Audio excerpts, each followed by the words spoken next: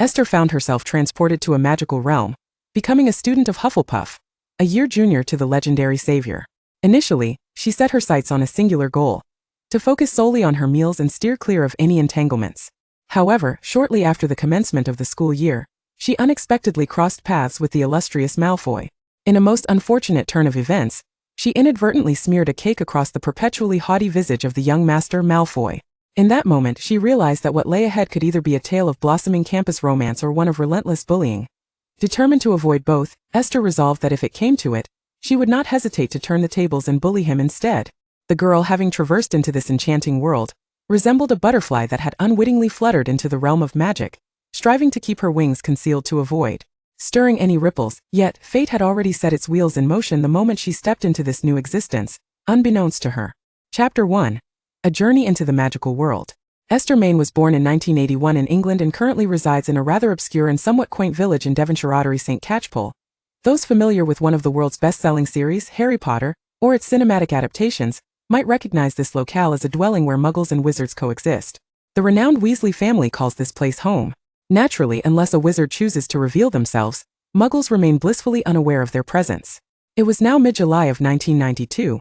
The boy who lived had just completed his first year at Hogwarts, and Voldemort had yet to return. The Weasley family was not yet embroiled in their struggle against the dark forces, rendering Ottery St. Catchpole a tranquil and unremarkable village. Today marked Esther's 11th birthday. She awoke early and, after breakfast, paced excitedly yet nervously in the living room. "Dear, I assure you that Hogwarts will send you your acceptance letter, so could you please calm down for a moment and stop pacing?" Her father, David Main, said with a hint of exasperation as he set aside the Daily Prophet. He was tall, with chiseled features and an attractive demeanor, dressed casually in a simple white shirt, his silver-rimmed glasses perched on his nose, exuding an air of gentility. Upon hearing her father's words, Esther halted and leaped onto the nearby sofa, rolling with excitement before sitting up properly and obediently replying, "All right, Dad, I'm just so thrilled. I promise not to disturb your reading." Seeing her settle down, David resumed his perusal of the newspaper. If only there were a smartphone at that moment, Esther mused silently. Indeed, she was a time traveler. Initially, she had naively believed she had been transported to 1980s England, as her surroundings and the behavior of her parents showed no signs of peculiarity, nor did they ever discuss anything related to magic. It wasn't until one fateful night at the age of 8, when her magical powers unexpectedly surged, causing the furniture to fly about the room, that she was gripped by fear. Thinking she was experiencing a supernatural event, and in a panic, she cried out for her parents, only to witness them produce a little stick and restore order with a mere flick, revealing to her that she had indeed entered the world of Harry Potter. Being transported into a children's literary universe was infinitely preferable to being thrust into a horror story. Moreover, it was a beloved children's tale at that. "Come, have some fruit," her mother, Letitia, said as she entered the living room with a platter of sliced fruit. Coming from one of the 28 pureblood families, the Macmillans, she had graduated from Hufflepuff and possessed long, golden hair and warm brown eyes, radiating kindness. "Thank you, Mum." Esther eagerly offered a large, ripe strawberry to Letitia, who, touched by the gesture, ate it and gently stroked her daughter's head, saying, "Oh, my little treasure, Mummy loves you." Meanwhile, Mr. Main wore a stoic expression, slightly lifting the corners of his mouth, clearly bemused by the somewhat sentimental display of mother-daughter affection. Just as Esther finished her strawberry, an owl carrying an envelope collided with the window, producing a loud thud. Her eyes lit up with excitement. "It's an owl. It must be my acceptance letter," she exclaimed, dashing to the window to let the owl in. The owl presented her with a letter bearing the Hogwarts crest, and she eagerly tore it open. Hogwarts School of Witchcraft and Wizardry. Headmaster: Albus Dumbledore. Chief Warlock of the Wizengamot, Supreme Mugwump of the International Confederation of Wizards. First Class Wizard of the Order of Merlin. Dear Miss Main, we are pleased to inform you that you have been accepted to Hogwarts School of Witchcraft and Wizardry. Enclosed is a list of required books and equipment. The term begins on September 1st. We await your owl by July 31st. Yours sincerely, Minerva McGonagall, Deputy Headmistress. Just as she had seen in the films of her previous life, Esther joyfully clutched the letter, bouncing around her room. Her long-lost owl had finally returned in this new life. For a devoted reader of Harry Potter, this was nothing short of serendipity. Overjoyed, she held the envelope close to her heart. "Congratulations, darling. I believe you shall become an exceptional witch," her mother said, approaching her and planting a gentle kiss on her cheek. Esther smiled shyly. "Thank you, Mum." However, she had no aspirations of becoming a particularly outstanding wizard after all. The savior would be entering his second year soon, and the Chamber of Secrets was about to be opened. Instead of aiming for greatness, She thought it wiser to set a modest goal of merely surviving until the story's conclusion. Fortunately, she would not be in the same year as the savior, and if she were sorted into Hufflepuff or Ravenclaw houses with less prominence in the narrative, she could observe the protagonist's exploits while ensuring her own safety. What a splendid arrangement it would be. With a heart full of delight, Esther turned to her parents, earnestly asking, "Mom, Dad, which house do you think you'll be sorted into?" David, intrigued, set aside his newspaper and replied, "While I would love for you to be in Ravenclaw, the odds are more in favor of you being sorted into Gryffindor or Hufflepuff, considering your apparent disdain for reading." Esther, puffing out her cheeks in protest, retorted, "It's not that I dislike reading, I simply harbor an equal aversion to mathematics, chemistry, physics, and all things astral." David chuckled, clearly amused by her indignant expression. "See, if you were in Ravenclaw, it would be a disaster for both you and your classmates." Letitia, disapproving of her husband's teasing, patted his shoulder to silence him, then turned to comfort her daughter. "Don't mind your father, whichever house you enter will be fortunate to have you, for a beautiful and clever little witch like you is sure to be adored." In her mother's eyes, it seemed that their child would forever hold the title of the most exceptional. Flattered by the praise, Esther felt on cloud nine.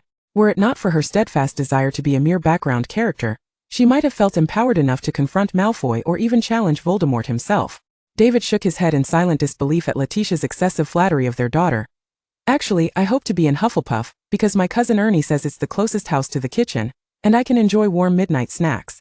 Esther boldly expressed her aspirations. Indeed, the concept of a kitchen was familiar to her even before her journey across realms, yet it could solely be attributed to Ernie. Ledithia, with an encouraging tone, exclaimed, "Precisely. Hufflepuff is an exceptionally united and amiable house." As a proud member of Hufflepuff herself, she felt immense joy regarding her daughter's choice. However, behind the affectionate bond shared between mother and daughter, the father, David, hesitated to voice his thoughts. Were he to speak, he would assert that the finest house remains Ravenclaw. Chapter 2. Ernie. Upon receiving her acceptance letter, another significant event awaited Esther. The expedition to Diagon Alley to procure the necessary supplies as indicated in her letter. Esther could hardly contain her excitement. Although she had known since the tender age of 8 that she had traversed into the world of Harry Potter, she had spent the preceding years living in the Muggle realm with her parents, until their move to this magical locale just a year ago, coinciding with her impending enrollment at Hogwarts. She had yet to set foot in the legendary Diagon Alley. Her mother, worn down by Esther's incessant pleas, reluctantly agreed to take her the following day. Esther then turned to her father, clutching his arm and playfully pleading, "Dad must come too. We all must go." David, with a resigned smile and a gentle rub of his brow, acquiesced. "All right, I'll accompany you tomorrow." Elated, she bestowed a kiss on both her parents and, clutching her letter, bounded up the stairs. Her father shook his head with a bemused smile at her retreating figure, embodying a sense of helplessness. Though their current residence was considerably smaller than their home in London, the modest 3-story house sufficed for their small family. The first floor housed the living room and kitchen, while the entire second floor was designated for her parents' bedroom and workspace, leaving the top floor solely for her. In comparison to the Weasley family, who lived several doors down, her space felt quite ample. At her bedside, a bouquet of white roses she had gathered the previous day began to wilt, the petals no longer as plump and radiant as they had been. Outside, a gentle breeze stirred, and the sky was a canvas of soft clouds, a rare splendid day. Sitting at her desk, she pondered for a moment before penning a letter. "Dear Ernie, today, I received my acceptance letter from Hogwarts, and my heart is aflutter with excitement and a hint of trepidation. Can you fathom my emotions? Tomorrow, my parents are taking me to Diagon Alley for the very first time. Which confectionery did you purchase for me during your last visit there? I adored it and wish to acquire more. I expressed to my parents my desire to join Hufflepuff. As you are there, the prospect of entering a new, unfamiliar school alone fills me with a modicum of fear. Do not mock me, or I shall report you to Auntie. I eagerly await the start of term, to attend school alongside you. Your devoted sister, Esther." With a flurry of scribbles, she entrusted her letter to the family owl, dispatching it to her cousin Ernie Macmillan. Ernie Macmillan, a notable secondary character in the Harry Potter universe, was depicted in the original text as a somewhat stout, short child, a classmate of the savior, Harry Potter, who later became the head of Hufflepuff and a member of Dumbledore's army. While his role was minor, he was portrayed positively and survived until the end. However, unlike the original description, this incarnation of Ernie was indeed shorter, but not particularly plump. In fact, he possessed quite an appealing appearance. Thus, Esther occasionally found herself questioning whether she had truly entered the canonical world, or merely stumbled into a fanfiction. If it were the latter, she mused, perhaps it would be better for this world to simply perish. Fortunately, thus far, only minor discrepancies had arisen. Everything else aligned with her memories. Returning to thoughts of Ernie, she acknowledged that their relationship was amicable, but not particularly close, as they had not grown up together. In her childhood, Esther had been entirely unaware of his existence. Her mother seldom spoke of her relatives, leaving Esther in the dark about their familial history. Nevertheless, she was aware that the Macmillan family was one of the 28 pureblood families, while her father was a Muggle wizard. Their romance likely faced considerable obstacles. After indulging in her musings, she picked up a book on magical history and began to read. She vowed to study diligently, not to squander this remarkable opportunity. An hour later, Esther drifted into a peaceful slumber at her desk. The following day, Esther awoke early. After a swift wash and donning a beige dress, she hurried downstairs. In the dining room, she was the last to arrive. Her parents were already seated enjoying breakfast. "Good morning, Mum and Dad. You see, dear, I told you she would come down on her own without needing to be called," David remarked with a hint of pride, glancing at his wife. Letitia chuckled at her husband's comment, pouring a glass of milk for Esther. "Indeed, you have always been quite clever," she complimented, albeit somewhat absent-mindedly. Esther, feeling a bit miffed, cut a piece of her fried egg. "Were you betting on me? You didn't even say good morning." Letitia smiled, standing to kiss her daughter's forehead. "Good morning, sweetheart." This brought a smile to Esther's face. As for her rather haughty father, she doubted he would offer her a kiss as consolation. Once breakfast concluded, the family set off for Diagon Alley.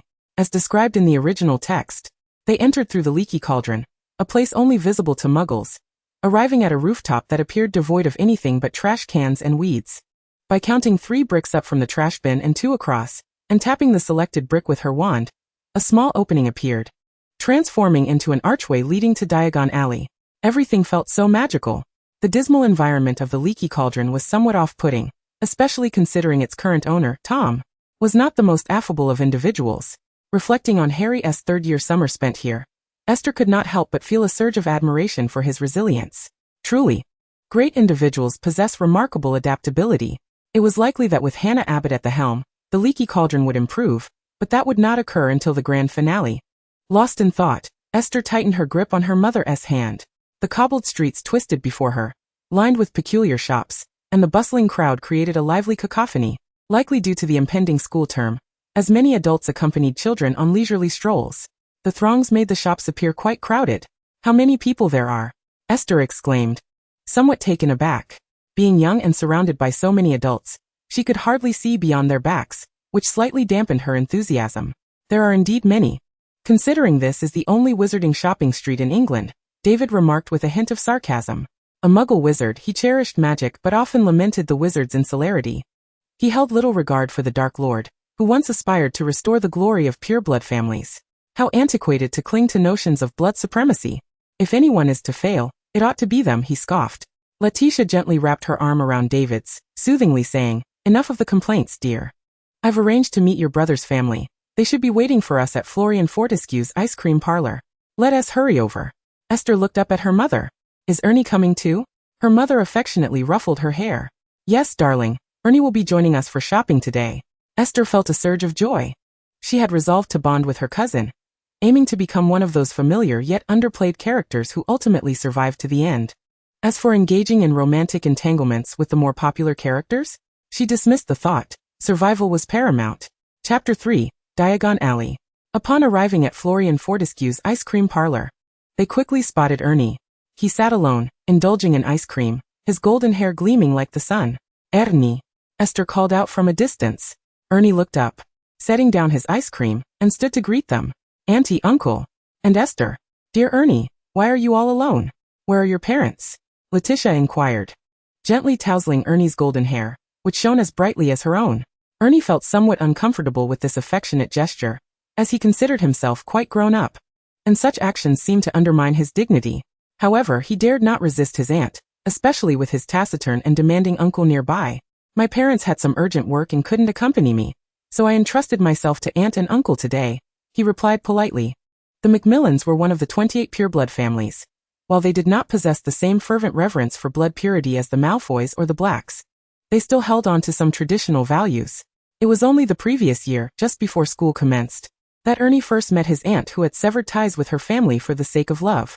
A natural bond of kinship made him feel quite fond of her. With her hair like sunlight and amber eyes, as well as his cousin, whom he also liked. As for his uncle, well, Ernie did not dare to get too close to him or engage in conversation. He seemed rather difficult to please. And Ernie could not comprehend how his aunt could have fallen for such a man, though he was too cautious to express this confusion. Very well, my dear Ernie. You shall accompany us today, Letitia said, though unspoken discontent lingered regarding her brother and sister-in-law, who had let their child come to Diagon Alley alone. How could they be so irresponsible? Nevertheless, she did not show this displeasure in front of Ernie, maintaining her usual warm smile. The two adults led the two children through the bustling streets. Ernie, not particularly introverted, was eager to fulfill his role as a diligent older brother, engaging Esther in conversation throughout their walk. I received your letter yesterday, he exclaimed with excitement. Just so you know, Hufflepuff is the best house. You'll definitely be sorted into Hufflepuff once you start school. With me around, you needn't worry. He spoke as if he were quite impressive. Esther replied with a slight "oh." But you still haven't told me which shop that candy is from. Ernie was somewhat irked by her rather lackluster response. Why are you only thinking about food? That candy was something I had another older student buy for me in Hogsmeade. You can't find it here. If you like it, I can ask them to bring you some once school starts. Esther's face lit up with a sweet smile. Thank you, brother. I knew you were the best. Ernie quickly forgot his earlier annoyance and couldn't help but grin broadly.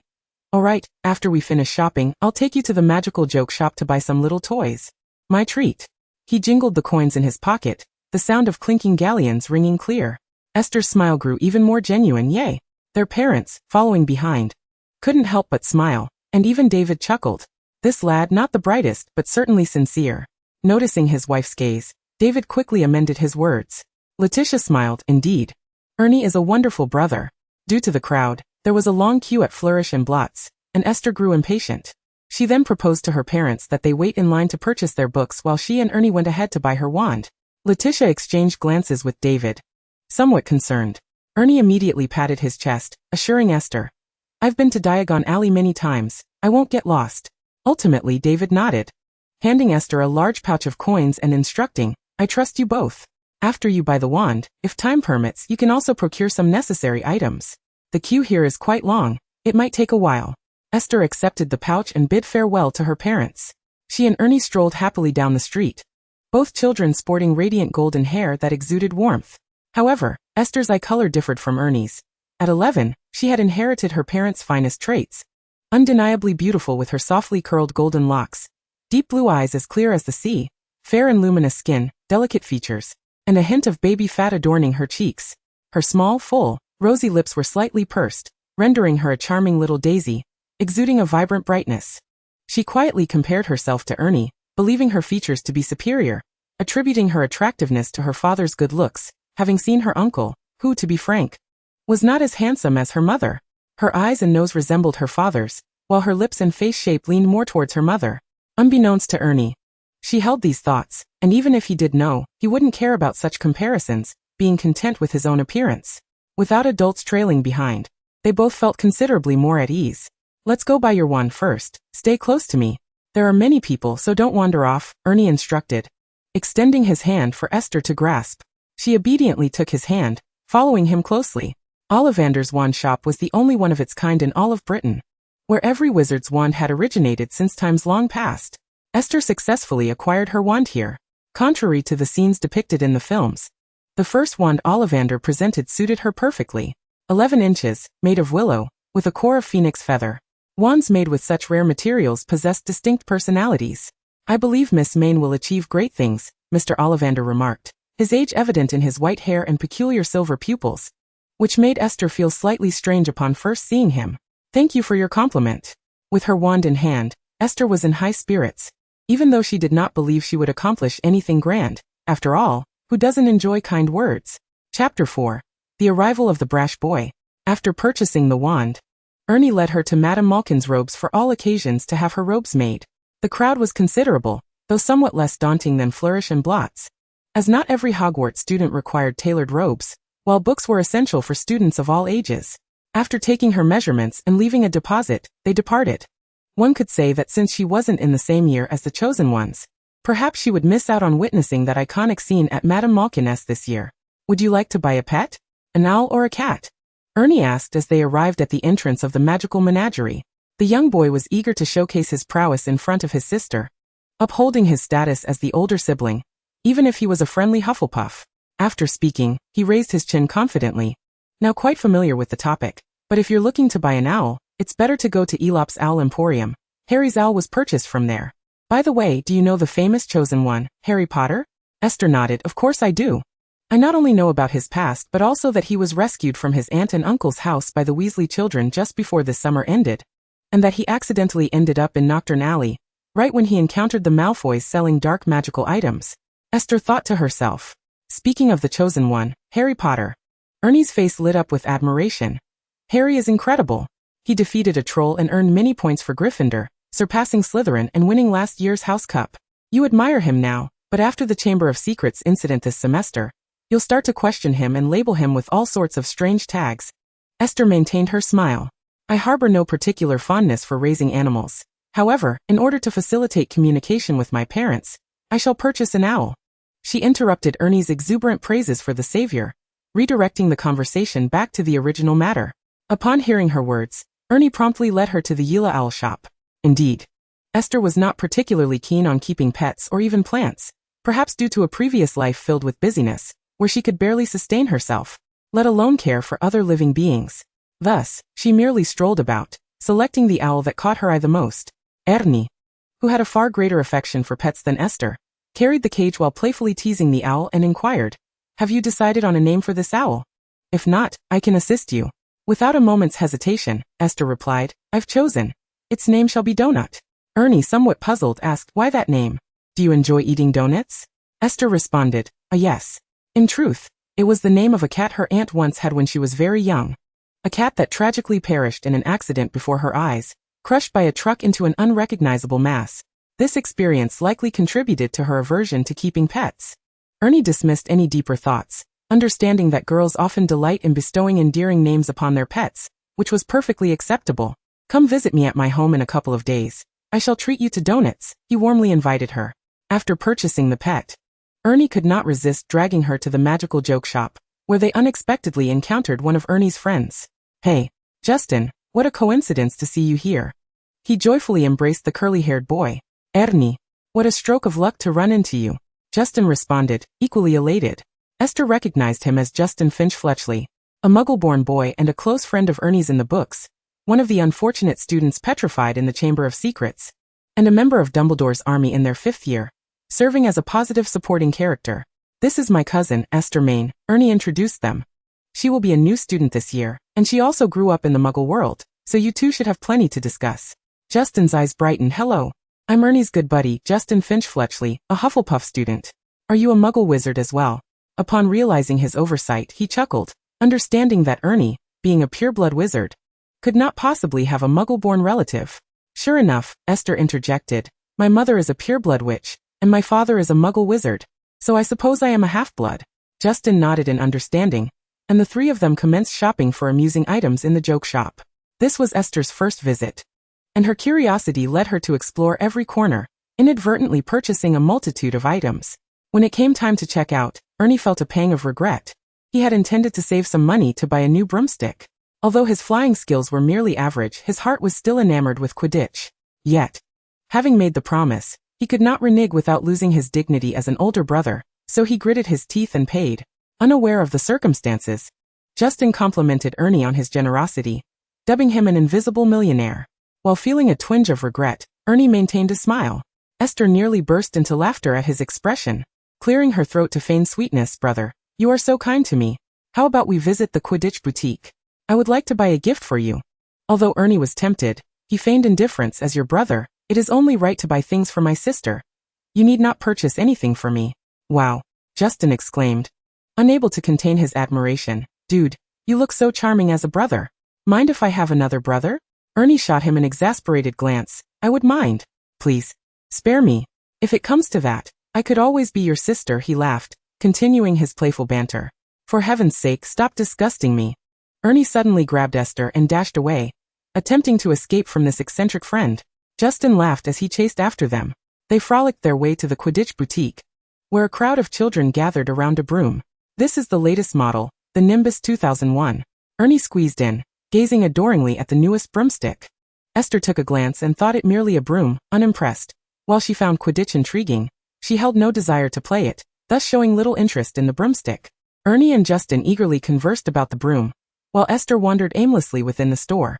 Let us conclude this matter, and I extend my sincere gratitude for Mr. Malfoy's support. A shop assistant respectfully ushered two figures from the back room. Esther turned to see a father and son. The boy's father possessed a head of pale golden hair, icy and haughty gray-blue eyes, and a sharply defined face, exuding an air of cunning and wealth. The slightly shorter boy, with impeccably styled platinum hair slicked back, revealed a fair forehead, his gray-blue eyes sparkling, a pointed chin, slightly chubby cheeks, and thin lips curving into a polite smile, presenting a striking appearance. Recognizing their distinct features, Esther immediately identified the duo as none other than the illustrious Lucius Malfoy and his even more renowned son, Draco Malfoy. Chapter 5. The Chaos at Flourish and Blotts. Esther turned away, unexpectedly locking eyes with Draco, who paid her no mind, too absorbed in his own sense of superiority. With a smile gracing his lips, he radiated joy and pride, holding his head high while looking down disdainfully at the children gathered around discussing the Nimbus 2001, akin to a landowner surveying peasants. Draco. It's time for us to leave, Lucius reminded his son, who was silently reveling in his perceived superiority. Yes, father. They departed, their shiny platinum heads held high. While the shop assistant maintained a respectful demeanor, Esther understood their purpose for being there. In second year, to support the Slytherin Quidditch team and celebrate his son's induction into the team, Mr. Malfoy had generously provided the latest Nimbus 2001 brooms for each member. Curiously, Esther squeezed in to glimpse the price of the Nimbus 2001, and couldn't help but gasp. Truly, Mr. Malfoy was extravagant, his generosity boundless. For students, a broomstick was a luxury item. Yet fortunately, Esther was not a student, and she was quite affluent. This was largely due to her father, David, being a well-off individual in the Muggle world, allowing her to enjoy a comfortable lifestyle since childhood. During this visit, she had secretly brought along a sum of pounds to exchange at Gringotts. Due to the limitations on cash she could carry, she was cautious not to bring too much, fearing the goblins would refuse to exchange it. After all, a galleon is indeed pure gold. Thus she brought along 1,000 pounds, leading Ernie and Justin out of the Quidditch boutique, and promptly to Gringotts for currency exchange. Ernie was unfamiliar with the exchange rate, having rarely encountered pounds. Justin, however, was knowledgeable and informed Esther. At Gringotts, 5 pounds can be exchanged for 1 galleon, so your 1,000 pounds can be exchanged for 200 galleons. However, the goblins won't allow you to exchange that many galleons at once. You can only exchange a maximum of 50 galleons at a time. Ernie exclaimed in amazement. 50 galleons is quite a lot. Indeed, it was a significant amount, as 1 galleon weighed approximately 50 grams, making 50 galleons equal to 2,500 grams. And 2,500 grams of gold would only cost 250 pounds. Clearly, this was a disadvantage for Gringotts, which is why they were reluctant to exchange more. It can only be said that the remarkably low expenditure among wizards has led to this deviation. However, it matters little to her, as long as she does not suffer any loss. After exchanging her coins, Esther felt a sudden uplift in her posture, her burdensome galleons in hand granting her an unexpected sense of confidence. Her spirits were high, while Ernie gazed at her with a tinge of envy. Had he known of Esther's wealth, he would not have played the part of the affluent. Now he found himself engulfed in regret, immense regret. Having spent a considerable amount of time wandering, Esther proposed they return to Flourish and Blotts, fearing their parents might worry. The disheartened Ernie nodded absently, his once radiant golden locks now appearing somewhat lackluster. 50 galleons. He had never seen such a sum all at once. Justin, having already procured his books, opted to part ways with them, seeking amusement elsewhere rather than jostling in the bookshop. As they arrived at the entrance, they noticed a commotion within, a crowd gathering to witness the spectacle. The Malfoy father and son, previously encountered at the Quidditch shop, were now devoid of their former grandeur. Mr. Malfoy bore a slightly disheveled appearance, his jaw marred by a bruise, and despite his efforts to maintain an air of haughty dignity, a flicker of rage was evident on his face. Young Malfoy, the infamous arrogant boy, appeared pale with fear, his steely gray-blue eyes stripped of their usual arrogance, now filled with panic and confusion. The duo hastily departed, just as they crossed paths with Esther and Ernie. Why are the Malfoys here? Ernie pondered, bemused.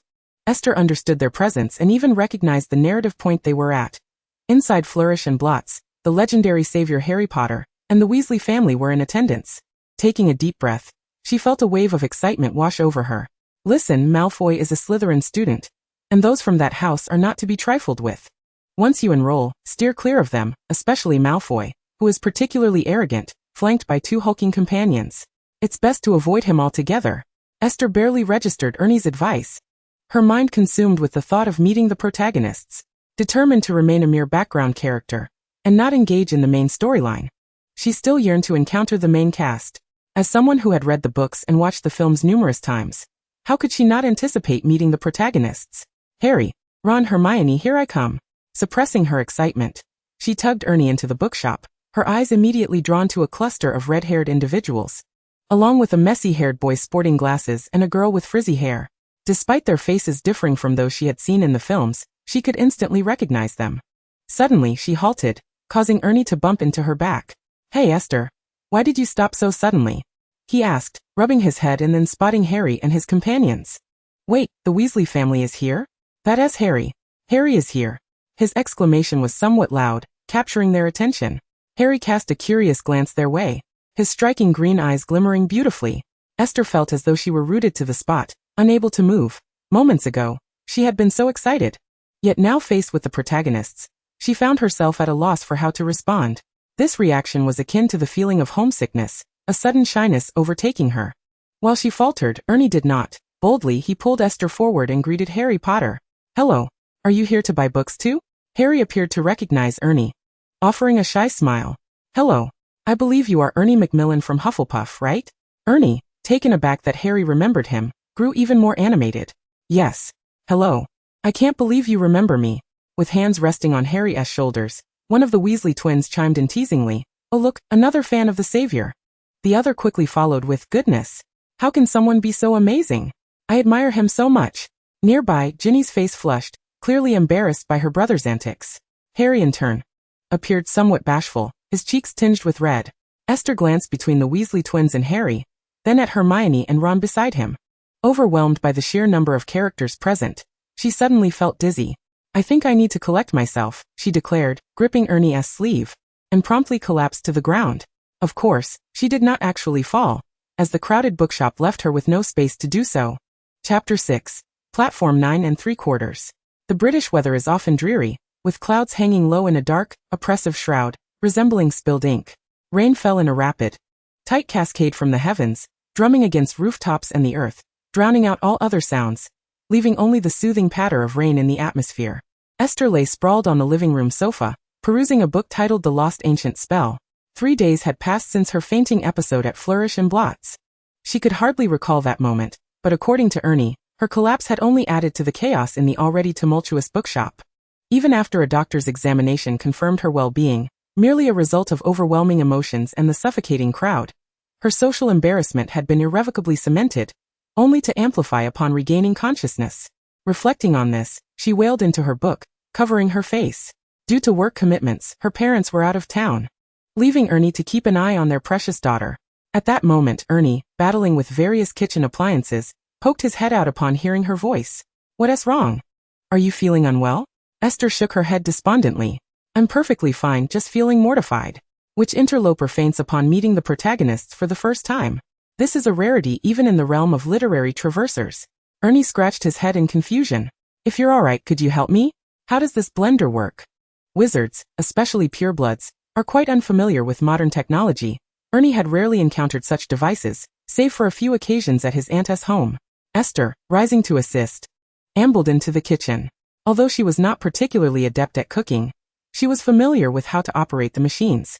Together, they discussed and cooked, ultimately producing 2 plates of unidentifiable black concoctions.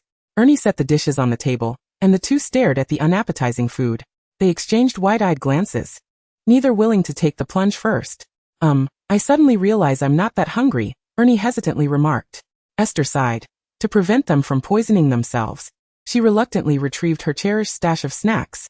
In this remote area, unlike her previous life in London where she could easily venture out for anything she desired or have the housekeeper prepare it, she was far from the bustling districts. Thus, she had hoarded a plethora of snacks. Oh, how I miss the vast array of delivery options from my past life. Esther mused as she popped a milk candy into her mouth. Meanwhile, Ernie curiously sampled her muggle treats while sharing tales of wizarding snacks, such as chocolate frogs, Bertie Bott's every flavor beans, and exploding bonbons. These delicacies were largely untried by Esther, Yet with the commencement of school merely days away, she was aware that most could be procured aboard the Hogwarts Express. For the first time in her life, she found herself eagerly anticipating the start of term. As days passed in this fervent expectation, Esther's parents returned home, coinciding with the arrival of the school day. On September 1st, filled with excitement, primarily Esther's, the family made their way to platform 9 3/4. The vintage steam engine billowed thick smoke, blending the sounds of lively chatter and pets into a cacophony of joyous noise. "Darling, take good care of yourself at school. If anything arises, do write to your father and me," her mother said, reluctantly kissing her forehead. Her father, rarely showing tenderness, reminded her, "Focus on your studies, and do not entertain thoughts of romance." Ah, there was her familiar father speaking. What was he on about? Her mother shot him a playful glare, then gently caressed Esther's cheek, smiling, "While it might be premature to delve into romance, if you encounter a charming boy, there's no harm in making the first move." Feeling a blush creep upon her, Esther gathered her courage to ask, "Did you and Dad also fall in love at Hogwarts?" Her parents exchanged glances, and her mother proudly declared, "Indeed, it was your father who pursued me first." David, her father, cleared his throat, attempting to divert the conversation. "Time is of the essence. Ernie is already waiting for you. Hurry aboard." Esther chuckled at her father's eager demeanor, wishing to say more when she heard Ernie call out, "Esther, over here."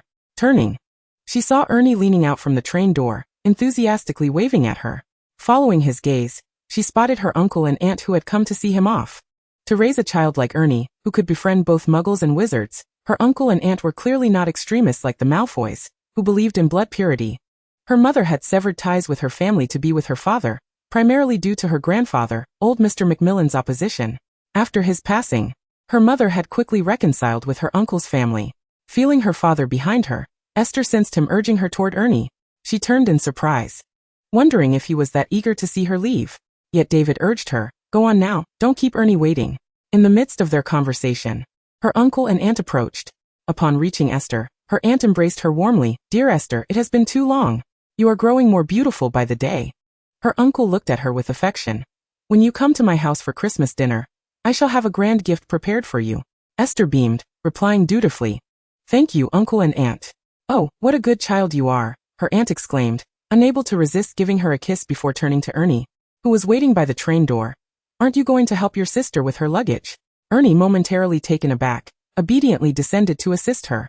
Esther quickly interjected, "No need, uncle and aunt, I can manage on my own."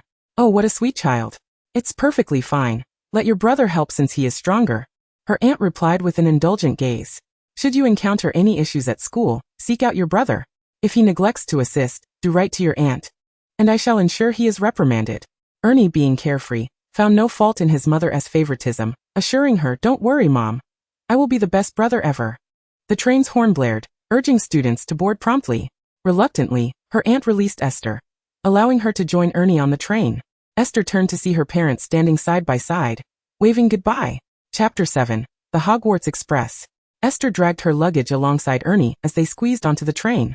Their timing was not particularly early, and most compartments were filled with students. Ernie guided her purposefully to the rear of the train, entering a compartment where a boy and a girl were already seated. One was Justin Finch-Fletchley, whom she had encountered in Diagon Alley, and the other was a girl with rosy cheeks and golden hair styled in 2 plaits. Esther surmised she must be Hannah Abbott. The first girl called during the sorting ceremony. "Allow me to introduce my cousin, Esther Main. She is a new student this year. This is Justin Finch-Fletchley, whom you've met in Diagon Alley, and this is Hannah Abbott, also a student of Hufflepuff." Ernie cheerfully introduced his companions. Indeed, it was Hannah Abbott. Esther smiled and shook hands with them. "Hello there." Hannah had been gazing at her and couldn't resist complimenting. "Ernie, your sister is really pretty. Much prettier than you." Ernie beamed with pride. "Of course. I am certain no new student this year is more beautiful than my sister." Esther chuckled at his enthusiasm. The 4 of them chatted jovially as they settled into their seats. Justin inquired which house Esther hoped to be sorted into. Ernie eagerly interjected, "Definitely Hufflepuff." Esther nodded in agreement, cheerfully adding, "My mother was a Hufflepuff, and my father a Ravenclaw.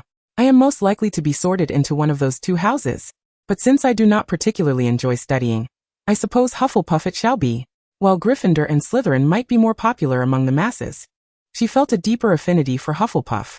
To those unfamiliar, Hufflepuff might seem less valorous than Gryffindor, less distinctive than Slytherin, and less wise than Ravenclaw, yet every Hufflepuff student regardless of their screen time, embodied integrity and bravery. Gryffindor had produced Peter Pettigrew, while Hufflepuff had never birthed a dark wizard. Hufflepuff was simply the best. The 3 second-year students chimed in unison, praising their house. Time flowed seamlessly in this cheerful atmosphere until the snack trolley made its way to their compartment. Would anyone like to purchase some snacks? The vendor smiled at them. Esther immediately raised her hand high, exclaiming, "I want one of everything." The vendor paused uncertain and asked, "Are you sure you want one of each?" Esther shook her head, pulling out a handful of galleons. "I would like 2 of each, please, for all together." The others gasped in astonishment. "Wow, Esther, you are so wealthy," Hannah exclaimed, clutching an array of snacks. Justin nodded in silent agreement, while Ernie, filled with pride as if her generosity reflected upon him, stood tall, beaming with joy. "Go ahead and eat, don't be shy," he said, taking a bite of a chocolate frog. Esther too opened her chocolate frog, sharing the chocolate with Ernie while keeping the card for herself. "It's Newt Scamander," Esther exclaimed gleefully, holding up the card. "What a splendid omen, signaling my destiny with Hufflepuff." The famed magizoologist Newt Scamander had been a Hufflepuff student, though he had later been expelled for violating school rules. Ernie glanced at the card, returning to his chocolate frog. "Do you like Newt Scamander? I have many of his cards, and I can give you some." Esther tucked the card away, smiling. "I do indeed. As a Harry Potter fan, I cherished every character in the original series, including the formidable Voldemort. However, now that I find myself in the magical world, my sentiments may shift, particularly toward Voldemort and his Death Eaters. In the original world, this was merely a tale, yet in this realm of magic, they are tangible embodiments of malevolence." "Excuse me." A round-faced boy timidly stood at the door, inquiring, "Have you seen Harry and Ron? We can't seem to find them." Clad in Gryffindor robes, the boy appeared rather unremarkable, likely possessing a shy and introverted disposition. Perhaps due to the presence of Hufflepuff students in the compartment, he seemed nervous but not frightened. "Oh, we haven't seen Harry and Ron. Aren't they with you?" Hannah responded. The boy shook his head. "No, Ginny said they came together. Harry and Ron passed through platform 9 3/4 behind her, but once they boarded, we lost sight of them. Hermione and Ginny have been searching for them. And I'm helping too." "Who is Ginny?" Justin asked curiously. The boy replied, "Ginny is Ron's younger sister, a Weasley and a first-year student this year." After explaining, he sighed and mumbled, "Since you haven't seen them either, I guess I'll continue looking in the back." He walked away as he spoke. Once he had departed, Esther quietly asked, "Who was that?" Though she already harbored a suspicion. Ernie answered, "That's Neville Longbottom. He's a Gryffindor student in our year." Indeed, it was Neville. Esther instinctively glanced at Hannah, who noticed her gaze and inquired, "What's wrong?" Esther shook her head. "Nothing, you just have a bit of chocolate on your lips." Hannah bashfully wiped the corner of her mouth. In the original storyline, Hannah eventually married Neville, yet at their current young age, it was likely there was no spark between them.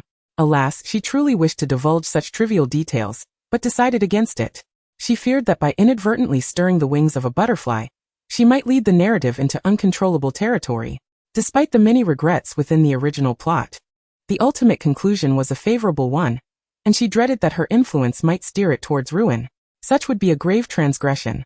Presently, the story had progressed to the point where Dobby was deliberately preventing Harry from attending Hogwarts.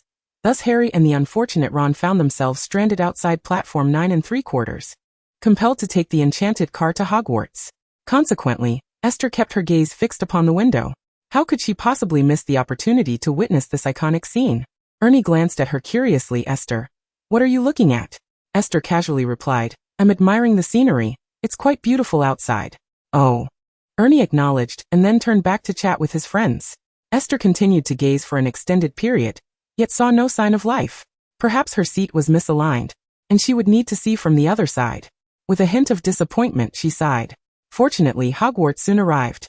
Chapter 8, The Sorting Hat. As the train pulled into the station, darkness had fully enveloped the sky. For some unknown reason, Esther felt a sudden surge of anxiety. She raised her hand to adjust her uniform and followed the crowd off the train.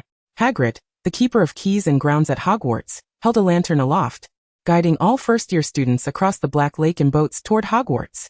Aside from the first years, students from other years were to travel by carriage, and thus she would have to part ways with Ernie and the others.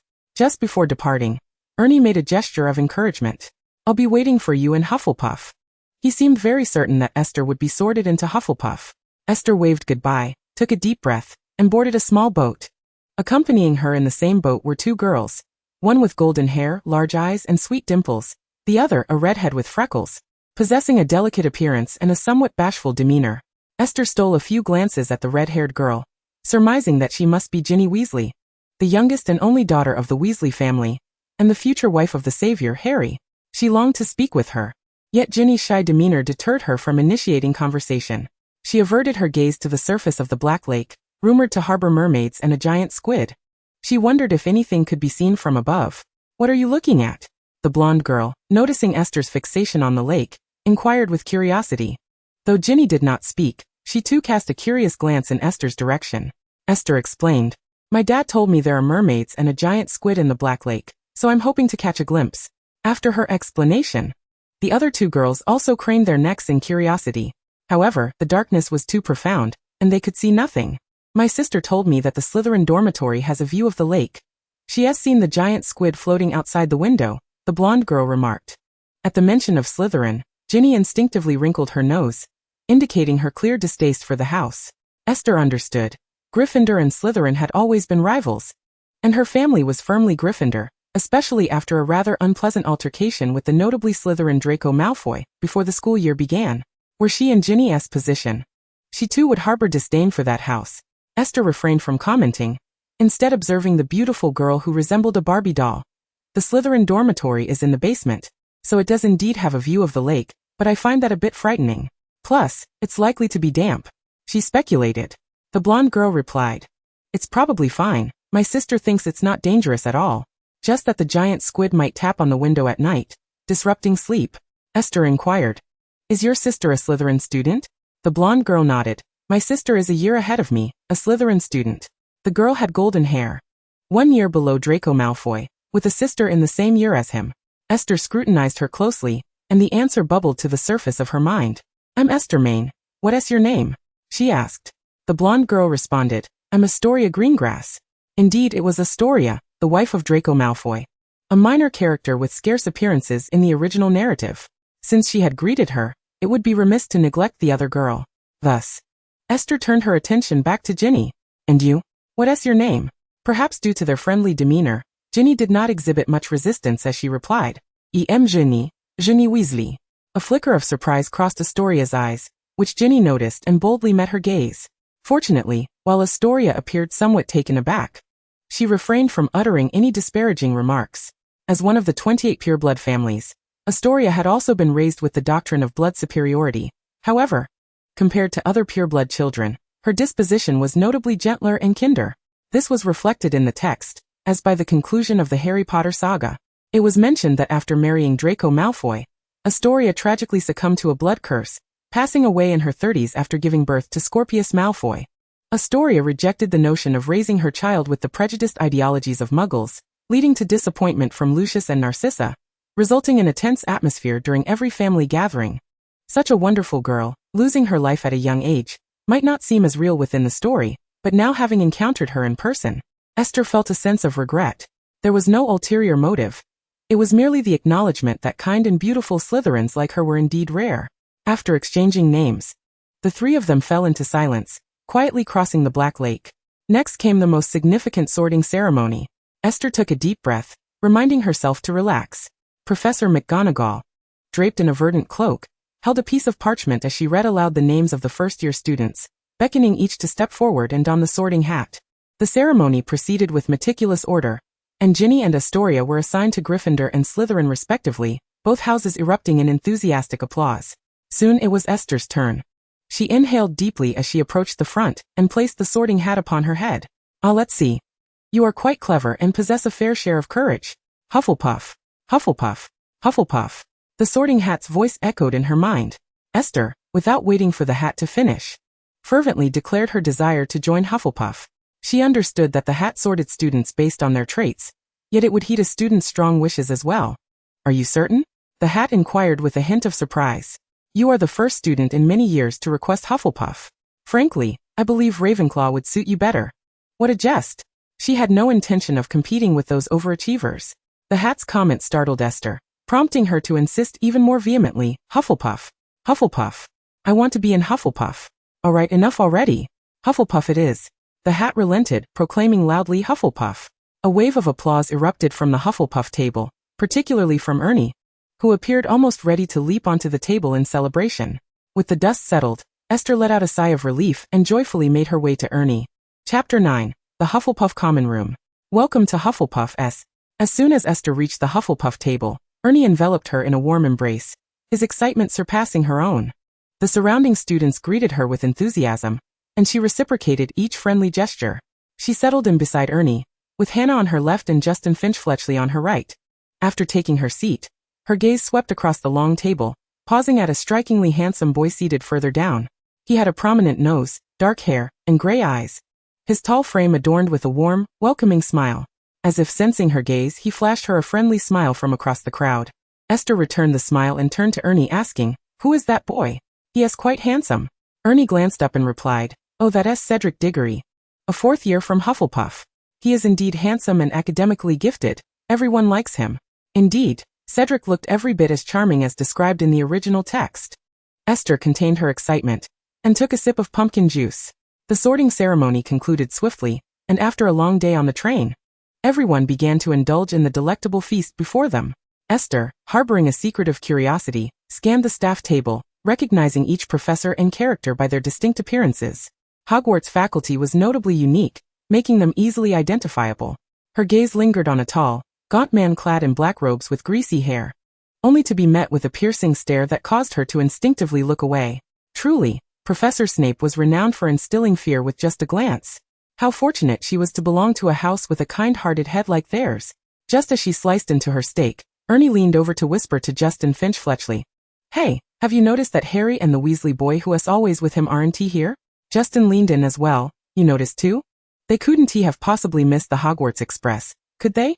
Esther, unable to contain her irritation, set down her cutlery.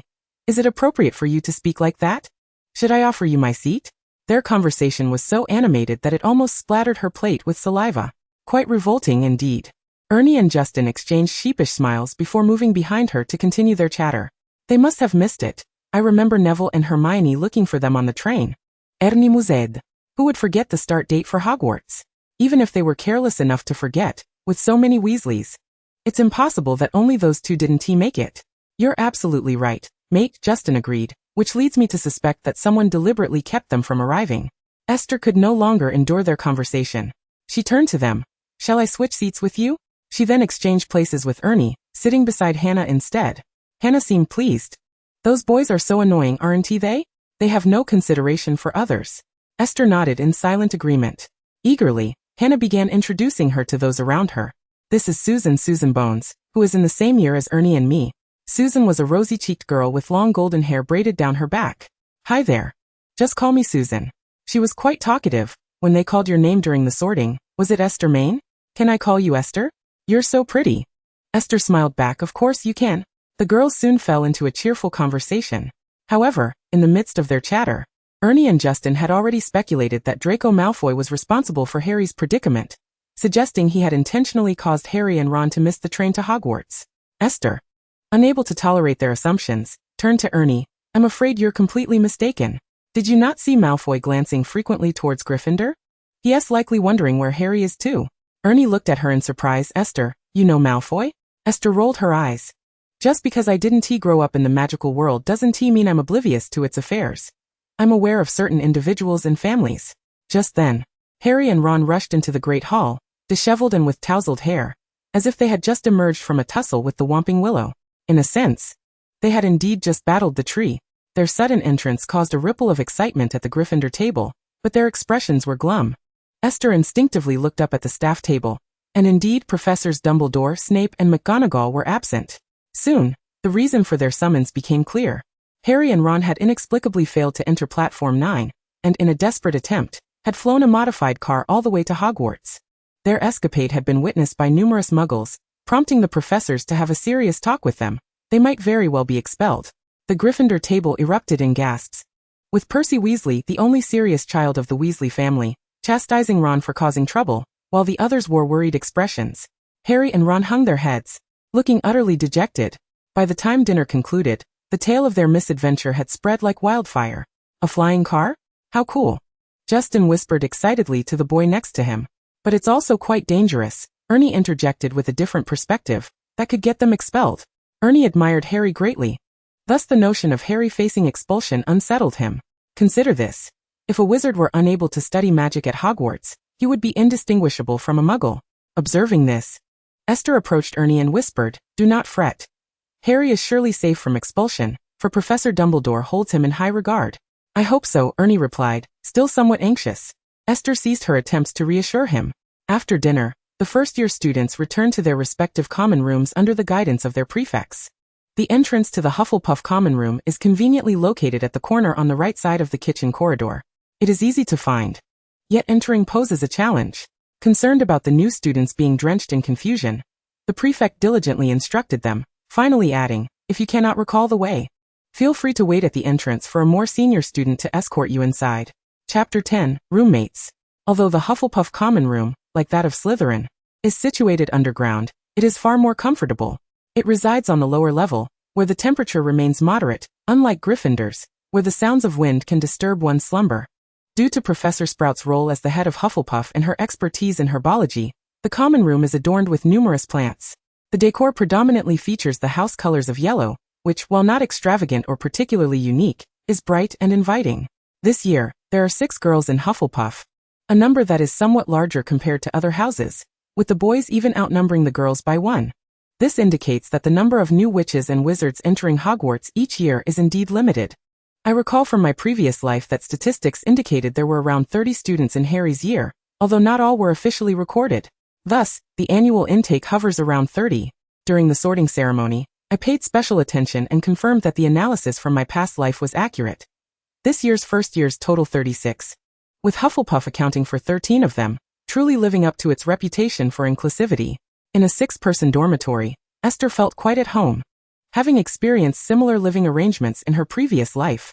Moreover, the Hufflepuff girls' dormitory is spacious enough that the presence of 6 individuals does not feel cramped.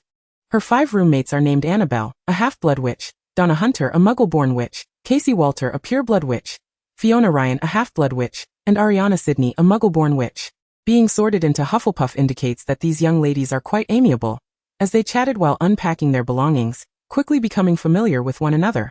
To be candid, when I first received my acceptance letter, my parents thought it was a prank and dismissed it without a second thought, tossing the letter aside. Donna, a lively and talkative girl, animatedly recounted her experience. It wasn't until a professor came to our home that I realized it was genuine. Ariana, also from a muggle background, could relate, adding, "Who isn't? Everyone assumes magic is merely a tale to deceive children." Before starting school, my parents were quite reluctant for me to attend, as it sounded so implausible.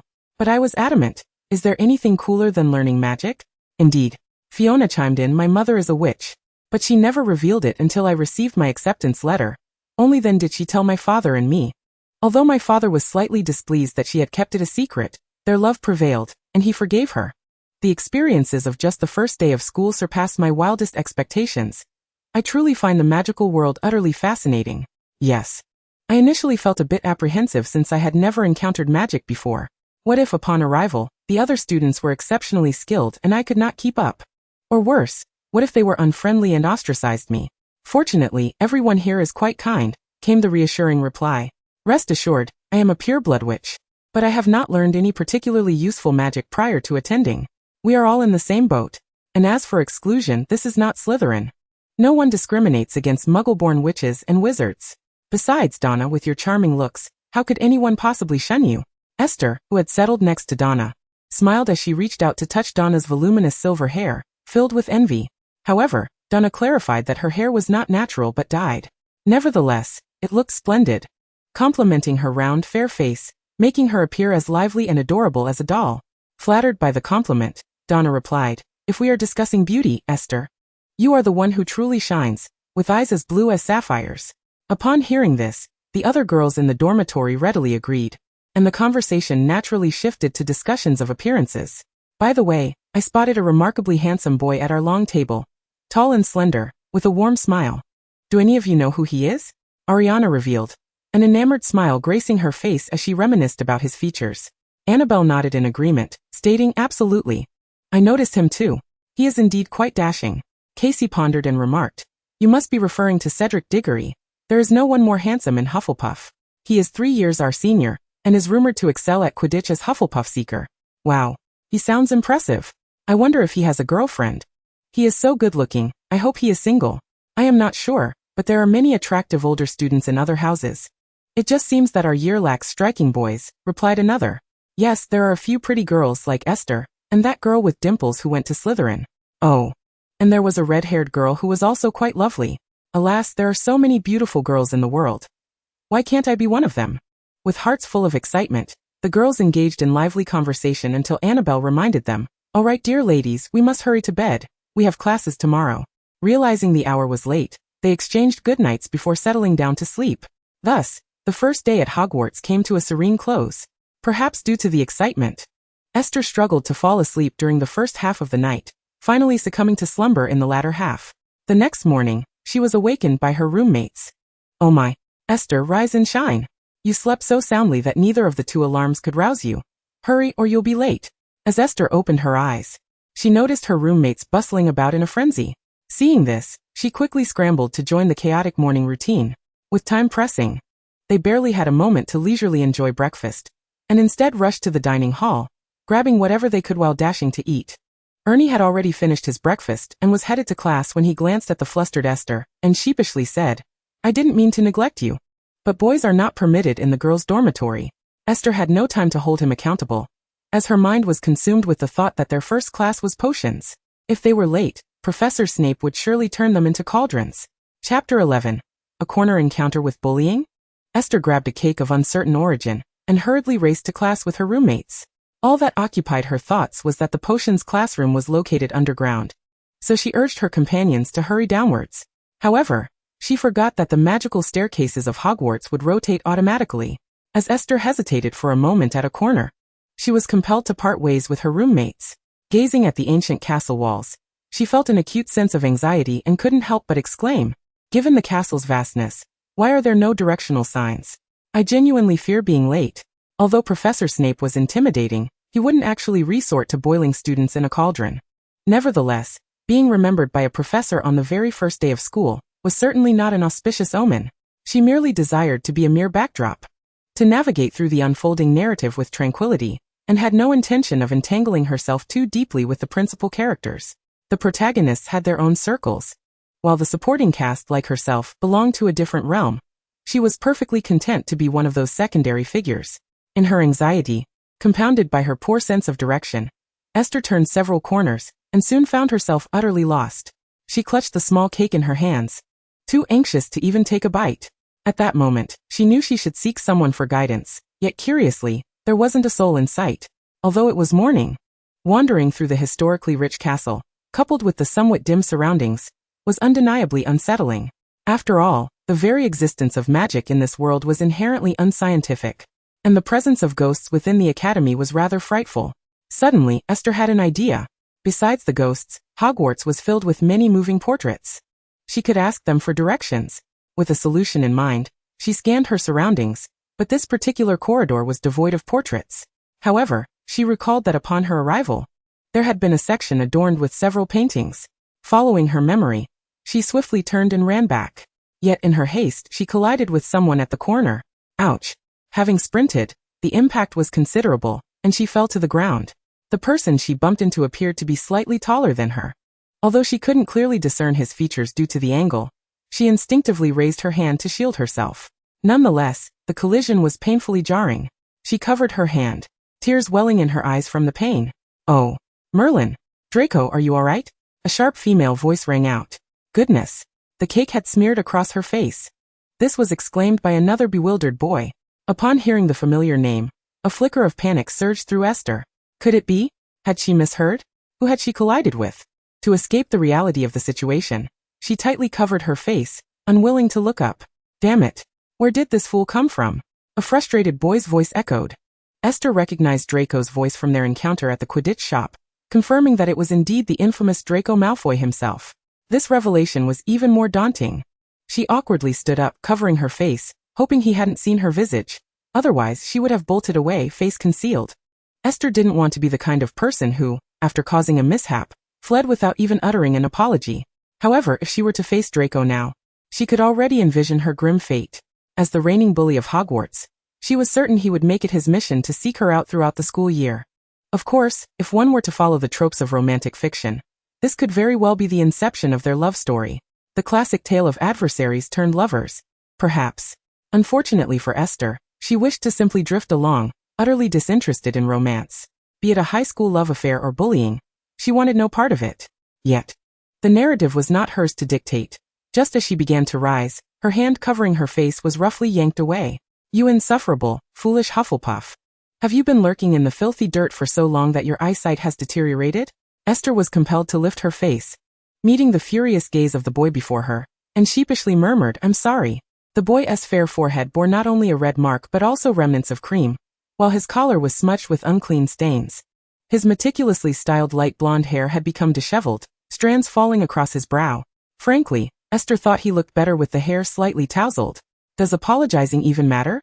The boy retorted, visibly agitated. Indeed. Where did this clumsy oaf come from? Draco, you ought to teach her a lesson. So she knows that Slytherins do not tolerate those worthless little badgers who only know how to eat and drink. A girl clad in Slytherin robes scrutinized Esther, her gaze lingering on her face before suggesting with malicious intent. It was only then that Esther noticed the crowd surrounding her. There was the girl. Not particularly attractive with her brown hair and eyes, exuding an air of arrogance. Beside Draco stood two burly boys, one on each side, their expressions blank, resembling two pillars. Behind them was a tall, slim boy with dark skin. Unsurprisingly, they were all Slytherin students, and Esther could easily guess their identities. Pansy Parkinson, Gregory Goyle, Vincent Crabbe, and Blaise Zabini, the notorious bullying gang of Hogwarts. Esther realized that her day was unlikely to end well, but above all, she was more concerned about being late for her potions class. Thus, she decided to adopt a submissive stance and said to Draco, I sincerely apologize. It was unintentional. I'm running late today. If you wish to address this matter, could we possibly discuss it another time? The boy still held her hand tightly, squinting as he scrutinized her. Did you just intend to cover your face and flee? So I wouldn't he know who you are and wouldn't he be able to find you to cause trouble? His grip was strong, causing Esther discomfort. However, at his words, the pain subsided, and she quickly shook her head. No, I'm not like that. I just bumped into you too hard and was a bit dazed. Oh my. She had been seen through. Esther was taken aback, sniffing as she hurriedly denied it. Is that so? Draco appeared skeptical. Pansy, noticing this, urged. Why are you wasting time with her, Draco? Let Goyle and Crabbe teach her a lesson, so she knows who she cannot offend. Goyle and Crabbe, the two hulking figures, obediently stepped forward, cracking their knuckles in anticipation. It was evident that in their vocabulary, the notion of not hitting a woman did not exist. Oh. And how could she forget? They likely couldn't read much at all. For reasons unknown, perhaps it was fate, Esther found herself surprisingly calm. Adopting a carefree attitude, she feigned a pitiful demeanor and said to Draco, Please, my name is Esther, a first-year Hufflepuff student. Ernie Macmillan, a second-year, is my brother. If you wish to create trouble for me, could we at least wait until after my class? Chapter 12. A decision to fight back. Here Esther played a clever card. She revealed her first name without disclosing her surname, and mentioned Ernie's name. Macmillan was also from one of the 28 pureblood families. And Esther surmised that Draco's attitude toward purebloods might differ from his treatment of half-bloods and muggle-born wizards. Yet it was uncertain. For both the Weasley family and Neville Longbottom were purebloods, and Draco had treated them quite poorly. However, Esther was not a Gryffindor. Surely he wouldn't treat her the same way he treated them, right? Macmillan? Draco released his grip, scrutinizing her from head to toe before finally responding, albeit with skepticism. Remember your words. Was he letting her off the hook? Esther silently exhaled in relief and quickly replied, I certainly will. With that, she bent down to gather the scattered books, preparing to make her escape. Wait. Just as she attempted to flee, Draco seized her once more. What now? Esther cast a vigilant glance at him, pondering whether he might reconsider his stance. Given his character, it was certainly within the realm of possibility. I could let you off the hook for now, but you must first compensate me for my attire, Draco remarked disdainfully, eyeing the stains on his own clothing. This undeniably implied a financial demand. Although the situation was indeed Esther's fault, his reprehensible demeanor swiftly extinguished her flicker of guilt. Honestly, if you can clean your face, why can't you remove the cake stains from your clothes? It's merely cake residue, not sulfuric acid. A little washing would suffice. It's not as if you can't wear it anymore. Don't you know the spell for a thorough cleansing? Has the Malfoy family fallen so low that they can't afford a single robe? Esther's thoughts seethed with indignation, though she maintained an outwardly pitiful appearance. She blinked, her nose and eyes reddened from the recent impact, further accentuated by her striking beauty, which rendered her both lovely and forlorn. Ordinarily, one would instinctively soften their demeanor towards such a charming individual. I have no money. Could you wait until I get some from my brother to repay you? She softened her voice, her naturally sweet tones becoming even more syrupy. This was her secret weapon. Her beauty and charm rendered her capable of eliciting sympathy from both adults and children alike, with just a hint of vulnerability. However, she was unprepared for Draco's atypical reaction. He scoffed coldly. What if I let you go now and you refuse to acknowledge it? I'm not that foolish. Since you can't compensate me at the moment. He narrowed his eyes, snatching the textbook from her hands and raising an eyebrow. Bring the money tonight to redeem your book. Otherwise, you'll face the consequences. He threatened while glancing at the cover of the book, a malicious smile creeping onto his face. Potions class? You're done for. You're going to be late. How dare you? Esther silently cursed this scoundrel. She instinctively reached for the book, but Draco tossed it to Goyle beside him. Taunting, still want to snatch it back? Pansy also sneered. We were going to let you off easy, but instead of gratitude, you resist? Perhaps we should draw something on your face to teach you a lesson. Her malicious gaze scrutinized Esther's face, wand in hand, eager to proceed. It was evident that jealousy of Esther's beauty simmered beneath the surface. Outnumbered and feeling vulnerable, Esther cursed under her breath, wishing she could draw her wand and duel them for 300 rounds. Yet, as a newcomer to Hogwarts, she was acutely aware that she lacked their mastery of magic. Fearful that they might cast a malevolent curse upon her, she decided to concede for the time being.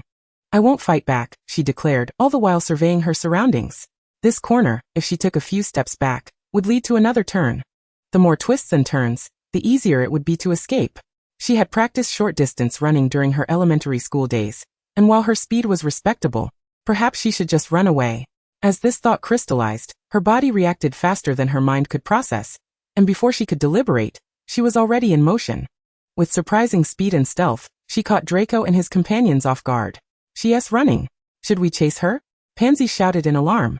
Draco, visibly irritated, tightened his grip on the book and muttered, no rush, she can't get far.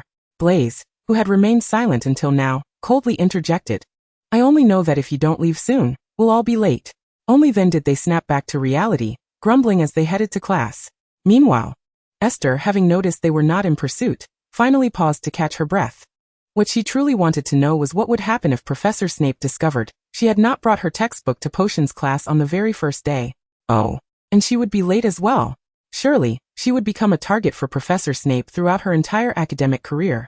The thought of Snape's venomous tongue and foreboding presence, whether in the original text, films, or fanfiction, sent a shiver down her spine. How could she be so unfortunate?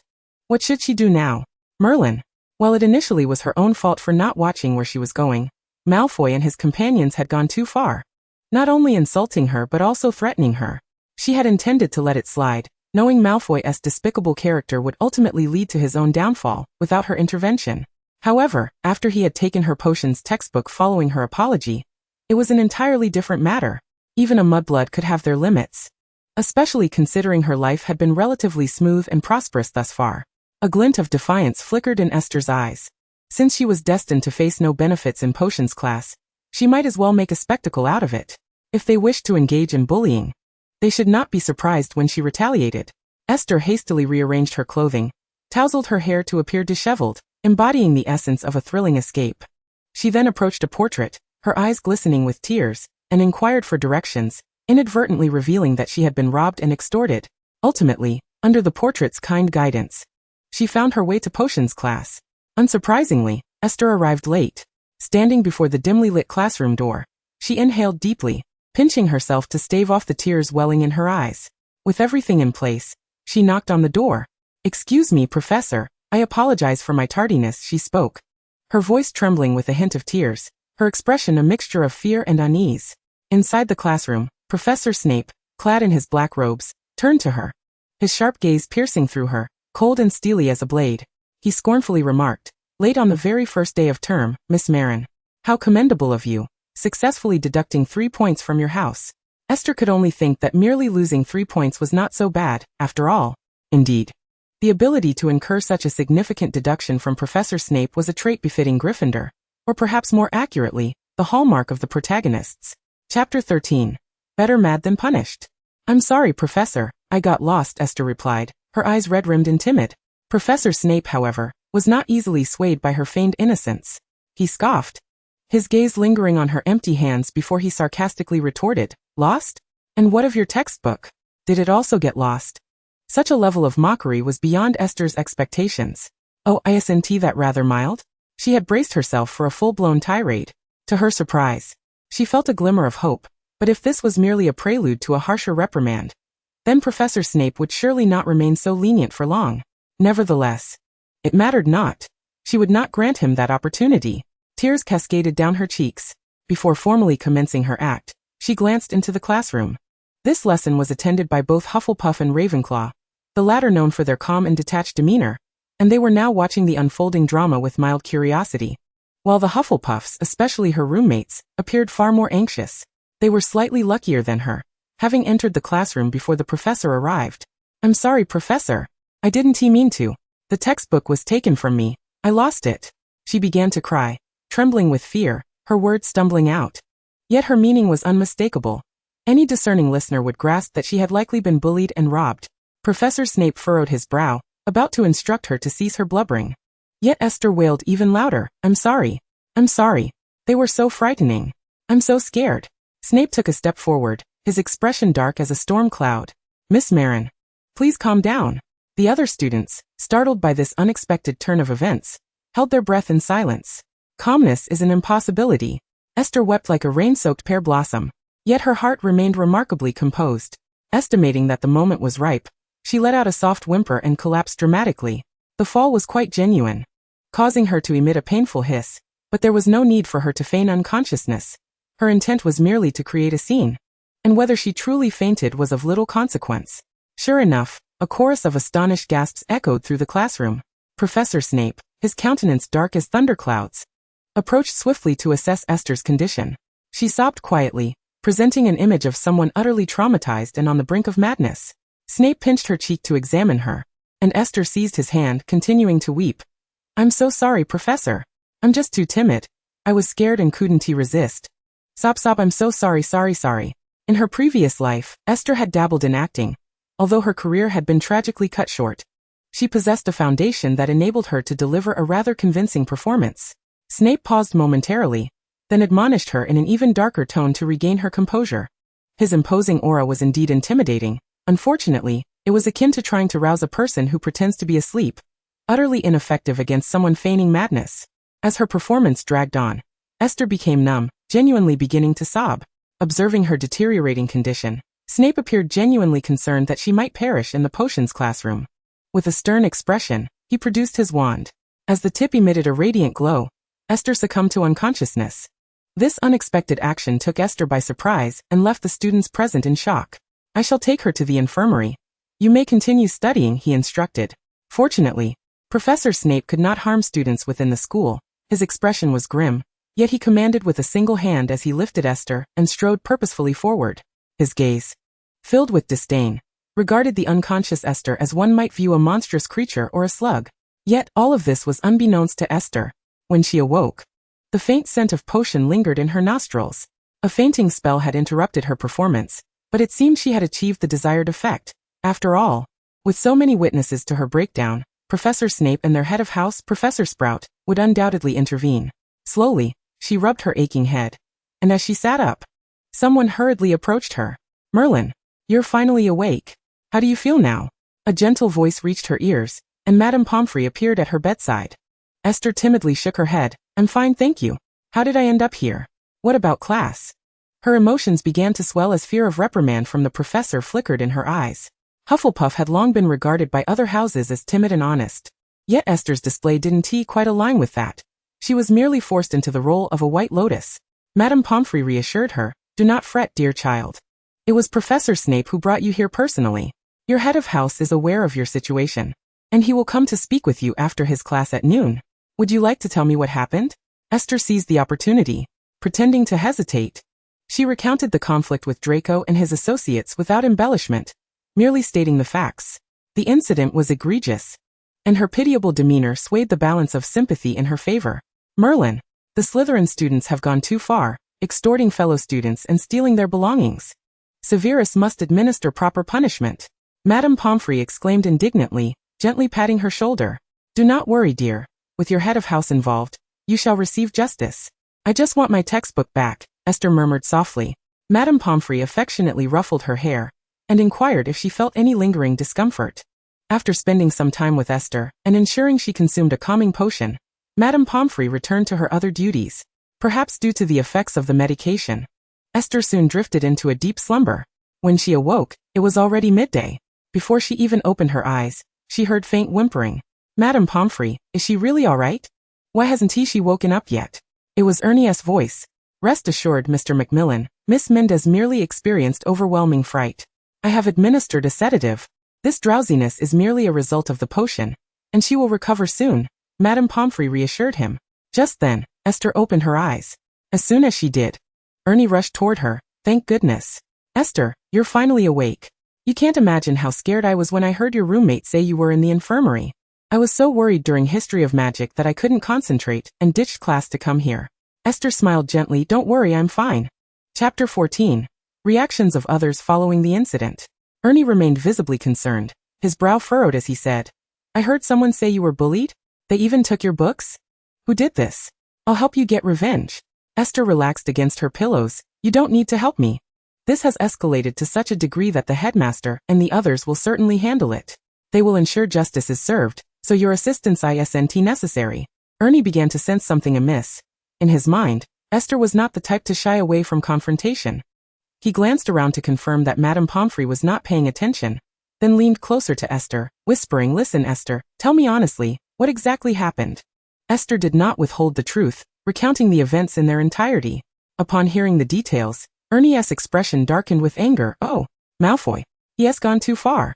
Esther interjected quietly, It wasn't just him, it was them. Ernie grimaced further, They Slytherins are all like that. But I'm not afraid of him. I'll tell my parents and have them speak to Malfoy's parents. Esther chuckled at his indignation. Have you become like Malfoy? Running to Daddy to complain whenever something happens? Ernie laughed as well. After their amusement, Ernie pressed on, So, did you pretend to faint to escalate the situation? Esther made a shushing gesture, lowering her voice. First of all, I didn't pretend to faint. Professor Snape made me faint. Secondly, I did intend to escalate the situation. Given Malfoy's character, if I hadn't made a scene to involve the professors and the headmaster, he would undoubtedly continue to bother me. I don't want my wonderful school life wasted in a battle of wits with him. But, Ernie said with concern, I think even if the professors intervene, he'll still find a way to trouble you. Esther sighed in agreement. Indeed, there's no avoiding that. I can't just sit back and wait for him to bully me without retaliation. That is true. Ernie grasped Esther's hand. Please don't go off alone anymore. If anything happens, you must tell me first. I'll protect you. Esther nodded in agreement. Ernie didn't linger long, as he was soon ushered off to class. Esther, while not in any serious trouble, was still advised by Madame Pomfrey to remain there a little longer. Shortly after Ernie departed, Professor Sprout, the head of Hufflepuff, hurried in. She was a kindly woman, not very tall, with gray hair and dressed in an old robe speckled with dirt. As both the head of house and the herbology professor, she often dealt with plants, which explained her somewhat messy appearance. She must have come directly from class, hence her hurried demeanor. Professor Sprout, Esther observed as she attempted to rise and greet her, only to be gently restrained. Very well, Ms. Maine, please lie still and do not move. After this, she inquired whether Esther felt any discomfort. Esther shook her head, responding, I feel much better with Madame Pomfrey by my side. Just then, Madame Pomfrey approached, and Professor Sprout asked her about Esther's condition. Once assured that all was well, he inquired about the events that had transpired. Esther recounted her tale once more. This was the third time she had shared her experience, and if all went as anticipated, she might be required to recount it several more times. Upon hearing her story, Professor Sprout furrowed his brow. Fear not, I shall have a serious discussion with Severus and ensure he disciplines his students appropriately. Esther nodded in trust, yet her expression turned to one of guilt. I am so sorry, Professor. On the very first day of the term, I caused trouble and brought discredit to Hufflepuff, disrupting Professor Snape's class as well. Professor Sprout consoled her. This is not your fault. I am certain Severus will not hold you accountable. Yet, she could not bring herself to believe that. Nevertheless, the matter was now beyond her control, and she could only brace herself for the consequences. Ever since she had sent that piece of cake crashing onto Draco's lap, her previously tranquil school life was destined to be irrevocably altered. Professor Sprout, having ascertained the situation, hurriedly departed. At noon, her fellow Hufflepuffs came to visit, bringing with them a plethora of food. Esther had not eaten anything until now. Initially, she hadn't noticed her hunger, but upon seeing the food, her stomach began to grumble fiercely. She shared the meal with her friends, and due to the number of them, the noise they made was somewhat disruptive, which displeased Madame Pomfrey. They were only spared from being sent away after assuring her that they would not disturb the patient's rest. It was no wonder Madame Pomfrey was irked, for the number of visitors was indeed overwhelming. Besides her 5 roommates, there were Ernie, Hannah, Susan and Justin, along with 2 upper-class women whom she had seen the previous day but did not know well. They had heard about the incident while passing by and decided to join. "My goodness, Esther, you nearly gave us a fright today. Are you all right?" Donna asked in a hushed voice, her eyes glistening with concern. The others echoed her sentiments, their faces etched with worry. Esther found herself recounting her experience once more. After hearing her tale, everyone was filled with outrage. "They stole your textbooks and threatened you for money? What kind of scoundrels are they? I shall confront them," exclaimed Aliana indignantly. Kathy quickly intervened. "Do not act rashly. You are unfamiliar with life in the wizarding world. The Malfoy family wields considerable influence among pure-blood families, and has connections with many high-ranking officials in the wizarding community. We should avoid provoking them, especially since Aliana was a muggle-born witch." Aliana simmered with anger, yet feared that her ignorance of the local circumstances might cause further trouble for everyone. Thus she remained in silent frustration. "When I was in primary school, I would have simply retaliated. The more you endure, the more they think you can be bullied." Esther reassured her, "It's all right. Professor Sprout is already aware of the situation, and she will certainly advocate for me." Only then did everyone breathe a sigh of relief. Ophelia expressed her guilt. "It's all my fault for not stopping you this morning, which led to you getting lost and encountering such troubles." Esther quickly replied, "Please do not say that. It is not your fault. Who could have foreseen what would transpire?" Susan listened quietly to their back and forth before finally interjecting, "If you ask me, Esther has, in a way, turned misfortune into fortune. By making a commotion, she has brought the matter to the attention of the headmaster. Surely he will take action." "Indeed," agreed Hannah. "Slytherin students are notoriously difficult to deal with. They can be quite malicious, particularly Malfoy. Back in our first year, Neville was tormented by him, but Neville was too timid to inform any professors." Justin added, "However, Esther's act of throwing the cake at Malfoy was a small victory in itself." "Absolutely," Ernie declared. "And I am not afraid of Malfoy. If he dares to cause us trouble, I shall punch that pale face of his." Justin nudged his shoulder. "Good idea. I will ensure you follow through. A brother who does not keep his word is not a good brother at all." Laughter erupted among them. Chapter 15. Colin Creevey and the rapid spread of gossip. In the afternoon, Esther was finally allowed to leave the infirmary, and she returned just in time for the last History of Magic class. This session was attended by both Hufflepuff and Gryffindor students, and the instructor was Professor Binns, Hogwarts' only ghostly teacher. He had a penchant for lecturing in a self-absorbed manner, paying little heed to whether his students were engaged. This time, Esther was not late. She entered the classroom just a minute before the professor arrived. Upon spotting her, her roommates brightened visibly and beckoned her to sit with them. She settled between Donna and Kathy, and as soon as she sat down, Donna asked, "Are you feeling all right? Did Madame Pomfrey permit you to attend class?" Esther nodded. "I am fine now. Had it not been for Professor Snape's stunning spell, I wouldn't have even fainted. Speaking of which, wasn't it against Hogwarts policy for professors to cast spells on students? Wasn't this a breach of professional ethics on Professor Snape's part?" She was uncertain. Just a few moments into the conversation, Professor Binns began the lesson in earnest. The students listened attentively and took notes, but halfway through the class, many began to lose focus.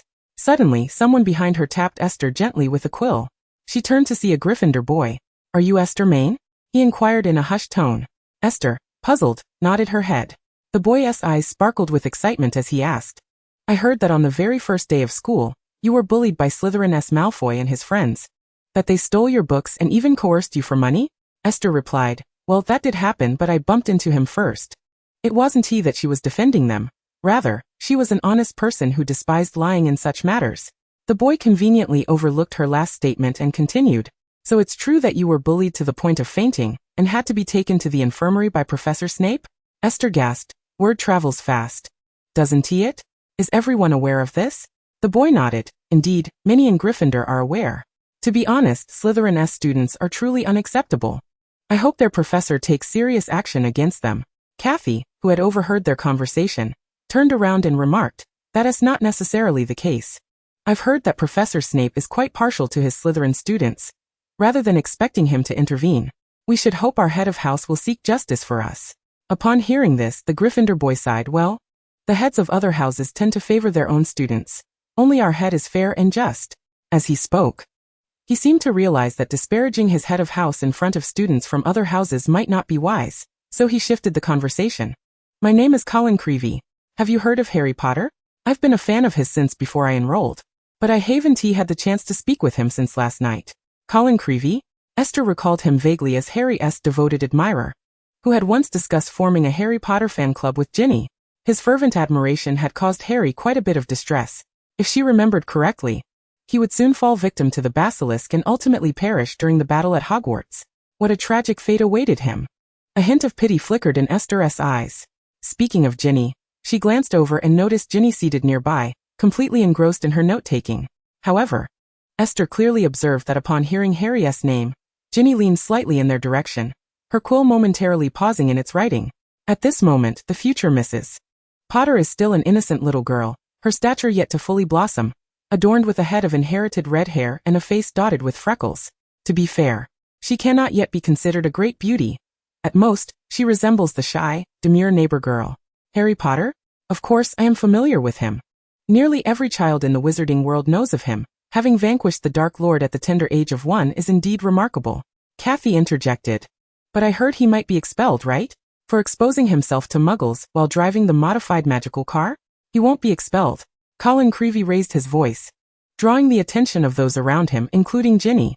Esther and her companions had woken up late and missed the morning's dramatic events. Due to Harry and Ron's unauthorized joyride in the enchanted vehicle, Mr. Weasley was under investigation, prompting an irate Mrs. Weasley to send Ron a howler right at breakfast.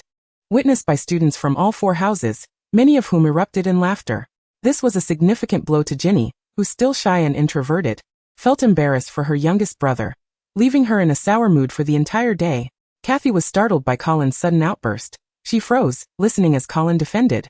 Harry Potter is the chosen one. He defeated a troll in his first year. The school wouldn't expel him over such a trivial matter. Surely, Professor Dumbledore would never agree to that. Kathy, momentarily taken aback, muttered a non-committal "all right," before turning away, choosing not to engage further. Even without knowledge of the unfolding drama, she could tell that Colin Creevey was a fervent admirer of Harry Potter.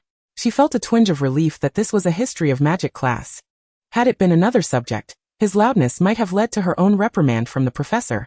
"Colin Creevey, could you lower your voice? You're disturbing others' studies," Ginny reproached, raising her head to chastise him. Just as she had managed to forget about the incident, his words reignited her thoughts of her hapless brother. It didn't matter if Ron faced expulsion. The real concern was how it would affect Harry, and how she would face him afterward. "Oh, all right, I'm sorry," Colin replied awkwardly, realizing his volume had drawn disapproving glances from those around him.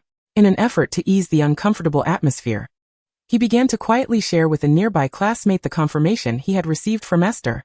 Gossip was certainly more entertaining than the lesson, and before class concluded, news of Esther's confrontation with Malfoy, where he had snatched her textbook and demanded money, leaving her in a faint, spread like wildfire. By dinner time, every student at Hogwarts was aware of the incident. Esther, while secretly hoping the event would grow in notoriety, mused at how swiftly the rumors circulated. Was this truly a prestigious school of magic, or merely a gossip mill? Amidst the concern of the older Hufflepuff students, Esther caught sight of Draco Malfoy. His face twisted in disdain, glaring at her intensely. He seemed both furious and somewhat wronged. The atmosphere in Slytherin appeared rather oppressive. Chapter 16. The Villain's Talent for Eliciting Hatred. Other Hufflepuff students, having noticed Malfoy's gaze, formed a tighter circle around Esther, attempting to shield her from the piercing stares emanating from the Slytherin table. "Don't be afraid," a sympathetic older girl gently stroked her hair. "Indeed, our head of house is quite kind, and she would never allow our students to be bullied without consequence, rest assured." Another upperclassman pinched Esther's cheek, exclaiming, "Merlin, you're so adorable. Like a doll.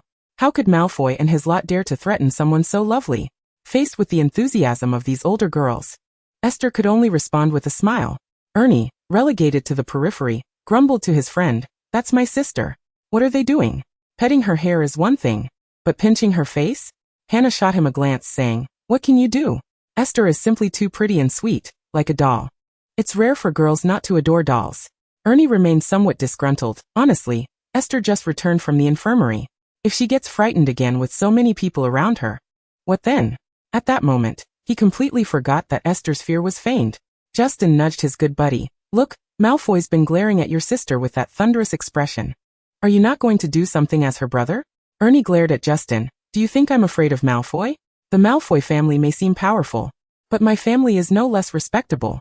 As for bloodlines, I'm just as pure-blooded, and the Macmillan family holds considerable influence as well.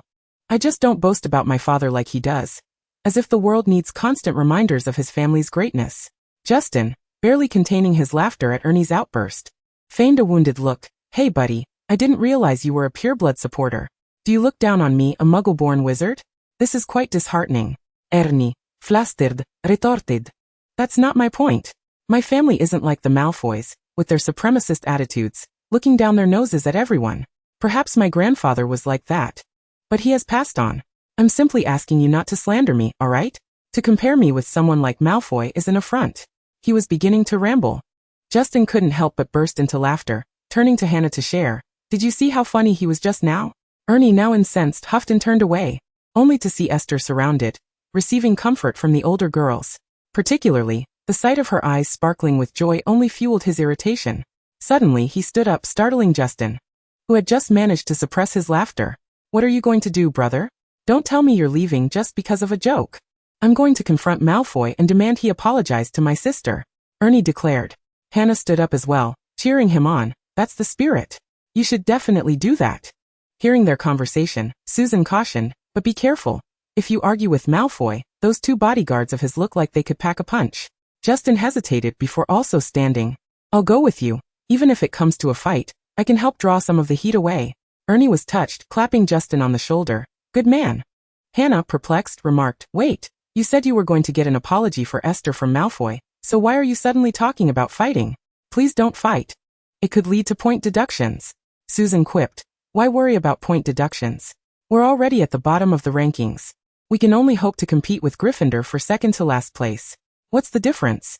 However, Ernie's plans to confront Malfoy were thwarted when Professor McGonagall suddenly appeared in the Great Hall, looking for Harry and Ron.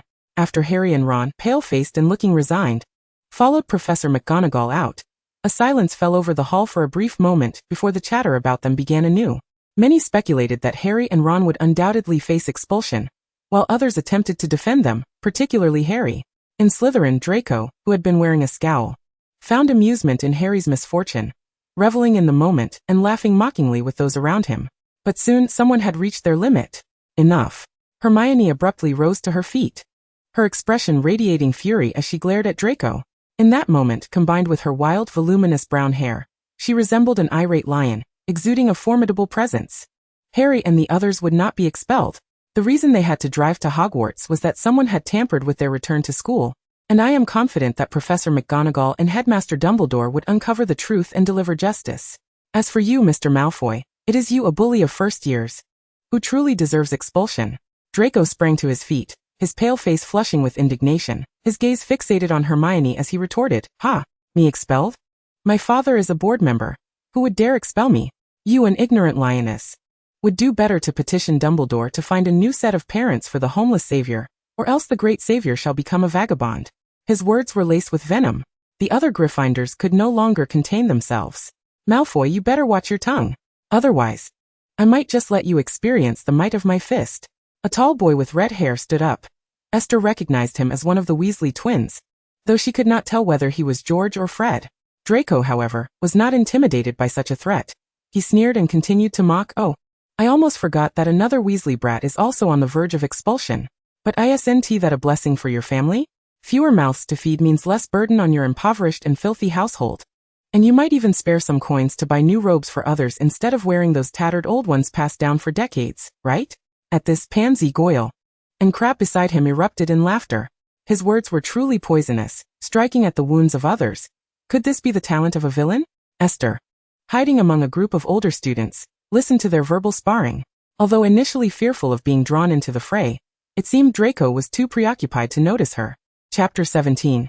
Confrontation in the office. She remained concealed in the crowd, watching the spectacle unfold.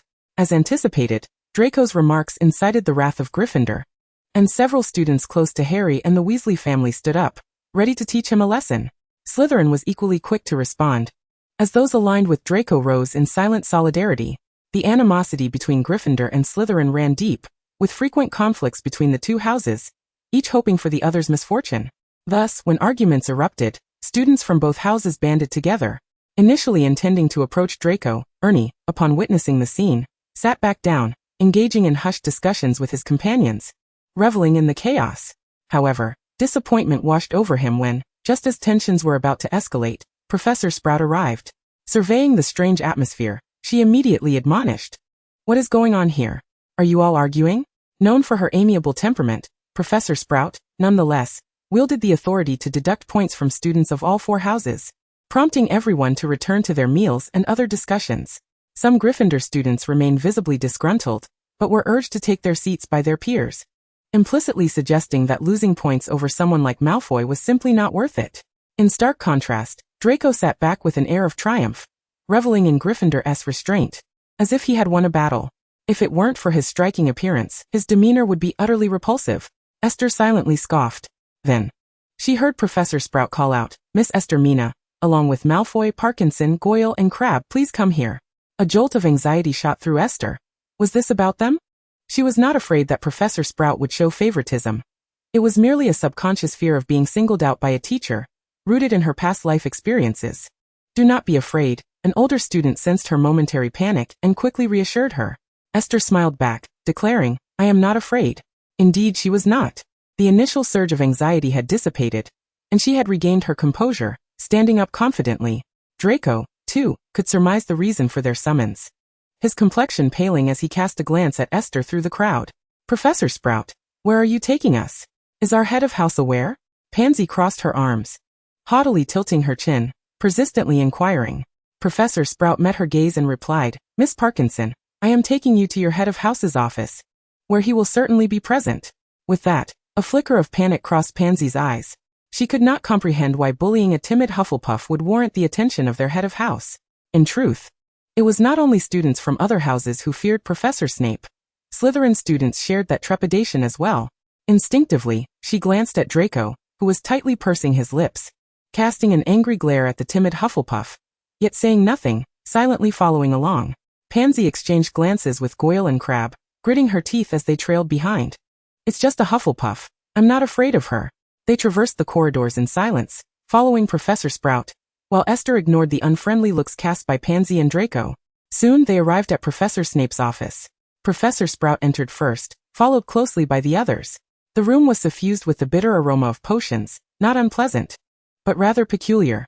Professor Snape, clad in his signature black robes, with his long hair cascading down, raised his head at the sound of their arrival, his piercing gaze sweeping over them, exuding an intimidating aura. Esther instinctively stiffened. Only now did she feel a flicker of fear about having disrupted Professor Snape's lesson. After all, he was a double agent straddling the line between the two Dark Lords. Yet, she had truly found herself with no other choice. The first class of the day was potions, and her textbook had been snatched away. If she did not lash out, the consequences would clearly fall solely on her. If she did retaliate, at least she could ensure that those who bullied her would face the same fate. She unconsciously glanced at Draco beside her, noticing that his expression was equally strained. It seemed that not only was she afraid of Professor Snape, the Slytherin students appeared to harbor even greater fear. A sense of balance settled within her. "Good evening, Professor Snape," she greeted, her courage, albeit briefly, emboldened. Draco looked at her, as if he had seen a ghost, as if questioning her sudden audacity to address their head of house. However, he had no time to dwell on it, for Professor Snape's sharp gaze was already upon them. "Good evening, Professor," he stammered, struggling to find his voice. Professor Snape regarded them with a hint of derision. "If I did not have to deal with your matters after grading all the students' assignments, this evening would indeed be quite pleasant." Esther shrank back slightly, the courage she had mustered dissipating. "Now let us discuss what transpired that caused our Miss Mina to panic and disrupt class," Professor Snape continued, his gaze finally resting on Esther. "Miss Mina, you shall speak first." Esther felt a twinge of fear, but fortunately, besides Professor Snape, Professor Sprout was also present in the office. She glanced at Professor Sprout, who offered her a warm smile and reassured her, "There's no need to be afraid. Just speak honestly." Taking a deep breath, Esther recounted the events of the day in a clear and objective manner, refraining from embellishment. However, her straightforwardness elicited glares of anger from the 4 individuals across from her, particularly from Draco, whose eyes conveyed not only fury but also a hint of grievance. Esther could not fathom what he had to feel aggrieved about. Perhaps it was merely a case of princess syndrome. After she finished speaking, Professor Snape turned to Draco and inquired, "Mr. Malfoy, do you have anything to add?" Draco, his face flushed, defended himself. "I was merely joking with her. I never truly blackmailed her. Besides, it was she who bumped into me first, damaging my robe in the process." Chapter 18. Unity and Friendship in Hufflepuff. Professor Snape shot him a menacing glance before directing his gaze towards Pansy Parkinson. "What do you have to say regarding Miss Parkinson's intent to cast a hex on Miss Mayne?" Pansy shot a venomous glare at Esther. And though malicious words lingered on her lips, she swallowed them down, begrudgingly stating, "I was just joking, Professor. I'm only a second-year student. I wouldn't know the first thing about curses." Esther feigned a shiver, as if intimidated by Pansy's glare, stepping back slightly. She had mastered the art of playing the innocent flower. Throughout the incident, Esther sensed that Pansy's animosity towards her was more pronounced, leaving her perplexed as to why women would torment one another. Perhaps it was due to her own beauty. She mused silently. Professor Sprout, evidently displeased, addressed Pansy. "Miss Parkinson, kindly refrain from glaring at Miss Mayne." Pansy's expression twisted momentarily. Just as she was about to retort, Esther preempted her, saying, "It's quite all right, Professor. Miss Parkinson likely isn't being malicious. She may simply have a naturally fierce appearance." The remark nearly sent Pansy into a fit of rage, as she snapped, "Who invited you to play the Good Samaritan, you disgusting Miss Parkinson?"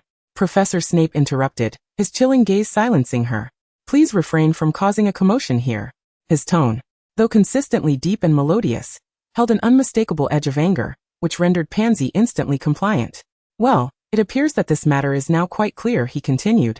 "It was merely a trivial squabble among classmates. However, due to the Malfoy's problematic attitude, I shall deduct 4 points from Slytherin, and they will serve detention in my office after school tomorrow." The 4 Slytherin students immediately lowered their heads in dismay. For them, losing points and serving detention was far more serious than merely sulking like a badger. "As for you, Miss Mayne, you are also required to visit the potions office tomorrow." Esther raised a stiff smile. "Am I to serve detention as well, Professor?" Snape regarded her with a hint of mockery. His gaze suggested that he saw through all her antics. "No, you need not serve detention. You simply missed today's class. And as the first class of the term is quite significant, you will need to attend a makeup session this evening." Esther was reluctant about the makeup class, glancing at her own professor, only to find that she was in complete agreement with this decision. "Do not worry, Severus is a most competent professor," she comforted Esther. Esther managed a reluctant nod, her mind racing with questions about Professor Sprout's apparent bias towards Snape. Moreover, with her detention alongside the Malfoys, it was certain they would seek further trouble with her. What a headache. Distracted, she followed Professor Sprout out, and as they reached the Hufflepuff common room, she realized it was bustling with students who were eagerly awaiting her return. Aside from her roommates and Ernie, there were many upperclassmen present as well. Esther recounted her recent experiences in detail, which sparked a lively discussion among her peers. "I can't believe Professor Snape didn't side with his own house this time," one student exclaimed. "In my 4 years at Hogwarts, I've never seen him deduct points from Slytherin. That's nothing. I've been here 6 years, and it's the first time for me too." Another chimed in. "After all, our head of house was present, so even Snape couldn't show favoritism. Draco and his friends have always been arrogant, and now they finally face consequences," someone scoffed. "He only dares to act tough in front of the younger years. He wouldn't dare offend the older students. Of course, even his 2 bodyguards can't match the spells of the upperclassmen. But it was genuinely perilous. Even without Draco, Pansy Parkinson isn't exactly a saint. She often bullies others alongside a few Slytherin girls. I remember a Ravenclaw girl from last year, who somehow offended her, and ended up with a hexed face." A worried third-year student shared, "I'm certain she wasn't joking then. She must have intended to ruin Esther's face." Gasps echoed around the room. "Goodness, is she envious because she's not as pretty?" Susan covered her mouth in shock. "Why haven't we heard about this before?" "That's because the Ravenclaw students quickly helped that girl lift the curse. Otherwise, it wouldn't have drawn much attention. If it had been students from other houses, they wouldn't have known how to resolve it." As the conversation intensified, Ernie's face turned pale. Suddenly, he grasped Esther's hand tightly and earnestly warned, "You must never go out alone. What if they come after you again? What would you do without anyone to help?" I'll have to tell my parents about this. Esther quickly reassured him, there's no need to worry, it hasn't come to that. The heads of both houses are aware of this situation, and they will certainly be cautious. They won't dare act against me again, at worst. They'll just scold me when we meet. Hannah comforted her, don't fret, if they do scold you, we'll scold them back. Her roommate, Donna, nodded in agreement. Exactly. Back in elementary school, I was the queen bee of my class. No one dared to mess with me, regardless of who their father was. She rolled up her sleeves to showcase her muscles, prompting a chorus of gasps from the group. To everyone's surprise, Donna, despite her petite and adorable appearance, had impressive strength. I've been practicing taekwondo since I was 3. I could easily take on 3 Malfoys. Esther enviously squeezed her muscles, marveling at her strength. Then let Donna protect us, she exclaimed, playfully leaning into Donna's embrace. Don't worry, with me around, no one will bully you, Donna replied, basking in the attention as laughter filled the room, dissipating their worries. After a round of cheerful banter, they gradually dispersed to rest. Thus, the chaotic first day of school came to an end. Chapter 19, Daily Life at Hogwarts. The following morning dawned with rare splendid weather. Due to the series of mishaps triggered by her late rise the previous day, Esther awoke early today. She first took the letter she had penned the night before to the Ollery, entrusting it to Donut to deliver to her parents. In her letter, she succinctly recounted the events of the previous day, emphasizing her capacity to handle matters independently. Should she encounter situations beyond her control, she would not hesitate to seek assistance from the professors at Hogwarts or her parents. After sending off the letter, she stood atop the tower, gazing into the distance. The horizon was shrouded in a gray haze, yet a few delicate strands of golden morning light pierced through the clouds, cascading downwards. A chill, somewhat sharp breeze whistled past her ears, and her golden brown hair, fluttering in the wind, occasionally brushed against her fair cheeks. The view from this vantage point was exquisite. She lingered for a brief moment before descending. As time was still on her side, she returned to her dormitory, where her roommates had already risen, eagerly awaiting her return. Due to the events of the previous day, they had all awakened early, with Esther being the first to venture out to mail her letter. Goodness! Why did you leave without a word? You scared us to death, Donna exclaimed, enveloping her in a hug. Esther chuckled, it's all right. At this hour, barely any portraits in Hogwarts are awake. What could possibly happen to me? You should at least inform us. If anything were to occur again, we would at least know where you had gone, Ophina added. Acknowledging the fright she had caused her friends, Esther nodded obediently, all right, I understand. After everyone had finished their morning routines, they headed to the Great Hall for breakfast. Ernie and Justin soon arrived. With Ernie's tousled golden hair sticking up in disarray and his collar askew, Esther frowned slightly, wishing he would pay more attention to his appearance and not appear so disheveled. No wonder Neville was able to win Hannah's affection in the end, while you, having been friends for years and sharing the same house, failed to make an impression. After silently critiquing him, she caught sight of Neville jogging towards the Gryffindor table for breakfast. Well, his robes were equally disheveled. Perhaps this was typical for boys of their age. Shaking off her thoughts, Esther took a sip of pumpkin juice, only to scrunch her face in distaste. I was too anxious. I initially intended to have Hannah and the others knock on your door to ensure you didn't oversleep, but they ended up sleeping in. I was frantic. And you come in early without a word and then mock me, Ernie lamented. Esther quickly reassured him, it was my fault. I know you are the best brother in the world. Here, have some juice. She handed him her pumpkin juice, which she found unpalatable. Ernie, delighted by the compliment of being the best brother, happily accepted it, oblivious to the triviality of the situation. Meanwhile, his good friend Justin hesitated, choosing not to spoil Ernie's joy by mentioning the little detail. The breakfast at Hogwarts was quite sumptuous, and seizing the rare opportunity to relish a delightful meal, Esther ate with great seriousness. After finishing a piece of toast, she heard a disdainful snort from behind her. Turning to look, she saw the haughty Draco Malfoy strutting past with his 2 lackeys. She had to retract her earlier statement regarding boys of this age being careless about their appearance. Young Malfoy was clearly an exception. His school robes were impeccably worn, not a wrinkle in sight, his platinum hair neatly slicked back, and an air of faint perfume wafted from him. At 12 years old he was beginning to mature, his youthful features gaining a hint of boyish charm. His naturally striking looks made it hard to detest him, despite his haughty demeanor. Of course, this was contingent upon him keeping his mouth shut. When their eyes met, Esther held his icy blue gaze, and he deliberately glared at her before turning away with arrogance, making his way to the Slytherin table. Esther simply turned her head back, and continued her breakfast nonchalantly. As long as he did not provoke her, he could glare all he wanted. It wouldn't cost her a thing. The first class of the day was Defense Against the Dark Arts, taught by the new professor, Gilderoy Lockhart, a renowned author. He was quite handsome and possessed a charming demeanor, which endeared him to many students at Hogwarts, particularly the girls.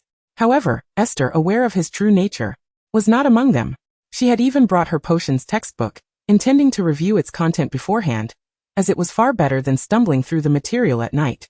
To be frank, she found it utterly perplexing that Professor Snape had offered to tutor her. Could he truly be such a benevolent instructor? What a departure from his established persona. After much contemplation, she surmised that Snape was somewhat irritated with her timid disposition and, aware of her fears regarding Draco and his companions, had included her in their detention as a form of punishment. Esther felt a wave of frustration wash over her as she watched Lockhart, adorned like a flamboyant peacock, incessantly praise himself, turning what should have been a defense against the dark arts lesson into a personal exhibition. Yet, upon further reflection, Lockhart's foolishness and narcissism were less concerning than the previous year's defense against the dark arts professor, who had harbored ulterior motives, or the next year's instructor, a werewolf capable of transformation, not to mention the following year's teacher, who was outright a Death Eater. In this light, Lockhart seemed slightly more tolerable. Although he was a buffoon, he posed no real threat. Following the defense against the dark arts class was Charms, with Hufflepuff and Slytherin attending together. As the lesson commenced, Esther found herself surrounded by her Hufflepuff friends, who shielded her from the Slytherin students, fearful they might cause her trouble. While she felt touched by their concern, she was also exasperated, as this placed her in the most conspicuous position, making it difficult not to be called upon by the teacher during class. Fortunately, Professor Flitwick, the Charms instructor, was exceedingly kind. As the head of Ravenclaw, he was a half-blood of both human and elf descent, not particularly tall, yet his magical prowess was formidable, and he possessed great wisdom. Aside from the aforementioned classes, Hogwarts also offered astronomy, flying, and transfiguration with Professor McGonagall. The first-year curriculum was not overly burdensome, and time flew by swiftly.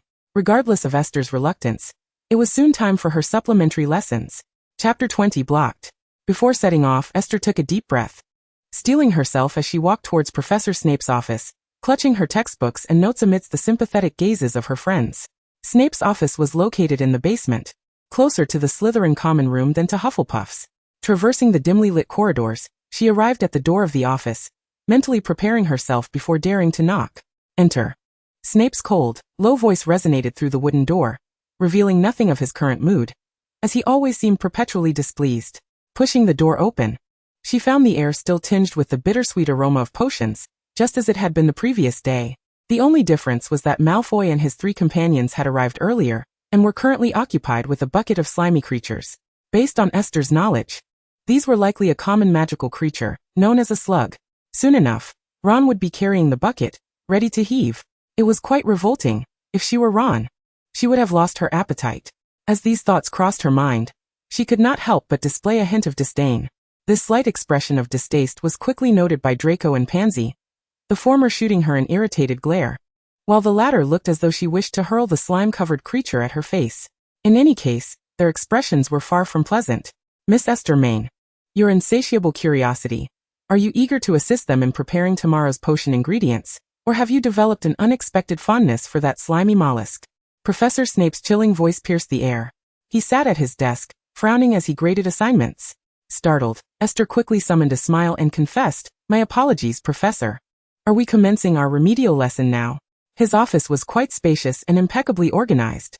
Standing before the long table he used for work, Esther felt somewhat at a loss. With deliberate slowness, Snape set aside the papers he was marking, raised his wand with his left hand, and a chair inexplicably materialized beside Esther. "Sit down, open your textbook. While I agreed to assist you with your studies, I expect you to have prepared in advance." To her surprise, she was allowed to sit. Esther felt an unexpected delight. Perhaps she had frightened herself into believing Professor Snape was rather amiable. "I did a brief review at noon, Professor," she replied, straightening her posture and mustering her focus to engage with Snape. "Excellent," he responded indifferently before launching into the lesson. One-on-one instruction from Severus Snape was rather taxing. He constantly posed questions. Fortunately, Esther had indeed prepared, managing to respond adequately, and being no novice in potions, she followed the steps cautiously, avoiding any mishaps like melting cauldrons or explosions. As time ticked by, Draco's group completed their laborious punishment first. Snape conducted a cursory inspection, and allowed them to depart. Truth be told, Esther breathed a sigh of relief. Their staggered exit meant she would not have to leave with them. Of course. It would have been even better had she departed first.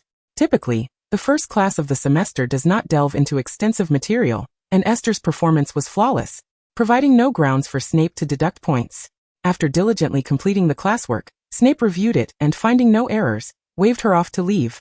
Esther exhaled deeply, swiftly gathering her books and politely bowing to Snape. "Thank you, Professor. Good night." She turned and hurried away, her demeanor reflecting her eagerness. Upon closing the office door, she felt an unmistakable sense of relief wash over her. She gave a small jump, believing that the turmoil from the previous day's incident had finally concluded, and she could return to her ordinary Hogwarts life. A smile of profound relief crept across her face as she skipped back to the common room. Perhaps she would visit the kitchens for a snack. Given how close the Hufflepuff common room was to the kitchens, it would be a disservice not to explore. With a blissful smile, as she rounded a corner, she was intercepted. Draco Malfoy stood with his arms crossed and chin slightly raised. The boy towered over her by half a head, his neatly groomed light blonde hair shimmering in the dim corridor like a gentle beam of moonlight. More striking than his hair was his visage. Pallid to the point of appearing almost sickly, his skin was pristine, devoid of the blemishes or freckles typical of his peers. His nose was sharply defined, and his lips were pale, framed by an exquisitely sculpted face that was handsome yet not effeminate, marred only by his haughty demeanor. Those large, beautiful gray-blue eyes scrutinized her from above, and the corner of his mouth curled into a sardonic smile. "You seem rather pleased with yourself, don't you?" Esther instinctively stepped back, her guard raised. "What do you want, Mr. Malfoy?" Draco continued to advance with a mocking smile. "I showed you mercy yesterday, and yet you've caused me to be ridiculed by others and have points deducted by our head of house." Esther glanced around nervously, but unfortunately, as curfew approached, no other students were in sight. To make matters worse, under Draco's relentless advance, she found herself cornered in a dead end. How careless of her. She should have fled from the start. "I'm sorry, I never intended to cause trouble. I was simply too frightened to faint, which is why the situation escalated." Leaning against the cold stone wall, she looked at the boy who stood only 2 steps away, blinking her watery eyes in a display of innocence while contemplating her options. She barely knew any spells, and certainly Draco, being in his second year, would outmatch her in magic. Perhaps if she caught him off guard, she could strike him and escape. She had no martial arts training, only a few self-defense moves, but given Draco's slender frame, a surprise attack might just work. Besides, with his prideful nature, he would likely not disclose being bested. As she mentally strategized, Draco lifted his chin and remarked languidly, "It's quite evident that you are indeed timid." He then displayed a hint of disdain. "I hardly intimidated you, nor did I utter any harsh words. I even intervened to prevent Pansy from accosting you. Yet here you are, quaking in your boots. Do you possess a bravery smaller than a rabbit's? Congratulations. You've added yet another example of cowardice to your Hufflepuff repertoire. Esther, not intimidate me? Not utter a single harsh word? Has he lost his memory, or is there something amiss with his mind?" "I'm sorry," she managed to stammer. "Is sorry all you can muster? Surely you have more to say." He seemed displeased. "Esther, I cannot think of anything else. But I am contemplating how to bring you to your knees." "I'm sorry, I truly don't know what else to say." Esther continued to widen her eyes, portraying a vulnerable and helpless demeanor. Draco clicked his tongue, stepping forward with an annoyed expression. "Here's the deal. If you agree to assist me with a task, I shall let you go." "Esther, what task? Let me hear your proposal before I decide whether to strike you." "I need you to keep a close watch on Harry Potter and his gang, reporting any pertinent information to me immediately." "Esther, I am at a loss for words." Chapter 21. On the feasibility of having a Hufflepuff serve as a spy. Being a spy, who possesses the aptitude for such a role like you Slytherins? Esther stifled a retort that threatened to spill forth, timidly replying, "I cannot be a spy. I am rather foolish and easily frightened. I would undoubtedly botch the task." As she spoke, tears welled in her eyes, rendering her quite pitiable. She had come to Hogwarts to learn, not to engage in a game of espionage with you protagonists and side characters. You possess a certain aura that shields you from danger in dark times, while those like me, mere background players, are left vulnerable. Draco regarded her with a hint of disdain, noting her imminent tears. "Your fear is truly excessive, I assent it. Besides, I'm not asking you to be a spy. I'm asking you to get close to them and relay their information to me. Isn't that still espionage?" Esther wiped her tears, biting her lip in distress. "But I don't even know Harry Potter and the others. How could I get close to them?" Draco, brimming with confidence, replied, that group of foolish Gryffindors is remarkably gullible. You appear so harmless that they will never suspect you. Simply suggest a desire to befriend them, and they will undoubtedly leap at the chance. Please clarify. What word were you hesitating to use just now? Were you about to employ some derogatory term to describe me? What's wrong with my appearance? I am quite beautiful, far more so than you arrogant little brat. A small voice in Esther's mind chastised him. Yet she maintained a cautious demeanor, asking, but what if they refuse to befriend me? Draco raised an eyebrow, his gaze piercing. They will, without a doubt. I know them better than they know themselves. This may very well be the most accurate assessment of oneself, coming from an adversary. Here. Let us pause for a moment to appreciate Esther's fleeting daydreams of Draco and Harry. Draco, having finished speaking, began to coax her gently, rest assured. As long as you agree to help me monitor them, I will protect you in the future. Let us not dwell on anything else. At the very least, no one from Slytherin will bully you anymore. Should anyone from other houses dare to intimidate you, I can discreetly assist you in dealing with them. This deal is undoubtedly advantageous for you. Fine, Esther replied, feeling somewhat fatigued. The act was indeed quite exhausting. She feigned deep contemplation for a moment before reluctantly nodding her head. All right, I can agree to your terms, but if I fail to accomplish this task, please don't hold it against me, all right? She made a gesture of pleading, her expression pitiful as she asked him. Draco's eyes shifted awkwardly for a moment. Then he glanced over her shoulder, stepping back while still crossing his arms, his demeanor haughty as he stated, "That's not acceptable. If you cannot handle this matter, then you will owe me a favor indefinitely." Esther cursed silently in her mind, thinking to herself that Draco truly embodied the Malfoy philosophy of prioritizing self-interest. Even in such a seemingly pitiful position, he showed no willingness to compromise. All right. Yes, impressive. Unfazed by external pressures and steadfast in his principles. She conceded. Fine. She replied wearily, eager to return and no longer wishing to prolong the conversation. Having yielded to such an extent, Draco still appeared somewhat displeased.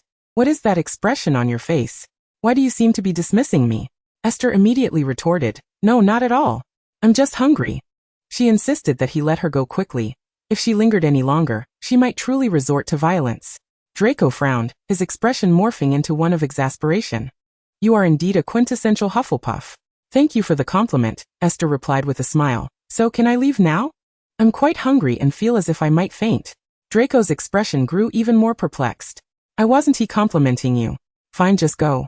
But don't faint and then blame me. He stepped aside, allowing Esther to pass. Without a word, she promptly departed. Wait. Just as Esther had taken a couple of steps, she heard the boy call out again from behind her. Stiffening, she turned back with difficulty. Is there something else, Draco? She gripped her textbook tightly, thinking that if this little rascal made any more excessive demands, she might just knock him out with it. Draco pulled a small glass vial from his pocket and handed it to her. Here, take this as a prepayment for your services. Remember to complete my task diligently. Esther was momentarily speechless. A reward? Did he truly consider her his subordinate? Silently accepting the vial, she noticed it contained an assortment of colorful candies, quite appealing, though she dared not eat them. Thank you, she murmured softly before turning on her heel and running away. She vowed that this time, even if Professor Snape called her from behind, she would not stop. She sprinted all the way to the entrance of the Hufflepuff common room. The entrance to the Hufflepuff common room operated differently from other houses, requiring a specific rhythm and method to knock on a barrel. A mistake would result in being doused in vinegar. Upon arriving, she spotted Ernie pacing anxiously outside. Thank goodness, you're finally back, Ernie exclaimed, his face lighting up upon seeing her. It's almost curfew. If you hadn't returned soon, I would have had to come find you, Esther asked in confusion. Were you waiting for me outside? Ernie shot her an incredulous look and complained, what else would I be doing? I was worried you wouldn't remember the correct rhythm to enter the common room, and it would be a minor inconvenience to be drenched in vinegar. But what if you couldn't get in at all tonight? Overwhelmed with gratitude, Esther immediately embraced him. Thank you, Ernie. You're truly a wonderful brother. I'm so touched. Ernie, always flattered by such compliments, glowed with pride at her words. However, the joy was short-lived, as after Esther released him, she asked a rather sensitive question. Are you a bit short, Ernie? He leapt up in indignation. I'm not short. I'm just younger. Indeed, no matter the age, men are sensitive to comments about their height. 12-year-old Ernie was of similar height to 11-year-old Esther. Though she said nothing, her eyes betrayed her thoughts. Ernie defended himself, saying, My mother always said that girls tend to grow taller than boys first, and then stop growing sooner. I will definitely be taller than you. While there was some truth to this, Esther couldn't help but tease him. But I see boys your age who are taller than you. Who is taller than me? Justin? Yes, only a little taller than I am. Just wait. One day, I'll be taller than all of you. Ernie protested, irate. Esther mused that this might be a challenge, given that her uncle and aunt were not particularly tall. Chapter 22. What does it mean to be the Hufflepuff's beloved? That night, due to Esther's remark, Ernie had a restless sleep. The following day, he arrived at the dining hall with dark circles under his eyes, determined to grow into a towering giant of 2-3 meters. Well, that was just Esther's imagination. Her parents' letter arrived early that morning, written by her mother, conveying trust in her ability to handle issues with her classmates. It advised her to seek parental assistance if problems arose that she couldn't resolve. The last few lines, written in a different handwriting, were from her father and were notably succinct. Have your silly brother step in if anything happens. Well, it felt as though her father might have been more inclined to be sorted into Slytherin had he not been a muggle. With the pressure temporarily lifted, Esther finally relished her experience at the magical school. Well, not quite. The first lesson with Professor Snape had left a lasting impression, and now, every potions class. This vengeful professor frequently directed questions her way. Similarly, Professor Flitwick, from Charms class, perhaps due to her being surrounded by Hufflepuff students during the initial lessons, had also learned her name and prioritized her when uncertain whom to call upon. Esther felt burdened. To avoid points being deducted from her house, she had to diligently prepare for each lesson, striving for accuracy in every answer. Flitwick was somewhat lenient, not quick to deduct points for incorrect answers, but Snape was relentless, seizing every opportunity to penalize points from other houses. Moreover, his tongue was as sharp as a razor. He could insult without resorting to profanity. If he were to subtly mock other students, Esther might admire his creativity, but when it was directed at her, it was decidedly unpleasant. As a result of her intense preparation and quick learning, during one dinner, Flitwick spoke to the other professors about Esther, praising her intelligence and rapid grasp of charms. Receiving commendation from the head of Ravenclaw, renowned for wisdom and knowledge, caught the attention of other professors, and from that moment on, they were keen to call upon her to answer questions. Except for Professor Binns and the new defense against the dark arts instructor, Gilderoy Lockhart. The former, being a ghost, had no need to eat, while the latter was not particularly favored by other professors.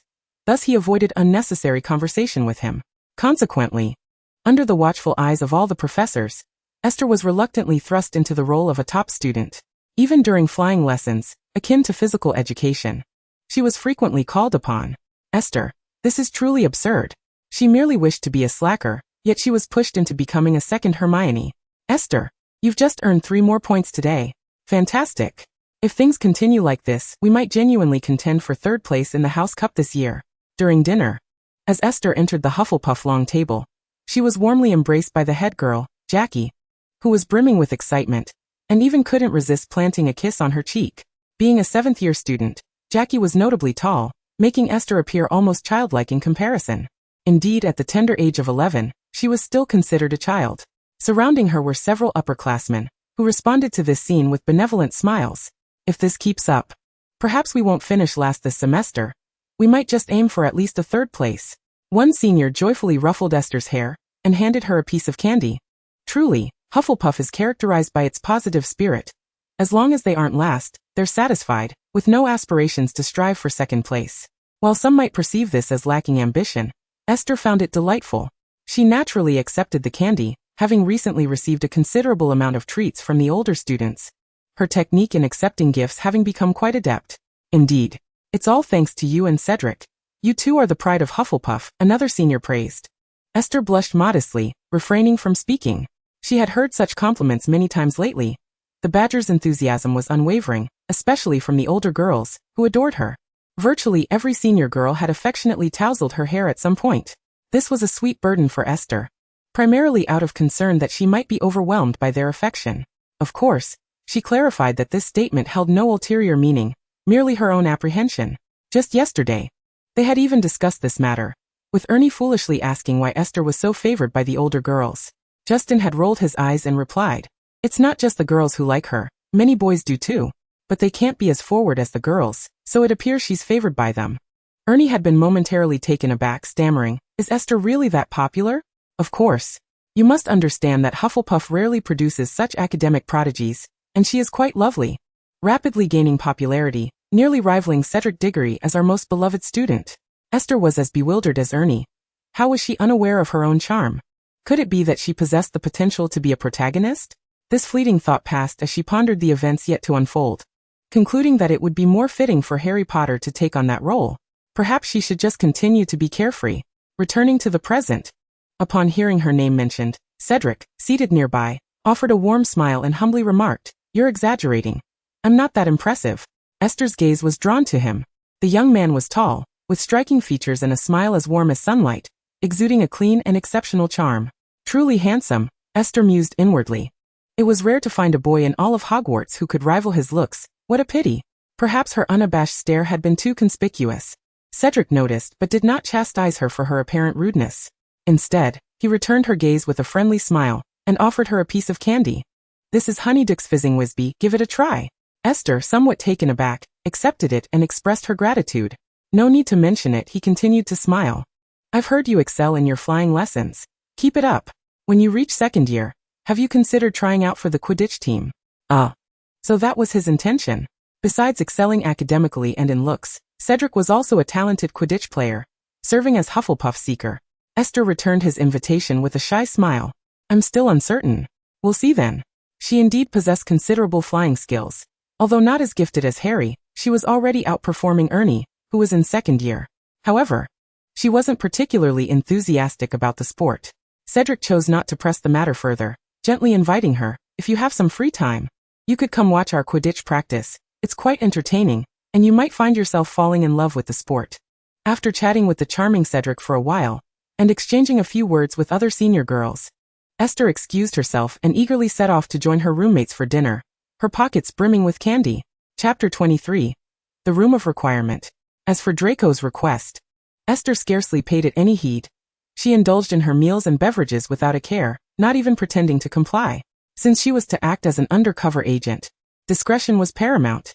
As long as she did not provide him the opportunity to corner her, he would not divulge their conversation from that day, and thus could not trouble her.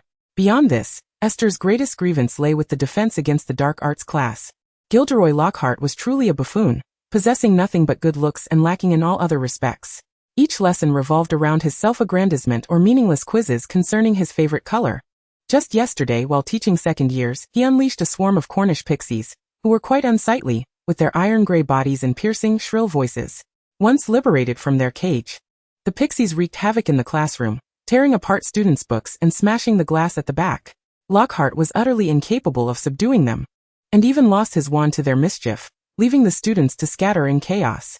That lesson was attended by both Gryffindor and Slytherin, and it was said that Neville Longbottom from Gryffindor had been hoisted by the ears of two pixies, dangling helplessly in the air, calling for help. Presently, there was a growing discontent towards Lockhart among the students, particularly among the girls, who no longer idolized him as they had at the outset.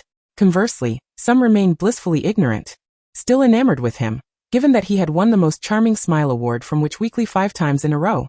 A fade that could easily beguile many naive young girls. As for the Hogwarts kitchen, she had ventured there with all her roommates, and they were astonished to discover so many house elves, having previously assumed that Hogwarts' delicious cuisine was conjured through magic. Donna and Ariana were particularly shocked. They had been unaware of house elves and were taken aback by their appearance. Ariana was even startled enough to scream, which caused the elf that had frightened her to burst into tears, punishing itself in a self-deprecating manner, leaving the others in a state of bewilderment. Esther had encountered house elves at her uncle and aunt's home, but had not interacted with them much. Even with the descriptions from the original texts, she was slightly taken aback. Only Kathy remained composed, commanding the weeping elf to cease its behavior, and to prepare some juice. The elf immediately vanished in joyful tears, and the other elves promptly began preparing food for them. Observing Ariana's startled demeanor, Kathy promptly educated them about house elves. House elves are remarkable beings, small in stature, with pointed ears and large eyes. They possess considerable magical abilities, able to perform spells without wands, yet for some unknown reason, they serve as wizards' servants, dutifully accepting their commands. Moreover, they are incapable of harming wizards and cannot oppose their master's orders. Although the feast that evening was sumptuous and delightful, it still frightened Donna and Ariana, the two Muggle-born witches, and they never returned to the kitchen thereafter. In their own words, having these house elves serve them always instilled a sense of guilt. Esther felt somewhat uncomfortable as well. Having been raised in the Muggle world, where the ideology of equality among all beings prevailed, witnessing the complete subservience of house elves to wizards, treated as mere slaves, instinctively evoked her resistance. Thus, she resolved that when Hermione would later embark on her campaign for house elf liberation, she would lend her support. After clocking in at the kitchen, Esther pondered her next destination. Seizing the opportunity while the Chamber of Secrets incident had yet to unfold and Hogwarts remained safe, she decided to visit the Room of Requirement. She recalled that it was located opposite the tapestry depicting the giant troll being bested by the brave Barnabas on the 8th floor of Hogwarts Castle. The books mentioned that the room would only appear when truly needed, thus she was uncertain if she could simply seek it out. Yet her curiosity was piqued. After all, it was a room capable of fulfilling one's every desire. Who wouldn't be intrigued? Once this thought took root, it was impossible to suppress. And after enduring 2 days of anticipation, she finally set out. That day was marked by persistent rain, a common occurrence in England throughout the seasons. During dinner, Esther was distracted, having only taken a few bites before excusing herself under the pretense of dieting. She first visited the kitchen, gathered some ingredients, and then swiftly ascended to the 8th floor, locating the spot described in the book. Taking a deep breath, she paced back and forth, concentrating on her desire. I wish for a room equipped for hot pot dining. Aware that the Room of Requirement could not conjure food, she only asked for a room containing hot pot equipment, as she could bring her own ingredients. She intended to enlist the help of house elves to prepare them by noon. It had been ages since she last savored hot pot. As is well known, British cuisine is generally unremarkable. Hogwarts meals were relatively decent, yet even the best could become monotonous over time. Indulging in an extra meal from time to time seemed reasonable enough. After pacing back and forth 3 times, the Room of Requirement indeed manifested. Esther bounced with joy and hurried to push open the door. Just as her hand was about to touch the handle, a voice echoed softly, "What are you doing?" Startled, she turned to see Draco Malfoy, his hair a pale gold. What on earth? How did he end up here? Esther hesitated momentarily before instinctively pushing open the door and stepping inside. Upon entering, the door vanished from the outside, and without employing any extraordinary means, one could not gain entry. Once inside, Esther did not even glance at the room's layout but leaned against the door, regretting her decision. She shouldn't have come in. By doing so, she had unwittingly exposed her intentions to him. She should have found a way to distract him instead. Now, while she appeared safe, if Draco chose to linger outside, she would be trapped here all day. Moreover, if he informed the professors about this, it would inevitably stir trouble. Though not of great consequence, it would certainly be bothersome. How irritating. Could it be that Draco Malfoy was her nemesis? Why else would every encounter with him lead to misfortune? After contemplating, Esther set down the ingredients she had brought and turned to open the door. Outside, Draco was sulking, tapping rhythmically against the wall, looking utterly perplexed. Upon spotting Esther peering out, he instinctively reached for her. "What are you up to?" he demanded, visibly irritated.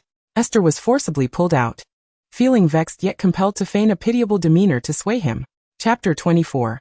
Weeping on the surface, cursing within. So you say this is a Room of Requirement, and you're using it to eat hot pot? Moments later, Draco followed her into the Room of Requirement, his jaw dropping at the sight of the steaming hot pot before them. Esther nodded, waiting for the pot to boil before adding the ingredients she had brought, patiently anticipating their readiness. Draco, astonished, suddenly stood up, surveying the room adorned with a distinct Chinese aesthetic, pacing back and forth. "In such a marvelous room, your first thought is to eat?" Esther raised her chin defiantly. "Is there something wrong with that?" "Of course there is." He regarded her as if she were a fool, reclining with an air of superiority, crossing his legs. "It's no wonder you're a Hufflepuff, with eating as your sole focus." Esther refrained from disputing his stereotype of her entire house. She was merely playing the role of the underestimated, hoping he would perceive her as increasingly inept. Ideally, he would deem her too foolish to bother with, a perfect outcome. "How did you know about this place?" he continued, maintaining his haughty demeanor, tilting his chin in inquiry. Esther's gaze drifted to the bubbling pot, quickly retrieving thin slices of beef as they turned opaque, eagerly dipping them into sauce before savoring a bite. It was divine. A smile of bliss illuminated her face. Under the spell of delicious food, even Draco appeared somewhat more palatable. "My father told me about it.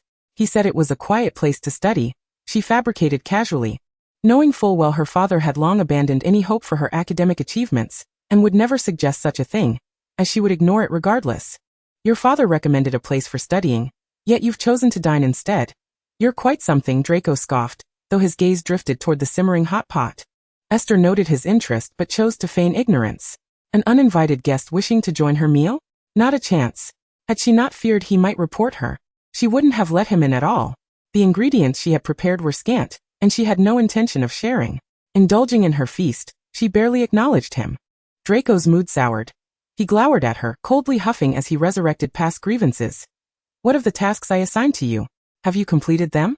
Esther longed to feign deafness, yet with him encroaching upon her space, rhythmically tapping his fingers on the table, he seemed to urge her for a response, subtly applying pressure.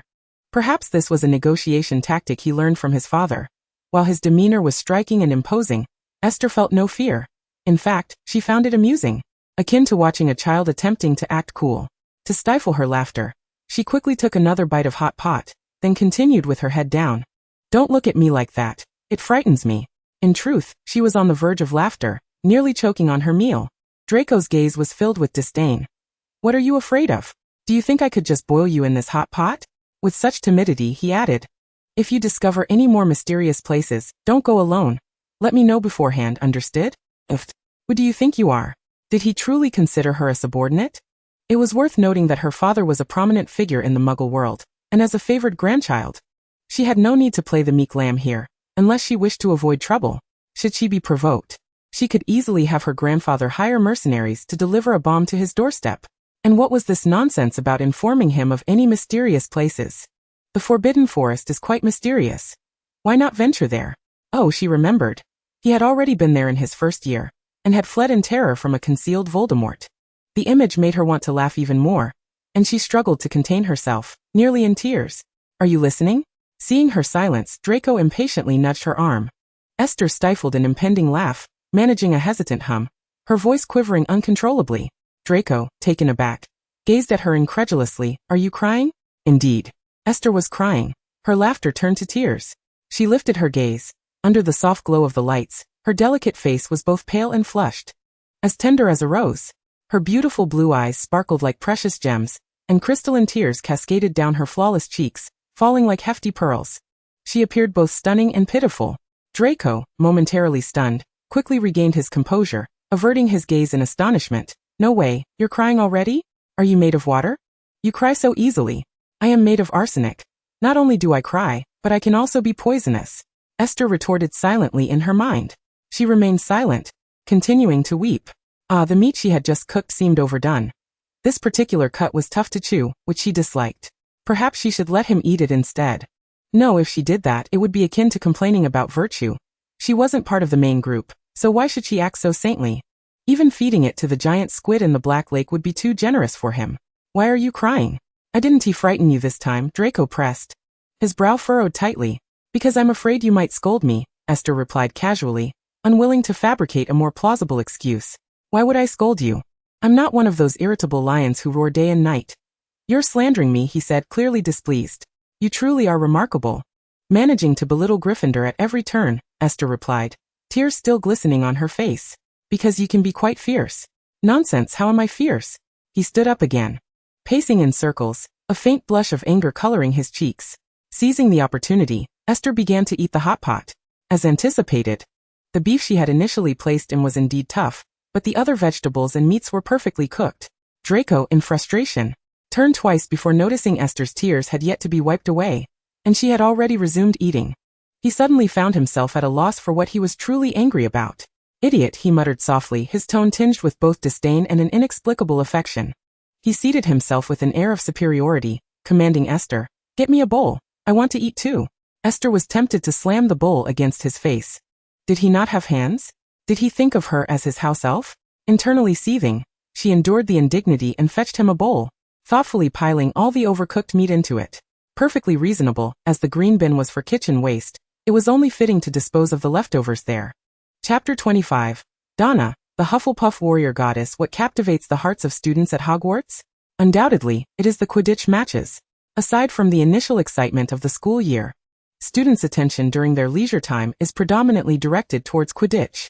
Later, Esther encountered Cedric several times. Each time, he would urge her to observe their Quidditch training, hoping to ignite her passion for the sport. Although Esther was not particularly interested, her roommates were, and they insisted she accompany them to watch Hufflepuff's practice. After witnessing several matches, Esther realized that their interest lay not in Quidditch itself but in Cedric. As a boy of remarkable talent and striking handsomeness, Cedric was exceedingly popular. Whenever he trained, many girls from all 4 houses flocked to the stands to catch a glimpse of him. Most of them were from Hufflepuff. But it was not uncommon to see admirers from other houses as well. He was already charming in his everyday demeanor, but when soaring on his broomstick across the pitch, he was utterly dashing, even causing Esther to momentarily succumb to daydreams. Who could resist a clean, sunny, handsome youth? Besides Hufflepuff's regular training sessions, they also observed practices from the other 3 houses. Most were fine, except for Gryffindor's Quidditch captain, Oliver Wood, who was excessively serious. He had a strong aversion to students from other houses watching their training, often suspecting them of being spies sent to uncover their strategies and strengths. Everyone knew his temperament. Being a Quidditch fanatic, most would not challenge him. However, one day, while Esther accompanied Donna to watch Gryffindor's practice, a minor disagreement erupted between Donna and Wood, escalating into a heated argument. Despite the imposing stature of the Gryffindor team members, even the girls appearing tall and formidable, Donna was undeterred.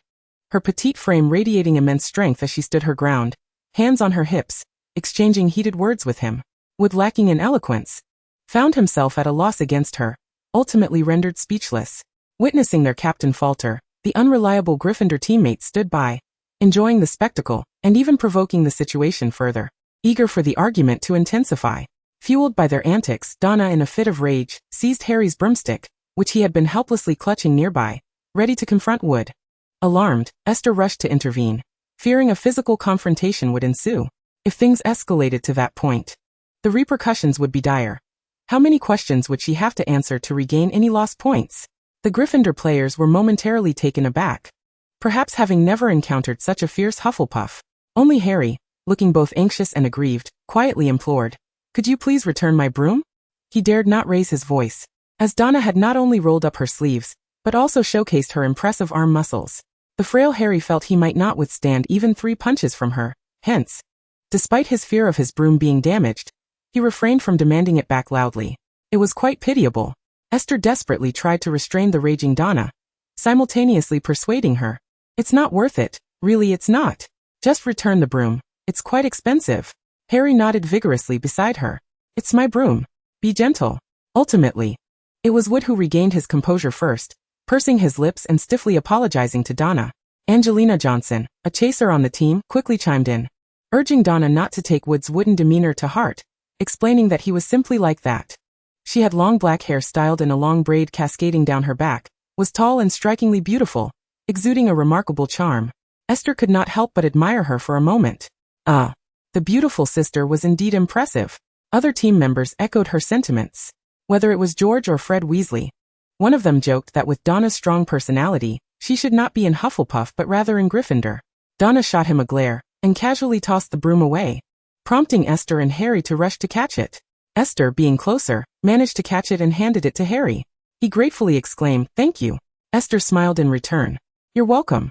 This marked their first exchange, a conversation between her and the savior, Harry Potter. At 12, the young savior was still quite innocent and bashful. His slight frame often tousled and unruly. His beautiful emerald eyes were obscured by round glasses, and his iconic lightning scar was hidden beneath a tuft of hair. Despite his great renown, he remained a mere child. Yet as the chosen one, he was destined to be thrust into a rapid journey of growth. If you think we Hufflepuffs are easy to bully, you are gravely mistaken. Donna had reached the climax of her fierce declarations. Perhaps our Hufflepuff kindness has led you to this misconception. But from this moment on, as Donna Hunter, anyone who dares to bully us will experience the weight of my fists. With those bold words, she took Esther by the hand and strode away with an air of arrogance. Instead of inciting disdain from Gryffindor, her proclamation elicited admiration. From a distance, one could still hear praises of Donna's coolness. The twins even playfully mimicked her tone to tease Wood, provoking a hearty laughter from the crowd. Wood, flushed with embarrassment from the jests, hastily urged his teammates to resume their training. In a single battle, Donna had made a name for herself, successfully establishing her reputation. With Esther as the academic prodigy and Donna as the warrior, one couldn't help but wonder what other surprises this year's first-year students might hold. The head boy Jackazy sighed in the common room in front of everyone. Our Hufflepuff is finally on the rise. Other students joined in mindlessly cheering, appearing even more thrilled than Esther and Donna, the two highlighted figures. It looked rather silly, yet they were undeniably joyful. Esther, influenced by the atmosphere, couldn't help but smile. Despite her lack of desire to be labeled an academic overachiever. Though some tensions had arisen with Gryffindor, Donna was an imaginative girl. After her unpleasant encounter with Wood, she seized every opportunity to drag Esther along to observe Gryffindor's training.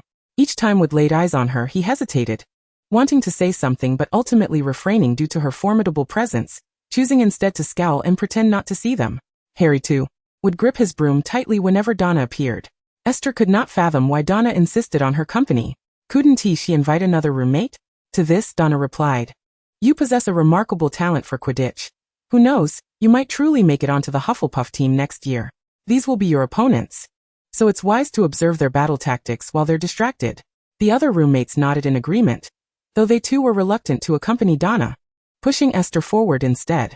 Reluctantly, Esther followed, fearing that without her presence, Donna's fiery temper might ignite a conflict with the towering Gryffindors, where even her strength might falter.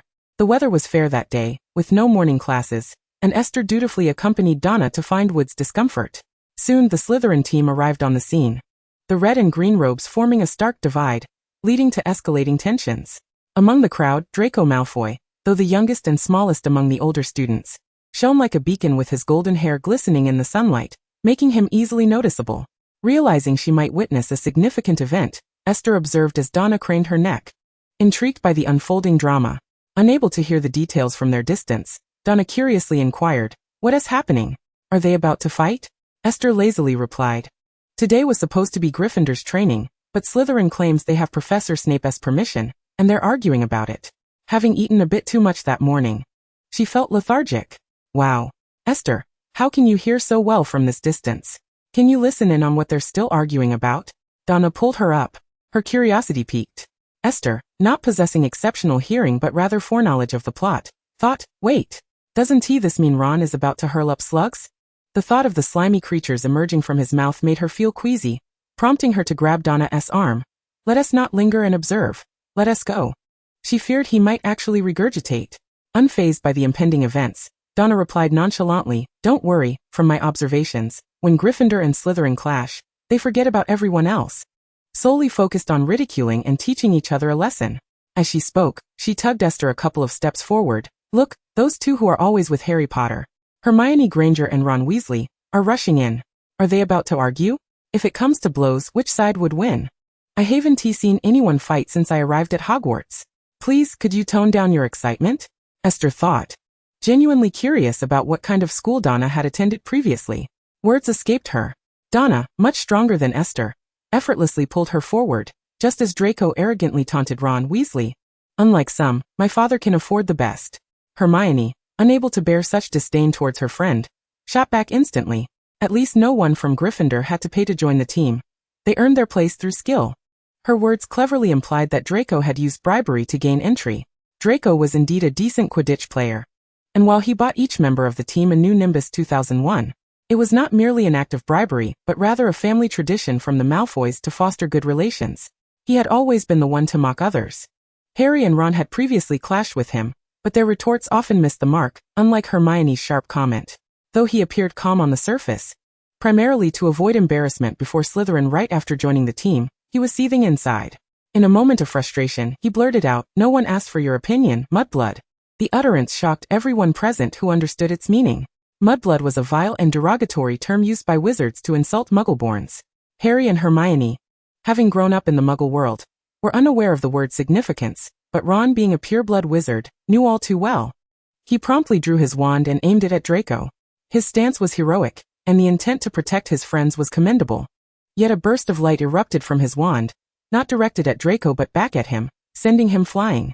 The entire incident transpired in a blur, leaving both Slytherin and Gryffindor utterly caught off guard. Harry and Hermione, true friends, hurried to help him up. Ron, face ashen, stood up to find himself heaving up a stream of slimy slugs. The sight was so shocking that both Slytherin and Gryffindor emitted collective sounds of disgust, including his twin brothers, George and Fred Weasley. Colin, a classmate of Esther's, somehow squeezed into the scene just in time to snap a picture. His expression a mix of disgust and awe. "Wow. Can Harry get him to turn around and do it again?" Esther and Donna were now quite close, positioned conveniently opposite Ron, and witnessed the calamity unfold. Donna wore a similarly disgusted expression, while Esther felt as though she could hardly breathe. She silently turned away, realizing she might never be able to look at Ron the same way again. How would Hermione be able to kiss him when they started dating? Knowing he once vomited so many slugs? Harry firmly rejected Colin's outrageous request, supporting Ron as he stumbled away, flanked by Hermione on one side and himself on the other. Along the way, Ron continued to pale, still expelling slugs, and as he passed by Esther and Donna, he lost another slug, landing mere inches from Esther's feet. She froze, her body stiffening. "I'm sorry." Harry offered her a brief apology before hastily passing by. Esther could no longer contain herself, turning away just in time to retch. Ugh, how utterly revolting. She nearly regurgitated the meal she had just consumed. While Ron certainly evoked sympathy, the situation was simply too disgusting. Ugh. Chapter 27. The Chamber of Secrets is unlocked. Donna guided the nauseated Esther away from the scene, leading her to the tranquil banks of the Black Lake to recuperate. Taking a deep breath of the crisp air, Esther felt rejuvenated. "Are you all right?" Donna inquired with concern. Esther inhaled deeply, shaking her head slightly, her complexion still somewhat pallid. "Much better. It's not that I'm being dramatic, it's just that Weasley was so." She made a face that spoke volumes. Donna nodded in understanding. It was indeed rather disgusting. It seemed his wand malfunctioned, causing the spell to rebound upon him. By the way, what did Malfoy mean by that word he used earlier? It certainly provoked quite a reaction. Being a muggle-born witch, Donna, much like Hermione, was oblivious to such matters. Esther's parents and relatives had never mentioned the word to her. Had it not been for her time-traveling circumstances, she would likely have remained ignorant as well. It was evident that Draco's parents or friends must have spoken that word in his presence, allowing him to remember it. It's not a pleasant term. It carries an insulting connotation, rather unsavory, she diplomatically explained. Malfoy has gone too far. How could he utter such words towards Granger? But it's fine, he will face his comeuppance next year, Esther mused silently. Donna furrowed her brow, but refrained from probing further. After sitting by the lake for a while, they returned to the castle. The following days were uneventful, and the altercation had not sparked much discussion. October in England ushered in a damp chill. The days leading up to Halloween were marked by incessant rain. The cold droplets mingled with biting winds, causing many students and staff to succumb to colds. Esther, being in good health and mindful of staying warm, managed to evade the illness that swept through, but her dorm mates, Casey and Fiona, fell ill and spent 2 days in the infirmary, returning to find themselves significantly behind in their studies. Thus, the responsibility of tutoring them naturally fell upon Esther. This year, Nearly Headless Nick was hosting his death day party, and the castle was filled with previously unseen ghosts drifting through the air. As Nearly Headless Nick was the Gryffindor ghost, he invited numerous Gryffindor students, along with others from different houses, although their numbers were undoubtedly fewer. Esther chose not to partake in the festivities. While she couldn't recall the exact timing, she was certain that the Chamber of Secrets was set to be opened within those days. Therefore, for her own safety, she confined herself to the common room, engrossed in her studies, venturing out only for classes. Dinner that evening was quite delightful. After finishing their meal, Esther chatted with Ernie for a while, primarily listening to his grievances regarding recent classes, particularly the defense against the dark arts. Upon their return, a sudden commotion erupted ahead of them. Ernie seized a senior student to inquire about the disturbance. It appeared that Filch's cat had encountered a predicament, and everyone was rushing to see. The senior merely offered a brief explanation before hurrying away. Esther exchanged glances with Ernie, who displayed a flicker of interest. Without waiting for Esther to respond, he grasped her hand and dashed forward. They jogged up to the 3rd floor, where a throng of students had gathered. Filch's pet cat, Mrs. Norris, was found suspended upside down from a wall torch, her body stiff and lifeless. Blood had been used to scrawl a message on the wall. The Chamber of Secrets has been opened. Enemies of the air, beware. In an instant, Esther comprehended that the narrative of the Chamber of Secrets had officially commenced. Harry and his friends were encircled, looking utterly bewildered, while Filch stood nearby, shouting in terror. "My cat! You killed my cat!" Filch glared menacingly at Harry. "No, it wasn't me. It was like this when I arrived," Harry protested. Filch ignored him, continuing to glare with fury. Fortunately, at that moment, Professor Dumbledore and several other professors arrived, with Dumbledore removing the cat and escorting Filch and Harry's trio away, followed by Professors McGonagall and Snape. As the professors departed with Harry and his friends, the remaining students were dispersed. Although the crowd dissipated, discussions surrounding the incident did not cease. Hogwarts was home to many pureblood wizards, and a few were knowledgeable about the situation, thus beginning to educate the uninformed. In the Hufflepuff common room, a senior student began to elucidate the tale of the Chamber of Secrets. His knowledge was limited, yet he knew more than the majority of his peers. Essentially, he recounted that the four founders had once been close friends during a time when wizards faced severe persecution from muggles. To protect young witches and wizards, they established the school. However, disagreements arose. Slytherin believed that Muggleborns should not be admitted, leading to a rift with the other three founders. It was said that he left behind a hidden chamber, the opening of which would signal the time to purge the school of all Muggleborns. Upon hearing this, many in attendance turned pale. Hufflepuff, being the largest house, also had the highest number of Muggleborns, causing unease to spread swiftly among them. Is this just a legend? Could it be that someone is playing a prank to frighten us? Someone questioned. That possibility cannot be ruled out, but it's wise to exercise caution. Refrain from venturing out alone, the senior warned solemnly, particularly advising younger students to always stick together. Never wander off alone, whether going to class or otherwise. The students readily agreed. In truth, most believed it to be a mere prank or a scheme by Slytherin to frame Harry. Aside from a few younger first years, the majority dismissed it as unimportant. Ernie, too, deemed it a prank, yet he could not help but caution Esther, "Don't go running around lately, be careful." He then turned to Justin, adding, "You too." Esther, being a pureblood witch in a broad sense, was at least somewhat protected, but Justin was a bona fide Muggle-born wizard. Justin shrugged off the concern. "Really? Do you genuinely believe there's any truth to the existence of a chamber?" Esther remained silent, knowing well that Justin would soon be one of the petrified students.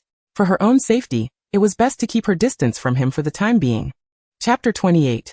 Not defending Malfoy, merely stating facts. Due to the trepidation instigated by the Chamber of Secrets incident, students gradually became less inclined to venture out alone, and nighttime wanderings diminished significantly.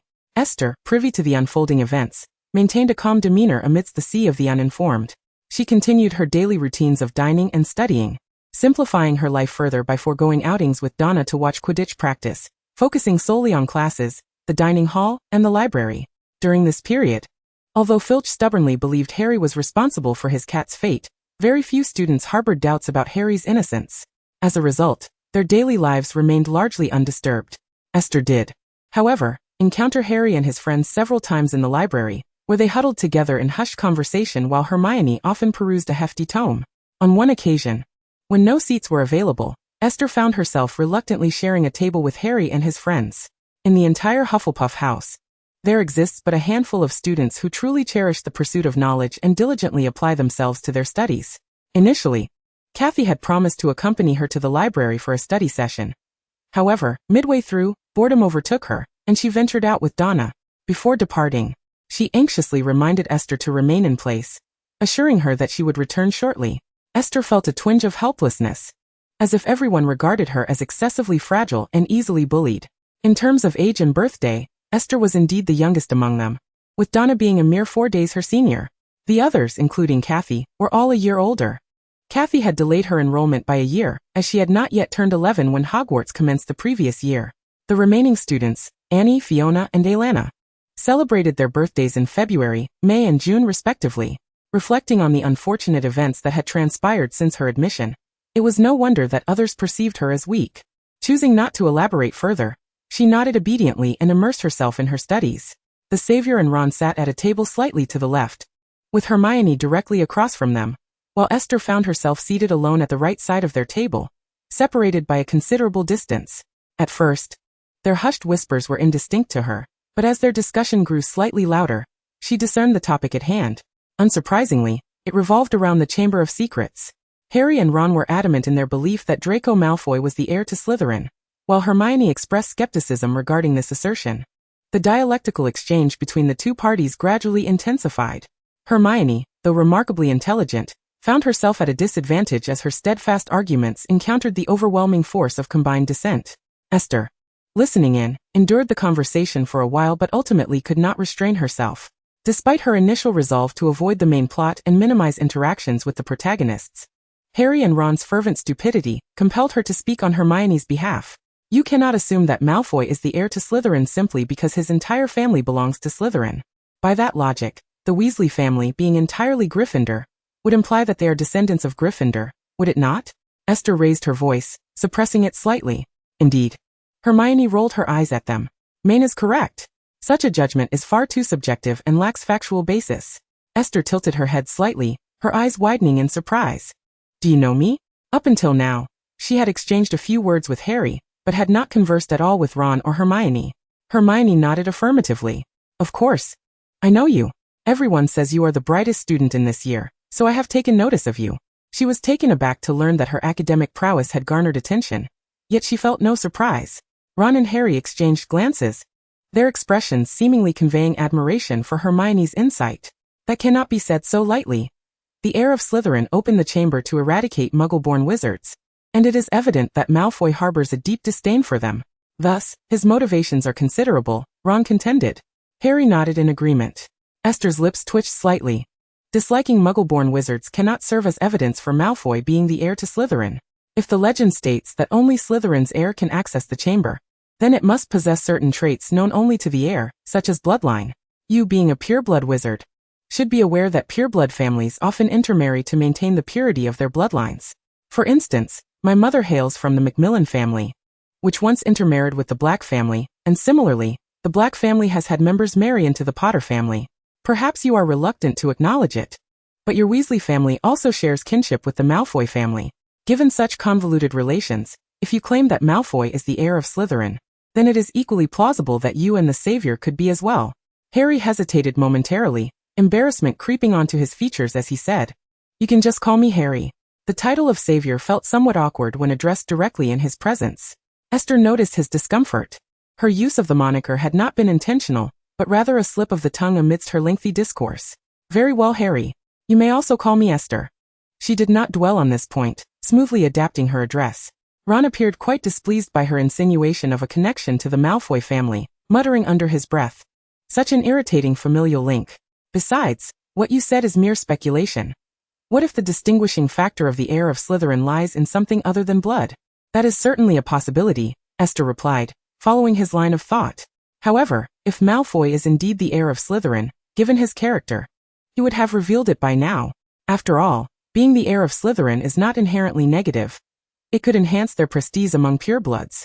Just as I know, the last descendants of Slytherin, the Gaunt family, took pride in their lineage, refusing to relinquish their pride despite living in abject poverty. Of course, this lineage no longer has an heir, at least not publicly. Therefore, I believe there are two possibilities. Either a student has just discovered their identity this year, and chose to act accordingly, or the heir of Slytherin is among this year's new students. She spoke meaningfully to them.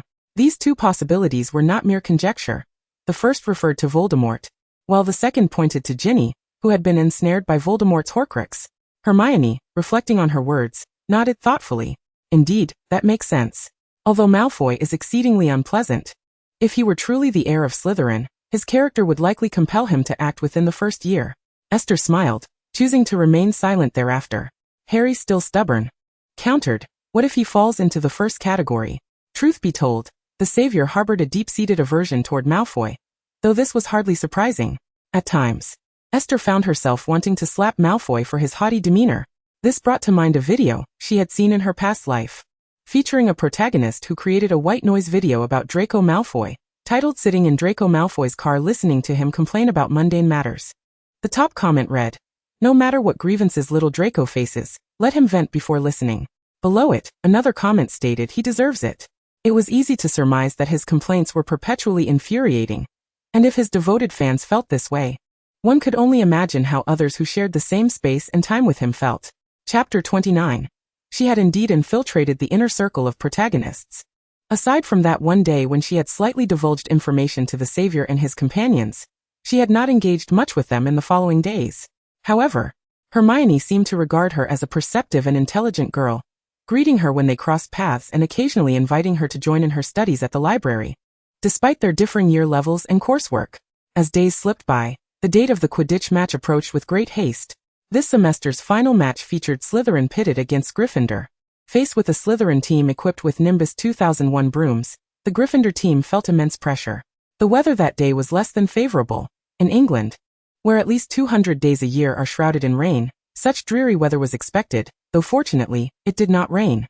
The wind howled through the stands, and Esther wrapped her robes tighter around herself, pondering how merely watching the match felt cold enough let alone participating in it. Surely, the wind would slice through her like a knife. Thus, her aspirations of joining the Hufflepuff Quidditch team waned further. Though she originally had no desire to partake in Quidditch, Hogwarts matches are open to parental spectators, albeit most parents do not possess the leisure to sit in the stands and watch a group of students play in such frigid weather. Perhaps it was the fact that it was his son's inaugural match that compelled Mr. Malfoy to don his finest attire and take a seat in the stands. Much like the portrayal in the films, Mr. Malfoy was quite handsome and dressed in an impressive manner, sitting silently with an air of nobility. Yet, even while attending his son's game, he held his chin high, exuding an aura of arrogance that rendered him rather unapproachable. It is worth noting that the Malfoy family has never been known for their amiability. The expansive Quidditch pitch saw players soaring through the air like great birds. Esther, possessing a slight nearsightedness that did not hinder her daily life or studies, still found it difficult to discern their faces. Donna and Casey each held a telescope, taking turns to observe. Frankly, Gryffindor appeared formidable, but this time Slytherin wielded the latest Nimbus 2001, leading me to suspect Gryffindor might be at a disadvantage, and whispered to Esther beside her. Her voice was nearly drowned out by the thunderous cheers and encouragement surrounding them, rendering her comment almost inconspicuous. Fortunately, Esther's attention was not fixated on the match, allowing her to hear Anne's words. "That's uncertain. I believe Gryffindor will prevail." Aware of the plot, Esther replied to Anne, "After all, the rules of Quidditch dictate that whoever catches the golden snitch earns an immediate 150 points. While Gryffindor may currently lag, should Harry Potter capture the snitch, they could still win, especially since Harry possesses an excellent broom and superior skills." And nodded in agreement. "You are correct." In their dormitory, Esther was regarded as the most astute. If the academic star opined thus, it must be so. Meanwhile, Fiona, overhearing their conversation, turned her head in mild surprise toward Esther. "So you two are a fan of the Chosen One?" Esther had not anticipated such a remark, and the label of fan of the Chosen One felt somewhat awkward, prompting her to hastily retort, "Not at all. I merely analyze situations based on their specifics." Fiona acknowledged her with an "oh," not dwelling on the matter further, and resumed watching the match. The game concluded with Harry Potter securing the golden snitch, leading to Gryffindor's victory. The jubilant cheers from Gryffindor students nearly shattered the sky, in stark contrast to the glum expressions of the Slytherin supporters. Each member of the team wielded the most advanced Nimbus 2001, yet could not triumph over Gryffindor, who rode brooms barely holding together from the Comet series. Who could possibly find joy in such a defeat? Mr. Malfoy's countenance darkened, his earlier composure and pride diminished, as the Slytherin team members hung their heads in despair. Particularly Draco, who had nearly simultaneously spotted the golden snitch with Harry Potter. After an intense struggle, he ultimately succumbed to his rival, the Chosen One. This was a blow harder to bear than death itself. Of course, Harry's victory had not come easily. In a final desperate attempt to catch the snitch, he fell from his broom, ultimately capturing it but fracturing his arm in the process. The current defense against the dark arts teacher, Gilderoy Lockhart, disregarding Harry's protests, insisted on applying a healing charm, which backfired, rendering Harry's arm as pliable as rubber. Thus, following the match, Harry found himself in the infirmary. However, this misfortune did little to uplift the spirits of the Slytherin students. Ultimately, regardless of who triumphed in this match, it bore no relevance to Hufflepuff. Yet compared to Slytherin, most Hufflepuff students favored Gryffindor and thus joined in the raucous applause, cheering for Gryffindor. Once the match concluded, everyone returned to the monotony of their academic lives. The recent days had been marked by incessant rain, and as the weather turned cooler, Esther donned a thick sweater and heavy robes. Were it not for her fear of being too conspicuous, she would have eschewed the school uniform skirt entirely. Given England's typically dreary and damp climate, neglecting to keep her legs warm could lead to chronic ailments in just a few years. This line of thought led her to admire the Slytherin students, who spent their days in the underground common room near the lake. How did they endure such conditions? Aside from the weather, another source of vexation was Hermione's persistent visits. Perhaps their previous conversation had revealed her keen intellect, prompting Hermione to actively seek her friendship, even involving her in their potion-making endeavors. The Polyjuice potion is notoriously difficult to brew, and given your prowess in potions class under Professor Snape's scrutinizing gaze, you can manage to avoid any deductions for Hufflepuff. Hence, we need your assistance, Hermione earnestly declared. At that moment, they were in the abandoned girls' lavatory on the second floor, where Hermione sat on the floor, already preparing the Polyjuice potion. Esther gazed at them incredulously and asked, "Aren't you afraid to share your plans with me, considering I'm merely an extra from the original story?" What qualifications do I have to participate in the main character's scheme? Harry looked at her, his green eyes reflecting genuine trust. Of course we trust you. You are a Hufflepuff. Moreover, Ron and I truly struggle with potions, while you and Hermione are exceptionally bright, so we'd be grateful for your help. Ron nodded in agreement. Indeed, our grades are rather average. He then wore an expression of exasperation as he added, by the way, why are we brewing potions in the girls' lavatory? Rest assured, this place is absolutely safe. No one comes here, Hermione asserted confidently in response to Ron's inquiry. Why? Ron pressed. Because of Moaning Myrtle. This place has been abandoned because of her. Hermione casually explained to Ron. She lowered her gaze, carefully studying the steps in the book. Knowing they had limited materials, thus requiring utmost caution. Esther, could you please assist me with this step? She requested, her brow slightly furrowed. Having come this far, it seemed disingenuous to withdraw from their collaboration. Esther sighed quietly and crouched down to help her review the instructions. The Polyjuice potion is a rather intricate potion, primarily serving to alter one's appearance. Its main ingredients include lacewing flies, leeches, powdered bicorn horn, shredded boomslang skin, and the hair of the individual one wishes to transform into. This indeed poses quite a challenge for lower-year students. Ron remained puzzled. Who is Moaning Myrtle? It was Esther who replied, Moaning Myrtle is a ghost. She has a rather peculiar disposition, which is why everyone tends to avoid this place, leading to its gradual abandonment. No sooner had she finished speaking than a grey ghost suddenly appeared from nowhere, exclaiming, I knew it. You all love to speak ill of me. Who would like an ugly, pitiful, and dreary Moaning Myrtle? The ghost wailed in a high-pitched voice, weeping, before diving headfirst into a toilet, vanishing from sight. Ron and Harry were left dumbfounded, staring blankly. Hermione and Esther, however, displayed little reaction. While Hermione had casually settled on the floor, Esther opted to remain crouched. Though she knew that a simple cleaning spell would render the area spotless, she still grappled with her aversion to the idea. Brewing potions in a lavatory felt decidedly odd. Only marginally better than cooking in a restroom. The mere thought of concocting potions mixed with the hair of others made Esther feel quite queasy. She vowed that she was not a germaphobe. Rather, it was their lack of propriety that bothered her. Speaking of which, on the day Colin was petrified, I overheard a conversation between Professor Dumbledore and Professor McGonagall in the infirmary, where they mentioned that the Chamber of Secrets had been opened once again. Harry shared his findings with his companions. Indeed, just yesterday, a student had been found petrified, much like Filch's cat. It was none other than Colin Creevey, the enthusiastic first-year Gryffindor who idolized Harry Potter. Coincidentally, he was a Muggle-born wizard. Consequently, the students who initially regarded the Chamber's incidents as mere pranks began to harbor doubts. And from this morning onward, very few students ventured out alone, especially those hailing from Muggle families. Again? Does this mean the Chamber has indeed been opened before? Hermione exclaimed, her surprise evident. Harry nodded.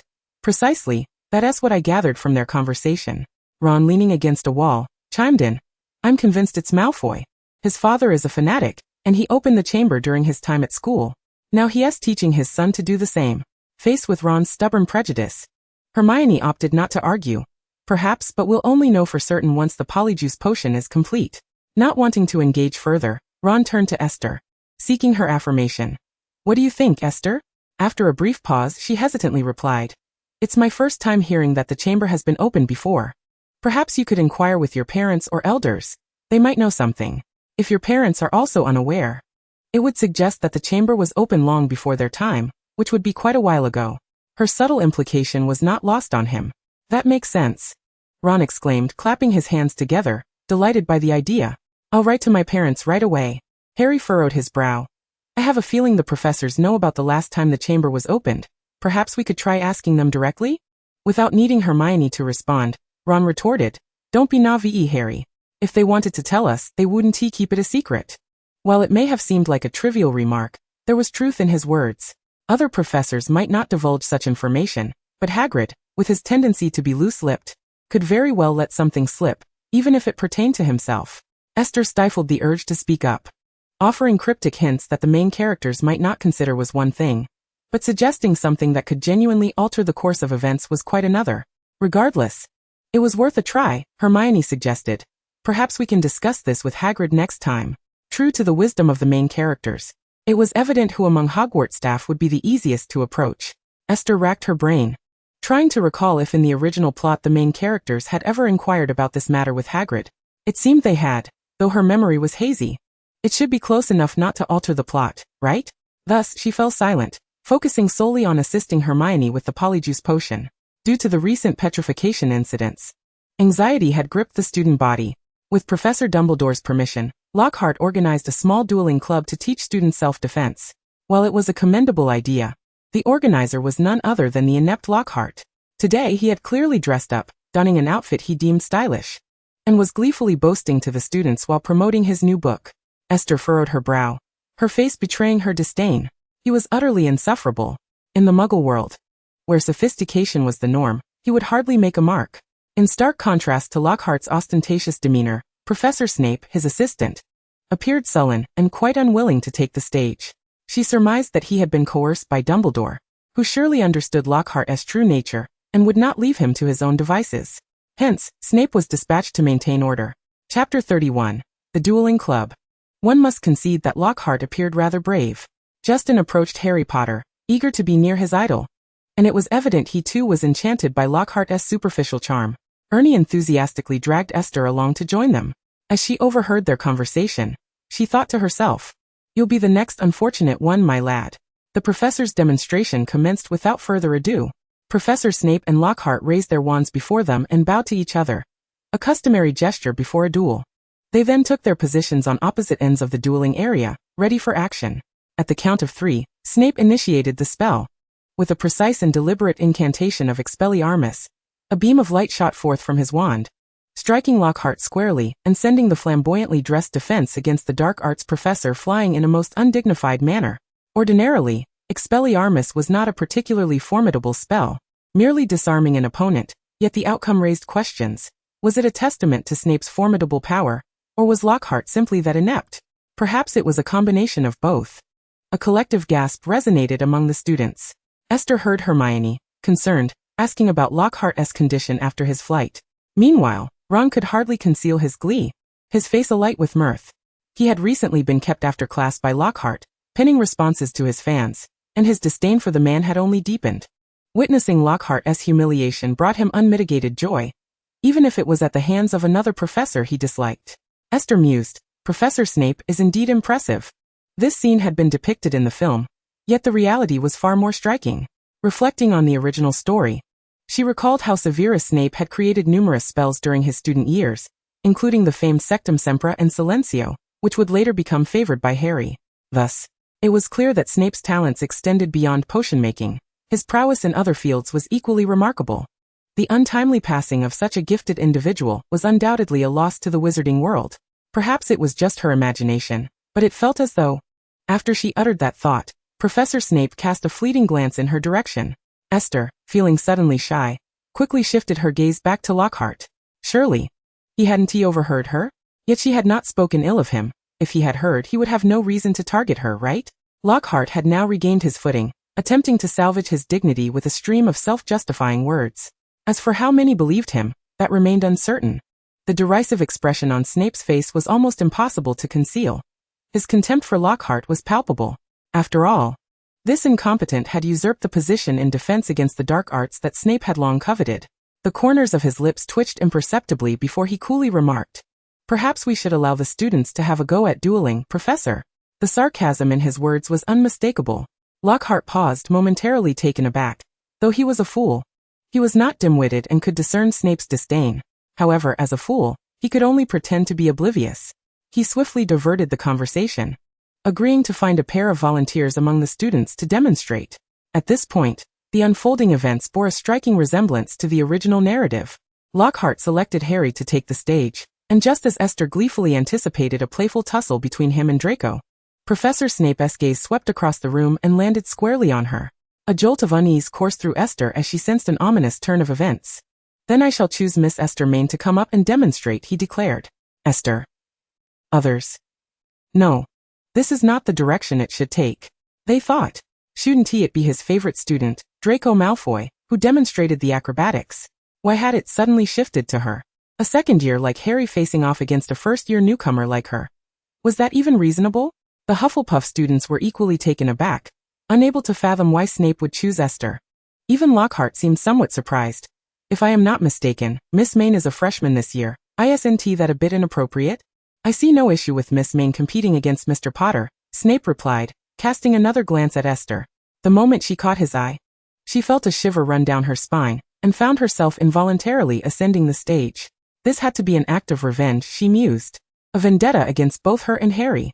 Regardless of who emerged victorious, he would relish the outcome. Harry, too, appeared momentarily stunned, furrowing his brow as he cast a troubled glance at Esther. To him, she had become a friend, albeit one whose bond felt less profound compared to Hermione or Ron. This left him conflicted. If it were Ron or Hermione he were to face, he would have no hesitation, but confronting a less familiar friend made him reluctant to engage, especially since Esther was younger and had a timid disposition. Draco, standing nearby, was also dissatisfied with this choice. Unlike the timid badgers, he boldly addressed Professor Snape. Professor, allow me to take the stage. I wish to duel with Potter. Snape regarded him coolly. Mr. Malfoy, please trust in my decision. Having asserted this multiple times, the others felt disinclined to contest further. Lockhart stepped forward to speak. Very well, let us proceed. I emphasize that the only objective is to disarm your opponent. No other action should be taken, as I wish to avoid any harm. Esther and Harry exchanged polite nods before assuming their positions, wands raised towards one another. Taking a deep breath, Esther felt a whirlwind of emotions. Unsure how this situation had come to pass, she became increasingly anxious. Upon hearing Lockhart's command, she instinctively cast her spell. Disarm. She enunciated the incantation clearly. A beam of white light shot from her wand, striking Harry's wand from his grasp. A chorus of applause erupted around them. Harry, unperturbed by the loss of his wand, merely smiled at her. He had no intention of retaliating against Esther. In Chapter 32, titled Disney Princess Harry Potter, Snape seized the opportunity to mock Harry for being unable to best a mere first-year student. Surprisingly, Harry refrained from retorting. Esther, feeling a surge of misplaced affection, thought perhaps Harry was simply trying to protect her. After all, he was the protagonist, and his kindness was truly touching. Following this, Snape allowed Esther to step down, replacing her with Draco Malfoy for the next duel. Esther exhaled in relief and hurried off the stage. Merlin, Esther, you were incredible. You actually defeated Harry Potter. I am so proud of you, Ernie whispered excitedly in her ear. Other Hufflepuff students regarded her with admiration. Feeling slightly bashful, Esther tucked a stray hair behind her ear and murmured, actually, it's because Harry didn't want to duel me. He let me win. And patted her shoulder. Regardless of his intentions, you won, and that brings glory to Hufflepuff. Justin nodded in agreement. But how could Snape have chosen you? Why not let me face Harry instead? His tone bore a hint of disappointment. Esther glanced at him, choosing silence. She thought to herself that he still viewed Harry as a treasure, but soon enough, he would be avoiding him. The subsequent events unfolded as they did in the original text, so there is no need to elaborate further. In short, Harry inadvertently spoke Parseltongue, conversing with a snake. His intention was to dissuade the serpent from attacking the students. However, to the onlookers, it appeared as though he was inciting the snake to attack Justin. Professor Snape, recognizing the gravity of the situation, swiftly dispelled the serpent. Yet the students remained in shock, casting uncertain glances at Harry. Even Draco, who had initially been embroiled in the chaos, wore an expression of disbelief. With such an unforeseen incident, the atmosphere turned sour. At first, Justin struggled to comprehend what had transpired, while Ernie anxiously explained. Harry is a Parselmouth. Merlin, only descendants of Slytherin can speak Parseltongue. So, Harry Potter must truly be a descendant of Slytherin, the one who opened the Chamber of Secrets, intending to slay all Muggle-born wizards? He exclaimed in astonishment in the common room, drawing the attention of many. Hufflepuff had the largest population of Muggle-borns among the 4 houses, and upon hearing this, many began to feel anxious. Surely not. Harry is the hero. How could he possibly be a Slytherin descendant? Although this assertion was utterly absurd, some found it hard to dismiss. Ernie insisted. Perhaps it is precisely because he is also a Parselmouth that the heir of Slytherin seeks to eliminate him. After all, the heir, being a Slytherin himself, would naturally wish to eliminate another Parselmouth to maintain his supremacy. Surprisingly, this theory held a semblance of logic, leading some to believe it. Justin's face turned pale as he trembled. Is it because I revealed my identity as a Muggle born to him before the duel that he seeks to kill me?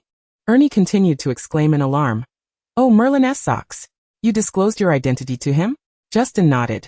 Just before everything happened, I seized the chance to converse with him and mentioned that I was a Muggle-born. Esther was right beside me. She heard it too.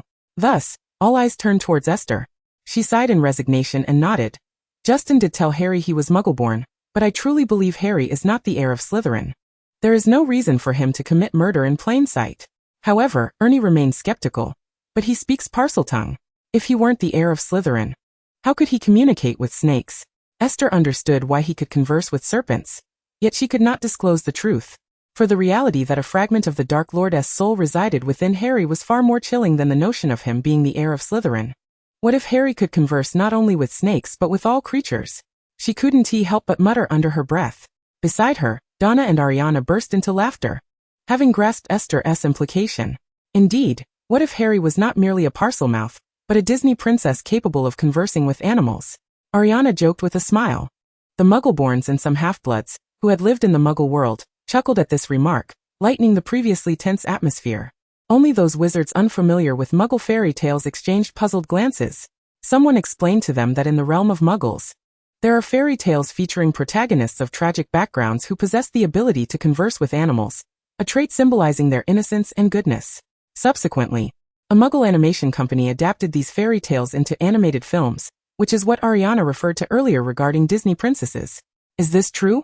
Do such extraordinary beings exist in the Muggle world? Hannah inquired with curiosity. Esther replied with utmost seriousness, who knows? After all, fairy tales also feature wizards. When I was younger, I believed they were all fictitious. Yet it has been proven that wizards indeed exist in this world. So perhaps there are individuals who can truly communicate with animals. The Muggle wizards were largely oblivious to concepts like the heir of Slytherin or Parseltongue. Though they initially felt fear, their reactions were not as intense as those of pureblood wizards. Conversely, the pureblood wizards, unfamiliar with the Muggle world and having grown up in the magical realm, found it easier to accept such peculiar and unscientific notions, leading them to momentarily regard fairy tales as reality. They began to question whether Harry could converse with snakes or with all animals, and even Ernie, who had initially been resolute, now found himself uncertain. Diverging opinions emerged, and discussions ensued.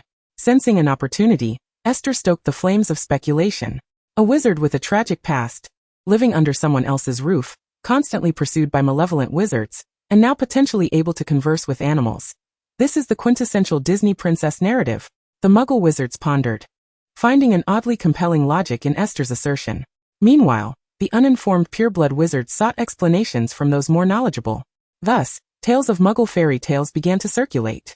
The conversation gradually veered off course. Esther, ever the quiet observer, listened intently to the stories being shared. Harry, this is where I can assist you. She sighed softly to herself. Your identity as either a Parselmouth or a Disney princess will hinge on which rumor is deemed more absurd. In her view, becoming a Disney princess would at least spare one from ostracization. Chapter 33. On the positive effects of absurd rumors. The rumor of Harry Potter being a Parselmouth or a Disney princess spread rapidly. Pureblood wizards, who were somewhat unaware of the situation, earnestly debated which possibility was more plausible. Meanwhile, Muggle wizards familiar with the concept of Disney princesses found that this ludicrous rumor significantly diminished their fears concerning Parseltongue.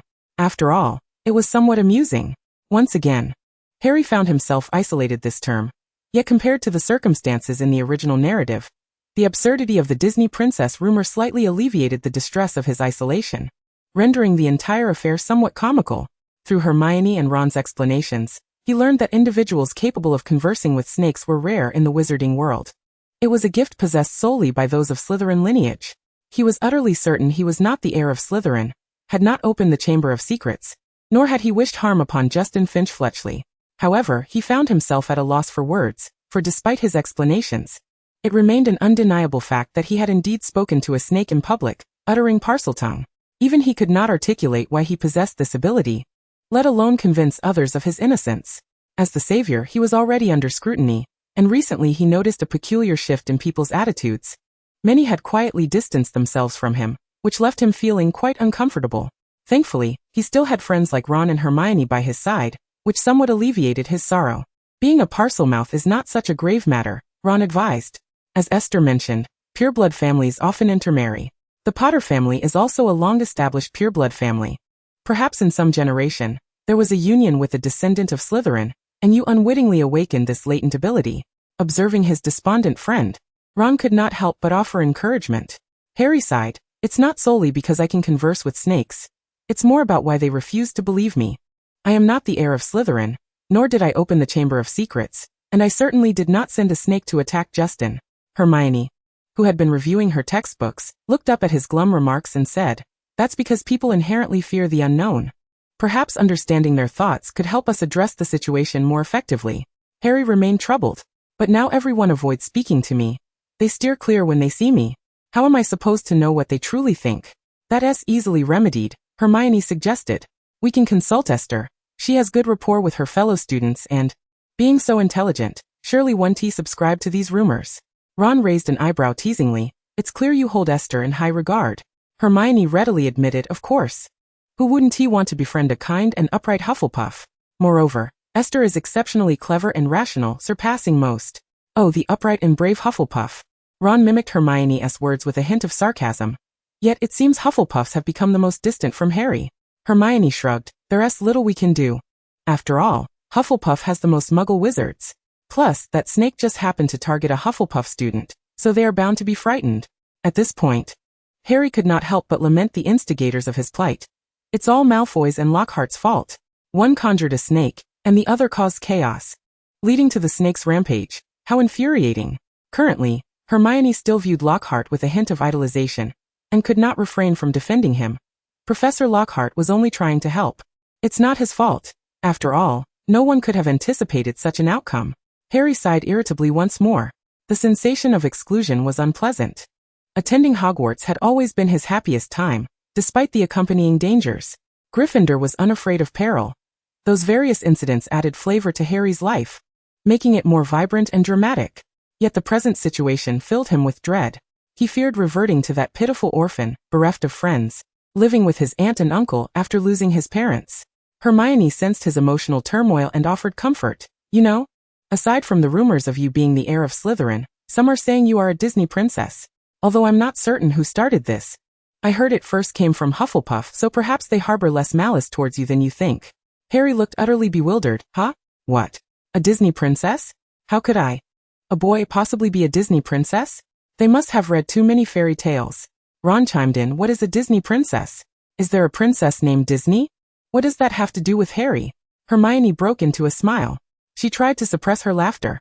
But the notion of someone calling Harry a Disney princess was simply too amusing. She had no idea which genius had come up with such an idea. It was incredibly imaginative.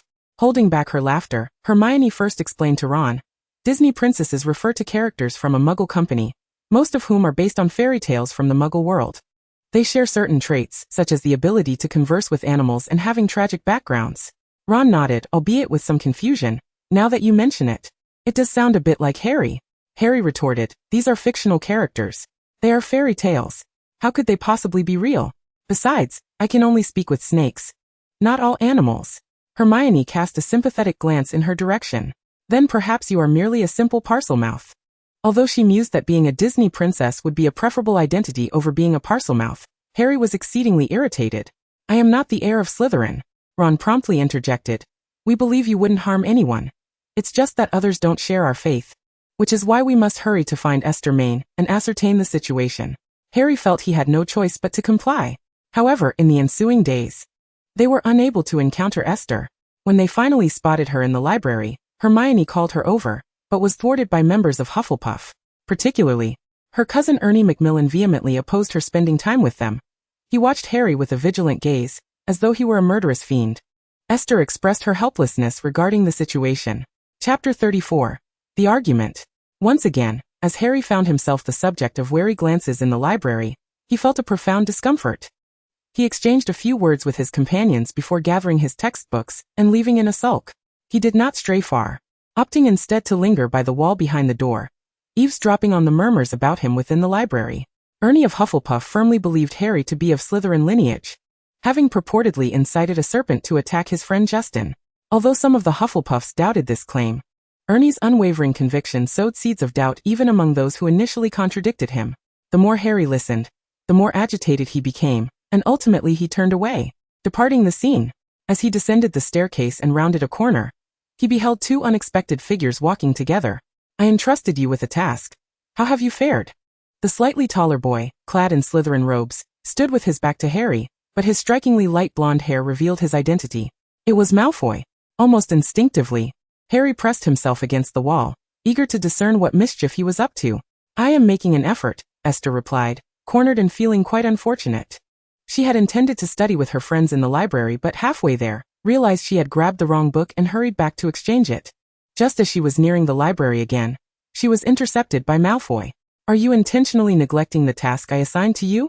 Malfoy crossed his arms, his eyes narrowing with suspicion. Esther mentally berated her luck. On occasion, Malfoy did exhibit a degree of self-awareness. Yet now was not the time for confrontation. So she shook her head. No.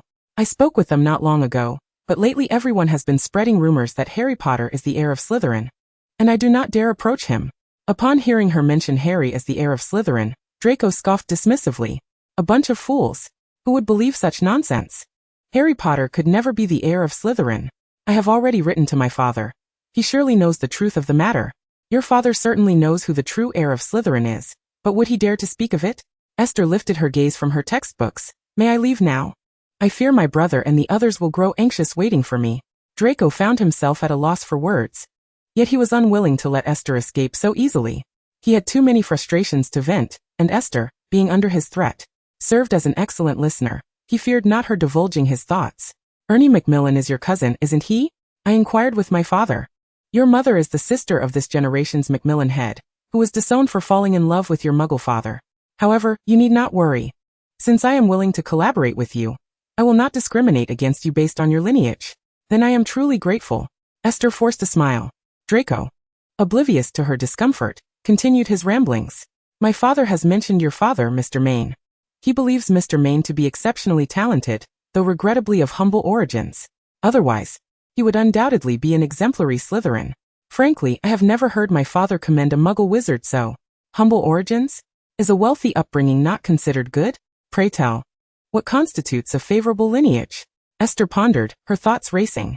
My father has high expectations. It is all that insufferable St. Potter's fault. If it weren't for my overconfidence, I wouldn't have allowed him to win so easily in the Quidditch match. And now, people think he is the heir of Slytherin. Ha! Who knows how smug he must feel? Always seeking the limelight. Utterly detestable. Oh, listen to that tone. How bitter. It's more sour than the waterlogged barrel outside the Hufflepuff dormitory. Esther thought to herself.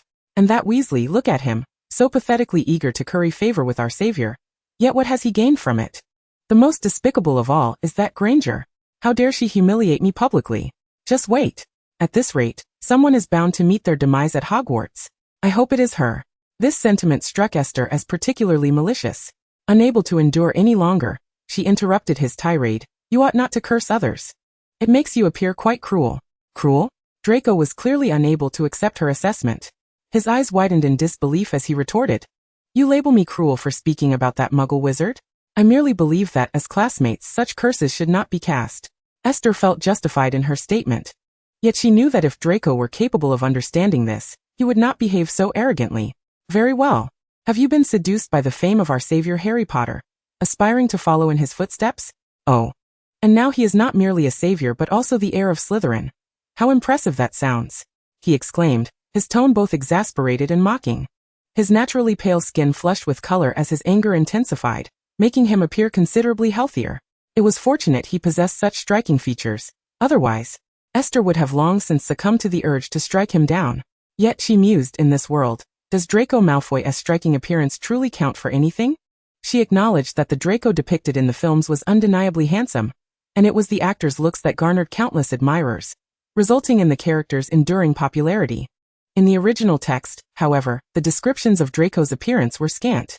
The author merely noted his light blonde hair, pale skin, and pointed chin, alongside a comparison of his eyes to those of a goldfish, initially to emphasize their lack of vibrancy, later suggesting they were merely large.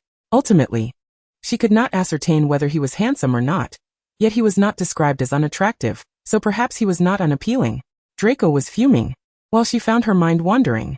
His proximity did not go unnoticed, and he grew increasingly irate as he observed her distraction. What is it?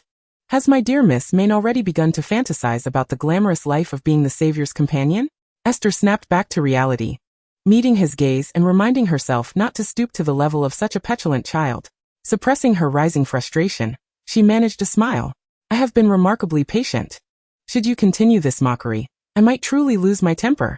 What are you smiling about? Draco was profoundly dissatisfied with her reaction. Wasn't she just formidable a moment ago? Why is she now silent in the face of my assertions? Have I struck a nerve?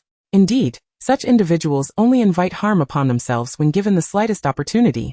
This time Esther chose to retort. Why do you become so incensed at the mere mention of Harry Potter? Could it be that you secretly wish to befriend him? Yet he ignores you in favor of that Weasley you so disdain, leaving you feeling humiliated? Chapter 35. The Empathetic Savior. Draco could scarcely believe his ears. Initially, a flicker of confusion crossed his face, quickly followed by a furious outburst. When have I ever wanted to be friends with him? I certainly don't need to curry favor with the savior like Weasley does to feel validated. His agitation was palpable, causing a stray lock of hair to fall from his meticulously styled coiffure. He glared at Esther as if she had just uttered the most outrageous statement imaginable. Undeterred, Esther met his gaze with her piercing blue eyes and calmly replied, "Are you now angry out of embarrassment?" "Of course not," he bellowed suddenly, before realizing that such a display only confirmed Esther's insinuation of his embarrassment. He quickly lowered his voice, grinding his teeth as he menacingly warned, "Don't forget the promise you made to me. If you dare betray me, I will not let this go." After that, he scrutinized Esther for a moment, seeing none of the trepidation he had previously detected in her. A sense of unease welled up within him, as if continuing this confrontation would lead to an outcome he found distasteful.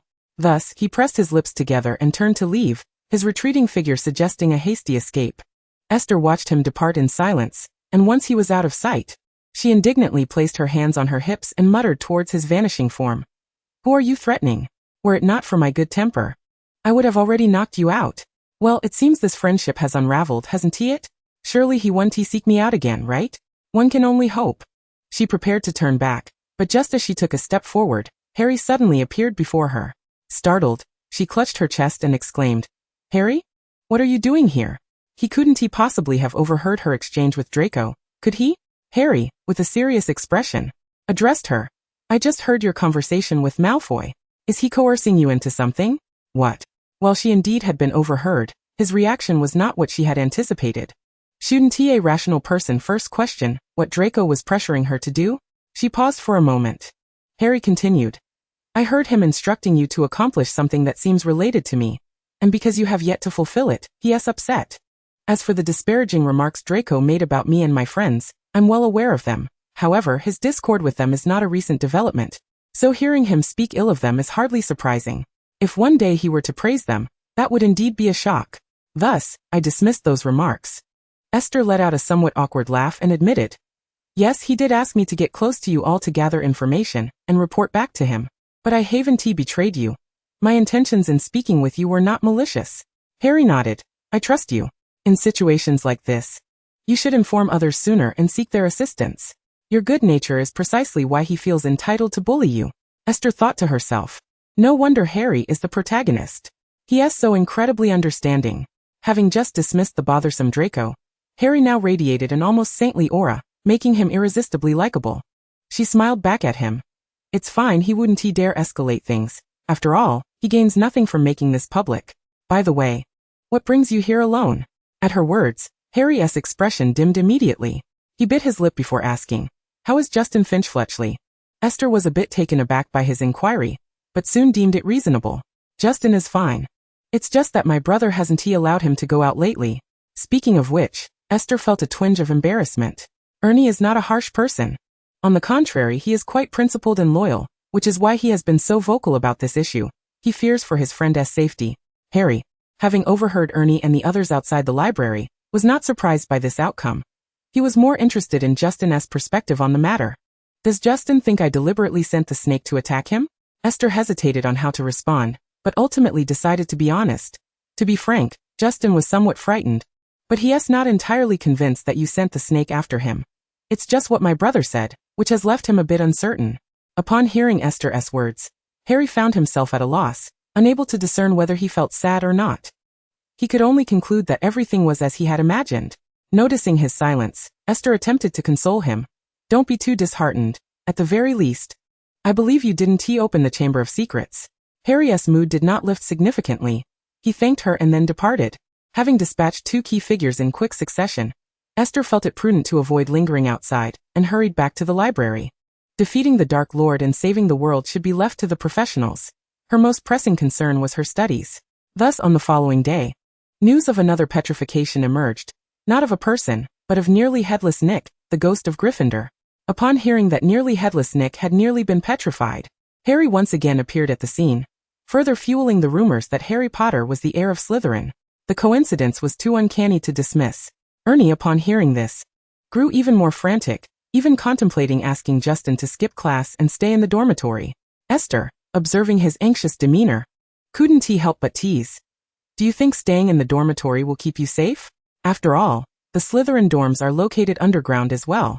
Ernie and Justin's faces turned ashen, especially Ernie, who appeared more nervous than Justin.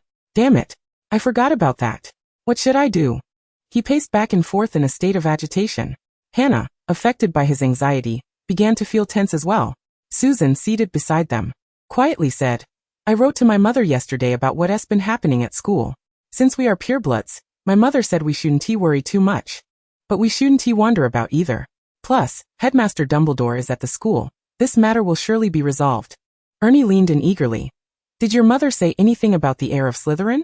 Susan shook her head. No, she probably doesn't know either.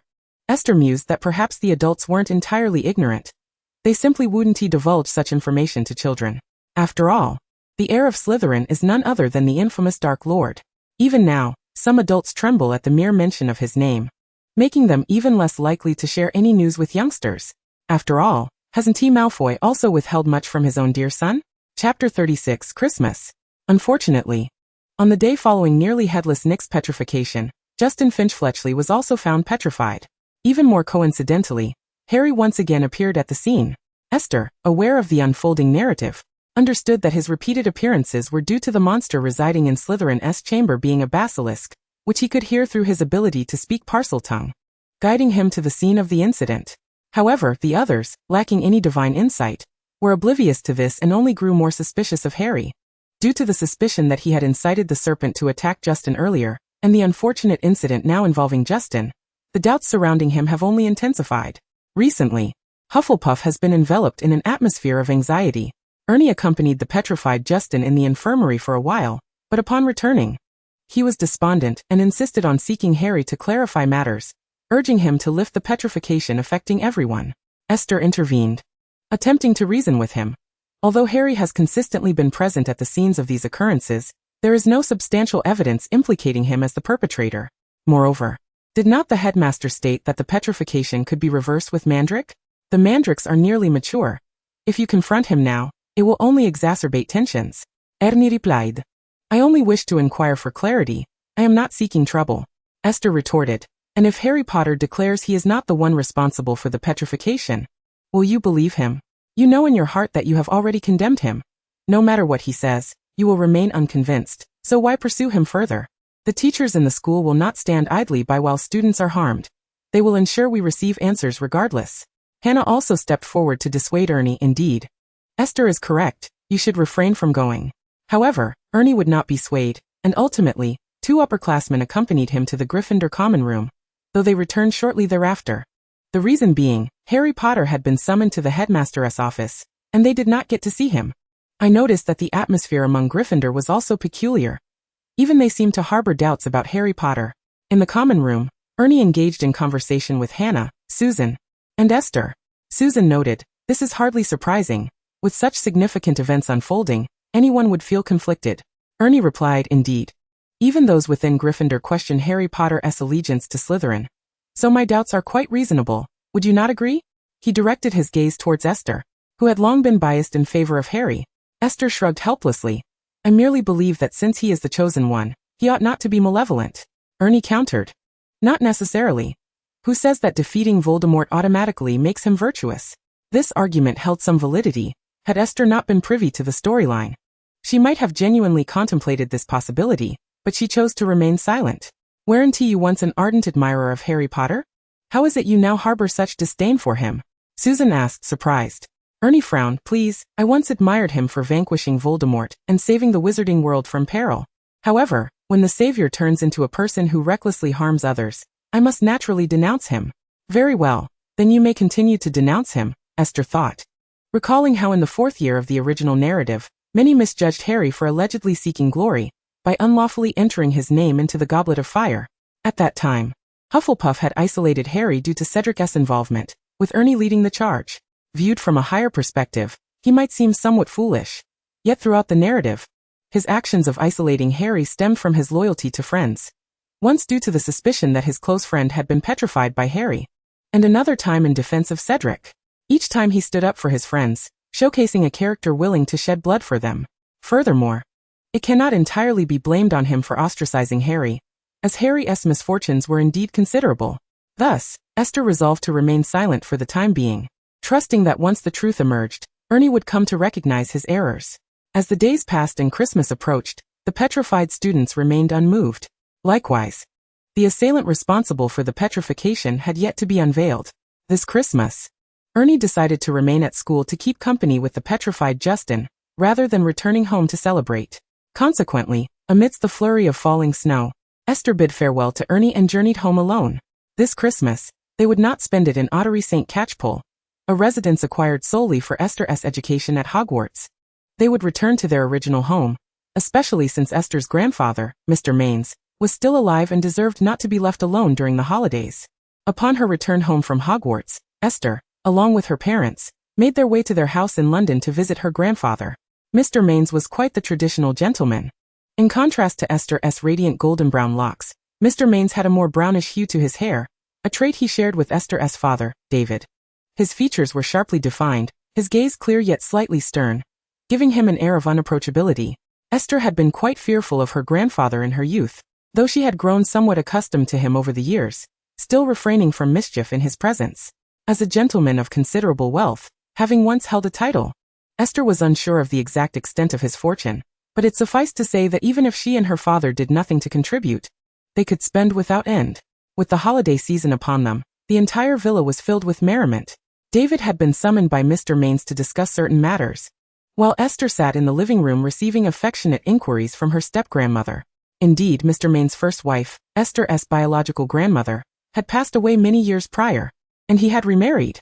David maintained a lukewarm relationship with his stepmother, but Esther had earned the affection of her step-grandmother, likely because of a compliment she had given her regarding her beauty in her childhood, which had significantly elevated her status in the latter's eyes. Esther, oh my little star, let me see how you have been. You've become even more beautiful. Her step-grandmother had retained her maiden name, Eve Hawke, after marriage. Although not strikingly beautiful, she had flaxen hair and brown eyes, with an elongated face. Her large, round eyes were the most captivating aspect of her visage. 5 years younger than Mr. Mains, she appeared remarkably youthful due to her careful upkeep. Moreover, she was a formidable woman, assisting Mr. Mains in navigating the business world. They operated more like partners than traditional spouses. For instance, at this moment, she was dressed in a professional suit and high heels, evidently having rushed over upon hearing of their arrival. First, she took a moment to scrutinize Esther thoroughly, then reproached Lydia. You could have informed us of your return, so I could have been here to greet Esther. Lydia smiled, maintaining a neutral relationship with her mother-in-law. It seemed that Esther was the only one who truly endeared herself to her, perhaps even more than Mr. Mains did in her eyes. We were quite busy. I had intended to come on Christmas Day, but we returned early today, so I could not notify you in time. Busy? What were you busy with? At this, Grandmother Hawke grew agitated. You usually manage nothing, always engrossed in that magic nonsense.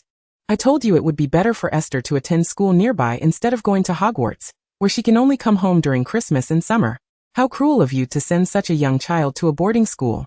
Lydia displayed a somewhat awkward expression and explained, Esther is a witch. She must attend Hogwarts to learn magic. Humph.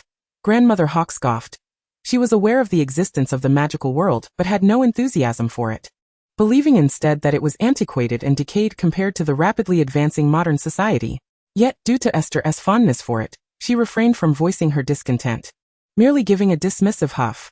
Sensing the tension in the air, Esther quickly suggested, Shall we take a walk in the garden, Grandmother Hawke?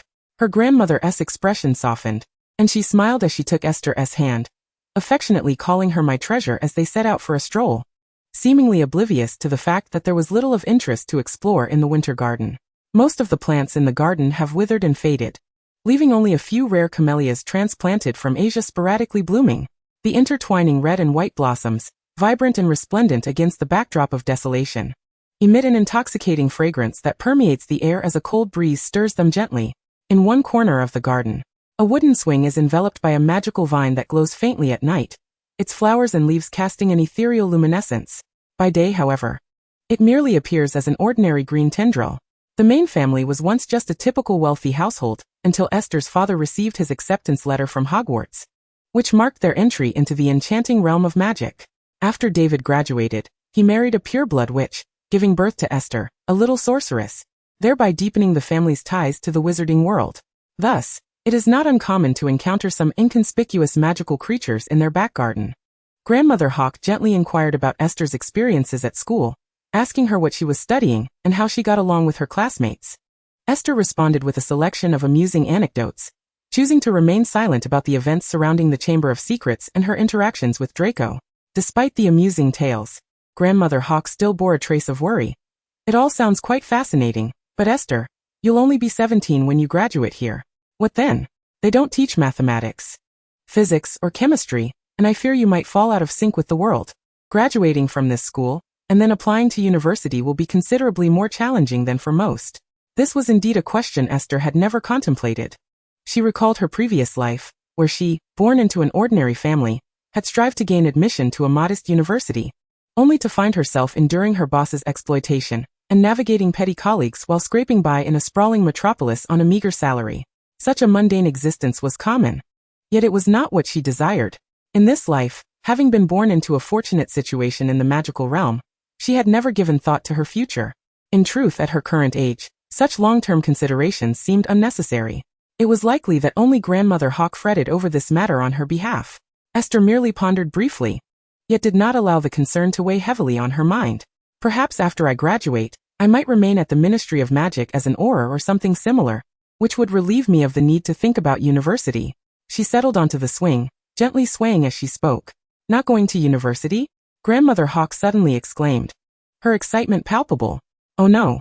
To leave school at 17 and enter the workforce is simply too much. She glanced at Esther, refraining from voicing her more aggressive thoughts, and softened her tone.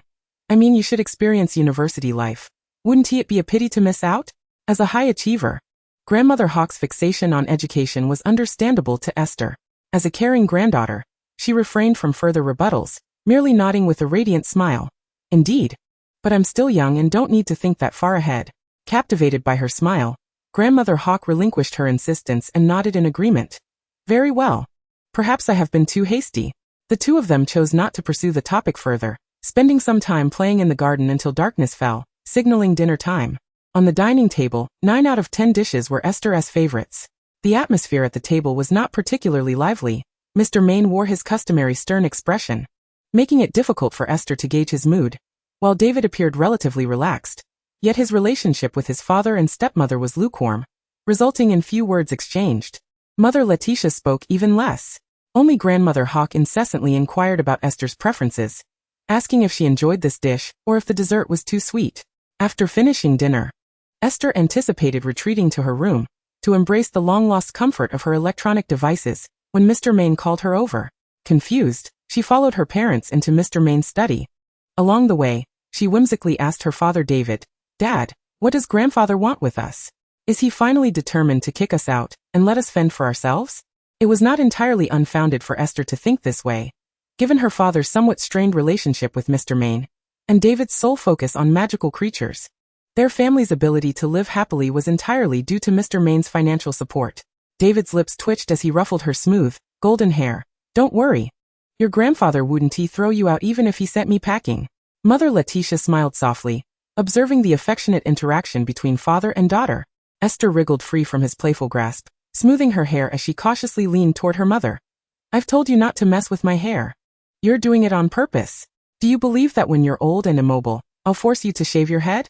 A smile broke across David's handsome face as he feigned a fierce demeanor, brandishing his wand. "You needn't wait until I'm old. Do you believe I could shave your head right now?" Esther shielded her hair and retreated behind her mother, just as the door before them swung open. "Mr. Main glared at David. "At your age, still bullying a child? You truly have achieved something." David sheepishly lowered his wand. Chapter 38. My irresponsible father and my own indifference.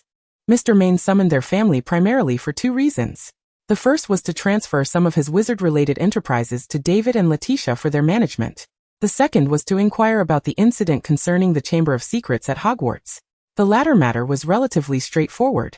Esther hesitated not at all in recounting the events that transpired at school. She was not surprised that Mr. Maine was aware of the happenings at Hogwarts, as he had been engaged with the magical world since her father David began his studies there. Although the magical community generally preferred to avoid excessive contact with muggles, wizards are, after all, human, and like all humans, they are susceptible to the allure of wealth. Mr. Maine was not only affluent, but also exceptionally adept at accumulating wealth. Navigating these connections and collaborating with wizards for profit was not a daunting task. After all, who would ever refuse an excess of money? Even the Malfoy family, staunch supporters of the pureblood ideology, engaged in clandestine trade with the Muggle world. How else could they have amassed such a vast fortune? If they, like other pureblood families, relied solely on ancestral wealth and minor enterprises within the wizarding community, they would have been financially depleted during Voldemort's downfall, unable to maintain their current splendor. However, David was somewhat displeased.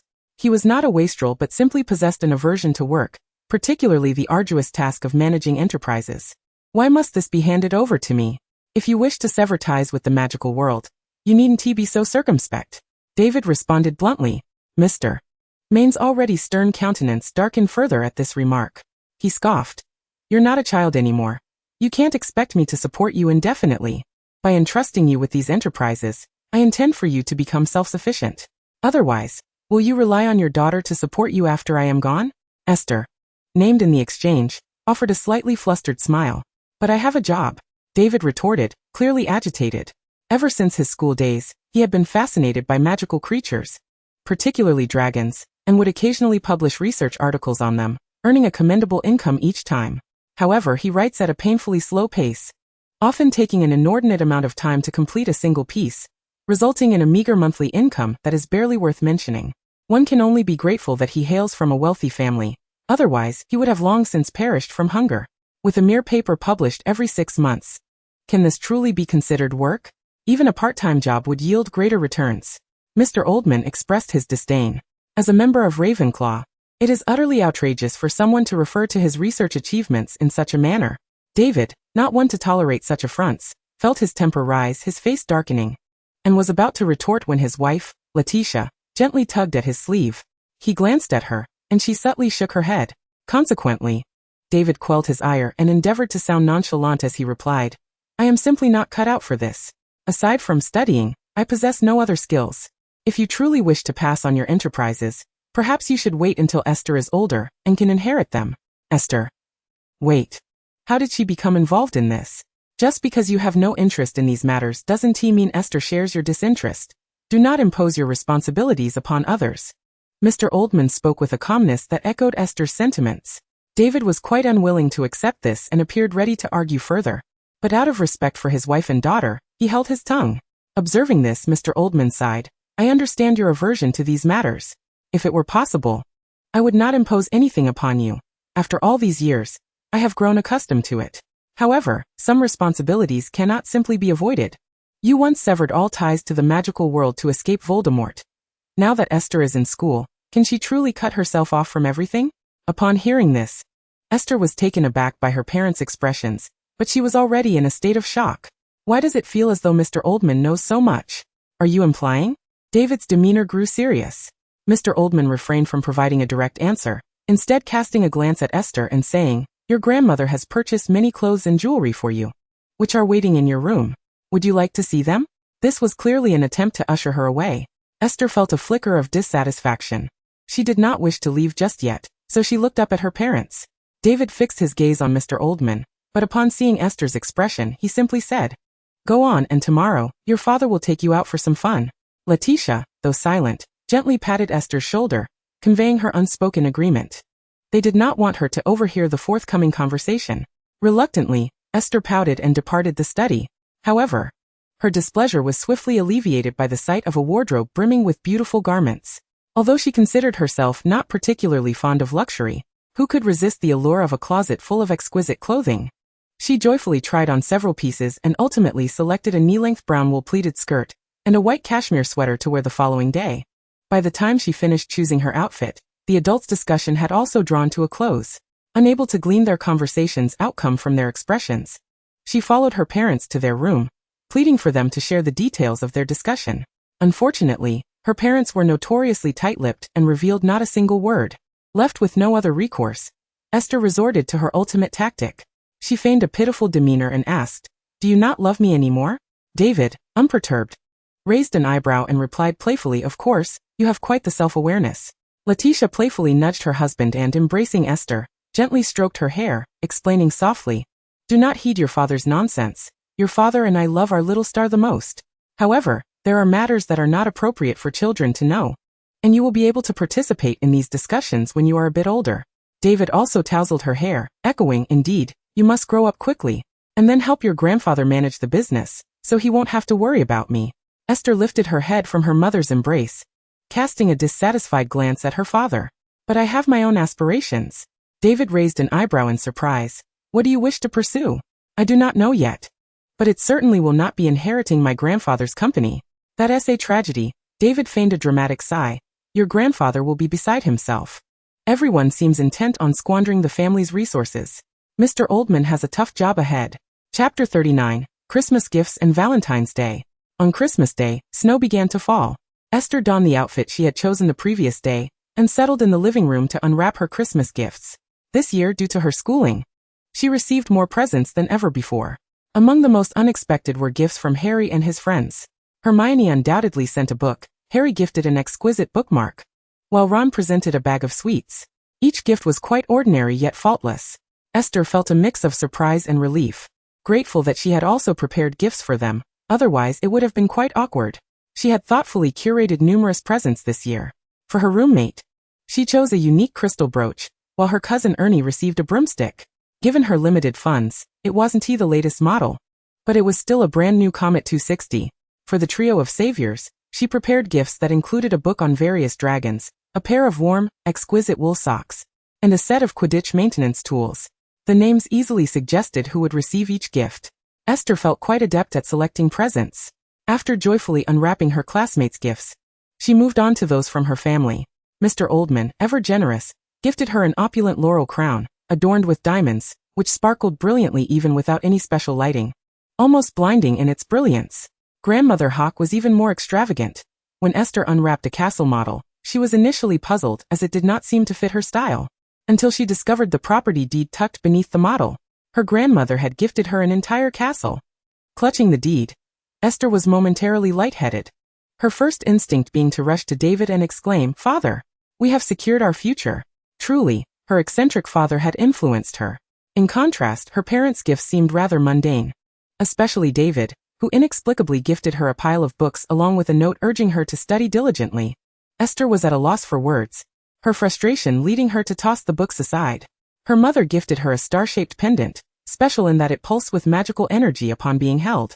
Letitia also included a note, explaining that the pendant was a family heirloom, said to ward off misfortune and protect its wearer from calamity. Although the pendant appeared somewhat outdated, Esther cherished it, recognizing her mother's thoughtful gift. As Hogwarts grew increasingly perilous, she truly needed this. After unwrapping all her presents, Esther felt quite elated. Just then, an owl arrived, clutching a gift. It perched outside her window, pecking insistently at the glass. Esther hurriedly opened the window, and the owl delivered the gift before swiftly departing, not even pausing to nibble at the treat she had prepared. Holding the gift, Esther felt a twinge of curiosity, having already received presents from her close acquaintances. She pondered who might have sent this one. Gazing at the dark green box exuding an air of opulence, a rather outrageous thought flitted through her mind. No way. Could it be from the person she was thinking of?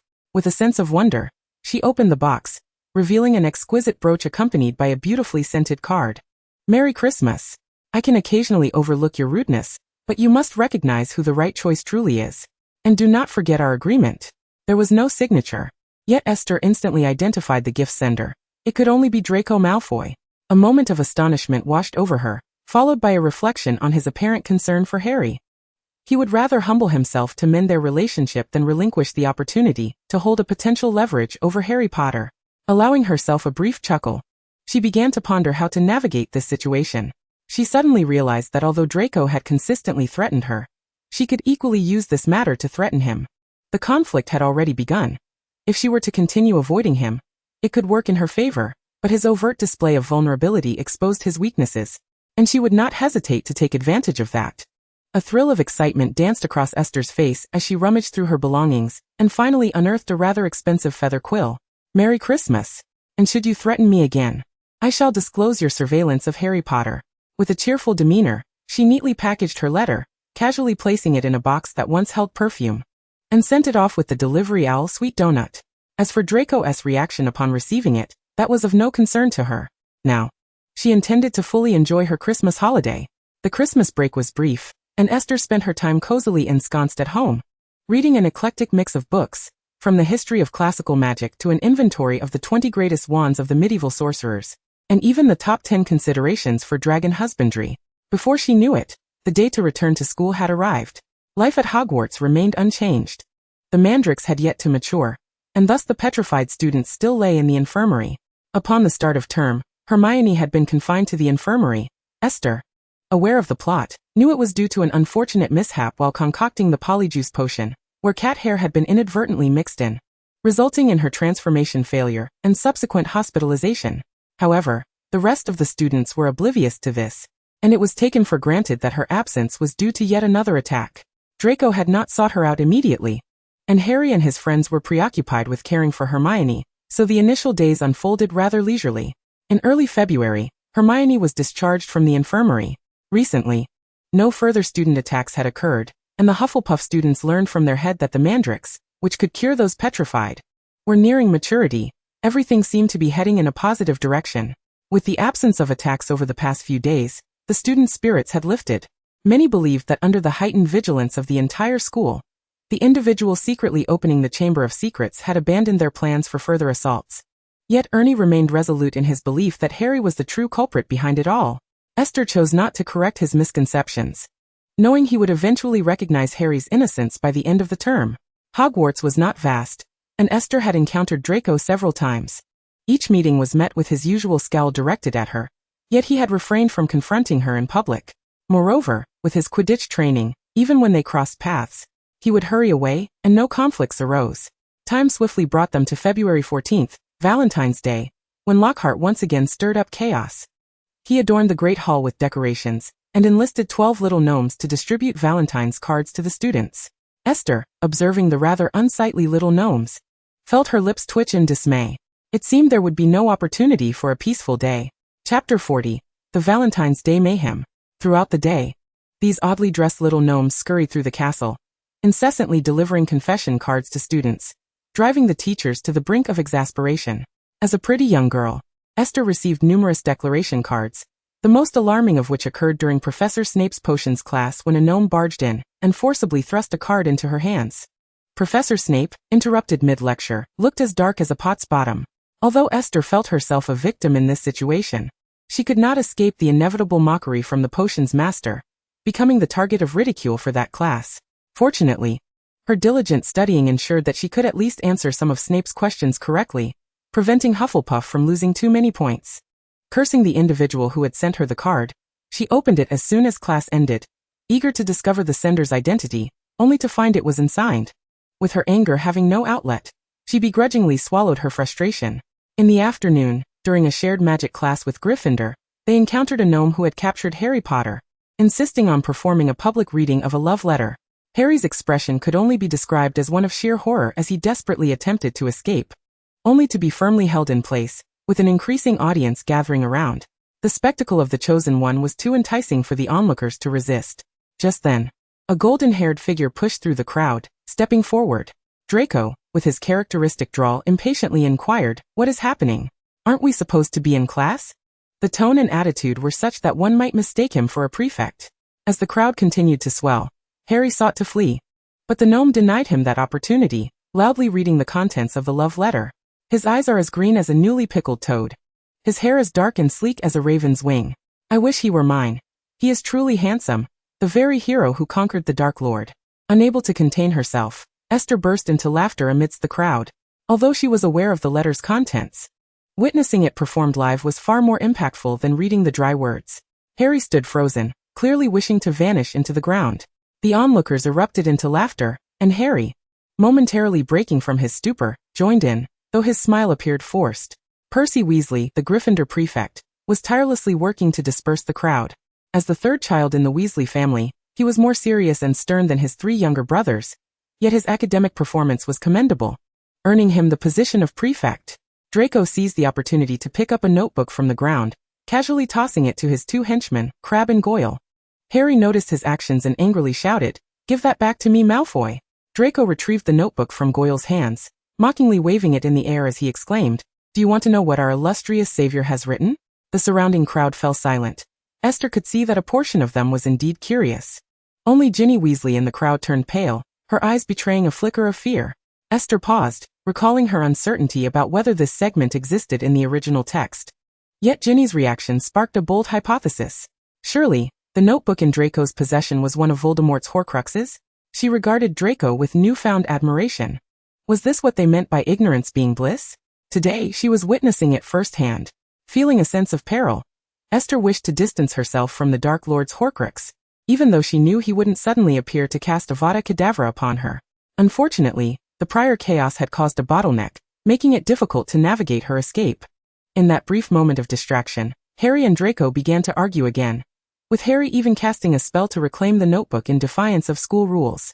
Percy was on the verge of losing his temper, akin to Professor McGonagall, as they both refrained from showing favoritism towards the Gryffindor students, resulting in Harry being docked 5 points.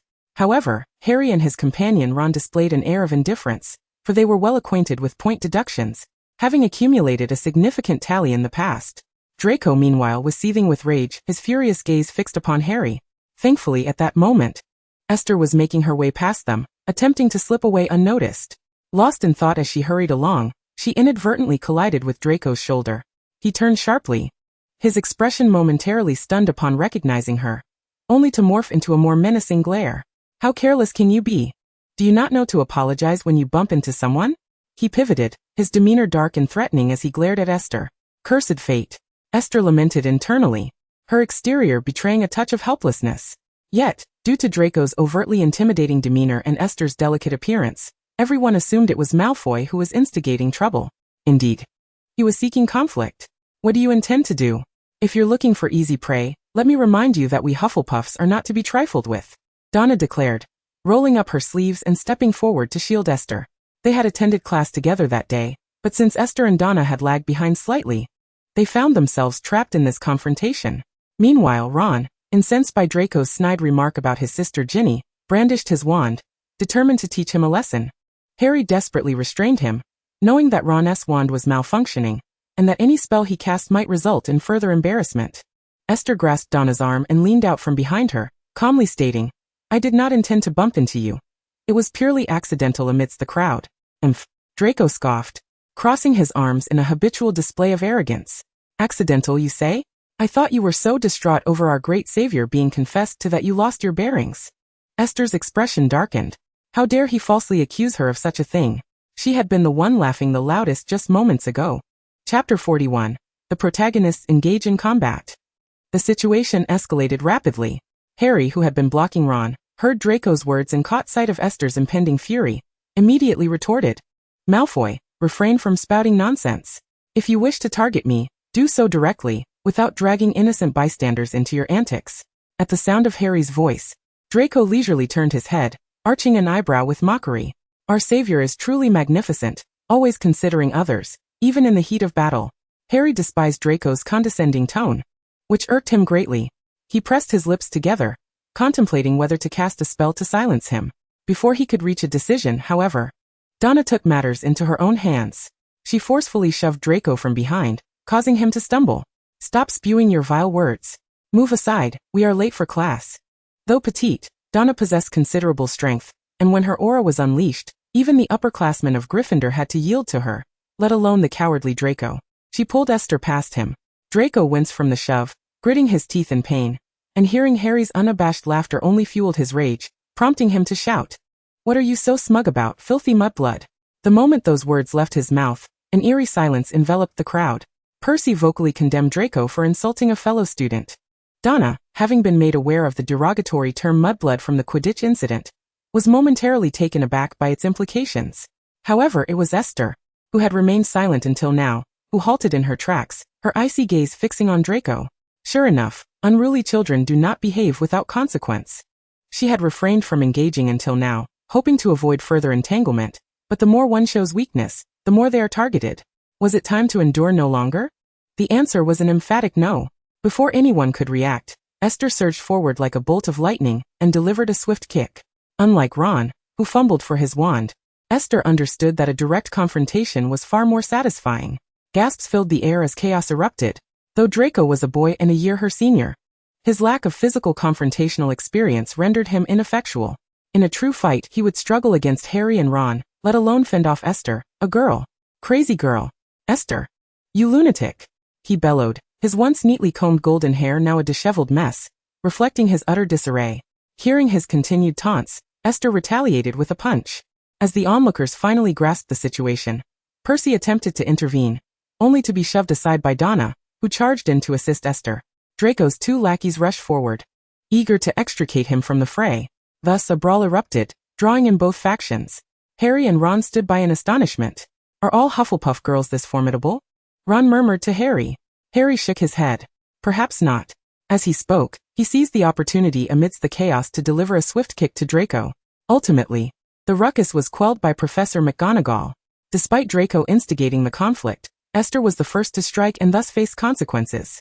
In the end, both Hufflepuff and Slytherin lost 20 points, and all participants in the altercation were sentenced to a day of labor, with the principal offenders, Esther and Draco, receiving an additional week. That afternoon, they missed the remainder of their classes, escorted by their respective heads for a lesson in discipline. Esther was uncertain how Professor Snape would address Draco, but she surmised it was unlikely to be pleasant. After all, Professor Snape's rift with Harry's mother, Lily, stemmed from his use of the term mudblood, one of his greatest regrets. Now witnessing his student publicly insult others with the term, it was clear Draco would not be escaping unscathed. Esther couldn't help but smirk. Merlin, how can you still be smiling? Does it not hurt? Sighed Professor Sprout as she observed Esther. At that moment, Esther and Donna stood in Sprout's office. Upon hearing the headmistress's words, Esther quickly wiped the smile from her face, lowering her head in contrition. Apologis, Professor Sprout. Professor Sprout shook her head in resignation. I have taught many generations of Hufflepuff students, and very few have resorted to public brawls, especially not two lower-year girls from our house. What if you had been injured? Esther and Donna exchanged furtive glances but remained silent. However, I must commend you for standing your ground, Professor Sprout continued. Draco's behavior was indeed unacceptable. How could he insult another student so? She paused. But I hope next time you choose to fight, you do so with greater restraint. At least when more of our housemates are present. Donna tentatively raised her head and asked, Professor, are you not upset with us for losing points for Hufflepuff? Professor Sprout smiled. It's quite all right. As long as you are unharmed, points can be deducted. I trust with Esther's presence, you will soon reclaim those points, will you not? Esther nodded earnestly.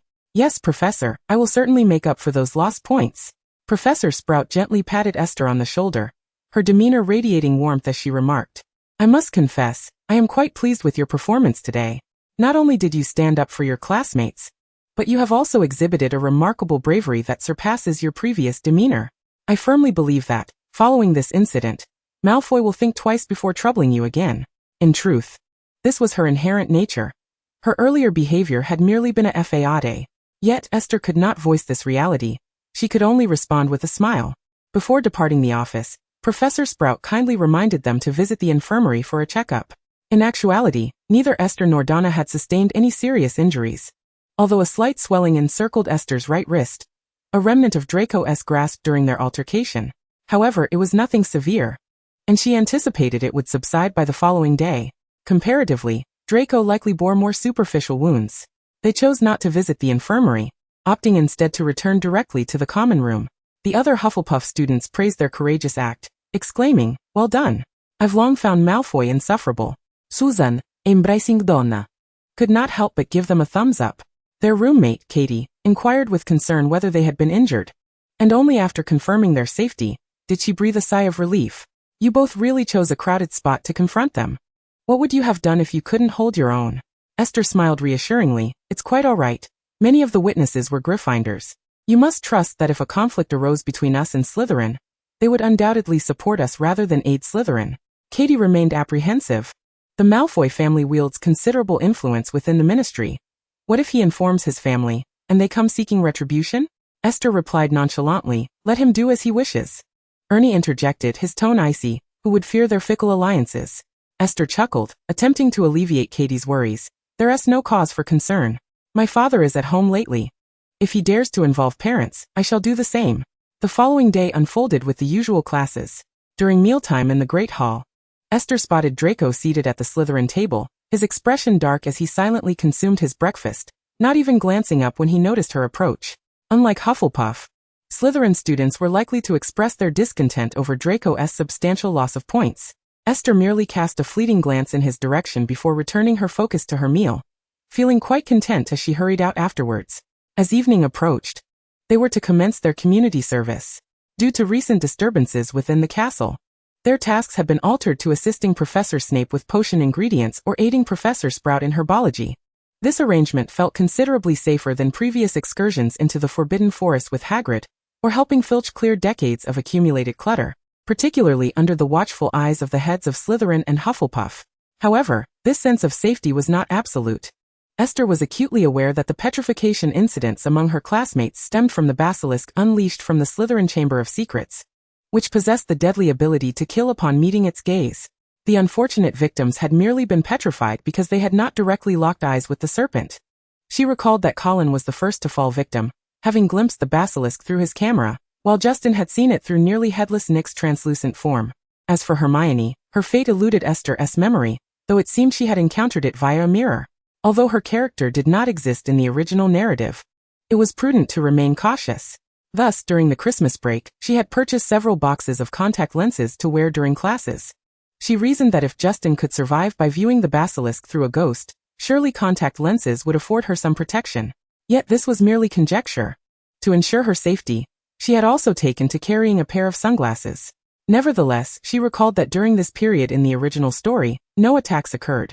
With Voldemort's diary currently in Harry's possession, this time was deemed relatively secure.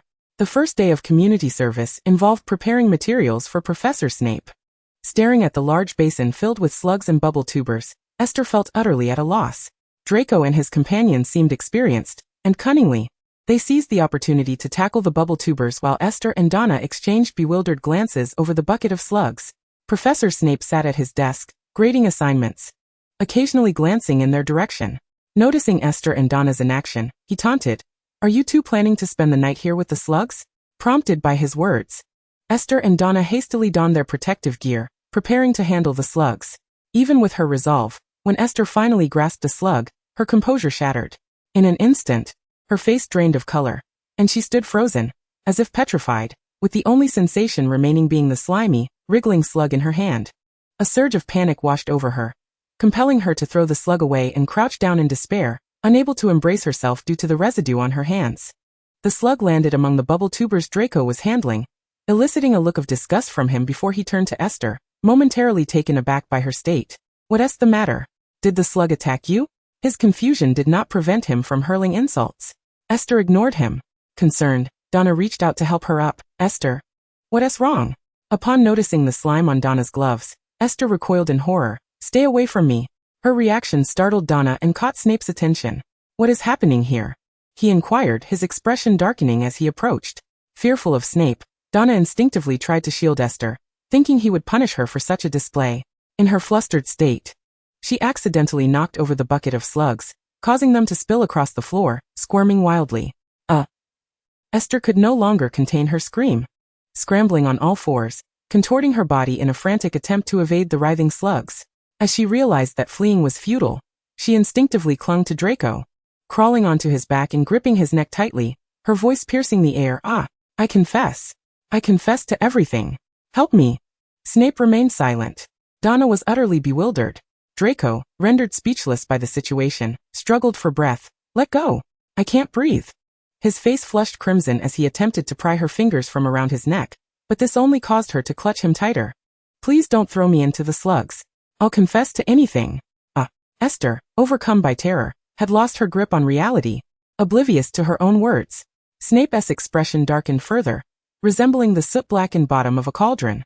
With a flick of his wand, the slugs returned to their bucket, and the residue on the floor was meticulously cleaned. "Miss Main, what exactly do you wish to confess?" Snape's deep voice acted as a potent sedative, instantly clarifying Esther's tumultuous thoughts. The slugs that had been crawling chaotically on the ground were now obediently returned to their bucket, which alleviated her fears, restoring her intellect. Recalling the words she had blurted out in fright, Esther felt a cold sweat break out. What else could she summon? Naturally, everything she knew about the original plot. Fortunately, despite being momentarily stunned, she had not revealed anything she shouldn't have. Her racing heart gradually returned to a state of calm, and as she cleared her throat, preparing to smooth over the situation, Snape spoke first. I believe you ought to dismount from Mr. Malfoy. He appears to be on the verge of asphyxiation. It was only then that Esther realized she was still perched upon Draco's back. She immediately jumped down in alarm. Draco, upon her descent, fell to his knees, coughing with a flushed face. In the dim light, Esther noticed his neck was crimson, a testament to her earlier excessive grip. I'm sorry, she murmured. With Goyle's assistance, Draco rose, having regained his breath, yet his face remained a vivid red. For reasons unknown, he averted his gaze from Esther, awkwardly turning his head away. Esther felt certain he was upset. In Chapter 43, she found herself caught between Harry and Draco, unhesitatingly choosing to betray Draco. What could she divulge? That was indeed a pertinent question. Under Professor Snape's scrutinizing gaze, Esther's mind raced. She certainly could not speak of future events. If her words altered the course of destiny, it could lead to disastrous consequences, rendering her a true villain. Given that, what could she honestly confess? She could feign ignorance or fabricate some trivial excuse. But could Snape be so easily deceived? Perhaps it was feasible. After all, he was unaware of her true intentions. Should she take the risk? Steeling her resolve, Esther met Snape's piercing, obsidian eyes, only to feel her courage wane. No, she dared not deceive the stern and serious Professor McGonagall, let alone Snape, who would be far less forgiving. Instead, she would need to address matters that piqued his interest without coming off as insincere. Among the options she contemplated, two stood out. The first involved the tumultuous relationship between her and Draco. Although Snape might not be particularly invested in that affair, it concerned Harry, and thus Snape might be diverted enough to cease his inquiries. The second was the incident of Harry and his friends pilfering his potions to concoct the polyjuice potion. This matter not only involved Harry but also pertained to potions, which would undoubtedly capture Snape's interest, yet disclosing it felt somewhat disloyal to Harry and the others. Ultimately, between Harry and Draco, she decisively chose to betray Draco. Very well, Professor, I must confess something, she stated with gravity, fixing her gaze upon Snape. In the midst of his tranquil demeanor, she continued, not long after the term commenced, Mr. Malfoy threatened me, instructing me to approach Potter and gather information on their whereabouts to report back to him. I did not comply with his request, and after a quarrel just before Christmas, I received a threatening letter from him. As those words left her lips, all eyes in the room turned toward Draco. Donna's expression was rife with indignation. Snape's countenance darkened, his thoughts obscured. Goyle and Crabbe, large yet inconspicuous followers, wore expressions of shock. Draco's face, having just regained color, flushed bright red once more, his finely chiseled features twisting in disbelief. He had not anticipated that Esther would suddenly accuse him at this juncture. He wished to defend himself but faltered under the weight of his head of house's penetrating gaze, his flush fading into a pallor that rendered him almost pitiable. A threatening letter?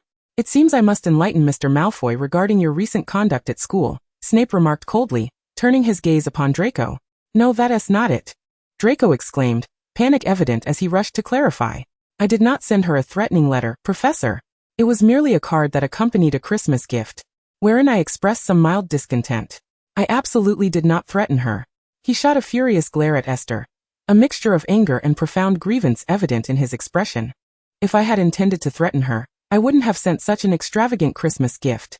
And her response was hardly friendly. Draco felt a deep sense of injustice. In truth, his gesture of giving Esther a Christmas present was a veiled attempt to mend their relationship. Yet, being the proud young master he was, he could not fully lower himself, leading to that unfortunate exchange. He had not anticipated that his well-meaning action would result in Esther reporting him to their head.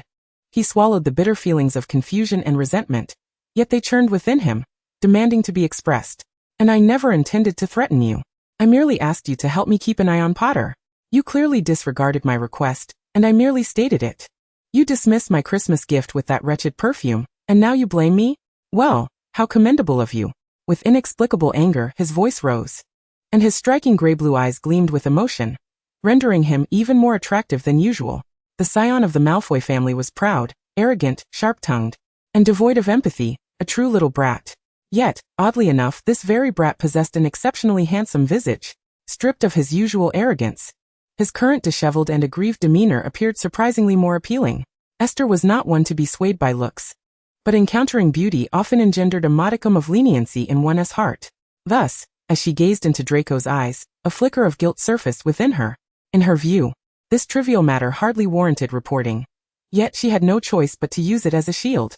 However, upon reflection, who was responsible for her current predicament of sharing a space with slimy slugs, leading to the ensuing chaos? It was Draco. Therefore, that guilt quickly dissipated. That was not just any wretched perfume. It was a luxury brand from the Muggle world, quite expensive, I assure you, Esther retorted. Draco scoffed, though the motion tugged at his neck injury, distorting his expression slightly. Nevertheless, he held his head high, continuing his rebuttal. Muggle things? Who would covet such trinkets? If you don't appreciate it, why did you give it to me? If you can't even appreciate such an expensive perfume, it's you who lacks taste. Who lacks taste indeed? What? Can you not comprehend human speech? I have been exceedingly clear, and yet you fail to understand? Donna, who had initially appeared furious, was now growing increasingly bewildered. She sensed the conversation was veering off course. Meanwhile, Snape's expression shifted, his countenance darkening further. If you wish to continue this juvenile banter, you shall have no choice but to spend the night in the company of slugs, he stated coldly, halting their squabble. Coming back to her senses, Esther felt a surge of fear. Goodness! She had just raised her voice in front of Professor Snape. She would undoubtedly be targeted in class thereafter. Though her heart raced with trepidation, she firmly declared, not daring to meet Snape's gaze, "We are arguing, not flirting, Professor.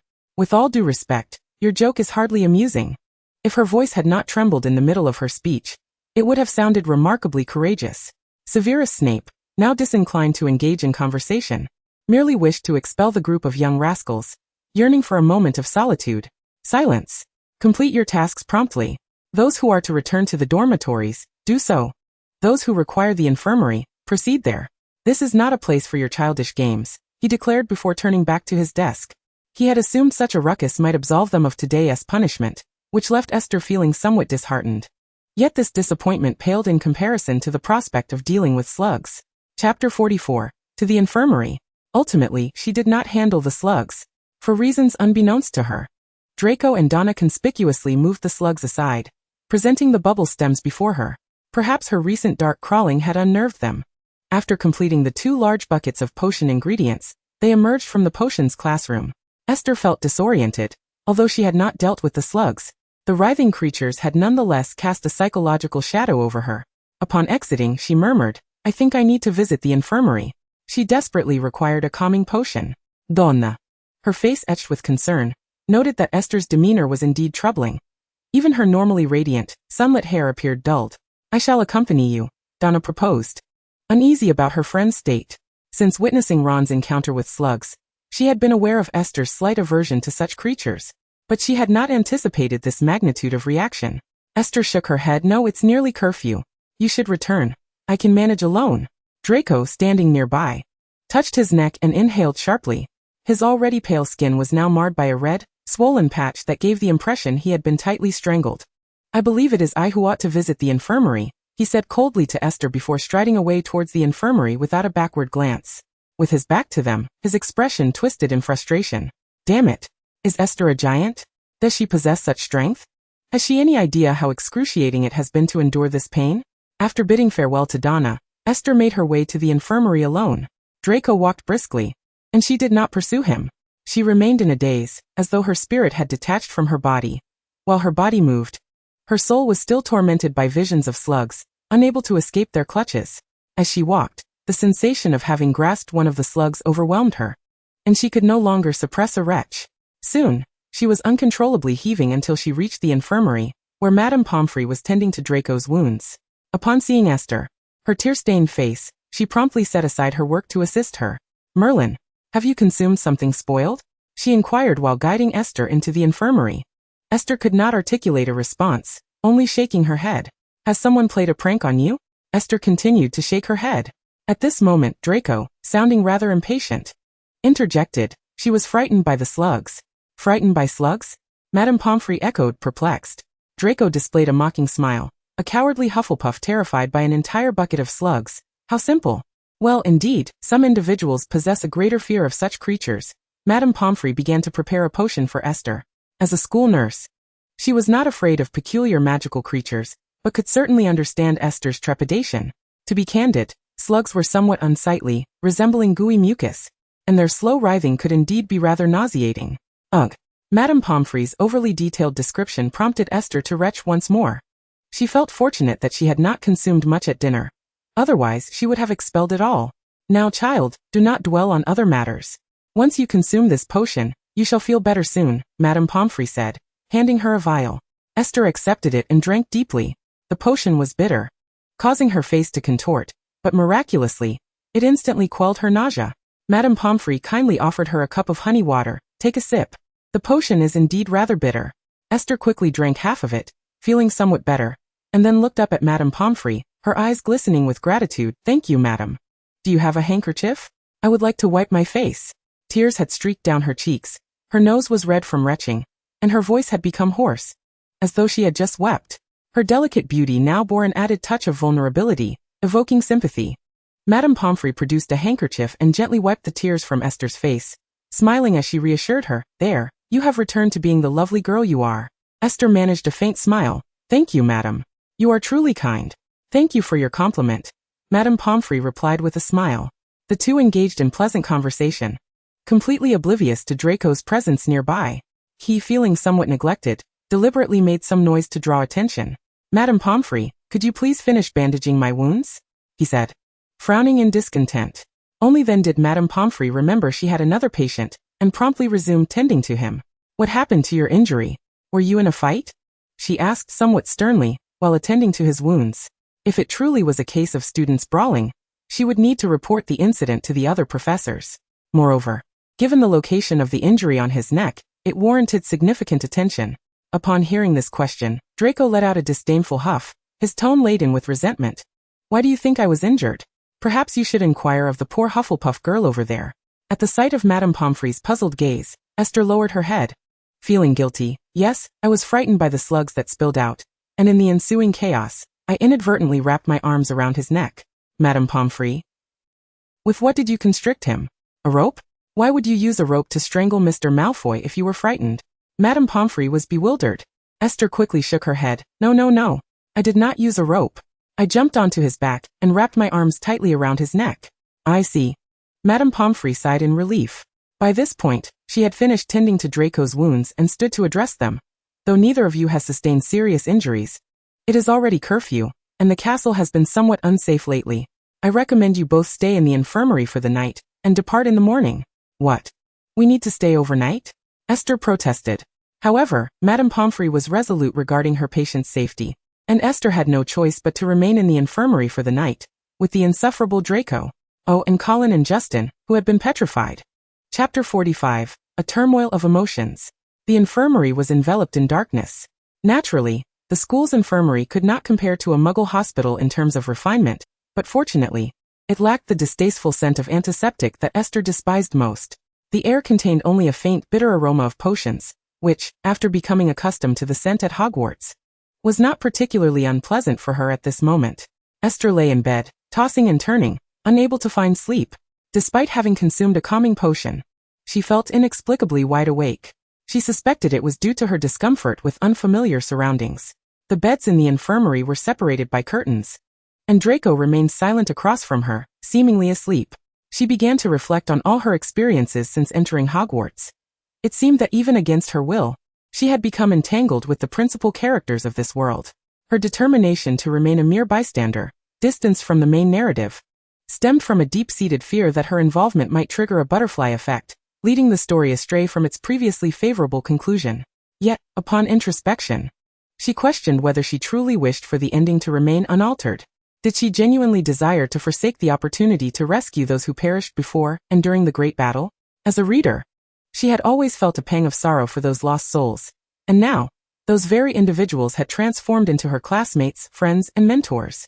To speak of Cedric, an ever-gentle soul who spoke to her with kindness, a Quidditch enthusiast, and an exemplary student, could she truly bear witness to his impending demise without intervening?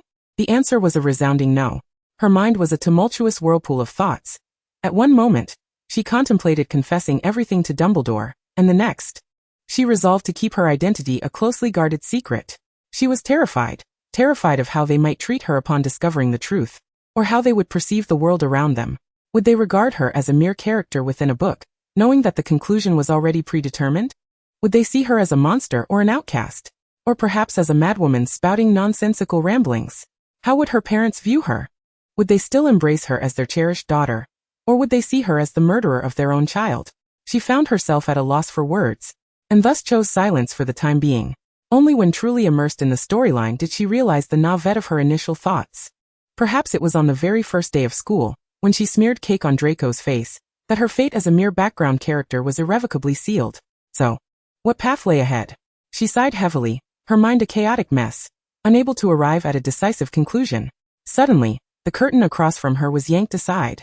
Draco, with his slightly disheveled hair, sat up and cast a disgruntled glance at Esther. Could you please stop fidgeting? It's quite noisy, you know. Esther, lacking the inclination to engage in a quarrel, chose to ignore him. Unfazed by her silence, the boy persisted. Hey, don't pretend to be asleep. Answer me. Yet. Esther continued to feign indifference.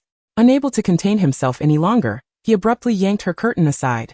In that instant, as the curtain flew open, Esther cocooned herself in her blanket, a clear indication of her desire to avoid interaction. Are you out of your mind? Draco exclaimed, bewildered by her actions. But his indignation did not prevent him from unleashing further taunts. Esther abruptly sat up, the blanket slipping away to reveal her delicate face, startling Draco momentarily. Draco, why do you consistently oppose me? She asked earnestly, furrowing her brow as she gazed at him. Draco looked down at her from his elevated position, his pale blonde hair shimmering like moonlight in the dim room. I am not targeting you. And since we are not well acquainted, please refrain from addressing me by my first name. The darkness obscured Esther's view of his expression, but his tone conveyed clear disdain and mockery. Still, Esther was taken aback. This reaction was more surprising than witnessing a bucket of slugs spill forth.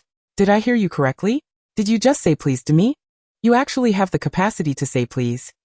Her voice brimmed with astonishment and incredulity.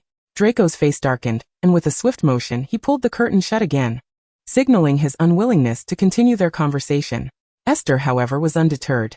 She pulled the curtain back and poked her head through. You still haven't told me why you seem to be targeting me. Draco had reclined back onto his bed, responding coldly, I've already told you I am not targeting you. Remember, it was you who collided with me first. Indeed, she had initially bumped into him, but she had already apologized. If you want compensation, I can certainly provide it. However, you should not have taken my potions textbook. Do you have any idea how terrifying Professor Snape is? If I arrive late to his class without my book, do you think he will let me off the hook? As she spoke, Esther could no longer contain her grievances. Under normal circumstances, she would not have shared such thoughts with him, but tonight her mind felt somewhat muddled, perhaps pent up, seeking an outlet for her frustrations. Regardless, she expressed herself and continued. Honestly, even though I collided with you, your subsequent actions were excessive. Even if you felt discomfort, I wouldn't retaliate, even if you threw another cake in my face. As she continued, she suddenly realized something and abruptly halted her tirade. Meanwhile, Draco had sat up once more, a curious glint in his eyes. Wouldn't what? Why did you stop? Esther flopped back onto her bed. It's quite late. I need to sleep. Please do not disturb my slumber. Shall I remind you? Draco's voice, though quiet, resonated clearly in the stillness of the night. You wouldn't deliberately pretend to be overly frightened, and then faint in front of Professor Snape, placing the blame on me, would you? Esther closed her eyes, opting to feign sleep. How could he be so astute? This was not typical behavior for a villain who often shot themselves in the foot. How could he possess such intelligence? It was utterly unreasonable. Oh no, I've made a blunder. Esther lamented internally, yet could not resist retorting. What are you talking about? I don't understand. If Master Malfoy has a tendency to talk to himself, he should seek help soon. Draco scoffed dismissively at her ramblings and continued, I thought so. No wonder your demeanor shifted so dramatically. You were merely putting on an act all along. In terms of performance, you are truly unparalleled, Esther. Compared to your head of house, you are still rather juvenile. Furthermore, you just stated that we are not familiar with one another, so why address me so casually? Esther silently scoffed at his remarks. Oh, you are quite the actor. Now I have caught you red-handed, so just wait. He continued to threaten her, unable to tolerate his incessant chatter any longer. Esther once more drew back the curtain and threatened, if you continue, I shall summon Madame Pomfrey to inform her that you just yanked my curtain and attempted to pull off my blanket. Draco paused, momentarily stunned, before understanding the implication of her words, which caused his face to flush a deep crimson. How shameless. Flattery will get you nowhere. You cannot compare to my level of deceit. Chapter 46. The absurd rumor resurfaces the following morning, as Esther and Draco had yet to emerge from the infirmary. They overheard the rumors circulating about their petrification from the previous night. The rumors were embellished, claiming that they had encountered an attack while being punished with labor, resulting in their hospitalization. This incited a new wave of panic among the students. Previously petrified Colin and Justin were both Muggle-born wizards, while Esther's parents were wizards. Broadly speaking, she was pureblood, and more narrowly half-blood. As for Draco, he was the epitome of pureblood. If only Muggle-born wizards had been attacked, while it might have caused fear, it would not have incited widespread panic. However, with the potential for Muggle-borns, half-bloods, and purebloods alike to be victims, the atmosphere shifted dramatically. Students began discussing their fears fervently, with some even contemplating writing letters home to withdraw from school for their safety. Thus, when Esther and Draco entered the great hall for breakfast, the previously bustling room fell silent, all eyes turning toward them. Confused by the sudden hush, Esther noticed Ernie waving at her and, without a second thought, made her way toward the Hufflepuff table. Halfway there, she was stopped by an unfamiliar Gryffindor boy. "Mayan, your return signifies that the Mandrake has reached maturity, does it not?" The Gryffindor boy, a first-year student and friend of Colin, mustered the courage to approach Esther and inquire. Esther, taken aback, replied with a puzzled expression. "What Mandrake?" The boy hesitated momentarily. "Did I not hear that you and Malfoy were petrified? Your return must indicate that the Mandrake has matured, and you both have been freed from your petrified state." Esther was equally bewildered. Who had been petrified? Her and Draco? How absurd was this rumor? "That's not true. We were not petrified," she clarified. "So, it seems the Mandrake has yet to mature." "Oh, I'm sorry. I heard others say so and assumed you truly had been petrified." The boy apologized awkwardly. Esther assured him it was all right, and continued toward the Hufflepuff table. As she settled down, she pulled Ernie aside. "Wait, what is going on? Why are people saying I was attacked?" Ernie leaned closer and replied, "I'm not quite sure how it spread, but that's how it is. By the way, how are you feeling?" His face bore dark circles, as if he hadn't slept a wink all night. Esther grabbed a piece of smoked meat and eagerly stuffed it into her mouth. She had hardly eaten anything the night before and felt famished until this morning. "I'm all right. I was just startled by a slug, but after taking a calming draft, I felt fine." If we're talking about troubles, Draco is the one who truly has issues. Despite a night's rest, the marks on his neck had not completely faded. Some bruises remained, stark against his pale skin. Just moments ago, she had heard Pansy Parkinson's exaggerated scream from the Slytherin table. When Esther had seen Draco's neck that morning, she had gasped in shock, unable to fathom the extent of her own strength. How could it have gotten this serious? Ernie was well aware of what had transpired the previous night. He had waited in the common room for her return, only to see Donna come back alone. He promptly sought her out for details. Upon learning that Esther had entered the infirmary due to excessive fright, he had been tempted to break school rules and venture out to find her. Had Hannah not stopped him, he might have taken the risk.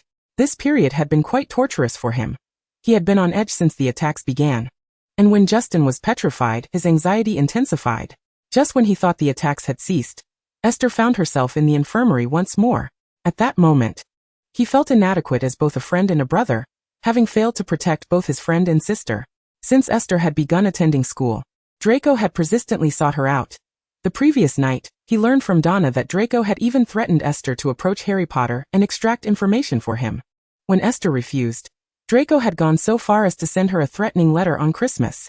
This infuriated Ernie, causing him to lose sleep over it. "His troubles are of no concern to me. I hope he faces dire consequences. Why hasn't anyone from Gryffindor dealt with him for his insolent mouth?" He glared at Draco across the Slytherin table, begrudgingly muttering a few unflattering remarks. Meanwhile, Esther had devoured a slice of toast and a piece of pickled fish. When Ernie finished speaking, she was sipping orange juice. As the darling of Hufflepuff, many classmates greeted her, inquiring about her health. Her roommates were aware of the reason behind her visit to the infirmary. Aside from expressing sympathy for her misfortune, there wasn't much else to discuss. Some classmates, uncertain of the truth behind the rumors, approached her for clarification. Esther suspected that the rumors originated when Donna shared her situation in the common room, and some badgers overheard but misunderstood the context, leading to the tale spreading like wildfire. However, she doubted she could trace the first source. Overall, the Badgers were quite gossipy. Esther patiently explained the situation repeatedly, satisfying their curiosity, and they couldn't help but express how unlucky she was. To comfort their unfortunate junior, they showered her with snacks again. Cedric and Prefect Jessica, among others, loved to gift her candies, and soon her pockets brimmed with sweets. Esther had a fondness for sweets, yet there were so many that even her dorm mates couldn't finish them all together. Ah, what a sweet dilemma. Despite this, her speed of eating remained unaffected.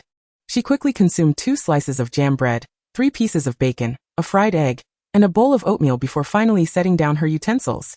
Speaking of sweets, she suddenly recalled that Draco had once gifted her a jar of candies, which she hadn't dared to open, leaving it tucked away in her dormitory drawer.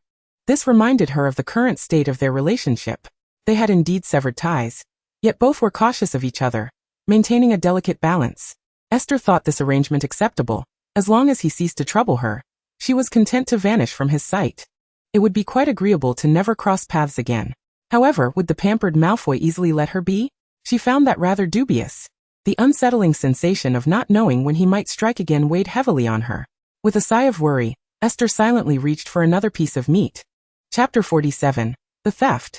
Following the events of yesterday, Professor Snape intensified his questioning of Esther in potions class, and she barely managed to withstand his scrutiny, feeling utterly exhausted. She mused that if this continued, she would inevitably become the next master of potions under Snape's relentless prodding, despite her lack of passion for the subject.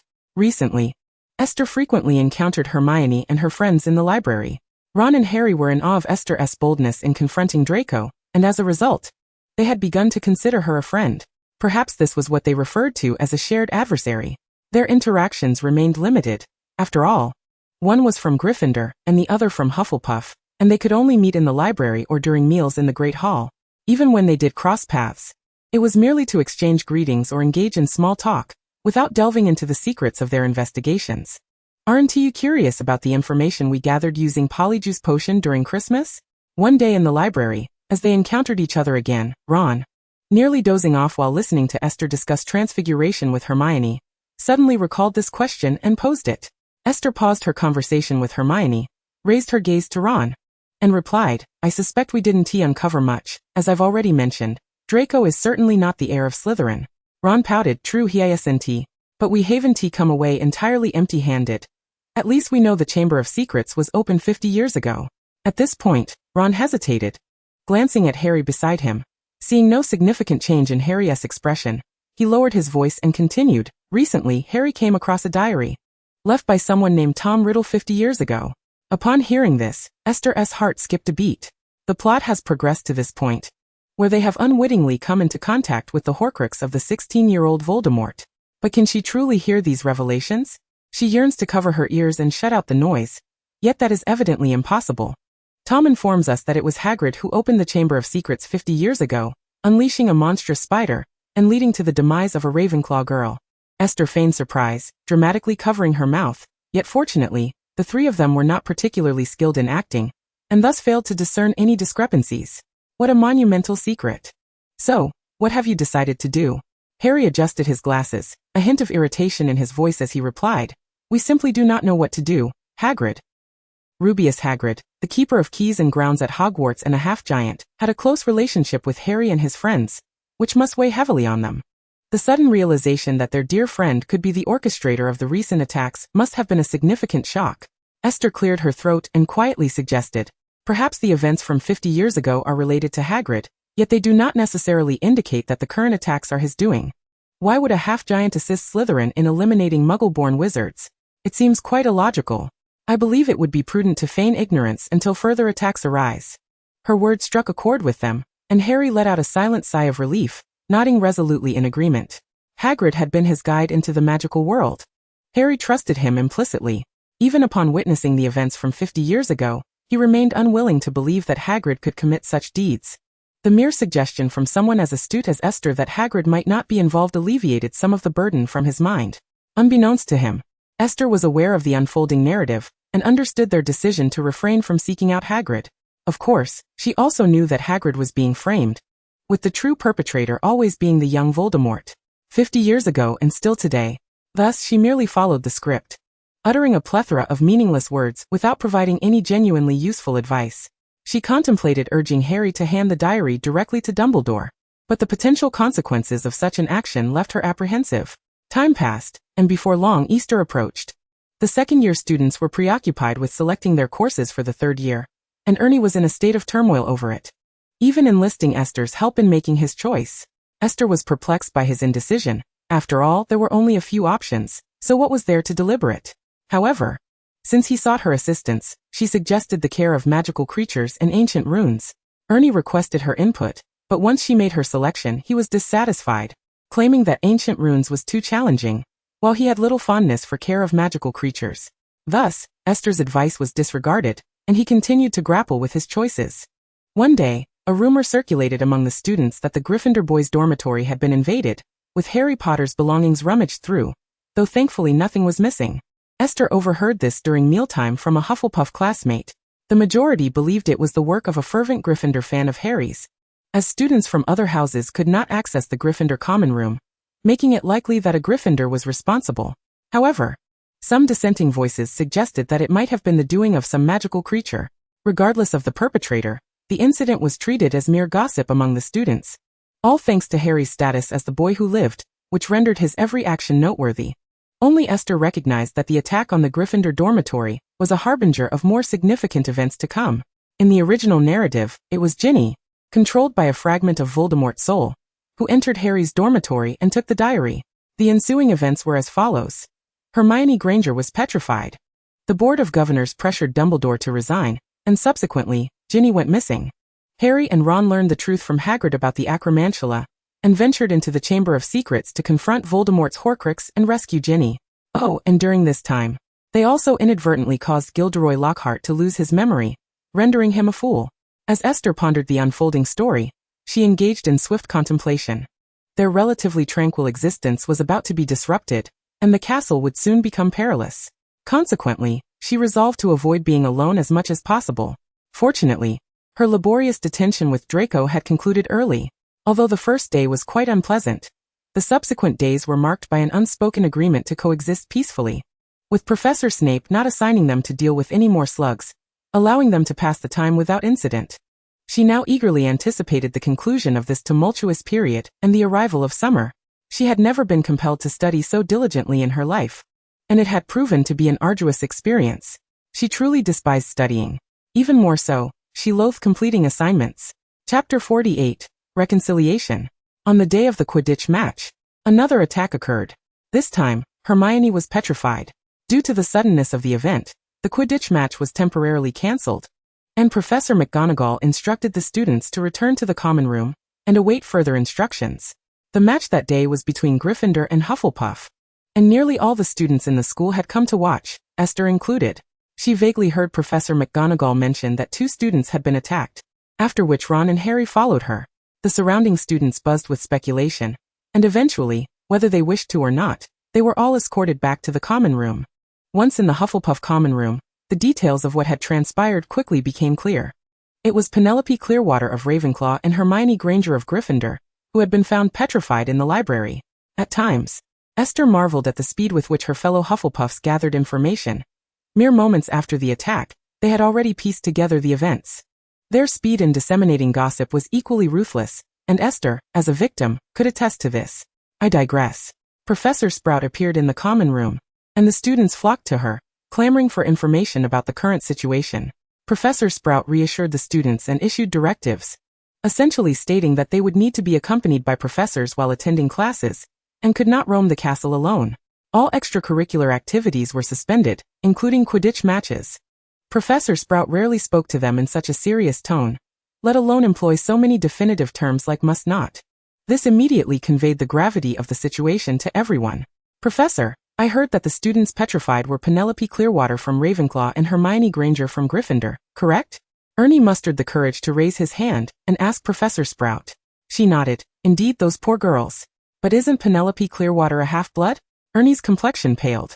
Isn't the heir of Slytherin only targeting Muggle-born wizards? Why would they attack a half-blood? Ernie's question sparked an uproar. Yes. Why would they target half-bloods? Am I not at risk as well? No, isn't Penelope Clearwater a half-blood? Could it be that she is a muggle-born witch claiming to be a half-blood? Penelope Clearwater is from Ravenclaw, not Slytherin. Why would she lie about her heritage?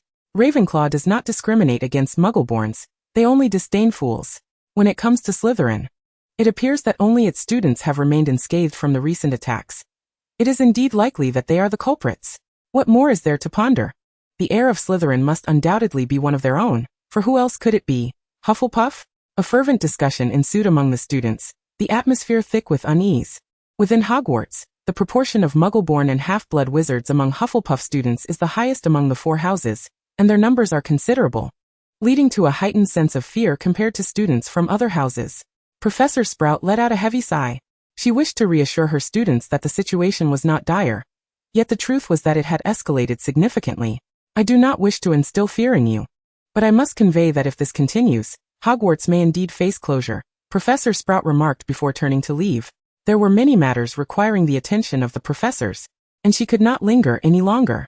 Her words only intensified the panic among the Badgers, and after a brief silence, a more vigorous discussion erupted.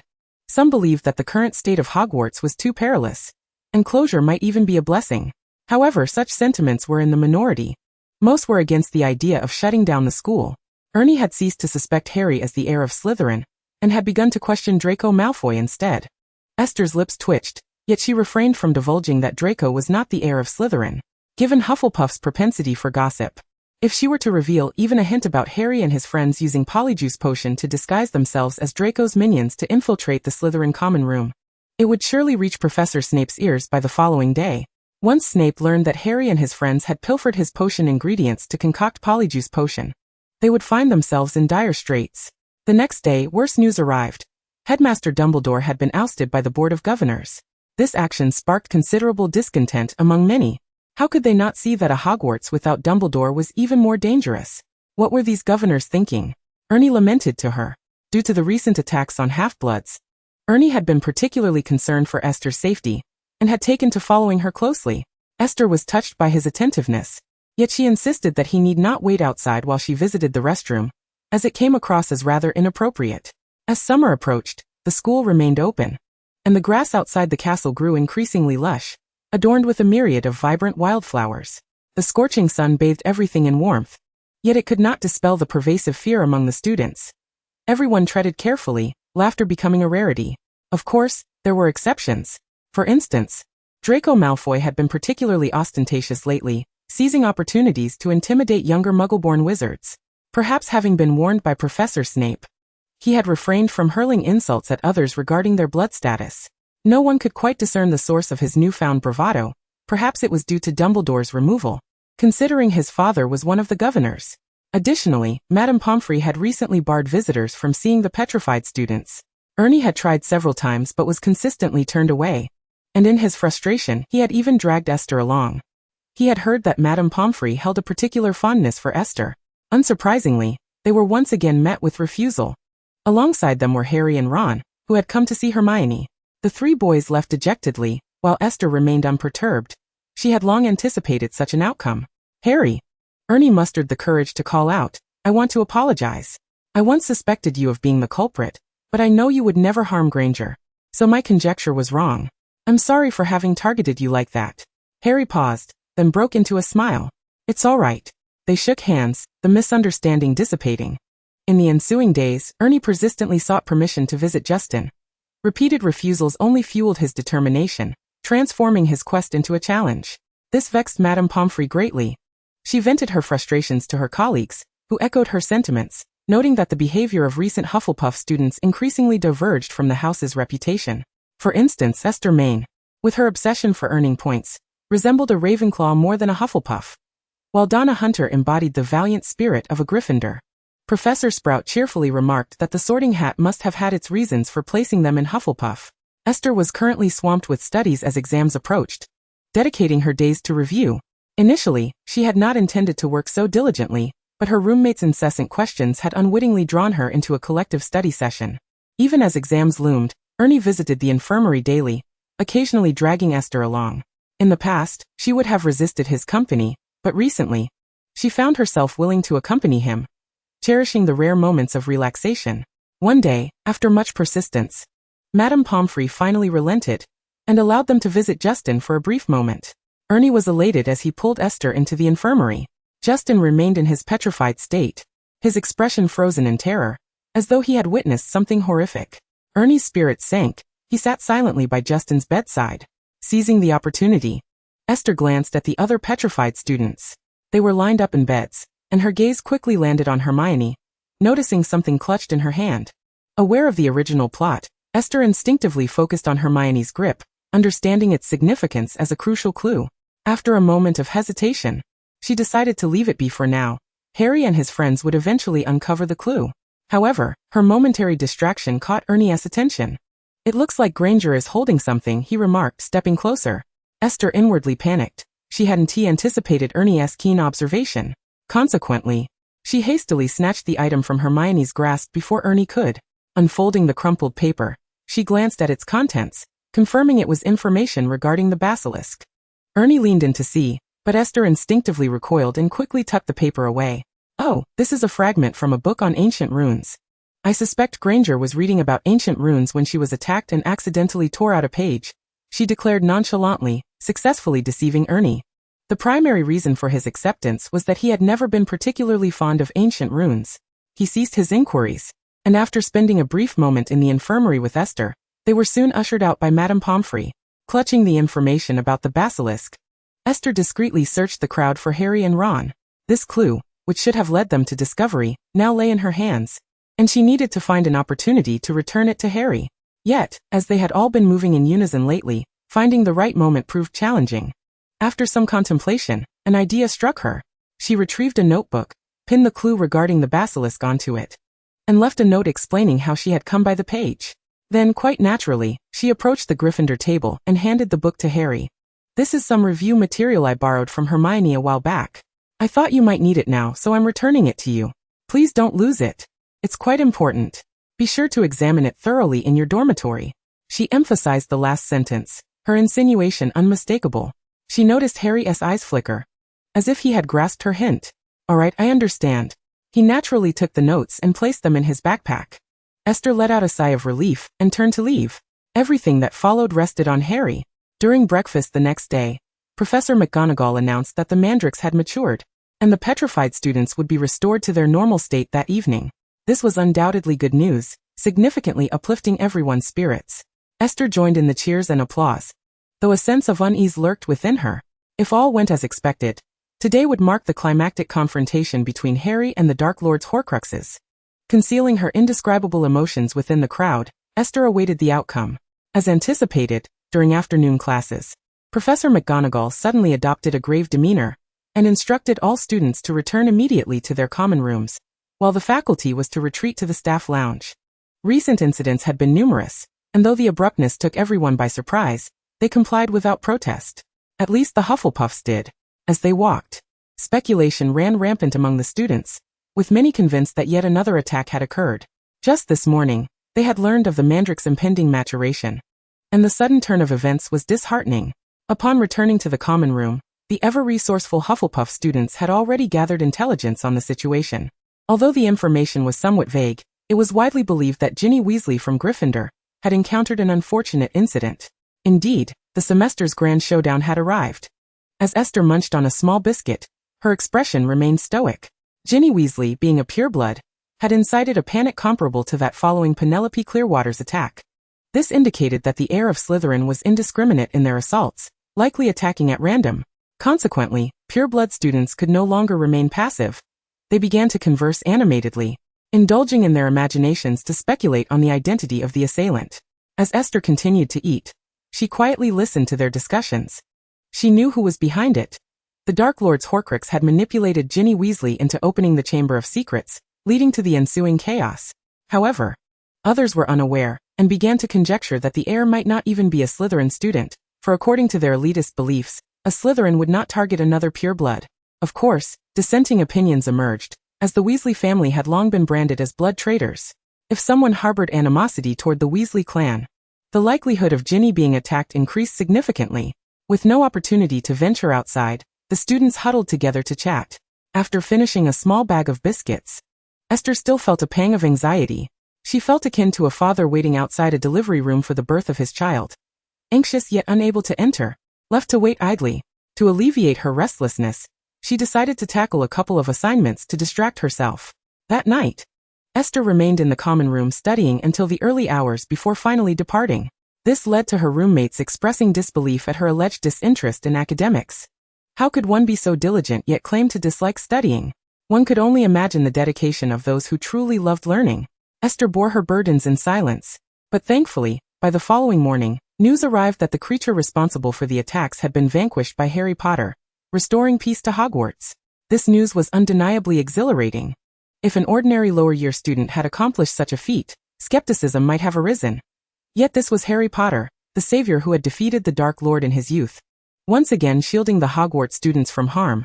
A feat entirely within the realm of possibility. After all, it was merely the basilisk, a creature that had existed for mere millennia. Falling to the 12-year-old hero was nothing extraordinary.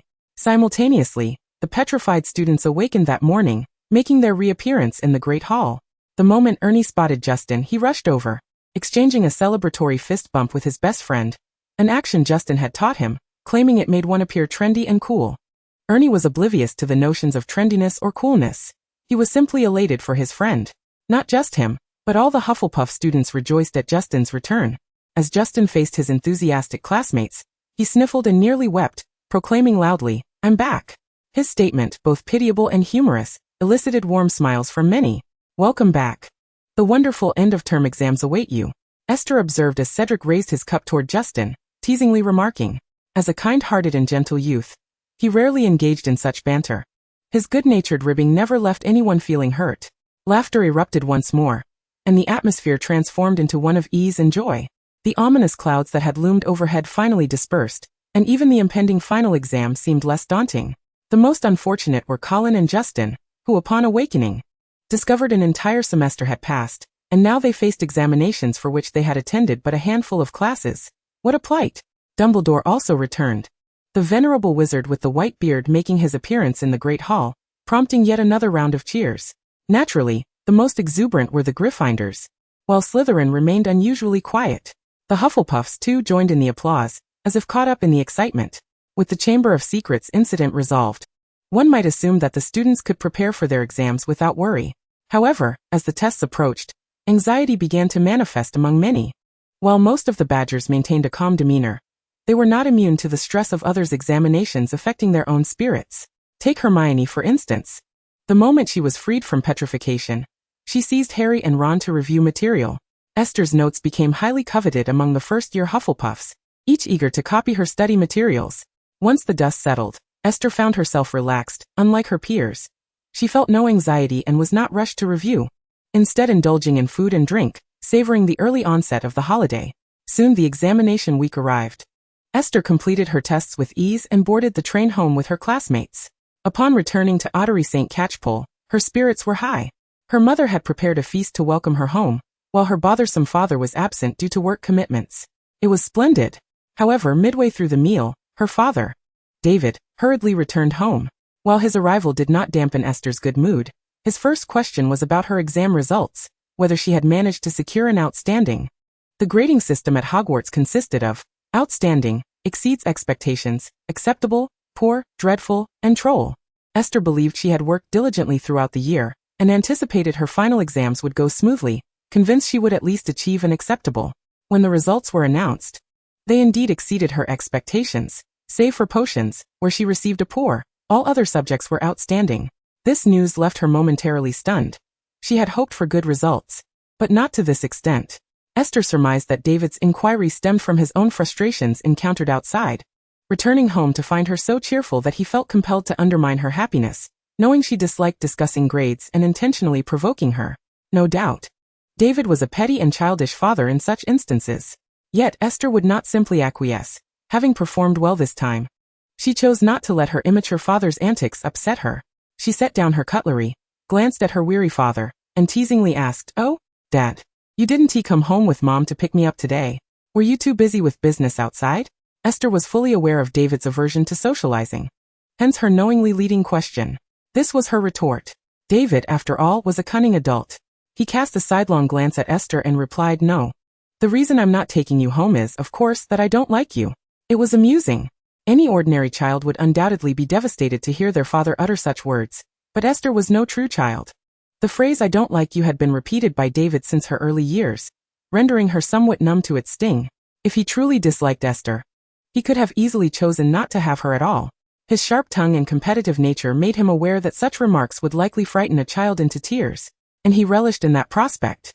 However, it mattered little, for Mother Letitia would intervene. No sooner had he spoken than, without Esther needing to utter a word, Mother delivered a swift slap to Father's back. "Dear, how many times must I tell you not to frighten Esther?" Mother's expression was serious, her gaze laced with a hint of warning. Father, unimpressed, retorted, "When has she ever appeared frightened by me? That doesn't matter." Mother poured a glass of orange juice for Esther, and a small glass of wine for herself. Father, ever perceptive, raised his glass to signal his own need, but Mother deliberately ignored him. Across the table, Esther could not suppress a laugh. Father shot her another glance, poured himself a glass of wine, and leisurely remarked, "Speaking of which, this semester at Hogwarts has been quite tumultuous, but in the end, it was Harry Potter who resolved everything, wasn't he it?" Esther feigned ignorance. As long as he didn't mention her name, she knew he wasn't asking her. Upon hearing this topic arise, Mother could not help but reveal a flicker of concern. Hogwarts has never experienced such incidents before. Thankfully, it all came to a close, otherwise, I wouldn't dare to let Esther continue her studies there. "You underestimate your daughter," Father continued, gazing at Esther. "Today, I had a meeting with Professor Dumbledore, who informed me that Harry Potter succeeded in vanquishing the basilisk, with our daughter contributing as well." Cough cough. Esther choked on her orange juice, coughing twice. Father raised an eyebrow, turning to his astonished wife to explain. The headmaster mentioned that Harry Potter told him the lead on the basilisk was provided by Esther. "It wasn't me who found it. It was Hermione before she was petrified. I merely discovered it and handed it to Harry," Esther retorted loudly. Chapter 51, Holiday Outing, the Cinema. Both parents fixed their gazes on Esther, who suddenly felt a wave of anxiety. She lowered her head and coughed lightly, deciding it best to shift the topic. "How do you know Professor Dumbledore?" "I too am an esteemed graduate of Hogwarts. It is entirely normal to be in contact with Professor Dumbledore," Father David replied. Mother Letitia, smiling softly, shook her head in resignation. In truth, due to the recent attacks at Hogwarts, they were concerned about Esther's safety at school, which prompted them to reach out to Dumbledore for information. Of course, it was somewhat challenging for ordinary parents to contact Dumbledore, but fortunately, David had recently established connections in the Ministry of Magic through old Mr. Maine, which facilitated his communication with Dumbledore. In fact, when Lucius Malfoy was ousted from the school board, he even considered using his own funds to take Lucius's place. However, upon reflection, he realized that his life was already quite complicated, and taking on a board position would only exacerbate that complexity, leaving him with no time for his academic pursuits. Thus he decided against it. Such matters were best kept from Esther. Upon hearing her father boast about being an esteemed graduate, Esther could not resist making a face. Then a thought struck her, and she playfully asked, "Dare to make a bet with me?" "What kind of bet?" Father David appeared genuinely intrigued. "I bet I will score 3 or more on my final exams." Father scoffed. "Having just met with Professor Dumbledore, I already know your grades. Apart from potions, the rest are all subpar, right? Why would I wager on that?" Truly, Father was hardly endearing. Esther pouted in response. Meanwhile, Mother, the only one unaware of Esther's grades, gasped in astonishment, "By Merlin's dirty socks. Did I hear that correctly? Your exam results are so impressive? Quickly, bring me your report card." Upon hearing this, Esther dashed upstairs, retrieved her report card from her bag, and presented it to Mother. Mother examined the report with uncontainable excitement, exclaiming, "To be honest, Esther, I never expected your grades to be this good. Aren't you usually disinterested in studying? Could it be that my daughter is truly a genius?" Esther sighed. "I didn't intend for this, Mother. I don't know why, but the professors always love to call on me in class. To avoid my house losing points, I had no choice but to study diligently. Thus, I was compelled." Unlike his wife's elation, David remained remarkably composed. Yet he took a glance at Esther's report card and inquired, "What rank did you achieve in your year? Did you make it to the top 5?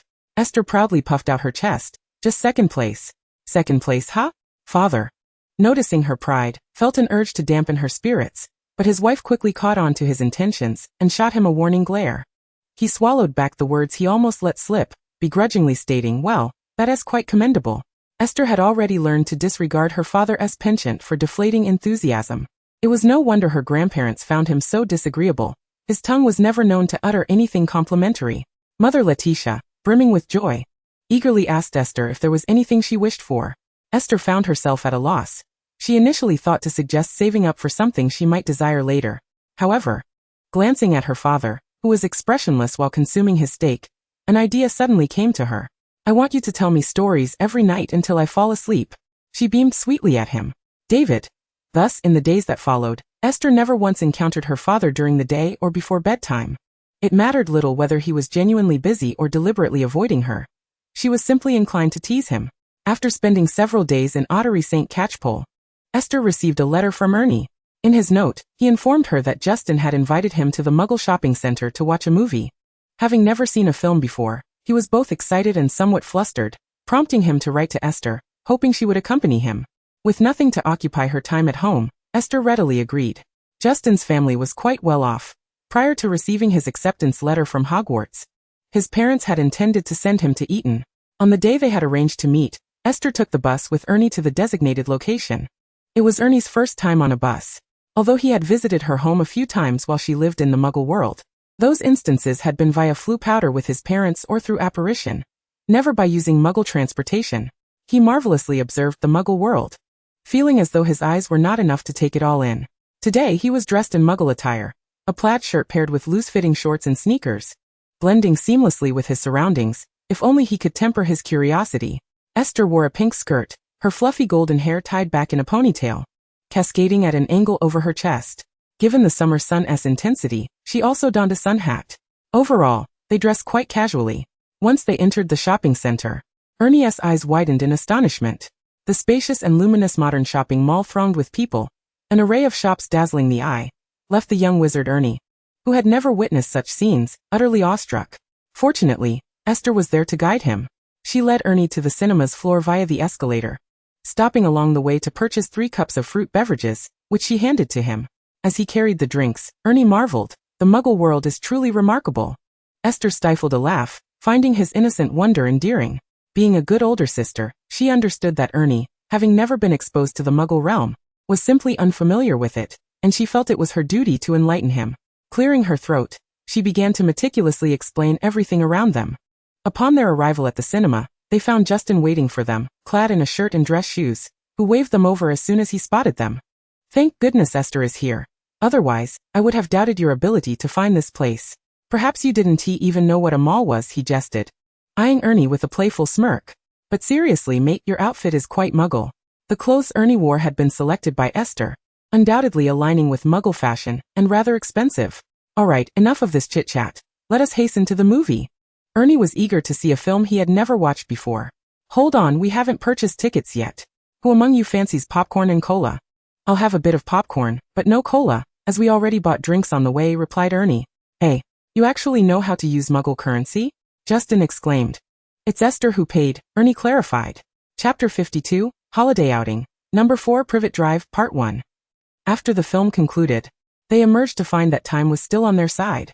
They had just watched Aladdin, which narrates the tale of a young man named Aladdin, who, with the help of his pet monkey Abu and a magical carpet, confronts the evil sorcerer Jafar, and falls in love with Princess Jasmine. Esther and her companions watched intently, feeling somewhat unsated after the credits rolled. The narrative bore a striking resemblance to the bedtime stories found in the tales of Beetle the Bard, except in this tale, the sorcerer was the villain, whereas in Beetle, Muggles often played the part of the antagonists. This was indeed a curious phenomenon. After the movie, Justin had initially intended to take them to an amusement park, but alas, rain began to pour outside. The raindrops splattered, transforming the world into a blurred, gloomy palette. With pedestrians becoming sparse, and no one among them carrying an umbrella, the trio found themselves stranded in the mall. At Ernie's insistence, they decided to explore the shopping center. Just as Muggles marvel at Diagon Alley upon their first encounter with the magical world, wizards, too, found themselves mesmerized by the plethora of Muggle offerings. In comparison to the extraordinary powers of wizards, Muggles appeared rather mundane. Nevertheless, as wizards had long lived in seclusion, they evidently struggled to keep pace with Muggle advancements. And the vibrant lives of Muggles captivated Ernie's attention. After wandering for a while, it was now noon, and they felt the pangs of hunger. Esther suggested dining at a French restaurant they passed, but Ernie, the inexperienced wizard, was completely entranced by the flashy fast food and insisted they eat there instead. Ultimately, they found themselves in a hamburger joint. To Esther's surprise, it had been ages since she last indulged in fast food, and she found it unexpectedly delightful. Once they finished their meal, the rain had ceased. They strolled along the commercial street, chatting and digesting their food. Justin reminisced about his petrification experience from the previous semester, with a sense of nostalgia. This led to a discussion of Harry Potter's ultimate defeat of the basilisk, and the two boys transformed into enthusiastic fans, showering praise upon Harry, entirely dismissing their initial doubts and skepticism about him. By the way, I remember Harry lives with his muggle relatives, right? Ernie suddenly recalled. Esther, who had been silent until now, nodded affirmatively yes at number 4, Privet Drive, Surrey. With his aunt and uncle. Ernie clapped his hands in excitement. Then why not go visit him? Esther facepalmed. Do you even know where Surrey is? However, Justin's eyes lit up, clearly intrigued by the suggestion. I know where Surrey is. It's southwest of London, not far at all. It takes about 30 minutes by train. Ernie's enthusiasm surged as he heard Justin's words, eagerly exclaiming, That's south quite close. Let us go find Harry. Esther genuinely wanted to understand their thought process. London is indeed not far from Surrey, but do you know how to get to the train station from here? And once we reach Surrey, how do we get to Privet Drive? More importantly, what if Harry is not home when we arrive? Esther's pragmatic concerns failed to dampen the spirits of the two boys. Justin raised his hand eagerly. I know the way. I had a classmate who lived in Surrey. It only takes about 10 minutes to get to the train station from here, and then another 30 minutes to reach Surrey. It's still not even 1 o'clock. We have plenty of time. He continued, and even if Harry isn't home, it's no big deal. We can just come back before dark. Ernie didn't quite grasp Justin's reasoning, but he nodded along. That sounds splendid. To save time, let us head out now. Hold on, wait a moment. Esther interjected. Even if we find the place, have you considered what might happen if we encounter danger on the way? We are just a few half-grown kids. No worries, we're wizards. Not muggles, Ernie said, pulling out his wand and waving it dramatically. He had kept his wand tucked in his pocket since they arrived, which seemed a bit odd, but Esther refrained from stopping him, as the Ministry of Magic forbade underage wizards from using magic outside of school. The wands of underage wizards were embedded with traceable threads, allowing the ministry to monitor for any misuse of magic. If caught, the consequences could lead to expulsion from school. But you are underage. You cannot use magic outside of school, Esther kindly reminded Ernie. With a mysterious smile, Ernie replied, I know, but this isn't my wand. It's my mother's. Merlin's beard. Esther gasped, surprised that her aunt would lend him her wand. Cool. Justin chimed in, so we can use magic outside without being detected by the ministry, right? Precisely. If only we could apparate, we could simply use the wand to teleport there. Esther felt a shiver at the mention of apparition. It was a complex form of teleportation magic that could be quite dangerous if not executed properly. Apparate? Why not just fly there directly? To prevent them from recklessly wielding their wands, Esther took a step back and agreed they could seek out Harry, but she insisted on keeping the wand in her possession. Reluctantly, Ernie handed it over. Are you sure you want to hold on to it? What if something goes wrong, and you can't cast the spell? Esther rolled her eyes. Relax, I scored second in our year, just 2 points behind the first-place Ravenclaw student. I know more spells than you. Alright then, just make sure to keep it safe. He still felt a twinge of reluctance. To save time, the trio flagged down a taxi to take them directly to the train station. This time aside from Ernie, both Justin and Esther carried ample cash, ensuring they had sufficient funds for their spontaneous trip to Surrey. Esther even had a credit card with her. It was evident that technological advancements had yet to catch up. In a decade or so, when smartphones emerged, traveling would become even more convenient. As they boarded the Muggle train for the first time, Ernie was brimming with excitement, embodying the essence of a curious child, filled with wonder at every little detail. The Muggle train is considerably faster than the Hogwarts Express, he whispered softly to Esther as they journeyed. Of course, Esther replied, the Hogwarts Express is a steam train. It simply cannot compete with these modern trains. He couldn't help but marvel. The Muggle world is truly astonishing. Chapter 53, Holiday Excursion, Number 4, Privet Drive, Part 2. Throughout one's life, there are undoubtedly moments of spontaneous adventure. However, for 12 or 13-year-old children to embark on such an impromptu journey is often perceived by many as mere runaway escapism. Fortunately, they were not fleeing their homes, but rather seeking a classmate who resided further afield. Yet, this prospect filled Esther with concern. The state of law and order in England in 1993 was rather precarious, and she genuinely feared for their safety. Encountering a petty thief would be one thing. But what if they were to come across a human trafficker, or someone with malicious intent? In the interest of safety, she borrowed a phone from the train attendant to call her mother and explain their situation. Her mother expressed little discontent regarding their spontaneous trip, merely advising them to be cautious, and assured Esther she would inform Mr. Mundungus, should they be out late, to come and collect them. With the adults informed and arrangements made, Esther felt a wave of relief wash over her. Once they disembarked, they quickly discovered the location of number 4, Privet Drive. Yet they refrained from heading there immediately. Justin believed it would be impolite to visit someone's home empty-handed, so he suggested they purchase a small gift first. Ernie agreed with this notion, expressing his desire to make amends with Harry after having wronged him the previous semester, which he felt warranted a gift as an apology. Although he had no money to his name, he was quite generous with Esther's funds. Previously, he had thought it inappropriate to spend his sister's money, always taking the initiative to pay during outings. However, upon realizing Esther's considerable wealth, he no longer hesitated to rely on her generosity. After all, she was the little heiress who had gifted him a brand new Nimbus broomstick for Christmas, without a flicker of hesitation. Esther mused that given the Dursleys' aversion to wizards, it was likely that even if they brought gold, they would be unceremoniously sent away. Nonetheless, she refrained from dampening their enthusiasm. Since they were already there, it was only fitting to bring gifts for Harry. She recalled that during the summer of that year, a pivotal event unfolded where Harry's magic went awry, turning his Aunt Marge into a balloon and forcing him to flee in the dead of night, ultimately spending the remainder of his summer at the Leaky Cauldron after riding the night bus. As summer had only just begun, the story had yet to reach that point. Poor Harry was probably still being treated like a servant at the Dursleys, akin to Cinderella. There was one thing Esther found perplexing. She knew that the reason the infant Harry Potter survived was due to a protective magic of love cast by his mother, Lily Potter, just before her death, a powerful and ancient spell. This magic was directly infused into Harry's very soul, ensuring that he would be safeguarded by it. This meant that until he came of age, Harry had to reside with his blood relatives to maintain the magic. However, Harry's life had not been easy. He lived in a cramped cupboard, donned his cousin's discarded clothes, and was burdened with chores, enduring constant reprimands from his aunt and uncle.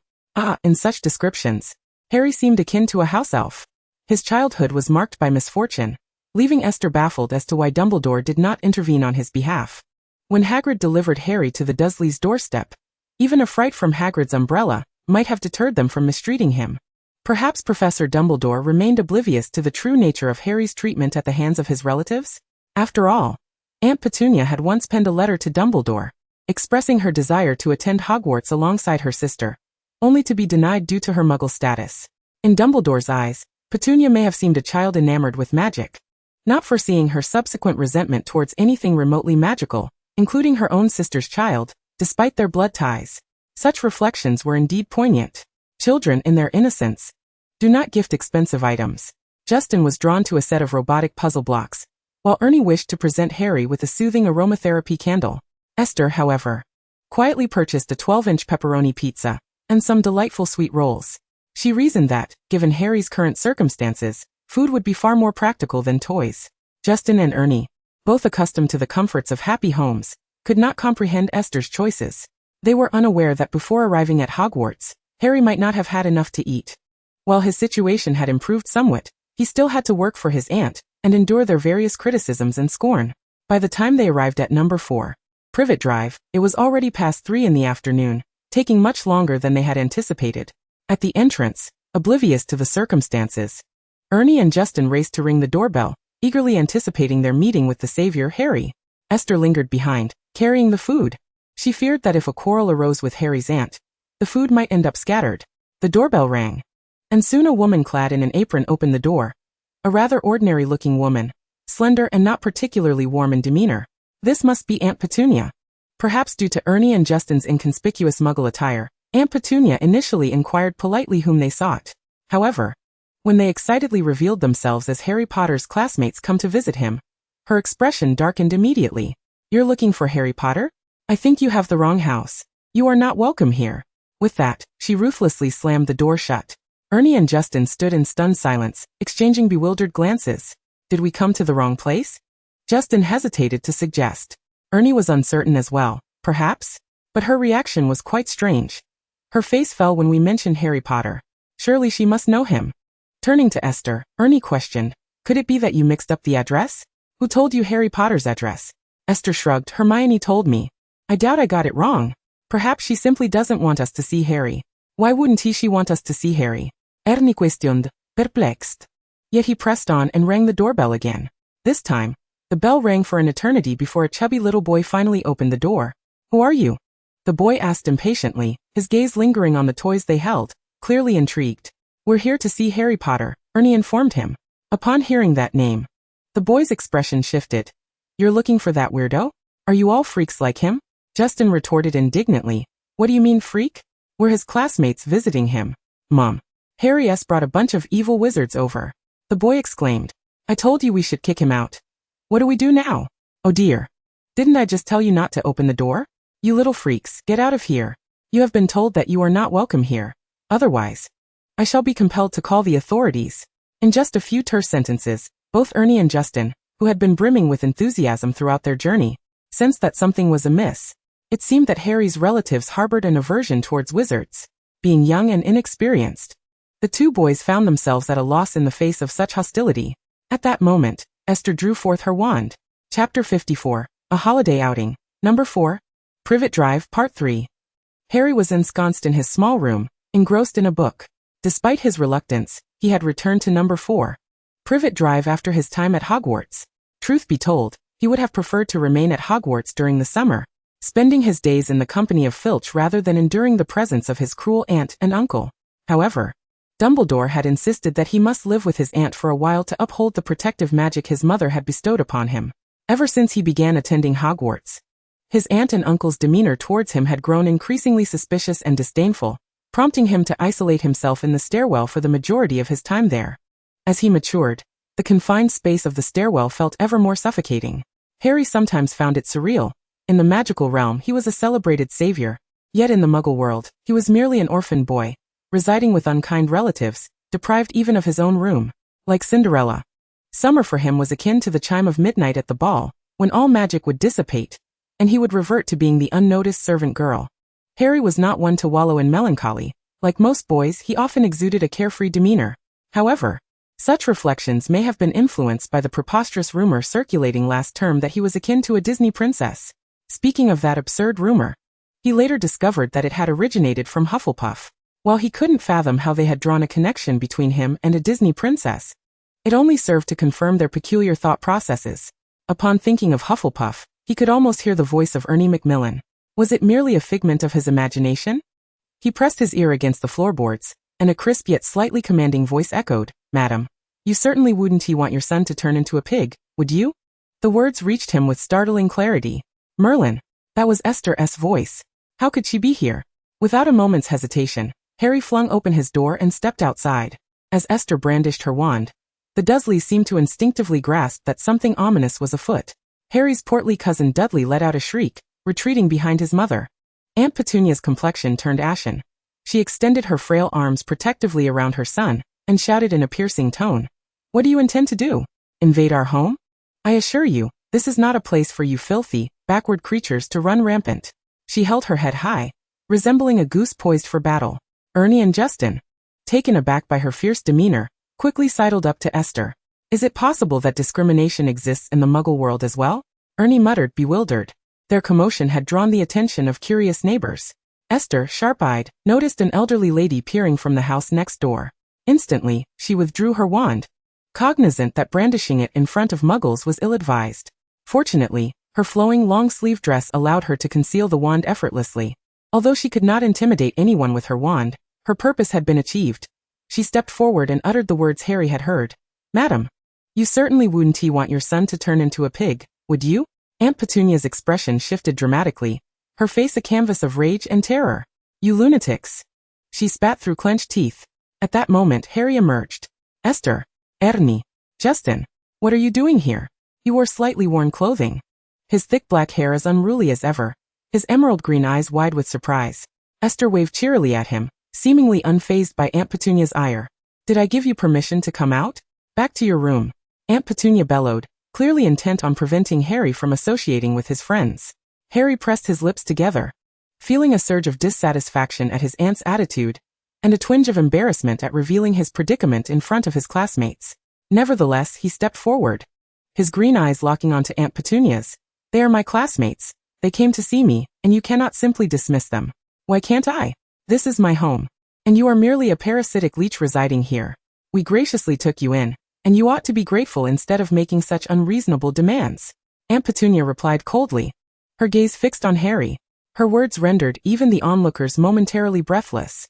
Yet Harry remained composed. He had heard such remarks countless times throughout his life. Still, being belittled by Aunt Petunia in front of his peers was undeniably mortifying. Just as he was about to retort, Esther clapped her hands, drawing everyone's attention. May I interject? I recall that Mr. Dursley is a supervisor at Grunnings, the drill company, am I correct? Aunt Petunia turned to her, her expression tense and guarded. What do you intend to do? Esther shrugged nonchalantly. Do not be alarmed, madam. I mean no harm. I have heard that Mr. Dursley's company has encountered a slight hiccup. How about this? I could assist Mr. Dursley in resolving this issue as a small token of gratitude for the years you have taken Harry in. You? Aunt Petunia seemed to find the notion absurdly amusing. After all, Esther appeared to be nothing more than a young girl, hardly versed in the intricacies of business matters. Nevertheless, her husband's company had indeed been facing some difficulties. A buyer had abruptly backed out, leading to a backlog of finished products and cash flow issues. Esther recognized her doubt but was undeterred. She could convince her. Although her visit to see Harry had been impulsive, she had long since requested her grandfather to keep an eye on the Dursleys ever since she realized she was in the world of Harry Potter. Their family's affairs were meticulously compiled and reported to Esther regularly, a secret she had maintained for years, even from her parents, who merely believed she corresponded with her grandfather. Thus, she was well acquainted with the Dursleys' recent troubles, likely even more so than Harry himself. She handed over the pizza and food to Ernie and Justin, then pulled a pen from Justin's pocket and tore a piece of the cake's packaging. On it, she scribbled a phone number. Call this number and mention it was suggested by Mr. Robert Maine. The person on the other end will assist you with Mr. Dursley's predicament. She extended the fragrant, cake-scented wrapper to Aunt Petunia. Aunt Petunia regarded it with skepticism. She felt this young witch might be attempting to deceive her, yet Esther's calm demeanor suggested otherwise, leaving her uncertain. Robert Maine? That name bears a striking resemblance to that of our school's benefactor, Dudley muttered quietly. Esther caught this and smiled. Smeaton Academy is indeed one of the many schools funded by my grandfather. Chapter 55, A Holiday Outing, Number 4 Privet Drive Part 4. A few minutes later, they found themselves sitting in a nearby park alongside Harry. The pizzas they had brought had warmed slightly, and if they did not consume them soon, they would succumb to the chill of the air. Yet Harry remained unconcerned. He devoured the pizza with great satisfaction. Having just learned from Justin and Ernie the reasons behind their visit, they had thought of him while out for leisure, and made a special journey by train to see him. No wonder it was said that Hufflepuffs were the most kind-hearted and loyal companions. He was experiencing that sentiment firsthand. Merely because he had been wronged last semester, they had made the effort to bring him a gift upon discovering that they were near his residence while out for a movie. The feeling of being cherished by others moved him immensely. However, a question lingered in his mind. How did you know my address? Among the trio, he had only interacted more with Esther, yet he had never disclosed his address to her. Could it be that Hermione or Ron had informed her? Esther smiled mysteriously. Not only did she know his current address, but she was also aware of how many children he would have in the future and their genders. Yet, such revelations were beyond her to divulge. She casually remarked, I believe I heard Ron or Hermione mention something of the sort, but I cannot recall precisely. Harry chose not to press further. Instead, he was more curious about another matter. How did you learn about the issues at my uncle's company? And is that phone number you left real? This inquiry piqued not only Harry's curiosity, but also Justin's, while Ernie, familiar with her family situation, was less concerned. Although he had eaten heartily at noon, the journey had left him feeling hungry once more, and he now sat on a swing, enjoying the bread that Esther had specifically brought for him. Esther, too, was seated on a swing, gently swaying and creating a delicate arc in the air. Of course. It's authentic. My grandfather is a Muggle businessman, and I happened to visit him recently, during which I learned about your uncle's company troubles. Such coincidences might be orchestrated by Merlin, she suggested, albeit dismissively. Ernie and Justin were unaware of Harry's circumstances, but she was acutely aware. Initially, she had hesitated to allow them to visit Harry due to her knowledge that his aunt and uncle harbored a disdain for wizards. Harry's situation was already challenging, and their unannounced visit could further complicate matters for him. Thus, how could they minimize any potential negative impact? At first, Esther considered a more direct approach. contemplating threats against the Dursleys, confident that with Dumbledore's protection, they would not dare to act against Harry. However, upon reflection, she recalled the contradictory nature of Aunt Petunia, who appeared as a wicked aunt at first, only to have her character deepened later as the backstory with her sister Lily unfolded. Esther believed that Petunia's feelings toward Harry were undoubtedly complex. Her envy of her sister had likely been projected onto him, while she could not entirely disregard her sister's memory. Regarding Petunia's excessive disdain for wizards, could it be that her sister's demise amidst wizarding turmoil had intensified her hatred for all things magical? Moreover, Petunia seemed acutely aware of Harry's situation. She was not entirely ignorant of magic, but had resolutely rejected it after being denied entry to Hogwarts. If she had the courage to write to Dumbledore in her youth, seeking admission to Hogwarts, then it stood to reason that she was a person of fortitude. What if Esther truly threatened her? Might Petunia turn around and write to Dumbledore to complain? Such a possibility existed, and thus the path of intimidation was swiftly abandoned by Esther. Since the Dursleys were Muggles, it was best to resolve matters using Muggle methods. Hence, she devised a plan to assist them in overcoming a dilemma, thereby preserving their respectable family life. At the very least, they would think twice before mistreating Harry in the future. Of course, that was uncertain, but at least they would not take their sudden visit out on Harry. Harry was unaware of her inner thoughts, yet he expressed his gratitude to Esther, saying thank you, and also thanks to Ernie and Justin. I truly appreciate your visit and the gifts you brought. He smiled slightly, his emerald eyes, hidden behind glasses, curving like two lakes reflecting boundless mountain vistas. Esther marveled inwardly, realizing why Professor Snape was so captivated by those green eyes reminiscent of lilies. They were indeed striking, leaving an indelible impression on anyone. No need for thanks. I'm just glad you like them, Esther replied, while Ernie puffed out his chest with pride, as if being thanked by Harry was a significant accolade. Justin shared in the joy, but after a moment he sighed helplessly. Honestly, your aunt's attitude towards you is appalling. They seem to detest wizards. Why is that? Harry took another bite of pizza, and at this, his expression dimmed slightly as he shook his head in silence. I don't know, they just hate wizards. Perhaps it's because I am one. They loathe me, and consequently, they despise all wizards. Ernie was taken aback. What? So they are unkind to you? Do they hurt you? You shouldn't live with them. Harry was at a loss for words, only shaking his head once more. They never hit me. But they aren't exactly kind either. I have to do chores for them and often go hungry. Honestly, I'm grateful you brought food. I hardly ate anything at noon. Upon hearing this, both Ernie and Justin were shocked, their gazes towards Harry shifting from admiration to profound sympathy. Goodness, isn't that abuse? We can report this to the authorities. My dad has many lawyer friends. I could ask them to help with a lawsuit. Justin sounded indignant, as if he were the one being mistreated.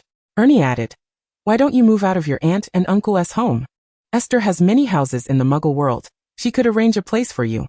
Esther was left speechless. Harry was deeply touched by their concern for him, warmth swelling in his heart to the point where he found himself at a loss for words. However, he understood that he must reside with his aunt until he reached adulthood, so he declined their generous offer. Initially, Harry had thought that they would inquire further about his refusal, leaving him to navigate how to explain the situation.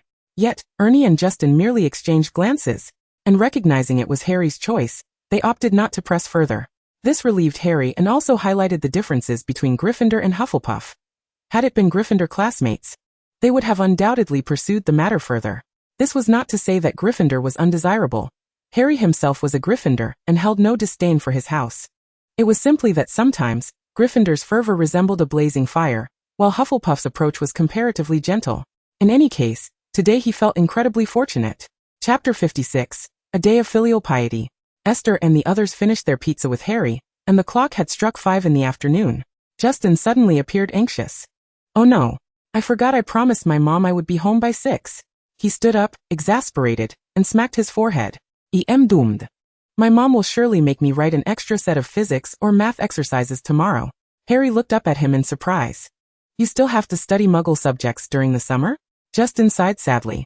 Yes, not only do I have to study various Muggle subjects, but I also have to learn piano, horseback riding, and golf. Ernie was somewhat bewildered by the intricacies of these lessons on gossip, merely exclaiming in awe, wow! Is there really so much to learn? Aren't you incredibly busy? Justin nodded in affirmation. Indeed, it is quite a hectic schedule. Moreover, I abhor physics. He raked his fingers through his hair in a moment of exasperation, visibly distressed at the mere mention of supplementary classes. Upon broaching this subject, Esther could not help but let out a sigh. I feel the same way. My grandmother insists that I study Muggle subjects during the summer break. And she has also consulted numerous extracurricular programs for me. Thus, I am rather reluctant to return to my grandfather's house this summer. At times, she found herself questioning whether her father and Grandma Hawk were truly related by blood, given their mutual fervor for learning. Harry smiled faintly, self-deprecatingly remarking, "It seems I am not the most unfortunate one here. At least Aunt Petunia and her family won't squander money on subjects I despise." Both Justin and Esther sighed in unison. However, their spirits were not wholly dampened. As Esther patted his shoulder in consolation, "It's all right. We should be able to make it back in time." Justin nodded, "I hope so." They prepared to depart. Harry stood up, saying, "You should head back now. It won't be safe once darkness falls." He bid them farewell with a genuine smile. Esther waved back goodbye. "Have a wonderful summer." By the time they returned to London, twilight was descending. Naturally, Justin did not arrive home before 6 o'clock, but as soon as they disembarked from the train, Esther's grandfather had sent 2 cars to escort them home. Justin stared in awe at the luxurious vehicles before him, exclaiming, "Now I believe you weren't exaggerating when you mentioned Aunt Harry's house. This display truly signifies great wealth." Esther humbly replied, "It's not that grand. It's my grandfather who is affluent. However, there is an old saying, wealth does not last beyond 3 generations, and I suspect it will begin to decline with me." Justin hesitated. "There's no need to curse yourself like that." Esther thought to herself that she was not cursing her fate, but merely acknowledging her and her father's proclivity for extravagance. Especially her father, who might squander everything before Esther even had a chance to take over the family business. This was not mere conjecture. Her father had taken over old Mr. Maine's business related to wizards after Christmas, but it had not been smooth sailing, plagued by various issues, and he had been exceedingly busy of late.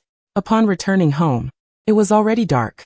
Her mother, Letitia, was in the kitchen preparing dinner, while her father, David, was assisting her. They were engaged in lighthearted banter, creating a warm atmosphere. However, as soon as Esther entered, her father's smile vanished. "The busy one has returned? What have you been up to?"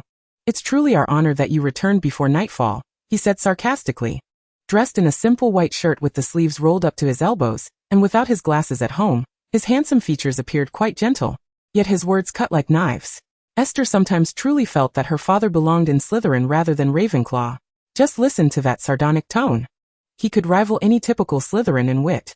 Esther rolled her eyes, peeking at the dinner they had prepared, then deliberately pushed past her father to stand beside her mother, saying, "I informed Mom about my day. There's no need for your snarky comments. You're sounding like a Slytherin, and it's quite annoying."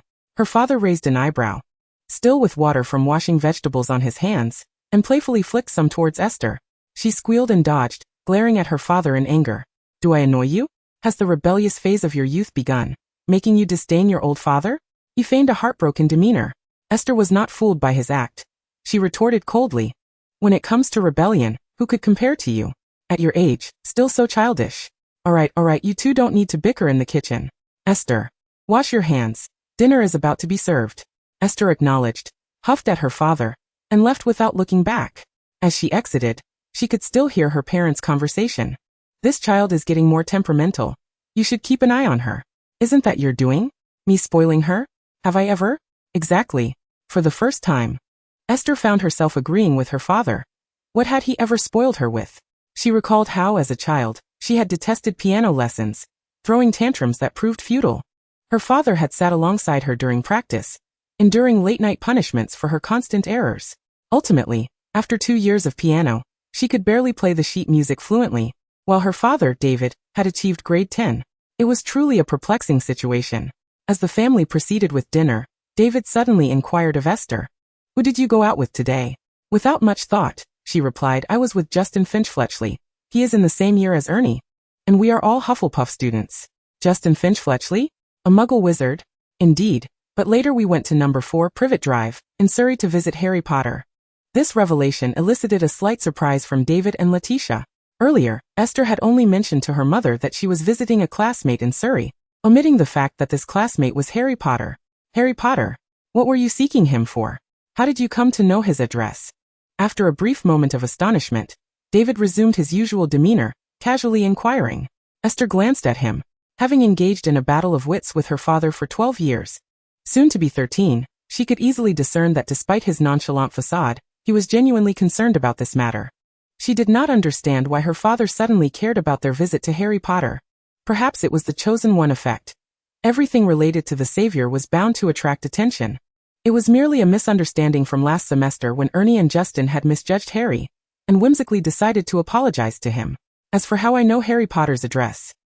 Esther deliberately paused, noticing her father's seemingly indifferent yet watchful gaze. She flashed a triumphant smile. You can ask grandfather, I won't tell you. This child truly deserves a reprimand. Chapter 57. Another day of filial piety. Since Esther's birth, David had been driven to the brink of madness countless times by her antics, often threatening to discipline her, yet he had never laid a hand on her. Raising a child was more challenging than all the problems he had faced combined. Often, he felt utterly helpless. Now that Esther had reached the age to attend Hogwarts, it provided him with a slight reprieve, but it did not mean he could let go entirely. After all, the tumultuous teenage years were approaching. Teenage years. He set down his cutlery and casually asked, At your school, Harry Potter must be quite popular, right? Esther, oblivious to his deeper intentions, simply assumed he, like everyone else, was merely interested in the savior. He is indeed quite popular. Aside from the halo of being the chosen one, he excels at Quidditch and is rather handsome. This Valentine's Day, many girls sent him love letters. Valentine's Day? Do you celebrate Valentine's Day at school? David raised an eyebrow, curious. Letitia had already sensed David's interest and secretly smiled, observing their oblivious daughter without intervening. To be honest, she was quite intrigued by these little tidbits of gossip as well. Esther took a bite of her steak, enjoying her mother's excellent cooking. Unlike her and her father's inherited culinary disasters, the delightful cuisine dulled her vigilance. She remained utterly oblivious to the impending danger, genuinely believing this was merely a casual exchange. Thus she replied, It seems there wasn't anything like this at school before. It was last semester's defense against the dark arts professor, Lockhart, who orchestrated it. He even enlisted 12 dwarfs to play Cupid, inundating the castle with love letters for the students. Honestly, that day was quite chaotic. So chaotic that it ended with Draco and me in a brawl, which subsequently triggered the incident involving the slugs. In short, it was an experience beyond words. Oh, but I suppose as a rather unremarkable Hufflepuff, I likely caused you little trouble that day, right? What do you mean unremarkable? With looks like mine, hardly. Esther suddenly paused, realization dawning upon her. Oh dear, Dad. Why the sudden concern for me? If you wish to caution me against romance at school, you needn't be so circumspect. She then added, and frankly, rather unflattering. David's lips twitched, while his wife, Letitia, could no longer contain her laughter. You know it's true. With his thoughts laid bare, David maintained a facade of calm as he continued. You're not particularly clever as it is. If you engage in such frivolities, you may very well fail your exams. Just wait and see how that turns out for you. Esther smiled, feigning ignorance as she chimed in, Indeed, you're absolutely right. School is for studying, not for romance. Then, with innocent curiosity, she asked, By the way, how did you and Mom fall in love? David. He and Letitia had been classmates, having gotten together in 6th grade, and swiftly married upon graduation. Esther seemed to have struck a chord, gazing at her daughter, who resembled a cunning little fox. David felt a wave of exasperation wash over him. See, I told you children are difficult to manage. Letitia watched the father-daughter banter with great amusement, but realizing the food would soon grow cold, she interjected to rescue her husband from being outwitted. All right, Esther. Don't take your father's words to heart. If you encounter a boy you fancy at school, be brave and pursue him. By the way, have you seen any handsome boys at school? At this, Esther's eyes lit up. Oh yes. Cedric, the upperclassman, is incredibly handsome. Her excitement caused her to lightly thump the table. Seeing their daughter's animated expression, both Letitia and David were taken aback. They exchanged glances. David hesitated, while Letitia gently inquired, Really? For you to admire him so, he must be quite an exceptional young man. Esther nodded vigorously. Cedric is truly outstanding. He excels at Quidditch, performs brilliantly in his studies, and is renowned for his gentle and warm-hearted nature. In short, he is perfection itself. Every Hufflepuff adores him. He is our house's darling. Having truly traversed into the magical realm, she had developed an immense fondness for Cedric. Despite being a mere supporting character in the books, perhaps not as dazzling as others, no one could find fault with him once they interacted.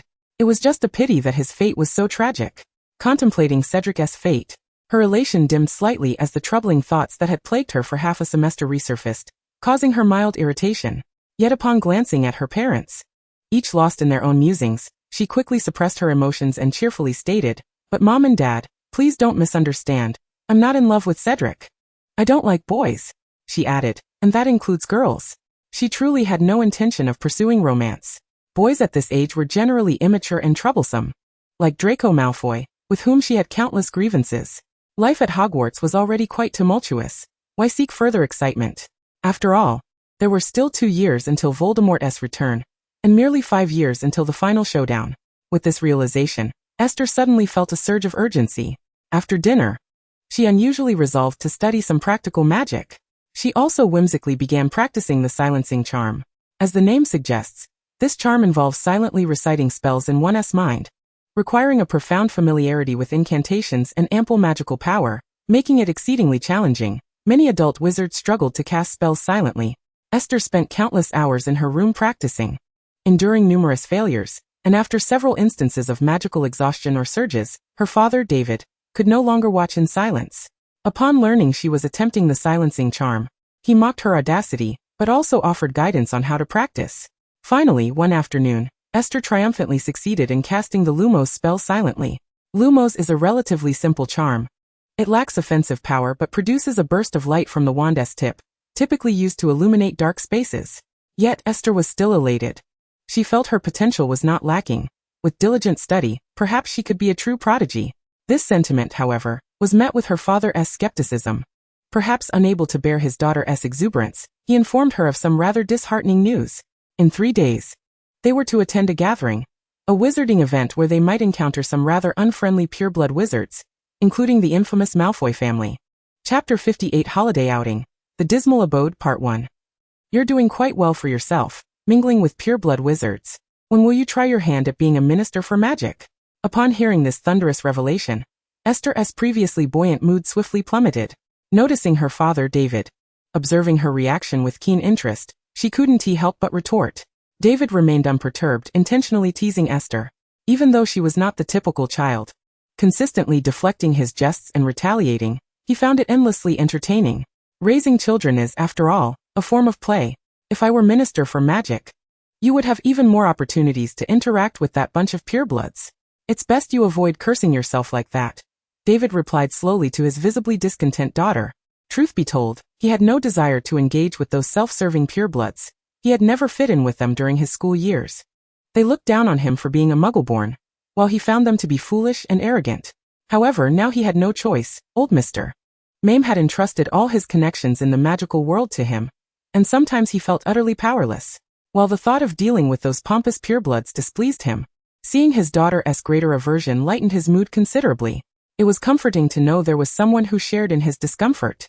Having successfully dampened his daughter's enthusiasm, David left in relatively good spirits, leaving Esther alone in her room, fuming and stamping her feet.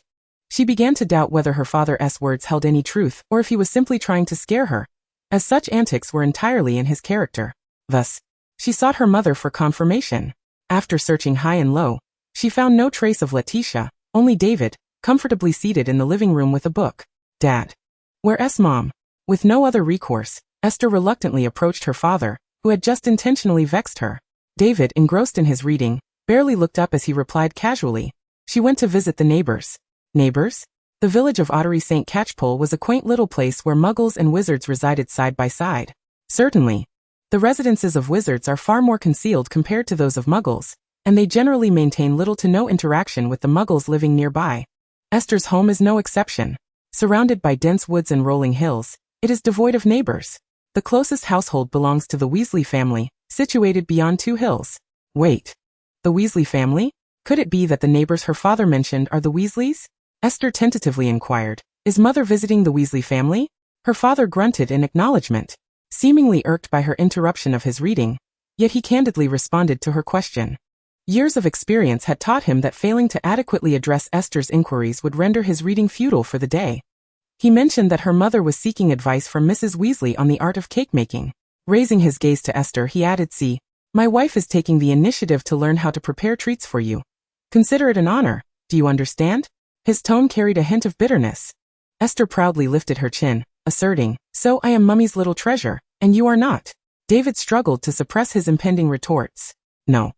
He could not squander the precious time he had carved out for himself to enjoy a moment of reading by engaging in a verbal spar with his daughter.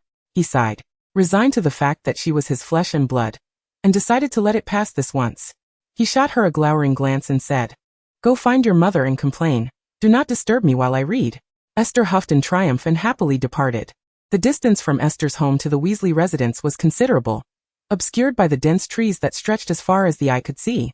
In stark contrast to the Weasley household, on the other side of a hill, stood a peculiar and prominent building, the abode of the Lovegood family, home to a significant character in the story, Luna Lovegood. However, Esther had spent the majority of her time in the Muggle world, until her family relocated here a year prior to her enrollment at Hogwarts.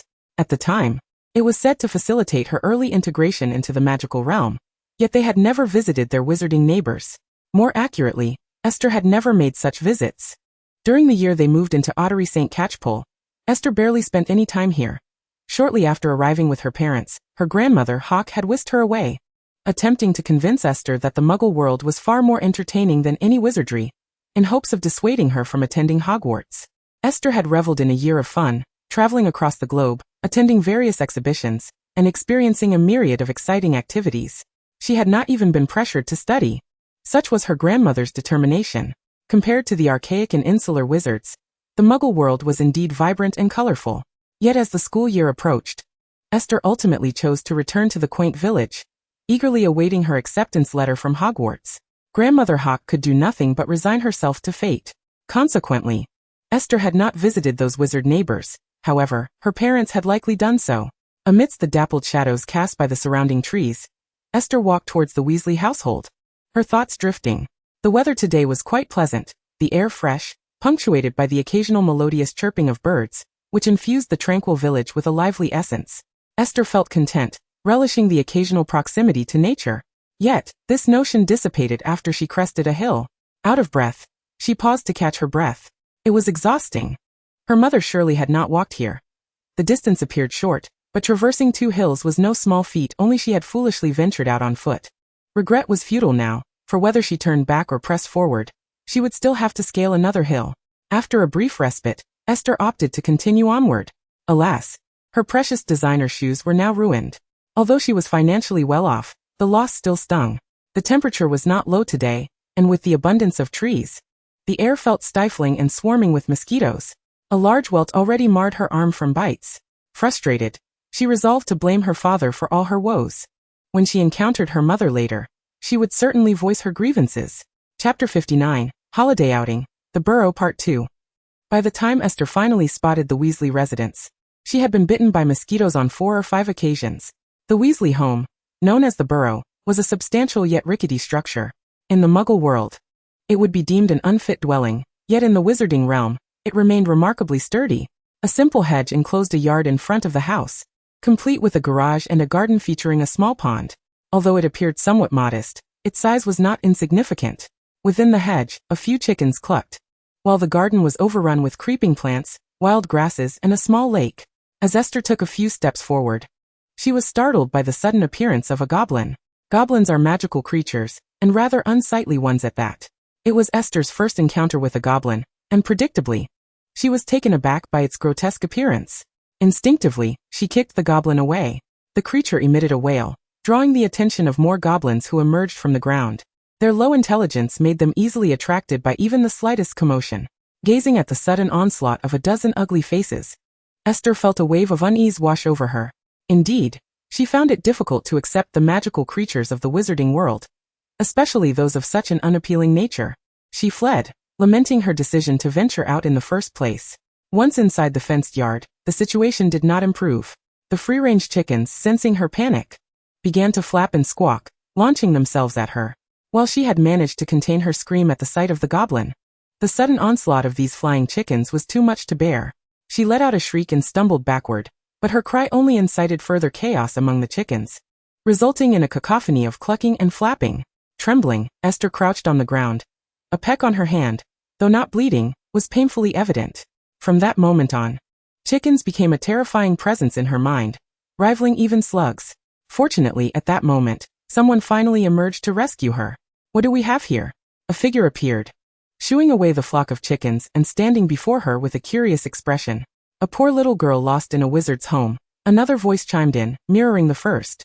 Esther looked up to see two identical red-haired boys standing before her. They were none other than the Weasley twins, George and Fred Weasley. Upon seeing her lift her gaze, one of them nudged the other with exaggerated flair, saying, "Oh no, you are mistaken. This is not just any lost muggle girl. This is our classmate, the Hufflepuff star. Miss Maine." The other, unable to suppress his grin, added, "Indeed, brother."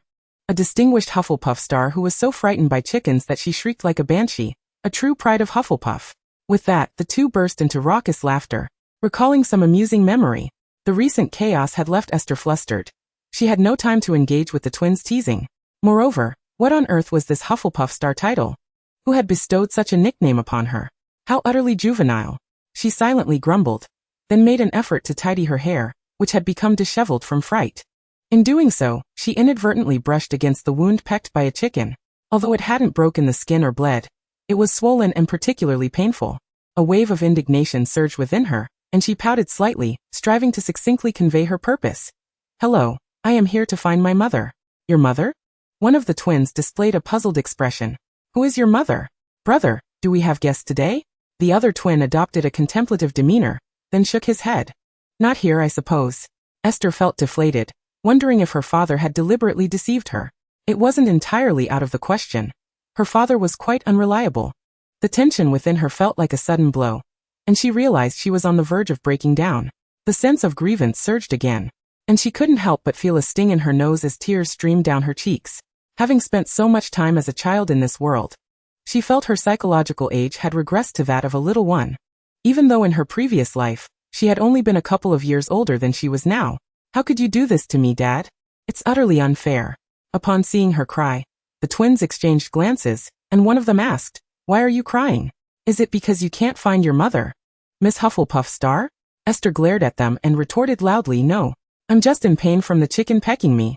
It was quite astonishing that the brave Miss Hufflepuff Star, who dared to confront Malfoy, could be reduced to tears by a mere flock of ordinary chickens. The other twin feigned surprise, and they both stared in amazement, as if they had uncovered some monumental revelation. Although their tone was exaggerated, it bore no malice, merely playful teasing. Under normal circumstances, Esther wouldn't mind their banter, but at that moment, she had no inclination for it. She simply wished to return home, toss all of her father David's books to the fish, and then complain to her grandfather, urging him to sever ties with her father in advance. She turned to leave. Just then, a red-haired figure poked his head out from the dilapidated house. Upon seeing Esther about to depart, he quickly shouted into the house, "Mum, your twin sons have bullied Esther to tears. Come out and teach them a lesson." The newcomer was Ron, whom she hadn't seen in quite some time. Footsteps soon echoed from within, and the plump Mrs. Weasley, wearing an apron and wielding a rolling pin, hurried out, followed closely by Esther's mother, Letitia Maine. In an instant, Esther realized she had been tricked by the twins. With no time to confront them, she wiped her tears and dashed into her mother's embrace. Meanwhile, Mrs. Weasley had already approached the twins, hands on her hips, loudly questioning them about their antics. The twins shook their heads in unison, defending themselves. "Mum, we didn't bully her. She was frightened by the chickens at home." "Liar!" Ron shouted from the side. Finally having the chance to see his mother reprimand his two notably friendly brothers, Ron was thoroughly excited. "I clearly heard them deceive Esther into thinking Mrs. Maine wasn't here, which made her sad and cry." "Oh, so Ron, you were eavesdropping on the twins' trickery and didn't expose them? You just waited until she was about to leave, fearing you'd miss the excitement?" Esther silently glared up at Ron. Ron, feeling inexplicably cold all of a sudden, he wondered what was happening. Chapter 60, Holiday Outing, The Burrow Part 3. By the time Esther sat at the Weasley dining table, holding a freshly baked small round bun, the Weasley brothers had already faced Mrs. Weasley's reprimand, and were sent to the garden to deal with the gnomes, including Ron, who had been watching the twins' antics. After all, if even Esther could see through his little tricks, it was no surprise that his beloved brothers could as well. So he was forcibly dragged away by the Weasley twins. Soon, the garden echoed with the screams of gnomes and Ron, accompanied by the twins' raucous laughter. Mrs. Weasley shook her head helplessly, appearing quite exasperated with her mischievous sons. Mr. and Mrs. Weasley had 7 children in total. The eldest, Bill Weasley, the second, Charlie Weasley, the third, Percy Weasley, the fourth and fifth were the twins, George and Fred Weasley, the sixth was Ron Weasley, and the youngest and only daughter was Ginny Weasley. Both Bill and Charlie had graduated, one working at Gringotts in Egypt, the other researching dragons in Romania.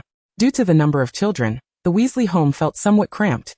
Yet Mrs. Weasley clearly managed it with great competence, keeping it tidy and warm. She poured a cup of tea for Esther, gently and warmly saying, "Good child. Have some tea. There are some delightful pastries almost ready in the oven." Esther's mood had already improved, and she smiled gratefully at Mrs. Weasley before turning to her mother to show off the mosquito bites and the chicken peck wound, playfully saying, "Look, Mum, I'm nearly being eaten alive by mosquitoes." Her skin was naturally fair, making the bites appear quite pronounced, visually more severe than usual.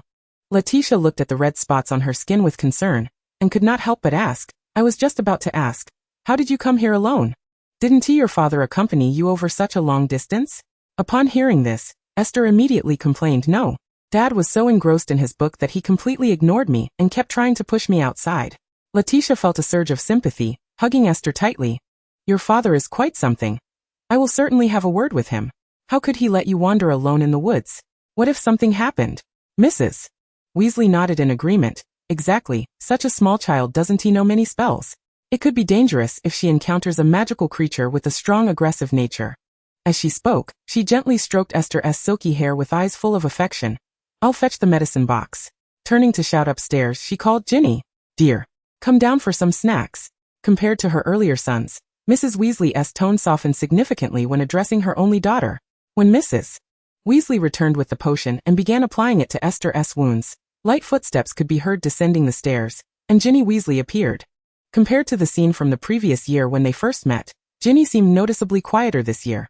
Likely still haunted by the fear of being controlled by Voldemort's Horcrux last semester. Her expression was dull, and even her vibrant red hair appeared somewhat lackluster.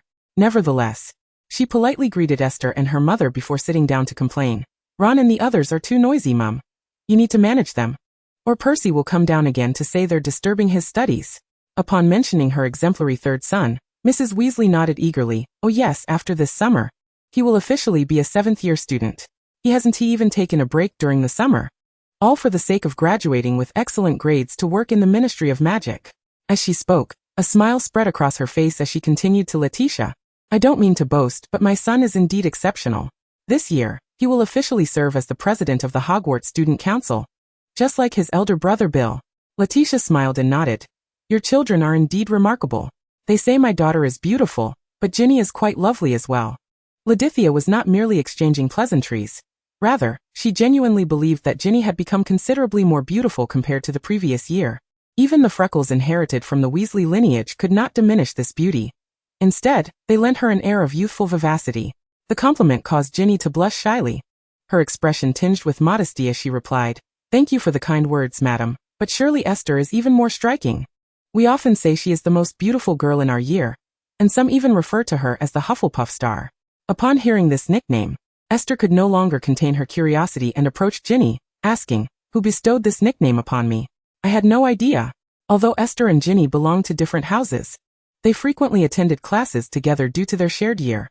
Esther had refrained from engaging with Ginny directly out of consideration for the diary she held. But now that Voldemort's Horcruxes had been dealt with, she felt unencumbered. Ginny leaned in and whispered, "I don't know who gave you that nickname either. But after you publicly confronted Malfoy, everyone started calling you that behind your back. It seems to have originated from your fellow Hufflepuffs. You didn't know? Indeed. It must have been the Badgers who started it." Esther lamented, feeling an overwhelming sense of despair. Just moments ago, she had learned of this from Ginny's twin brothers. What was this absurdity? She could accept compliments about her beauty, but why the childish nickname? Was it possible that she unwittingly possessed the aura of a protagonist, becoming a campus sensation without her knowledge? Surely not. She had always prided herself on her humility. As Esther grappled with her existential doubts, Ginny's expression shifted to one of understanding. "They must be playing a prank on you. Pay them no mind. They simply enjoy their mischief." Thinking back to how easily she had fallen for their deceit, Esther felt a flush of embarrassment wash over her. She stammered, "I'm all right, I suppose." However, Ginny immediately discerned her hesitation, confirming that her twin brothers had indeed teased Esther. "Don't worry, I'll help you teach them a lesson later." As the sole daughter in her family, Ginny was particularly cherished by her older brothers. Observing the camaraderie between Esther and Ginny, Mrs. Weasley wore a smile of relief. It had been quite some time since Ginny had engaged in such cheerful conversation, and despite her initial anger and anxiety over the previous semester's events, her heart ultimately ached for Ginny, who had been a victim of circumstance. Now with Esther, a peer of her age, to share in her joy. Mrs. Weasley hoped this would aid Ginny in moving forward. Chapter 61. An unreliable hypothesis. Esther's visit with her mother continued until Mr. Weasley returned home from work. Unbeknownst to them, Mr. Weasley had experienced a stroke of luck, winning the gold galleon lottery and receiving a prize of 700 galleons. For the financially struggling Weasley family, this was an extraordinary sum. The entire household erupted in joy, discussing how to allocate this newfound wealth. Ultimately, Mr. and Mrs. Weasley decided to take the family on a trip, with the destination set for Egypt, where their eldest son, Bill, resided. Setting aside the Weasleys' jubilant celebration for a moment. Upon returning home, Esther witnessed her mother furiously reprimanding her father for becoming too engrossed in his books, thereby allowing Esther to roam outside unaccompanied. Her father did not contest her words, but humbly accepted the scolding, promising not to repeat his oversight before being granted the opportunity to retreat to his study to continue writing.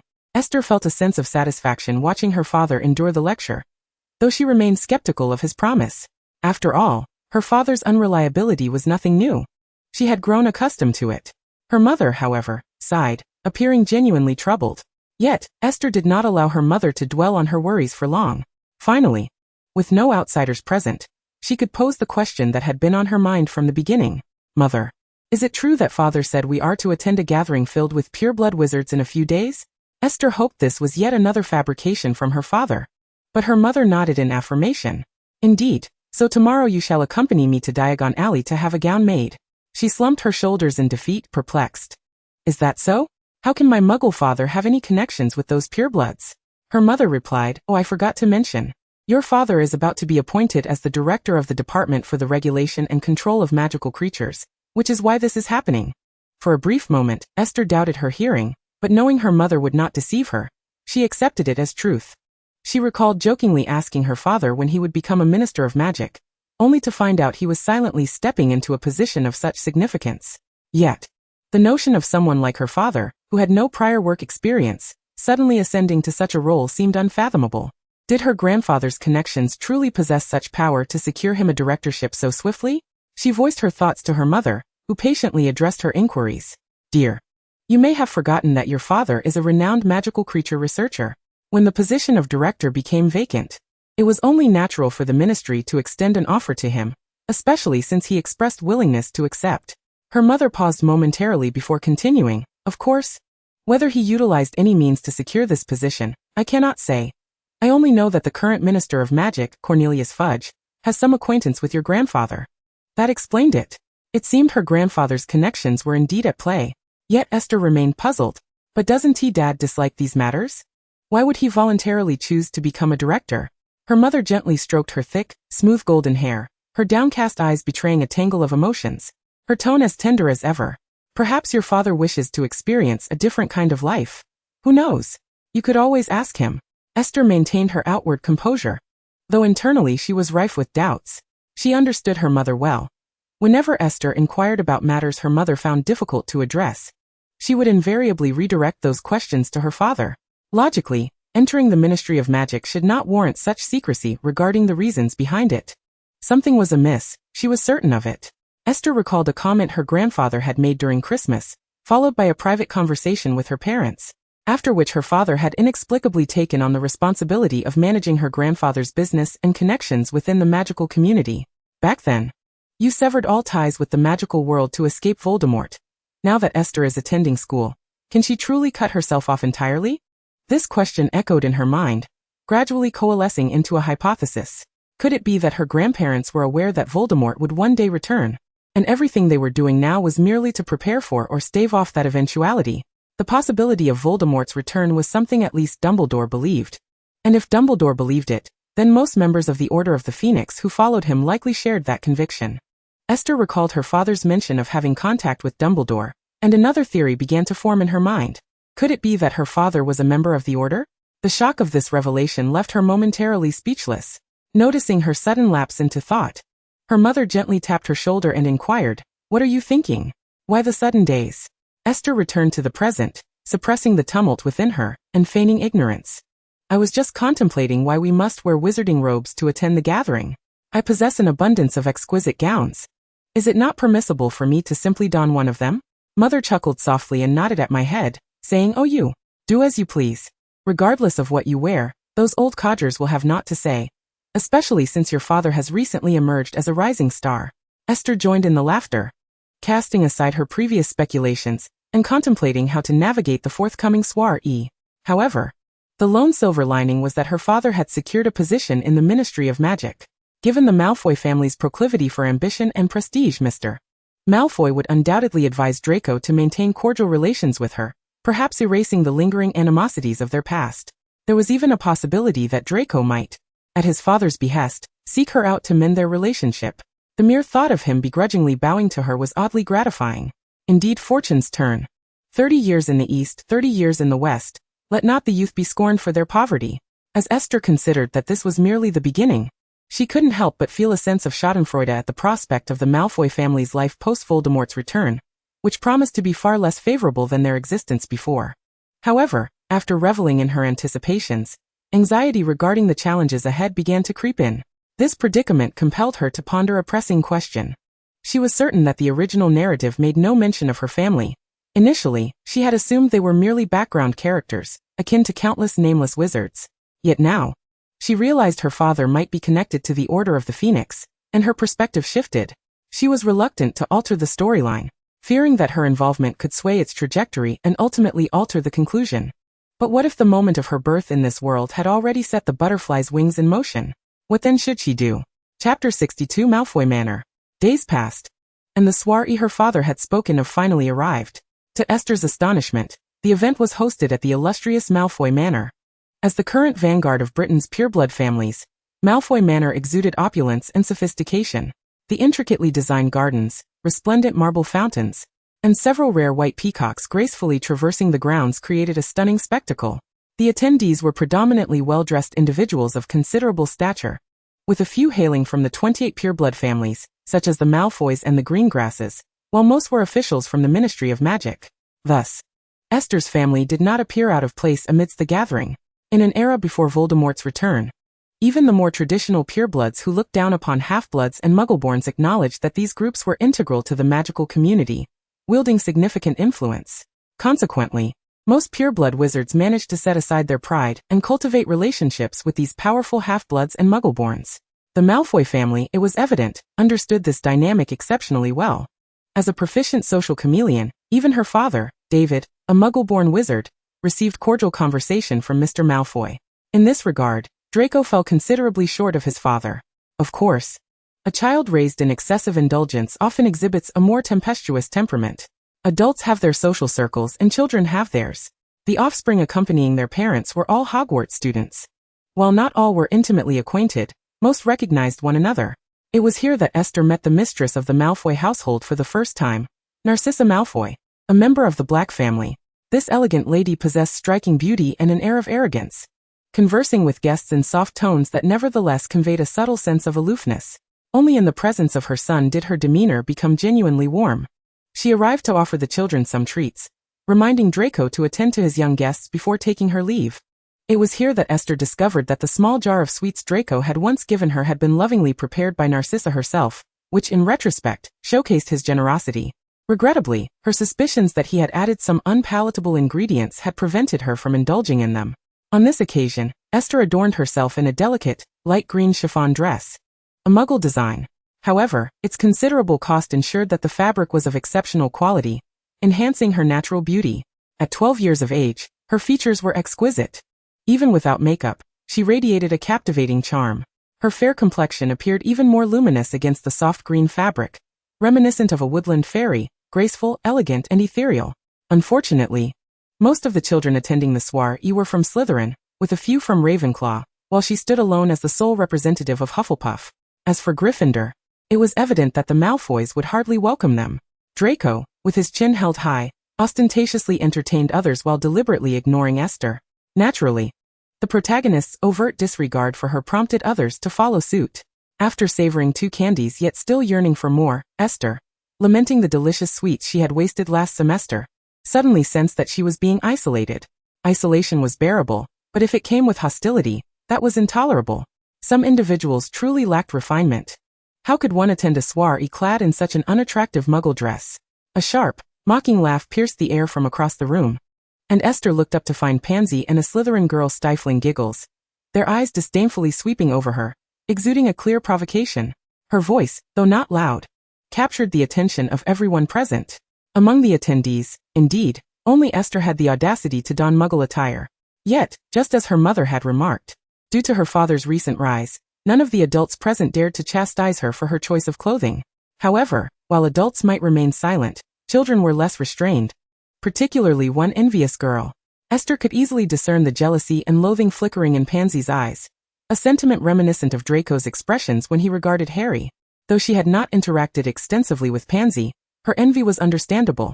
After all, Pansy did not possess the beauty portrayed by the actress in the films, closely resembling the original text description, like a rather unappealing lion dog. This comparison was not to suggest that lion dogs were unattractive, but rather to imply that the face she bore was decidedly unappealing. Esther even harbored a rather vindictive suspicion that Pansy's looks were a consequence of her family's insistence on maintaining a pure bloodline through cousin marriages, a trait shared by Goyle and Crabbe, whose dim-wittedness was likewise linked.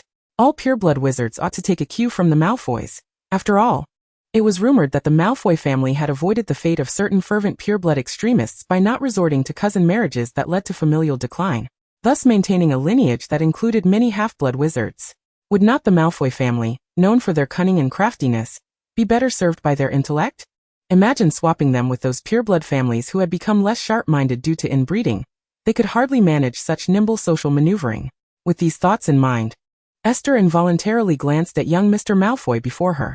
Today he was attired in an exceptionally formal ensemble, a black suit with a white shirt and bow tie.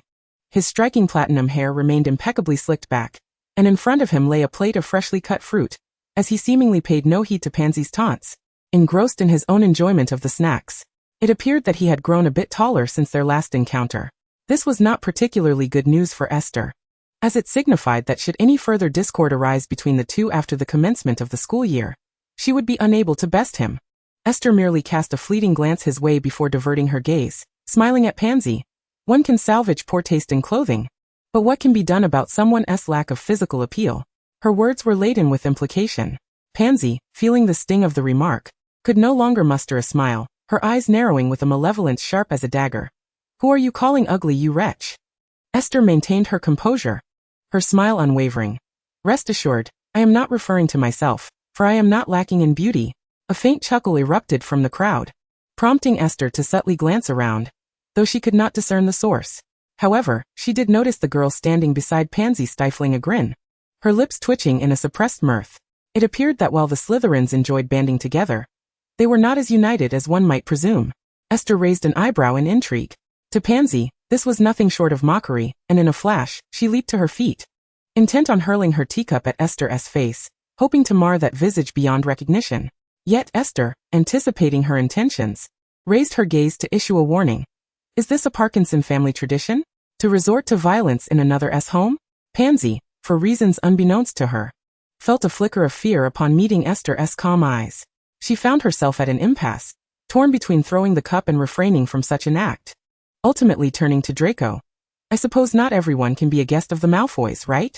"Draco, frankly, I fail to comprehend why Mr. Malfoy would extend invitations to individuals of such low repute." She cast her hopes upon Draco, yearning for him to join her in belittling and ridiculing Esther. However, her aspirations were dashed as Draco finally lifted his face, his gaze icy as it fell upon her. "Do not overstep, Pansy. It is not your place to dictate whom my father may invite." Chapter 63. A renewed dispute. The atmosphere momentarily froze.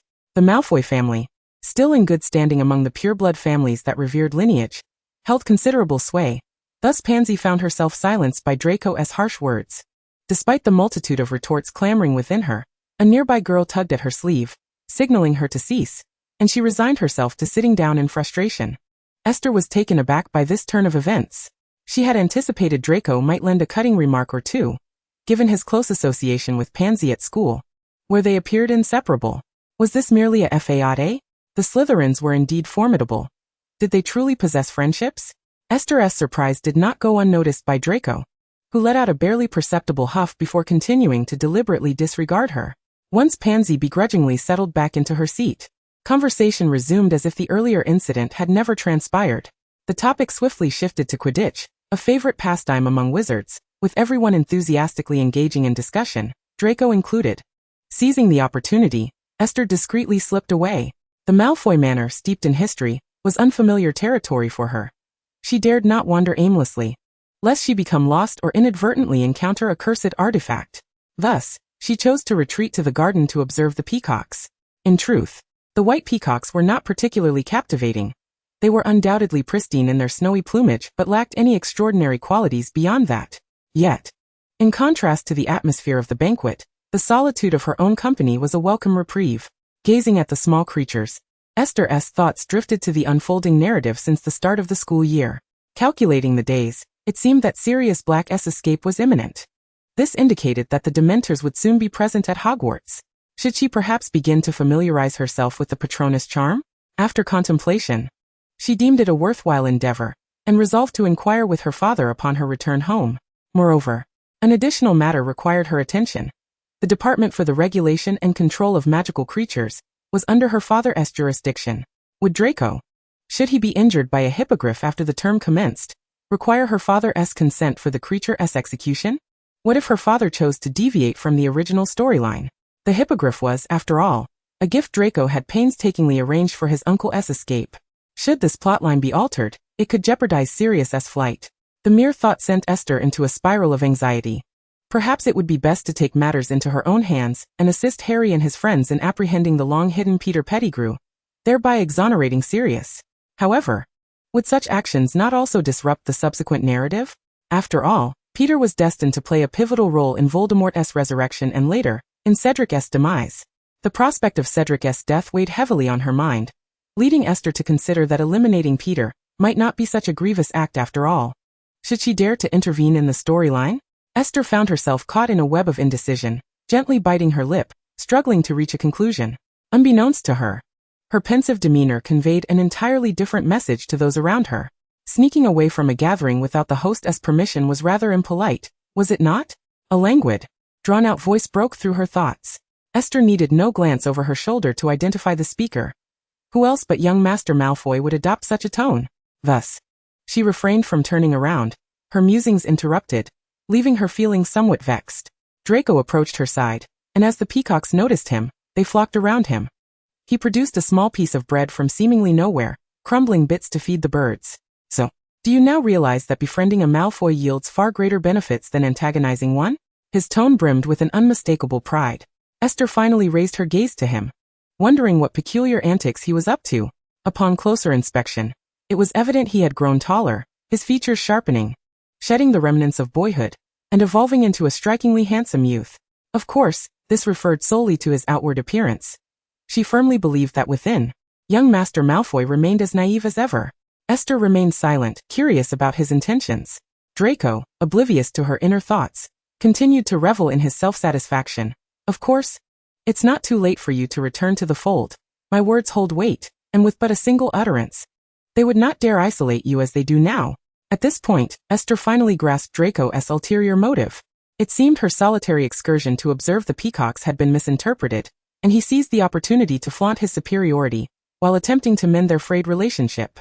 In simpler terms, young Master Malfoy was begrudgingly granting her an opportunity to reconcile, inviting her to take the step towards harmony. Regrettably, Esther had no intention of accepting this olive branch. Perhaps the illustrious Malfoy did not comprehend that to seek another's forgiveness, one must first offer an apology. Esther directed her gaze into the distance, her tranquil voice resonating clearly in Draco's ears. His smile faltered momentarily, followed by disbelief as he turned to her. Apologize? For what precisely have I aired that warrants an apology to you? There was certainly a multitude of grievances.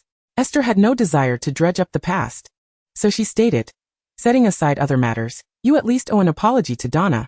Your words were insulting and uncalled for. Oh, and there was Hermione too. Yet, Hermione would undoubtedly reclaim her dignity, without her intervention. Ha, Draco scoffed incredulously. You would have me apologize to a Muggle-born? What is so inappropriate about that? Esther countered, gazing up at him. We are all human, so why perpetuate these discriminatory attitudes? I have already apologized to you. And I do not discriminate against you for being a backward, conservative pureblood wizard. So why must you look down upon others? What are you talking about? Draco was momentarily taken aback by her argument, then retorted, regardless, Pure-blood wizards are inherently different from Muggle-born wizards. I would never apologize to them. Different in what way? Do you believe that pure-blood wizard families possess a richer heritage, a more pristine lineage, and thus a superior magical prowess, which elevates their societal standing? Esther countered. Upon hearing her statement, Draco straightened his chest and nodded without hesitation. Of course. Esther chuckled. Then according to your theory, how did the Gunter family, descendants of Slytherin who intermarried to preserve their bloodline, meet their demise? Or does Master Malfoy think that your family maintains its current illustrious lifestyle solely due to ancestral glory? Or perhaps it is the wealth accumulated quietly from the Muggle world over the years? Draco was taken aback by Esther's words, his eyes widening in disbelief, accompanied by a flicker of anger. As the sole heir of the Malfoy family, he had an inkling, albeit unspoken by his parents, that his father indeed had dealings with the Muggle world. However, knowing it was one thing, but having it publicly exposed was another. Even if Esther's assertions were accurate, the stubborn Malfoy refused to concede. With no rebuttal at hand, he stormed off, muttering a furious, "You're talking nonsense." His departing silhouette bore a hint of disarray. Chapter 64, Astoria. Esther continued observing the peacocks, as she truly could not fathom what else to do besides watching them. Should she converse with the portraits of the past heads of the Malfoy family? Perhaps it was better to contemplate what to do next semester. Esther began to drift into thought once more, but this time, her reverie was interrupted by a voice. "These peacocks are indeed quite beautiful, aren't they?" A gentle female voice floated towards her. Esther looked up to see a somewhat familiar face, Astoria Greengrass from Slytherin. This girl, who shared her year and had even shared a boat ride across the Black Lake, had not crossed paths with her in any significant way. Esther was somewhat surprised by her sudden appearance and approach, yet she felt no aversion. After all, Astoria was gentle and did not possess the aggressive demeanor of some Slytherins. She seemed like a perfectly normal person with whom one could converse. With normal individuals, especially those who were aesthetically pleasing, Esther tended to exhibit more patience. "They're all right. Have you ever seen a green peacock?" "They're quite stunning too," Esther replied. Astoria shook her head. "I haven't seen a green peacock, but I have seen a blue peacock. I find all peacocks beautiful. Do you like animals?" The mention of animals reminded Esther of that day when she was pecked by a rooster, causing her to shake her head. "I actually don't like animals very much.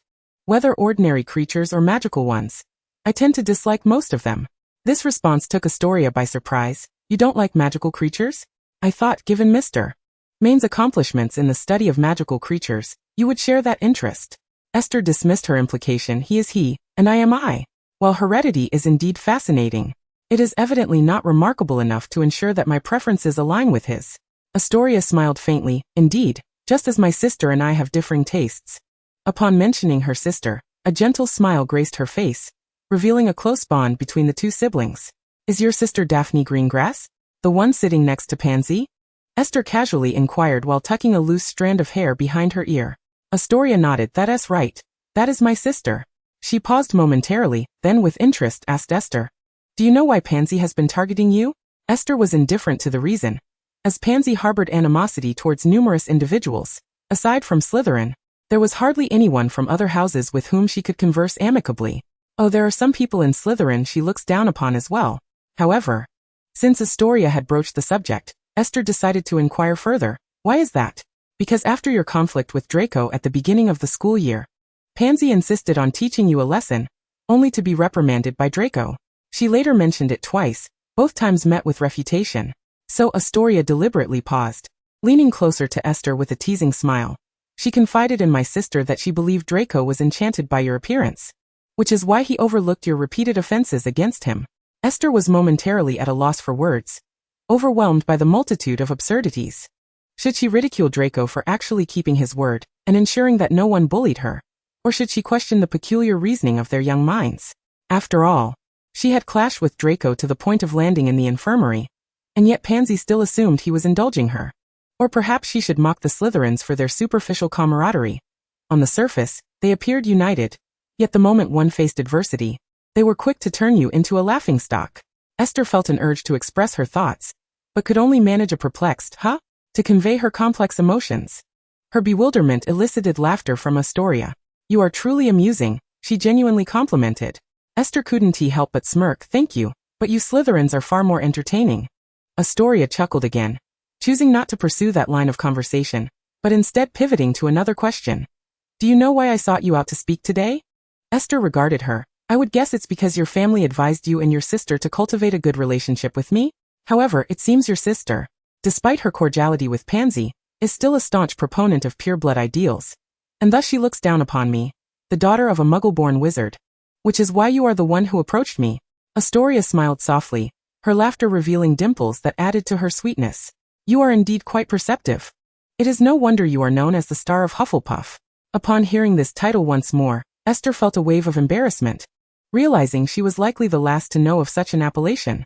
Please don't call me that. It feels rather strange. Esther wished to cover her face but restrained herself, attempting to maintain an air of composure. You don't like that title? But I recall it originated from your own house, Hufflepuff. It started when you openly challenged Draco, and continued when you ranked second in your year at the end of the term. I know many people have been referring to you that way behind your back, Astoria remarked, puzzled by Esther's resistance to the title. It is merely a commendatory title. In truth, another reason my sister doesn't particularly like you is because of this title. Once a person rises to excellence, there will always be some who harbor ill feelings towards them, she continued. Esther then asked, so, do you dislike me? Astoria shook her head. I do not dislike you. After all, we weren't even friends before this, so why should I harbor animosity towards a stranger? Honestly, you don't seem much like a Slytherin. And you don't appear to be much like a Hufflepuff. Ah, so we are merely two peculiar individuals engaging in meaningless chatter. No, it is still meaningful. At least I can feign compliance with the tasks assigned by my parents. Astoria smiled at Esther. In truth, peacocks aren't all that remarkable, are they? Do remember to have something to eat later. The desserts at the Malfoy residence are quite delightful. After she spoke, she turned away without a trace of reluctance. Esther shook her head, feeling compelled to retract her earlier words. In truth, her demeanor was quite reminiscent of a Slytherin. The peacocks were indeed far from captivating. They wouldn't even display their plumage once. Esther gazed at the boundless horizon, letting out a sigh, and resolved to return to the banquet. After all, Astoria was right. The refreshments at Malfoy Manor were undeniably delectable. Chapter 65, Theodore. As Esther savored her third piece of cake, the protagonist Draco decided to lead everyone to view the white peacock he had raised. Esther thought to herself. She had just spent nearly an hour observing the white peacocks, and now they must surely be weary of her presence. Draco was not unaware of her previous standoff with those peacocks, so his actions felt deliberate. He was undoubtedly trying to vex her for indulging in too many of his family's pastries. Esther set down her hand, poised to retrieve a fourth piece of cake, and pondered quietly. Though she had always been at odds with her father, they shared certain traits. For instance, neither relished socializing. Throughout her life, Esther had attended numerous gatherings of varying sorts, yet she had never enjoyed such occasions, always making herself scarce after a brief appearance. Of course, her father was invariably quicker to slip away. Thus, as the others eagerly moved towards the exit, Esther remained perfectly still. To her surprise, she noticed two others were also unmoving. One was Astoria, who had likely grown tired of the peacocks as well, and the other was a Slytherin boy. This boy was tall and slender, with dark hair and eyes, possessing an appealing countenance, though he appeared somewhat reclusive. He had remained remarkably silent throughout the festivities, rarely engaging in conversation unless prompted, at which point he would respond lazily. Esther was certain she had seen him at school, yet she did not know his name, only that he was likely in the same year as Draco. While everyone else was in motion, the three of them stood out as peculiar. Draco's gaze swept over the trio, and rather than displaying anger, he merely raised an eyebrow and inquired, "Do you not wish to join us outside? Astoria not?" He consciously overlooked Esther. Since he had chosen to disregard her, she felt a sense of relief. Thus, she extended her hand to take the fourth piece of cake, primarily because it was indeed delicious, fragrant and not overly sweet. This was the highest praise one could bestow upon a dessert. Simultaneously, Esther noted Draco casting her a furtive glare, his lips moving as if he wished to speak, only to swallow his words. Esther was disinclined to speculate on his thoughts. After all, the allure of the cake was far greater. "I have already observed your peacocks countless times. Forgive me for not wanting to see them again this late at night. However, if possible, I would like to spend some time in your library, as the collection at Malfoy Manor is indeed impressive," the boy said, exhibiting a refined demeanor towards Draco. It was evident that his praise for the Malfoy library pleased Draco. "Very well, I know not. You have a penchant for such things." He wore a proud smile, tilting his head slightly. This display surprised Esther, for the typically haughty Draco treated this boy with a rare sense of equality, rather than his usual condescension. "Not. That surname seems somewhat familiar, Esther mused, though she could not recollect why. I have just been outside to see the white peacocks. I apologize. But I am not keen on moving about, Astoria interjected, her lips curving into a smile of apology, appearing genuinely contrite. Yet Esther, knowing her well, sensed something amiss in her expression. It resembled the facade of sincerity she often adopted while performing. At first glance, it appeared genuine, but upon closer inspection, the emotion seemed superficial. Truly, she was a master of theatrics. Esther declared her newfound interest in Astoria. Are you feeling unwell again? Upon hearing Astoria's words, Daphne exhibited a hint of concern, suggesting, then stay here and do not wander about. The use of again indicated that Astoria's health had been a recurrent issue, which would explain her sister's evident worry. She nodded obediently. Now only Esther remained unvoiced. Draco furrowed his brow lightly. So, your refusal to join us stems from either a lack of interest in our company or your own malaise. His tone held a more biting edge when addressing Esther compared to earlier. Having grown accustomed to his brusque manner, Esther met his gaze directly, sincerely responding, why could it not be that the cakes here are simply too delightful? I wish to continue enjoying them. Draco appeared momentarily taken aback by her retort, his mouth opening and closing in search of a response. Nearby, Pansy sneered, truly a clueless Hufflepuff. A few others joined in her laughter. It was clear that Draco's earlier demeanor had emboldened them in their treatment of Esther. Yet Esther was not one to tolerate such mockery. She shot back. A Hufflepuff who ranks among the top 3 in our year. How many from your esteemed Slytherin house can claim the same? Her words left them momentarily speechless. Merely a bookish dullard. Pansy continued her derision. What are you flaunting here? Esther replied with calm assurance. In addition to reading, I also excel at enjoying cake. With that, she popped the remaining morsel of cake into her mouth. The onlookers were at a loss for words, as if that last piece of cake had not merely been consumed, but had silenced them directly. Draco's expression was inscrutable as he regarded Esther for several seconds before he let out a barely perceptible sigh, muttering, then enjoy your cake. His tone remained characteristically unpleasant, yet he exhibited no further hostility, and turned to leave with the others. In an instant, the small parlor felt deserted. Esther reclined on the sofa, feeling momentarily satiated, as she required a brief respite from the cake. Once the others had departed, the boy named Not did not linger, quickly turning to exit as well. However, before leaving he cast a glance at Esther, seemingly struck by her unusual response. Esther paid him little mind, after all. Her intention was precisely to elicit such a reaction. Soon only Astoria and she remained. Esther pondered for a moment before inquiring, who was that boy? With no one else present, Astoria mirrored her posture, comfortably leaning against the sofa. Oh, that is Theodore Knott, a Slytherin boy in the same year as my sister. He is rather reserved, so you may not be familiar with him, she explained. Esther's expression shifted to one of realization.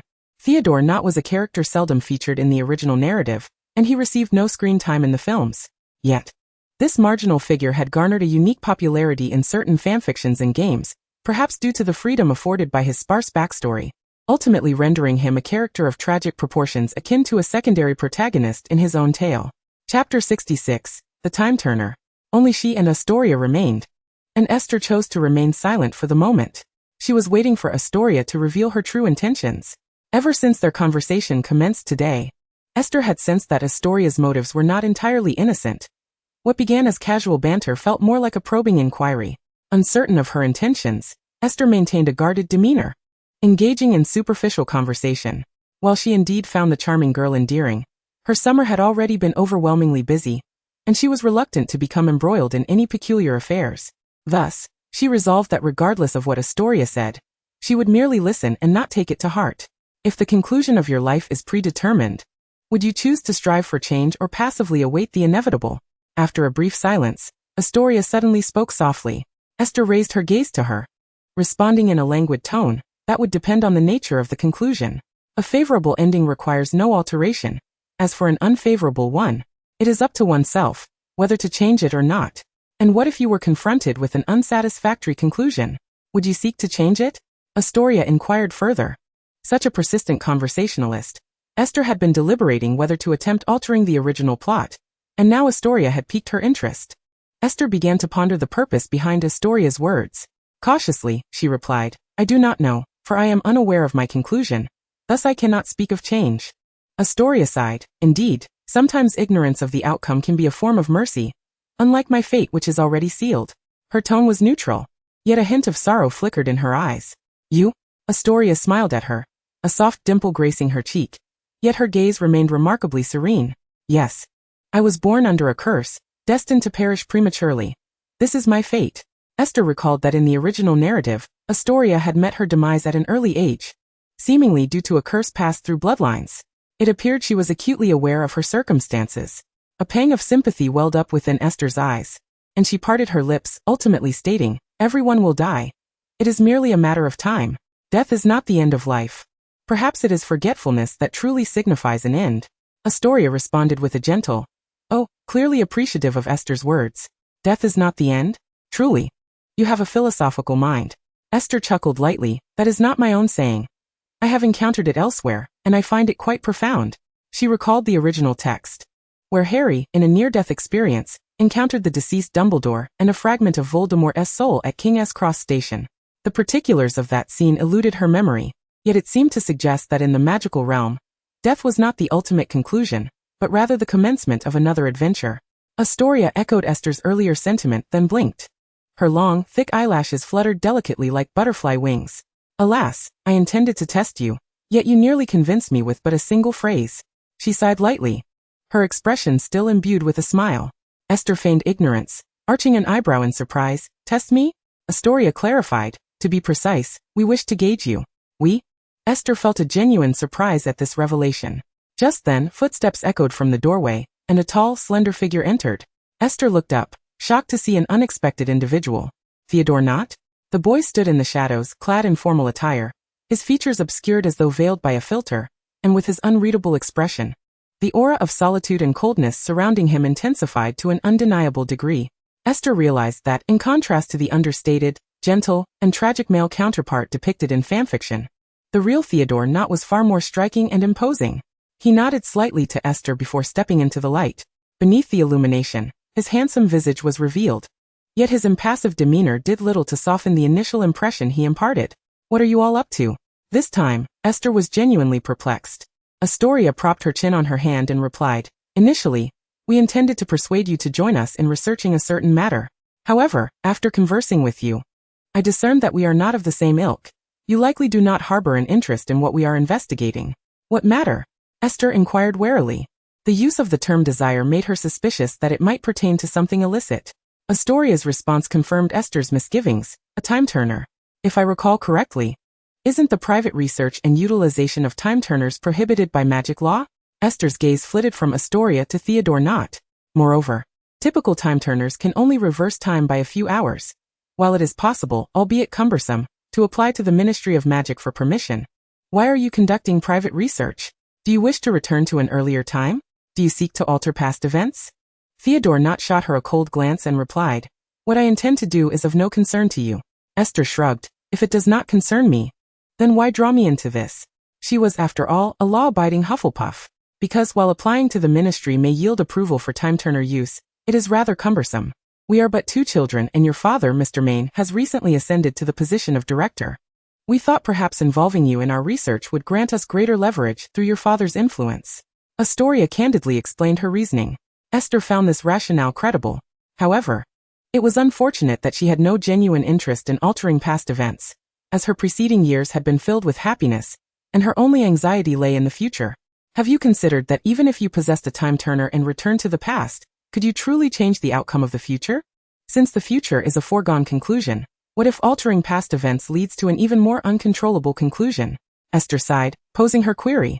"In The Cursed Child, Heroine Draco's son used a time-turner to return to the past, only to find that not only did they fail to change the outcome, but they also exacerbated the situation." This was precisely why Esther feared that her casual alterations to the plot could lead to a more dire ending. Theodore Knott finally spoke to Esther. "As you mentioned earlier, the future is unpredictable. Thus, if we were to research the time-turner and return to the past, that too would be a part of fate." Chapter 67 Choices. Esther conceded that Theodore's statement left her at a loss for a rebuttal. Such dilemmas were akin to Schrodinger's cat, paradoxical in nature. Much like the century-old conundrum of choosing between saving a mother or a girlfriend from drowning, one could also opt for neither. Therefore, Esther calmly replied, "I have no affinity for hypotheticals or philosophy. Rather than ponder such matters, I would prefer to enjoy a slice of cake."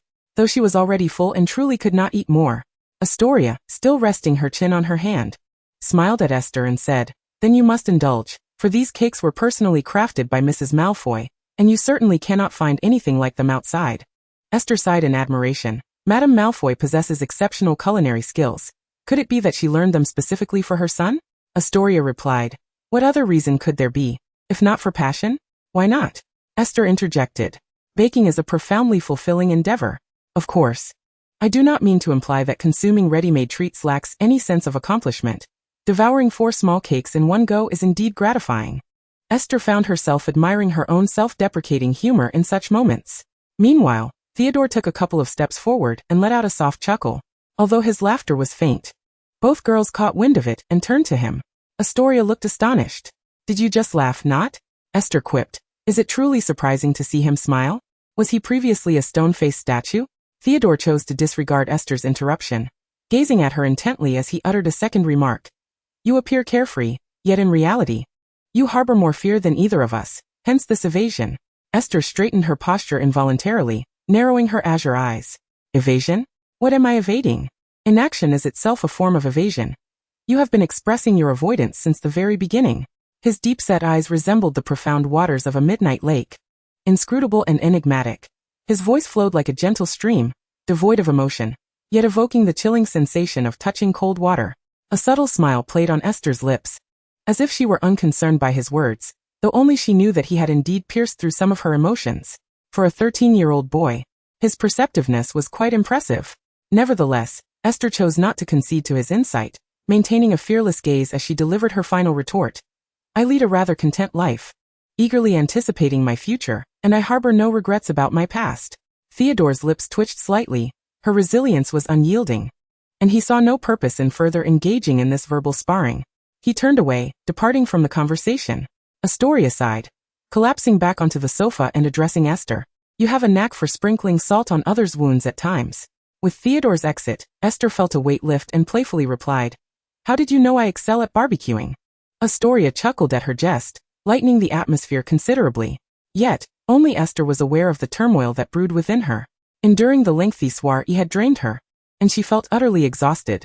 Upon returning home, she and her father, David, collapsed onto the sofa, exhaling fatigued yet relieved sighs.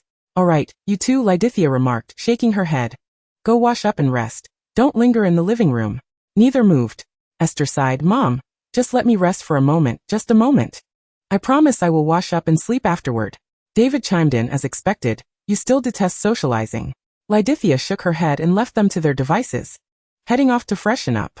The summer night was profoundly serene, their residence being far removed from the city's bustle, amplifying the tranquility to an almost ethereal stillness.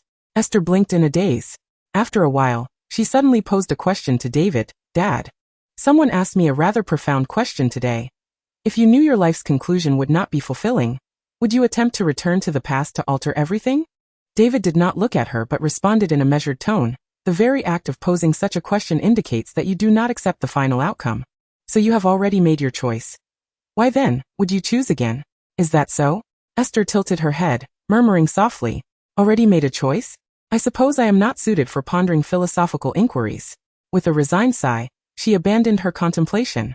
"Do not fret," David said. "If philosophy is not your forte, you might try mathematics, physics, or chemistry. I've promised your grandfather that in a few days, you'll spend the summer with them, catching up on Muggle studies." He wore a mischievous grin. Esther replied, "What a splendid father you are." She took a deep breath, forcing a smile. "No worries. I can always tell grandfather about your recent commendable performance. With his assistance, perhaps you might even rise a rank in no time." David remained silent, both of them turning away to avoid each other's gaze, quickly retreating into silence. Truly, the notion of paternal affection and filial piety seemed utterly absent from their dynamic. Burdened with her thoughts, Esther tossed and turned throughout the night, until she suddenly recalled something crucial. Oh no, she had yet to learn the Patronus charm. After confronting her father yesterday, would he still be willing to teach her today? The answer was due to a late night. She awoke late the next morning, and by the time she emerged from her room, her parents had already finished breakfast and departed. Esther nibbled on the toast her mother had left for her, sighing in resignation. Well, I suppose I should make the most of my time to self-study. After all, these were her final days before returning to her grandparents, where she would be inundated with various life-threatening subjects. In her previous life, Summer tutoring had been unavoidable. But now she found herself ensnared in a similar fate in this new world. She couldn't fathom who was enjoying those carefree summers filled with leisure and play. Why couldn't they invite her along? After toiling over her books for what felt like an eternity without making any headway, Esther ultimately decided to set aside her wand and embrace a more relaxed approach. Never mind, I shall not be too harsh on myself. Perhaps indulging in some light reading will alleviate my spirits. Thus, until her parents packed her off to her grandparents, she had not managed to extract even a hint of magic related to the Patronus charm from her wand. The silver lining was that she had completed several novels, noticeably enhancing her reading and late-night endurance. Chapter 68. A Return to Diagon Alley. Subsequently, Esther's summer adventure was abruptly curtailed as she returned to her grandparents, where she began enduring their rigorous educational regimen. Unsurprisingly, the primary source of this instruction came from her grandmother. Each day was meticulously scheduled, compelling her to engage in diligent study. Consequently, her connection to the magical world diminished, and before she knew it, not only was summer drawing to a close, but certain events had also transpired. For instance, news of Sirius's escape from Azkaban had spread throughout the wizarding community. Harry had taken residence at the Leaky Cauldron, and the Weasley family had returned home after their rewarding trip to Egypt. The agonizing summer was nearing its end, and the promise of delightful school life loomed on the horizon. Upon her return to Diagon Alley, this time Esther was accompanied solely by her mother, for the Ministry of Magic had mobilized in light of Sirius's escape from Azkaban, and even the Department for the Regulation and Control of Magical Creatures, where her father worked, could not remain uninvolved. Naturally, this year she had also arranged to meet Ernie in Diagon Alley. Thus, at their usual meeting spot, they awaited Ernie and his parents. "Dear Esther, it has been ages. Let Auntie see you.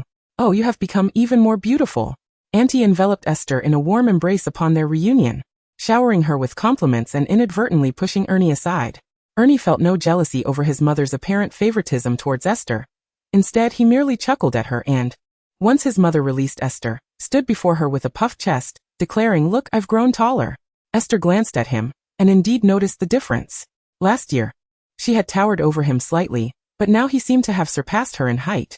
Surprised, Esther circled him a few times, realizing that from any angle, he appeared to be just a tad taller than her. "It matters not, merely a slight increase," Esther reassured herself, attributing her lack of growth to the exhausting supplementary lessons of the summer break, convinced she would eventually catch up. Ernie, being the good brother he was, chose to encourage her after showcasing his own height. Then strive to grow taller.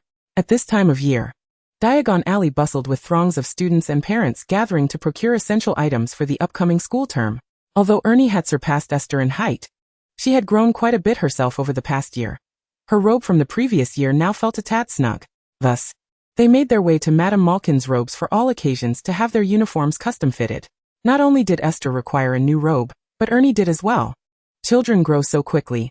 It felt as though they were still those little ones from memory, yet they had reached heights almost comparable to adults. Mr. Macmillan, their uncle, could not help but express his astonishment. He shared the same golden locks and warm brown eyes as Esther's mother, Letitia, though he had become slightly portly in middle age, exuding an amiable presence. "Isn't it so?" Letitia sighed, observing Ernie and Esther, their golden heads huddled together in hushed conversation. In that fleeting moment, she felt as if she were peering through time, witnessing the closeness she and her brother once shared as children. Despite having endured numerous trials, they still stood together, engaging in cheerful, affectionate dialogue. What a stroke of fortune that was. She was unsure what thoughts crossed her mind, but a hint of regret and concern flickered across her face. Meanwhile, Esther and Ernie had determined their sizes and approached the awaiting adults. Ernie nudged Esther, signaling her to share their recent discussion. Esther glanced back at him, and Ernie's pleading eyes, paired with his hands clasped in a gesture of entreaty, compelled her to step forward. "May I purchase a set of the latest pure gold galleon stones?" she asked the adults. A few adults exchanged glances, swiftly grasping the situation. "Oh dear. If that is your wish, your aunt would be more than happy to oblige. However, if it is not your desire, let the one who truly wants it speak up." Aunt Macmillan's gaze shifted from Esther to Ernie, her expression growing less tender. Clearly, their little ruse could not fool the adults. With a silent sigh, Esther, considering Ernie's usual kindness towards her, resolved to assist him once more. She gently tugged at her aunt's sleeve, pouting slightly. "It truly is what I desire. I have never played with galleon stones." She then turned her gaze to her mother, pleading, "Mom, could you please buy me a set? I beg you." Esther's charming demeanor was a surefire hit with her aunt and uncle, who had no daughter of their own. Before Letitia could respond, Mr. and Mrs. Macmillan eagerly agreed. Of course, Esther. Whatever you desire, your uncle and aunt will procure for you. Although it was their son Ernie who longed for the galleon stones, Esther was merely speaking on his behalf, yet they could not refuse her request. Aunt Macmillan took Esther's hand, speaking softly. Then let us first visit the joke shop to purchase the galleon stones. If you desire anything else, do not hesitate to tell your aunt. By the way, would you like some ice cream? It's rather warm. I shall send your uncle to fetch some while we wait at the joke shop, shall we? Upon hearing his mother's words, Ernie's eyes lit up. I want chocolate flavor. Mrs. Macmillan shot back. I did not ask you. Don't think I don't know what you're up to. We will settle this when we return home. Ernie fell silent, his enthusiasm dampened. Letitia, slightly displeased, remarked to her brother and sister-in-law, do not spoil Esther too much. Her father already indulges her enough. This will only lead to her becoming spoiled. Mr. and Mrs. Macmillan disagreed. Spoiled? Not at all. Esther is so beautiful and clever. I heard she ranked second in her class last semester. Much better than Ernie, Mr. Macmillan concurred, nodding in agreement. Esther, feeling a twinge of indignation, turned to her mother. Dad doesn't spoil me. He loves to tease me. They paused outside Madame Malkin's, engaged in conversation amidst the ebb and flow of passers-by. Just as Letitia opened her mouth to speak, her expression brightened at the sight of someone behind Esther. Just as Esther turned to look, a pair of large hands ruffled her hair. Why do I hear someone speaking ill of me? A deep voice rumbled from above her. She began to struggle, attempting to free her hair from the person's grasp. Dad, what are you doing here?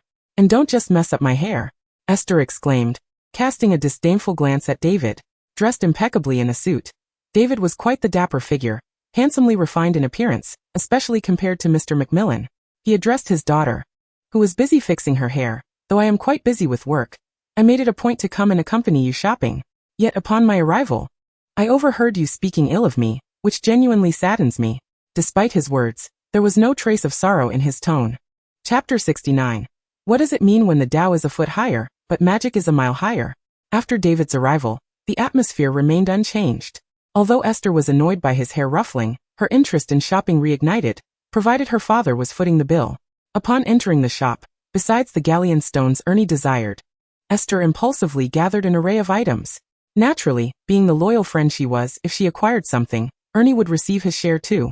In the end, even Ernie appeared surprised, leaning towards Esther and whispering, "Isn't this a bit too much?" Esther scoffed. "Just this? Who do you look down upon? My dad is wealthy. Buying out the entire store would be no issue." "Really?" Ernie responded, seemingly astonished. "Is he that rich?" Esther nodded emphatically, casually boasting, "Absolutely. I could spend however I please. And buying Hogwarts one day wouldn't be a problem." In that moment, Ernie's perception of his uncle's financial prowess shifted. Letitia, shaking her head in exasperation, attempted to curtail her daughter's reckless talk. "Enough. We cannot buy all these things indiscriminately. What if we run out of money for other purchases?" David, with a cold smile, replied to his wife, "You needn't worry. Let her buy. I am curious to see how much she can acquire. If he discovered what she had purchased, she would have to sort it all out herself." Mr. and Mrs. Macmillan exchanged glances, finally understanding why Letitia believed David indulged Esther too much. Indeed, it appeared he had spoiled her a bit. Esther was unfazed by David's sarcastic remarks, turning to Ernie. "See? My dad is allowing us to buy freely." Ernie, slightly dazed by Esther's nonchalant tone, pondered, "Is that really the case?" "Of course it is," Esther declared, picking up a crystal ball containing an exquisitely crafted model of a galactic event. "Look at this, it's beautiful, isn't it? With this, I wouldn't need to strain myself to look at the stars during astronomy class." Ernie, already muddled in his thoughts, became fully captivated by the crystal ball, completely forgetting his previous concerns. As they continued to explore, Esther ended up purchasing nearly every item in the shop, her extravagant spending even catching the shopkeeper's attention. With David being a recent notable figure in the Ministry of Magic, the shopkeeper promptly recognized him and greeted him warmly with a handshake. David maintained a polite smile while internally seething with frustration. Since he had been recognized, he was left with no choice but to purchase the items today. What a troublesome, rebellious child. He cast a cold glance at the gleeful Esther, his mind racing to devise a strategy to regain control of the situation. Esther and Ernie had selected an excessive number of items, making the checkout scene quite spectacular. When the cashier hesitated and inquired if they truly intended to buy so much, Esther unabashedly pointed to David, declaring, "My father is right here. He will pay for it. He is the newly appointed director of the Department for the Regulation and Control of Magical Creatures at the Ministry of Magic. Surely, he can afford these things." Upon saying this, she flashed a sweet smile at her father. Sunlight streamed through the shop's windows, illuminating her golden hair, and making it shimmer even more brilliantly, rendering her almost ethereal. Her smile was radiant, her features bright and angelic, pure and unblemished. Yet David was acutely aware that beneath her charming exterior, his daughter harbored a far less innocent heart, one that could be quite dark. He responded with a cryptic smile and promptly paid for all the items. Letitia sighed in exasperation and complained to her brother and sister-in-law. "You see, I told you he spoils Esther too much." The Macmillans nodded in agreement, still feeling uneasy. The cumulative cost of these little trinkets was quite significant. Under any circumstances, they would never allow their children to spend money so frivolously. Even if Esther appeared as adorable as a little angel, it was unacceptable. "It is indeed excessive," Mr. Macmillan remarked. "But under such indulgence, for Esther to still stand out so remarkably, she truly is exceptional." Mrs. Macmillan chimed in, "Indeed, if it were anyone else, they would have developed a host of bad habits by now. Yet Esther remains humble, kind-hearted, and excels in her studies. She is simply perfect." Letitia hesitated, contemplating whether they might be spoiling her too much. Only Esther, when her father David readily settled the bill, felt no joy but rather a sense of caution. She knew her father all too well. Such readiness to part with money surely concealed a catch. After the clerk had neatly packaged all the gifts, David produced a small pouch of coins and handed it to Esther. She hesitated to accept it, instead regarding him suspiciously. "What does this mean?" David smiled faintly. "It means that we adults have matters to attend to and cannot accompany you to buy more items. Here is some money for you to spend on your own. But do remember to take these things with you." He then instructed the shopkeeper not to allow them to store the items in the shop, deeming it a punishment for their reckless spending. The shopkeeper, momentarily hesitant, ultimately agreed under the temptation of a single galleon. "You did this on purpose," Esther exclaimed, hands on her hips, casting an annoyed look at her father. David in turn felt his spirits lift. "And so what if I did? Weren't you just being deliberate yourself? But how are we supposed to carry all these heavy things? That is for you to figure out, considering you chose to take so many items. You're truly wicked. Likewise, you are not innocent either." The two began to exchange playful banter. The Macmillan couple exchanged glances, wishing to intervene, but Letitia held them back. "You cannot coddle her like this. She must experience some hardship to learn." Given that her parents had expressed such sentiments, they felt it inappropriate to defend Esther. As for their silly son, well, he deserved to face some consequences for buying so much. Thus the parents departed, leaving Esther and Ernie amidst a sea of bags, both looking at each other in bewilderment. "What are we going to do now?" Ernie asked, momentarily at a loss. After the adults left, Esther, who had initially appeared anxious and furious, suddenly burst into laughter. Her rapid mood shift left Ernie utterly confused. "Do you understand what it means when the road rises to meet you and magic outstrips all?" She triumphantly placed her hands on her hips, and once her amusement subsided, she drew her wand. "You didn't see this coming, did you? I secretly learned the shrinking charm over the summer, and have mastered it." Her earlier exasperation had merely been a performance for her father. Indeed, when it came to theatrics, she was the superior one. In this triumphant mood, Esther recited the incantation. In the midst of Ernie's astonishment, the mountain of bags swiftly shrank, ultimately reducing to a size that Esther could easily manage alone. This spell was quite intricate, requiring strong control and the ability to master its opposite, the enlarging charm. Otherwise, if one shrank an object without the means to revert it, that would pose a significant problem. Despite her busy schedule with summer tutoring, she had still managed to squeeze in time to learn some spells. However, her progress with the silencing charm and the Patronus charm remained minimal. The silencing charm was especially challenging. Achieving a simple flicker of light with her wand at such a young age was commendable. As for the Patronus charm, she was unsure why it eluded her. She understood that to successfully cast it, one needed to recall their happiest memories. Though she believed her life had not been filled with suffering, and that she had many joyful experiences, she could not fathom why she consistently failed to produce a corporeal Patronus. At best, her wand would emit a few silvery wisps of light, but it would not take form. Her most significant progress had been the relief of completing her tutoring, freeing her from the burdens of mathematics, physics, and chemistry, which filled her with unparalleled joy. Yet even during her evening practice of the Patronus charm, the wand still failed to materialize a full form. Perhaps such emotionally driven spells were inherently mystical. Esther had never been particularly lucky, and she did not feel disheartened by her failures. Rather, she felt a slight anxiety. With the school year approaching, she would soon face the perilous Dementors. Although she knew that in the original story, the Dementors posed no threat to other students and solely targeted Harry, it did little to ease her nerves, for she had resolved to attempt to alter the narrative. At the very least, she wanted to try to save those who had perished. While at Malfoy Manor, it seemed she had not been influenced by Theodore Knott's words. But how could she not be affected? He was quite right. She was indeed evading the issues at hand. By avoiding the problem, she had initially decided to be a passive observer. His obsession might stem from past regrets, which motivated him to research a time-turner to return to the past, alter it, and thereby change the future. Esther, like Astoria, was acutely aware of the outcome. They stood in the present, gazing at a future they were reluctant to confront. Therefore, Esther chose silence in response, while Astoria sought to effect change. Though she did not believe the two children could successfully create a time-turner, Esther felt, well, she couldn't quite call it cowardice. It was simply that the outcome she knew involved the fates of too many people, warranting her greater caution. The subsequent words of her father completely awakened her realization. She had long since made her choice. Once a choice is made, it indeed holds no meaning to reconsider. A sense of melancholy washed over Esther. With her decision made, it signified that she could not afford to entirely slack off in her studies. At the very least, she had to learn some practical spells. She was not a savior, and could not possibly confront the killing curse with the disarming charm and emerge victorious. Alas, she truly did not want to exert herself in her studies. In comparison to you, despite being a year your senior, it appears I possess far less knowledge than you do. They exited the shop and began their journey towards Flourish and Blots.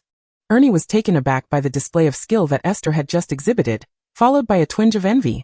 Esther, in a relatively good mood, playfully boasted in response to his envious tone, "Don't compare yourself to me. I am the star of Hufflepuff." She winked at him as she spoke. Unable to contain his laughter, Ernie exclaimed, "You actually know that title? I was afraid you wouldn't like it, so I didn't dare tell you." "How did you find out?" "You truly understand me. When I first heard that title, I felt so embarrassed. I had no idea what you all thought when you bestowed such a name upon me." After venting her complaints, she replied, "I heard it during my visit to the Weasley family over the summer, from George and Fred Weasley." "From those mischievous twins, you say? That seems quite plausible. I can only imagine they teased you with that title." Esther recalled the events of that day and still felt a bit awkward. She must have been dazed by that frenzied group of chickens, or else how could she have so easily believed their fibs? Thus, she chose not to answer that question.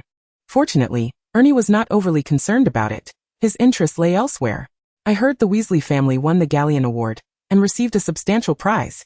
After which they traveled to Egypt, and their exploits were featured in the newspapers. They are truly fortunate to have such a windfall." "Indeed, quite fortunate," Esther mused, acknowledging that someone like her, who seemed to have no luck, would never encounter such a grand prize. She joined in with envy. They are indeed very lucky. As they continued their idle chatter, they arrived at the Quidditch shop. A throng of people surrounded it, young and old alike, all sporting eager smiles. Curiosity piqued. Ernie tugged Esther along as they squeezed through the crowd, only to discover the reason behind the gathering. On a newly constructed pedestal inside the shop rested a most impressive broomstick. The shopkeeper was vociferously proclaiming, "This is currently the fastest broomstick in existence. The Irish Club just placed an order for 7 of these." "Wow!" Ernie exclaimed, his eyes sparkling with wonder and admiration as he gazed at the broomstick. Through the crowd, Esther caught sight of the broomstick's name, the Firebolt. No wonder it had caused such a stir. It was the legendary Firebolt. Although Esther was not particularly fond of Quidditch, the excitement of the crowd was infectious, and she couldn't help but exclaim in awe. If only she had persuaded her father to buy a Firebolt sooner. Now, she feared that opportunity had passed. It looked exceedingly expensive, likely far more costly than the Nimbus 2001. She murmured, "I suppose it's incredibly pricey." "Indeed. That's why I dared not inquire about the price," a voice chimed in, echoing her whispered thoughts.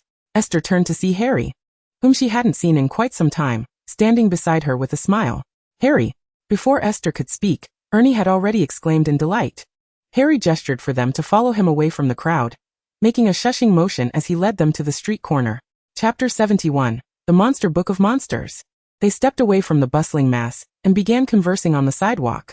Since everyone was captivated by the Firebolt, no one paid them any heed. "Harry, are you here in Diagon Alley to purchase supplies for the school year as well?" Ernie asked enthusiastically. Harry appeared to be in high spirits. smiling as he nodded at Ernie. In fact, I've been staying at the Leaky Cauldron lately, so I take strolls through Diagon Alley whenever I have the chance. They then went to the Quidditch shop to marvel at the firebolt. Have you run away from your aunt's house? Ernie expressed mild surprise at Harry's words, but he was genuinely pleased with his decision. I must say well done. Harry hesitated slightly. Well, I suppose it can be considered running away. But it was because I accidentally inflated my Aunt Marge into a balloon during her visit. As a result, the Ministry of Magic came looking for me. You inflated her into a balloon? Ernie found it difficult to imagine such a comical scene. Esther remained composed. I heard my father mention that incident, but rest assured, the Ministry won't hold you accountable. Harry had already encountered Minister Fudge. He knew well that the Ministry would not expel him from school for such an event. Perhaps this was one of the few advantages of his title as the boy who lived, he mused with a hint of self-deprecation. However, he did not reveal this to Esther and Ernie, merely stating I know, otherwise, I wouldn't be able to stay at the Leaky Cauldron for so long, and so comfortably. Apart from his time at Hogwarts, this was the only period in which he felt so carefree. We are heading to Flourish and Blotts to buy books. Have you purchased your textbooks yet? Would you like to join us? Ernie invited him to accompany them. Harry readily accepted. Actually, I've already bought my textbooks. At this point, he suddenly recalled something and asked Ernie, what elective courses did you choose? Ernie responded, Care of Magical Creatures and Divination. Harry's expression turned difficult to describe. Ernie, puzzled, inquired, What's wrong? Is there an issue? Harry shook his head. No problem. I am taking those 2 electives as well. But never mind. You'll find out when you get to the bookstore. Inside Flourish and Blotts, the crowd was sparse but still quite noisy. The source of the commotion was a large iron cage in the store, housing approximately 100 living books. These books were entangled with one another, aggressively wrestling as if engaged in a fierce competition, with torn pages fluttering about, creating a chaotic scene throughout the shop. What kind of book is this? Ernie gaped in astonishment. This is the Monster Book of Monsters. It's the textbook we'll be using for Care of Magical Creatures, Harry explained. Are you sure? They look so vicious they could bite off my arm. Are we really supposed to use such a textbook? Ernie felt a surge of trepidation at the thought of having to handle such a book in class. I'm certain, and I already have one, Harry replied, having witnessed the terrifying nature of these books. Yet, knowing that Hagrid would be their professor for the course, he found it to be somewhat reasonable. The shop manager noticed them and approached hastily, asking, Are you students from Hogwarts? Here to buy this book? He wore an impatient expression, thick gloves on his hands. And before they could respond, he grabbed a battered wooden stick and headed towards the cage. Esther quickly interjected, We only need one. Is that so? Thank goodness. The manager sighed in relief upon hearing they only required one. I've been bitten by this wretched book daily. It's driving me mad. I wonder who the professor for Hogwarts Care of Magical Creatures course is this year.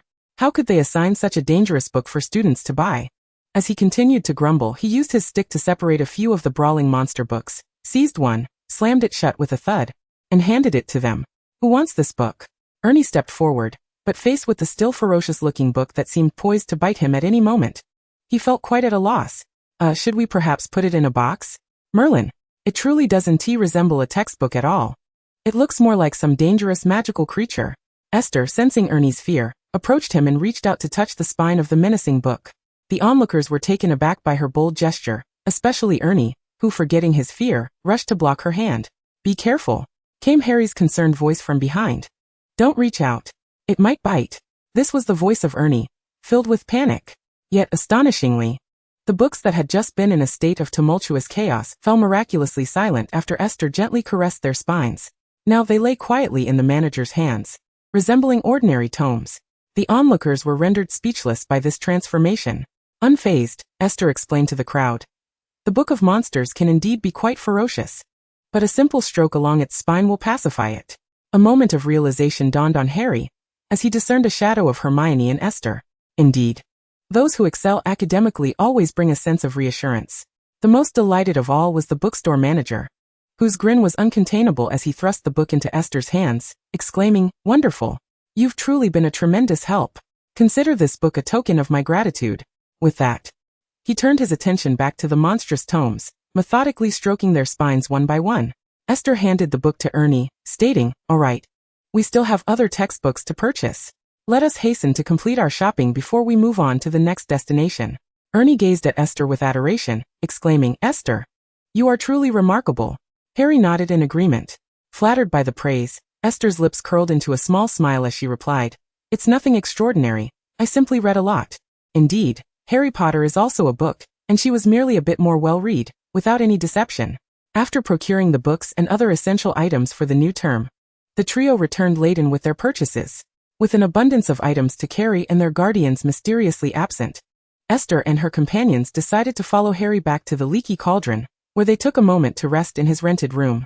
Once Esther utilized the enlargement charm to restore the items to their original sizes, the small room was nearly overwhelmed with the assorted goods. "Goodness!" Harry exclaimed, staring in astonishment at the heap of various items. He picked one up, discovering it to be a crystal solar system model he had long coveted but not purchased. "Did you rob the shop?" he managed to utter, incredulity lacing his words. "Rest assured, everything was bought with money. There was absolutely no theft involved," Esther assured him, her demeanor assertive as she added, "Do you see anything here that you like? Feel free to take it." "Really?" Harry's face mirrored the dazed expression Ernie had worn in the shop, overwhelmed. "How could you have bought so much? How much did this all cost?" Esther chuckled lightly, half joking. "It did cost quite a bit, for my father upset me, and I purchased all these items as a means of seeking restitution. Take whatever you fancy. There's no need for formality."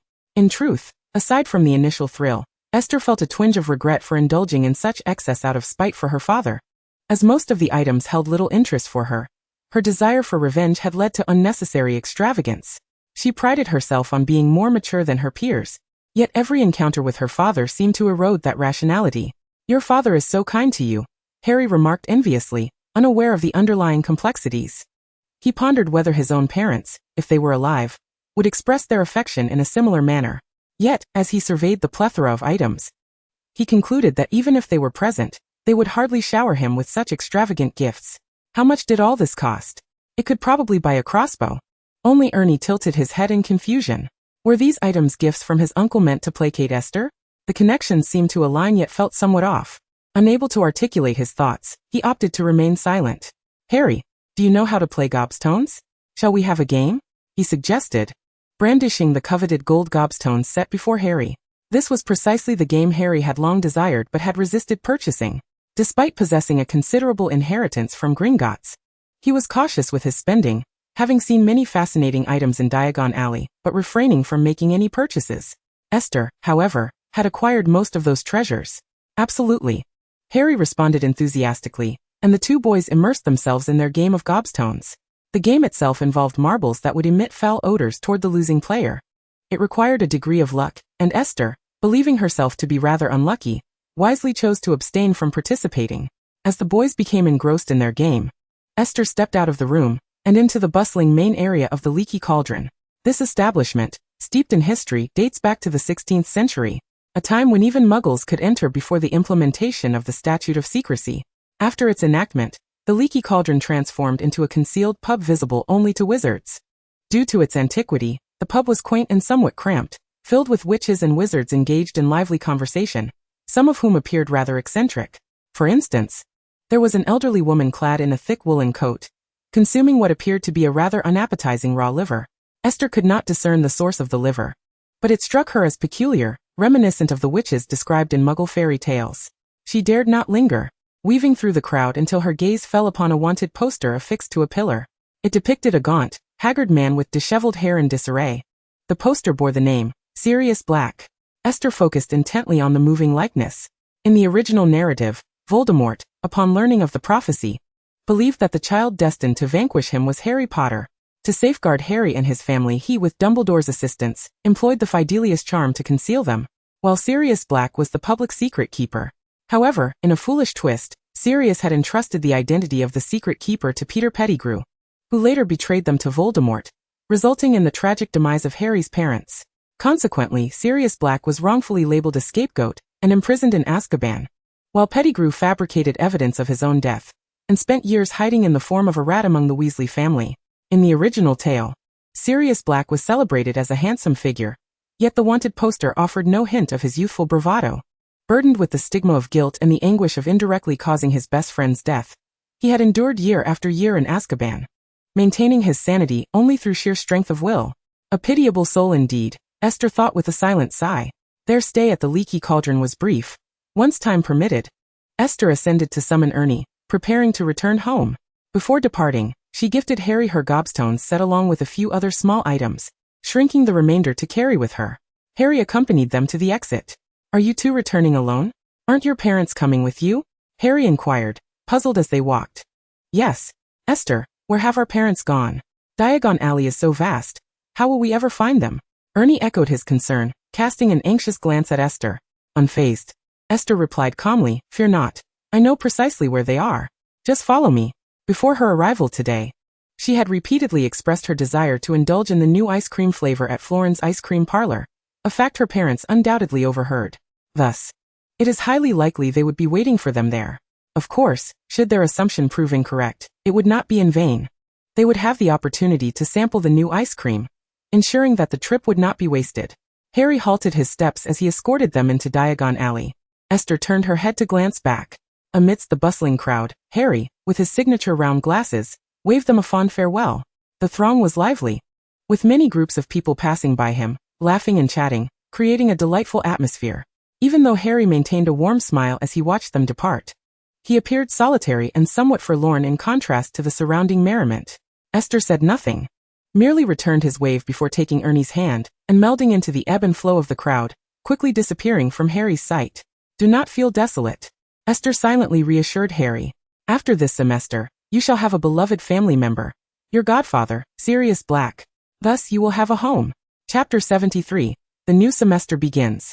At Floren's ice cream parlor, their parents were indeed waiting for them. On the table lay the latest ice cream flavor that Esther had been longing for, alongside the chocolate ice cream that Ernie wished to savor. Upon seeing them, David raised his eyebrows in mild surprise. What a coincidence. We just ordered ice cream. And here you are. You can watch us enjoy it. Esther, unimpressed by his words, approached the table and scooped a spoonful of ice cream into her mouth, her face lighting up with a blissful smile. Her father loves to jest. He does not enjoy sweets, least of all this type of ice cream, she thought as she rolled her eyes at David before continuing to relish her treat. David, his expression unchanged, remarked to his wife, at last, I understand why she was sorted into Hufflepuff. Mr. Macmillan, who stood nearby, seamlessly took over the conversation. It is undoubtedly due to Esther's possession of admirable virtues such as kindness, honesty, and friendliness that she found her place in the equally admirable Hufflepuff house. Indeed, Ernie, who had been slightly apprehensive about his parents, could not help but quietly approach the other side of the table, picking up his chocolate ice cream and savoring it in small bites. As he enjoyed his treat, a similar expression of happiness emerged on his face, and he even found the moment to agree with his father's words. After all, as a fellow Hufflepuff student, he too embodied those virtues. And long live chocolate ice cream. David, amidst the gathering of Hufflepuffs, found himself at a loss for words. Observing his daughter and nephew enveloped in their culinary delight, he had nothing to say. It seemed that the bonds of blood truly held great power. After finishing their ice cream, they concluded their Diagon Alley adventure for the day. Upon returning home, it was time to settle accounts. Letitia admonished Esther for her impulsive spending, while David should not have indulged her whims. Letitia, inherently gentle, did not resort to shouting, but instead looked at the seemingly attentive father and daughter, who appeared to genuinely acknowledge their wrongdoing, with a pained expression. She knew them too well. Their expressions signified their acknowledgement of fault, yet they would dare to repeat it next time. It was indeed exasperating. Despite both her husband and daughter maintaining composure in front of outsiders, this father-daughter duo transformed into the epitome of childishness when together. David often claimed that Esther did not resemble him, yet he ought to witness their current expressions, as they mirrored each other perfectly. Seeing her mother genuinely appear upset, Esther quickly submitted, I'm sorry, Mom. I realize my mistake and promise not to act this way again. She blinked her large, glistening eyes, clearer and purer than sapphires, pleadingly at Letitia, softening her heart momentarily. However, Esther's next words hardened her resolve again. This is all Dad's fault. If he hadn't provoked me first, I wouldn't have thought of retaliating. David scoffed derisively. How can you compare to me? Do you know how pleased I was when the shop owner animatedly recounted how you performed a perfect shrinking charm to take the items? Perhaps my daughter should not be learning magic at Hogwarts. She ought to be pursuing a career in Hollywood. Here we go again. Letitia inhaled deeply, realizing that they could not converse without engaging in banter. She finally raised her voice enough, successfully silencing the squabbling father and daughter. She continued, exasperated. I see that neither of you has recognized your mistakes. You both are spoiled. From today onward, all your galleons will be surrendered to me for safekeeping. If you need money, come to me. I've discovered that you both squander it recklessly, leaving nothing behind. Esther and her father exchanged a knowing glance, then, in perfect synchrony, began to feign distress. I'm sorry, Mom, I truly understand my mistake. I only have a little pocket money, and this year Ernie will finally be able to visit Hogsmeade. All the other children can have older students fetch them honeydew sweets and various lovely stationery, but I cannot. Isn't that rather pitiful, Mom? Esther gazed at her mother with a sorrowful expression, her voice sweetly coaxing. I'm sorry, dear wife.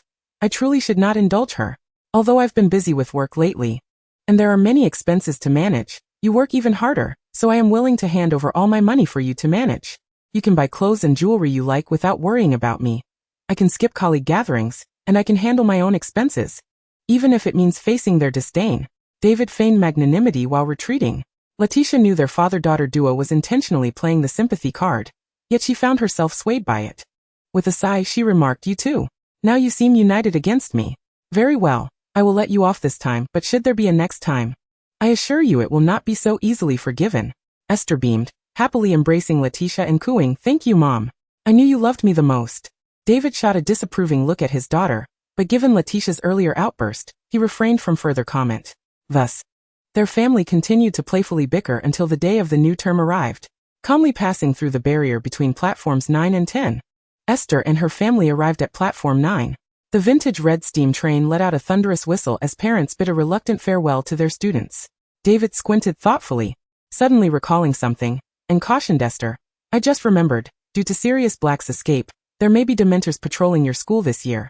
You must be careful, for they are not easy to deal with. In response to her father's sudden warning, Esther nodded, acknowledging his concern. She was well aware, not only aware but had already begun practicing the Patronus charm. David gave her a knowing look, saying, You seem remarkably unfazed. Esther replied, What is there to be surprised about? Sirius Black is a servant of the Dark Lord. His escape means he will undoubtedly seek trouble with Harry Potter. So it is perfectly normal for Dementors to be patrolling Hogwarts. She failed to notice, in a corner where she remained oblivious, her mother Letitia discreetly squeezed David's wrist. If she were to witness this, she would comprehend that her mother's gesture was one meant to prevent her father from uttering inappropriate words. Well, you are indeed quite astute. So please do not cause me any trouble, David remarked with a hint of indifference, before urging her to board the train. The train is about to depart. Go and find your friends, and I wish you a term devoid of mishaps. Esther thought to herself that he had quite a knack for bestowing blessings. Rest assured, the ensuing years at Hogwarts will not be tranquil. Chapter 74. The new defense against the dark arts teacher. When Esther boarded the train, she was indeed somewhat late. She traversed the entire carriage in search of her Hufflepuff companions, and finally located her dormitory mates in one of the compartments. However, apart from them, there was also an unfamiliar young girl in the compartment, who appeared to be a first-year student.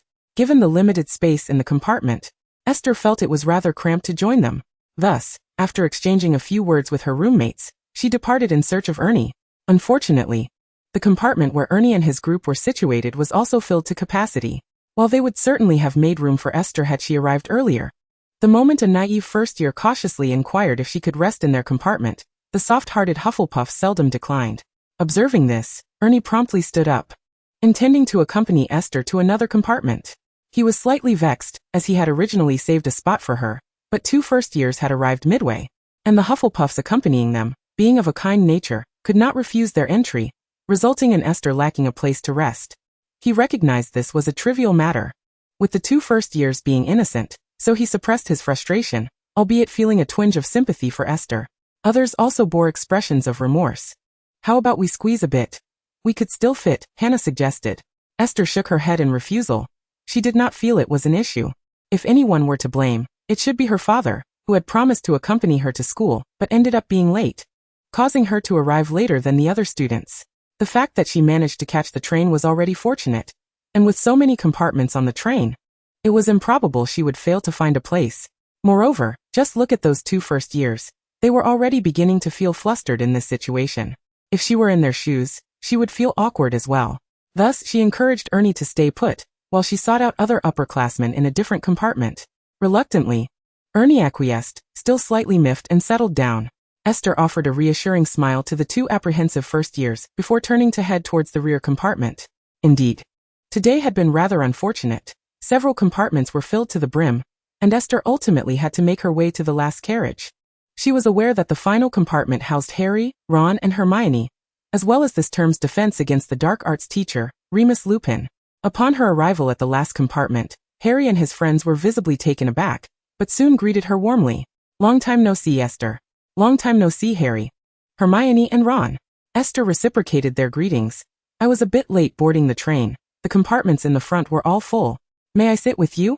"Certainly," Hermione answered eagerly. Harry had already taken the liberty of stowing Esther's luggage. "Thank you, Harry. I hope my arrival hasn't interrupted your conversation." Esther seated herself opposite them, with Professor Lupin, who had succumbed to slumber, beside her. She couldn't help but scrutinize the new defense against the dark arts teacher. His complexion was pallid, and he appeared rather unwell, clad in a simple, worn-out wizard's robe adorned with several patches. Coupled with his graying hair, he exuded an air of weariness. Despite his relatively youthful appearance, "This must be our new defense against the dark arts teacher," Esther mused. Noticing her inquisitive gaze upon Lupin, Harry quickly lowered his voice to explain. Esther nodded, redirecting her attention to them, and subsequently noticed the cat nestled in Hermione's lap. "Is this your new pet?" she inquired. Indeed, Hermione appeared quite fond of her pet. "Its name is Crookshanks. Would you like to pet it?" Esther glanced curiously at the ginger cat with its flat face and politely declined Hermione's enthusiastic offer. "It's quite adorable, but I think I'll pass." Observing Esther's reaction, recalled her experiences at his home over the summer and couldn't help but chuckle. "Esther, you're not afraid of all animals, are you?" Esther was fully aware of his jest, and pretending to remain unfazed, she retorted, "No, at least I'm not afraid of owls and some harmless little creatures." After saying this, she remembered the incident at the burrow, where Ron had deliberately hidden in the shadows to observe when Esther was about to leave, only to jump out at her. Therefore, she shot him an indignant glare. "Speaking of which, weren't you lurking in the shadows when your twin brothers were teasing me that day?" Ron awkwardly mumbled an apology. "Sorry. I just didn't expect you would be so upset by their teasing." Esther could no longer muster a smile, her expression turning flat as she replied, "No. I didn't cry. You must have misremembered." Her tone was firm and sincere, attempting to cloud his memory. Harry and Hermione looked on with curiosity, and Harry asked, "What are you two discussing?" Ron proceeded to recount Esther's visit to their home, detailing the chaos involving the chickens, and the pranks played by his twin brothers. The image of her startled escape from the chickens indeed seemed somewhat humorous. After Ron finished his tale, Harry and Hermione couldn't help but burst into laughter. Esther covered her face, sighing in exasperation. "Honestly, I can hardly imagine the scene you described, considering how assertive and composed you were before my aunt over the summer." Harry chuckled as he said this to Esther. Hermione gasped softly. "Esther, you visited him over the summer?" Harry nodded. "Indeed, she came with Ernie and Justin, brought me gifts, and successfully intimidated my aunt's family. To be truthful, had I not later sent that bothersome Aunt Marge floating into the sky, they would have likely treated me far better this summer." After all, Esther's assertiveness made them quite wary. Hermione couldn't help but exclaim, "Why didn't you come to find me over the summer? We could have studied together." Esther laughed. "I wanted to visit, but then I returned to my grandparents' house, where I was enrolled in numerous tutoring sessions. I spent all my time grappling with those frustrating Muggle subjects, and on top of that, I had to attend various extracurricular classes, art, music, dance, horseback riding, and so forth. It was overwhelming." Ron looked sympathetic. "Having to attend so many classes during the holidays is just quintessentially you." Hermione raised her voice to interrupt Ron's impending comment, her expression resolute. "It seems I was too lax over the summer. Once term begins, I must study even harder." "Esther, actually, I spent half of those classes goofing off and not paying much attention." "Hermione, trust me, you've been diligent enough, this year. You've taken every elective available," Harry quietly remarked. Chapter 75. A Turn of Events. Crookshanks lay obediently on Hermione, his gaze fixated intently on the pocket in Ron's chest. Esther glanced over, and upon noticing Crookshanks' predatory stare, Ron immediately covered his pocket, complaining to Hermione, "Keep an eye on your pet. Fong has been too frightened to come out lately because of it." Hermione immediately countered, "Cats have a natural instinct to catch mice. Crookshanks is quite well behaved. As long as you keep your pet Scabbers away, I can assure you that Crookshanks will not harm it." Ron seemed to harbor many grievances, yet he refrained from voicing them, instead gently stroking the pet rat Scabbers hidden in his pocket. Among those present, only Esther's expression was one of profound complexity, for she alone was aware that the rat in Ron's pocket was, in fact, Peter, who had feigned death for years.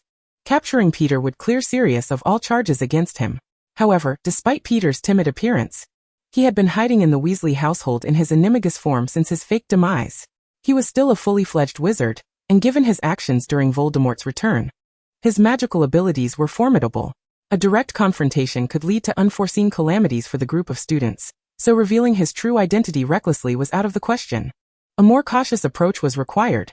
Resolute in her decision, Esther redirected her gaze and engaged in casual conversation with the others. The train continued its northward journey, the scenery shifting constantly.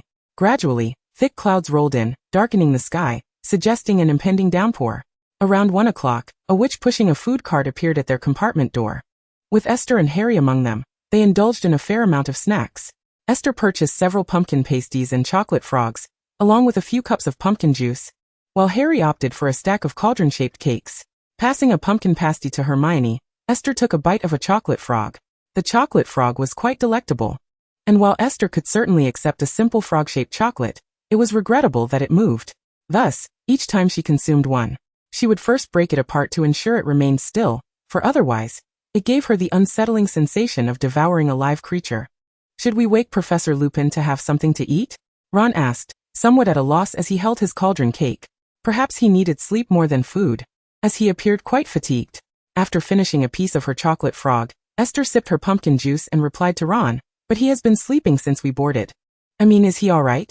Ron inquired softly yet seriously. Harry shook his head, responding quietly, "He should be fine. I noticed his breathing seems normal." Hearing this from Harry, Ron felt somewhat relieved and focused intently on his cake. By around 3 o'clock in the afternoon, rain began to fall outside. The raindrops pattered against the train, creating a rapid, rhythmic sound. Looking out the window, the world appeared dim, with distant mountains shrouded in mist, becoming indistinct. Footsteps echoed down the aisle, and the compartment door swung open to reveal Draco Malfoy and his 2 lackeys. Clearly taken aback by Esther's presence, he frowned slightly, fixing his gaze upon her. Esther met his stare, feeling no surprise at his arrival. It would have been astonishing had he known Harry was there and opted not to cause trouble. "Malfoy, what are you doing here? You are not welcome," Ron warned, his eyes narrowed in suspicion. Draco slowly withdrew his gaze, lifting his chin in a condescending manner as he mockingly drawled, "I heard your father struck gold this year. I imagine your family must be utterly astonished, considering such a fortune is something you've likely never encountered." Upon finishing his taunt, he laughed alongside Goyle and Crabbe, as if he had just shared a particularly amusing joke. Ron sprang to his feet, brandishing his wand at Draco. "Shut up, Malfoy," he shouted. However, Draco and his companions were unfazed by Ron's threat. Goyle and Crabbe stepped forward, looming like 2 small mountains in front of Draco, menacingly shaking their fists at Ron. Observing this, Harry and Hermione also stood up to confront them, leaving Esther unmoved. She brought her right index finger to her lips, emitting a soft shushing sound. Despite the quietness, Draco noticed immediately. His gaze pierced through Goyle and Crabbe, as well as Ron, landing on her. "There is a new teacher resting in this compartment besides us. Let us not disturb him," Esther said, locking eyes with Draco. Her tone tinged with a hint of warning. Draco was no fool. He certainly would not instigate a conflict with Harry and his friends under the watchful eyes of a teacher. Yet, seeing Esther standing in solidarity with Harry, and the others left him feeling frustrated. Over the summer, his father had cautioned him against damaging his relationship with Esther, as her father was a rising star in the political realm, and their family held considerable influence in the Muggle world. Therefore, befriending Esther was deemed the wisest course of action. This made him feel somewhat aggrieved, for it was not his desire to sour their relationship. Rather, she had been completely enchanted by the title of the boy who lived, intentionally opposing him. He had been sufficiently kind to her, when she had deceived him. He refrained from causing her trouble, and even when she had injured him during their scuffle, he did not report it to any adults. Yet, when he was a guest at Malfoy Manor, she had purposefully provoked him, which felt utterly outrageous. All of this was Potter's fault. Had it not been for him, things would never have spiraled to such a degree. With this thought in mind, he shot a furious glare at Harry before storming off with his lackeys. "I dare say that Malfoy is the most insufferable person in all of Hogwarts," Ron exclaimed, still seething with indignation. Harry paused momentarily before replying. Perhaps Snape could give him a run for his money. Esther silently munched on her cake, reflecting that they had yet to encounter Umbridge. At that point, they would truly understand what it meant to encounter someone even more insufferable. In terms of sheer annoyance, Umbridge had no rival. "Keep your voices down. We wouldn't want to actually wake the professor," Hermione admonished, pressing her lips together as she addressed Harry and Ron. Following this brief altercation, the train continued its journey. However, not long after, the moving train suddenly began to slow down and gradually came to a halt. What is going on? Ron asked, puzzled. Have we arrived already? That's impossible. What time is it? Hermione replied, glancing at her watch. Harry leaned his head out of the compartment door to investigate the situation, while Esther stared at the fogged-up window, tightening her grip on her wand. She sensed that the Dementors were approaching. In the next moment, the lights extinguished, plunging the entire carriage into darkness. This sudden darkness caused quite a commotion. Students stirred, and the inability to see clearly in the dark led to some chaos. Ron accidentally stepped on Hermione's foot, eliciting a sharp cry of pain from her. Harry fumbled his way back to his seat in the darkness, while Esther remained relatively still, using her sleeve to wipe the condensation from the window, squinting to peer outside. The outside world was enveloped in darkness, with only faint silhouettes moving in the distance. Ron leaned in closer to peer out the window and said to Harry and Hermione, "It seems like there are people boarding the train outside. Do you all feel like it's getting colder?" Hermione hugged Crookshanks tightly, her brow furrowed in confusion as she asked the group. Harry felt the surrounding temperature and confirmed, "It does seem to be getting colder. Is it because of the rain?" The sound of rain intermixed with the howling wind relentlessly pounded against the train. And after it had come to a halt, these sounds became even more pronounced. Students continued to move about the carriage, inquiring if anyone knew what was happening. Once again, due to the obscurity of the darkness, they frequently collided with other students who had emerged to assess the situation. Consequently, the atmosphere became quite chaotic. In a moment of disorientation, Esther seemed to hear someone calling her name, a sound reverberating from the front of the carriage, only to be swallowed by the clamor of the crowd. Though indistinct, Esther sensed it was Ernie, anxiously searching for her. At that instant, she found it increasingly difficult to maintain her composure. Gripping her wand, she rose to open the compartment door in search of Ernie. However, in the darkness, as she took a single step, she inadvertently kicked someone's foot. "Ouch! Who just kicked my calf?" Ron exclaimed. Esther quickly offered her apologies. This chaotic environment seemed to have finally roused the new defense against the dark arts professor, who stirred slightly and, with a somewhat hoarse voice, commanded them to be quiet. The next moment, two beams of light illuminated the compartment, one from the awakened Professor Lupin, and the other from Esther. Though neither glow was particularly bright, it sufficed to illuminate the small space. Instinctively, Esther glanced up at Professor Lupin, only to find him looking back at her. Beneath the gentle light, the awakened professor gazed at her with his kind eyes and marveled, "A silent spell? Even merely casting a simple lumos is quite impressive." His appearance was unremarkable, and his clothing was rather shabby, yet his demeanor radiated a warmth that signified he was a teacher with whom one could easily connect, putting others at ease. Esther offered a faint smile and humbly replied, "It's nothing special, just a matter of practice." He chuckled softly. "This is not merely something that can be mastered through practice alone." After uttering this, he turned his attention away from Esther, and instructed everyone to remain still. As he approached the compartment door, before he could open it, the sliding door was slowly pushed open from the outside. As the door creaked ajar, the temperature plummeted further. Harry could feel the chill in his breath. Illuminated by the light from Lupin and Esther's wands, the figure outside gradually became discernible. It was a tall, menacing humanoid creature, draped in a tattered gray cloak, its face obscured.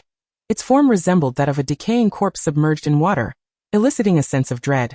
The arrival of this creature made the surrounding air even more frigid, causing Harry to feel as though his teeth were chattering uncontrollably. "What is that?" he heard Ron ask in terror. "It's a Dementor," Esther calmly replied. "A Demento? The ones that guard Azkaban? Why are they here on the train?" Harry was utterly astonished. However, there was no time for further contemplation, as he noticed the Dementor seemingly fixating on him. The creature inhaled slowly, emitting a ghastly sound from its throat. A bone-chilling cold enveloped Esther, rendering her completely numb, while Harry's reaction was the most pronounced. He gasped, his eyes rolling back, emitting a cry of agony, as though he were on the verge of fainting. A cacophony of screams echoed around them. Clearly, there was not just this single Dementor on the train, nor were they the only ones under attack. Time was of the essence. Esther raised her wand and resolutely began to chant the incantation. A voice, steadier than her own, harmonized with her spell, a voice belonging to Professor Lupin, who was also casting the Patronus charm. A brilliant silvery light emanated from the tip of her wand. Although it had yet to take form, the strands of silver light dispelled much of the cold. However, compared to her efforts, Lupin's Patronus was far more perfect and powerful. A corporeal silver wolf materialized before them, bounding around them. The Dementor recoiled in fear, retreating hastily, unwilling to approach any closer. Harry lay on the floor. Though he had ceased screaming, he remained unconscious. Harry! Ron rushed forward to help him, calling out in urgency. Lupin cast a complex glance at the unconscious boy and simply remarked, "He's fine. He's just fainted. A little rest will do him good." He then turned to Esther. "You can perform the Patronus charm? That is not a common spell." Despite having driven away the Dementor, its lingering effects had not yet fully dissipated. Esther felt her hands trembling uncontrollably. Steadying herself, she attempted to keep her voice steady. "But I haven't fully mastered it. I still can't summon my own Patronus." "That is already quite remarkable," Lupin unabashedly praised her. After speaking, he cautioned them against venturing outside. Then with a flick of his wand, the silver wolf leapt into the aisle, charging to dispel other Dementors that were harassing students. Professor Lupin followed closely, plunging into the darkness. Esther took a deep breath, striving to calm her emotions. Before the Dementor attack commenced, she had distinctly heard Ernie's voice. He had been searching for her. Leaving the compartment too hastily could lead her to encounter another Dementor, and she couldn't shake her concern for him. Thus, she stepped out of the compartment in pursuit of Ernie. In the pitch blackness, visibility was nearly non-existent. Despite her anxiety, she could only proceed slowly. Due to the Dementor's assault, most students had retreated into their compartments, leaving the aisle relatively deserted. Esther walked forward, softly calling Ernie's name. In the silence, her footsteps sounded starkly audible. As she passed one compartment, she heard the sound of a door being pushed open. She halted and turned towards the source of the noise, uncertainly calling out, "Is that you, Ernie?" In the next instant, a hand reached out, grasping her wrist and pulling her into the compartment before swiftly shutting the door. "Be quiet. Otherwise, those things will notice you." A faint fragrance wafted into her nostrils. She blinked, recognizing the voice as Draco's. Chapter 77. The Adventure of Two in the Compartment. The young man's voice was laced with an uncontrollable panic. The hand that gripped her wrist was cold as ice. In the darkness, Esther could not discern his expression, but she sensed he was very close. Though obscured, his slightly trembling voice conveyed his fear. Esther could not fathom why Draco had pulled her over. Was he concerned for her safety? To be honest, that notion felt rather surreal. Regardless of his whimsical behavior, Esther was not inclined to accept his kindness at that moment. She struggled to free herself from his grasp. "Let me go. I need to find Ernie." "Are you insane?" he hissed, lowering his voice in a frantic whisper. "Do you have any idea what those things outside are? You're thinking of running out there? Just moments ago here." He seemed to recall some horrific scene, shivering involuntarily, drawing closer to Esther as if seeking warmth from her presence. "I just saw them attack a student. You can't imagine how that student screamed." His voice was barely above a whisper, nearly a murmur against her ear. Esther could sense the terror in his tone. This was completely understandable, as the mere appearance of a Dementor was already frightening. Witnessing it devour another South soul up close was even more horrifying. Even Esther, who had mentally prepared herself, had felt a chill run through her body moments ago, let alone the delicate Draco. While she could empathize with his fear, she remained resolute in her intention to find her foolish brother, Ernie. Thus, she endeavored to soften her tone, speaking in a soothing manner. "I am aware of what these entities are and how to confront them. I must seek out Ernie during the power outage. I heard him calling for me. He is likely to encounter those creatures outside. He possesses the ability to flee danger on his own. And there are teachers on this train. Finding people is their responsibility, not that of a mere second-year student like you to throw yourself into peril." Draco struggled to comprehend her reasoning, his irritation manifesting in a sharp retort. Esther continued to wrestle with her predicament, finally breaking free from his grasp. "I know," she asserted, turning to face Draco, whose youthful visage was obscured by shadows. "But he is my brother, and he is also searching for me. Therefore, I must go find him." With that declaration, Esther pushed open the compartment door and pressed onward. "You are truly insane." Draco's frantic voice echoed behind her, followed by the sound of hurried footsteps. Esther turned in astonishment to find Draco trailing her. "What are you doing?" she gasped.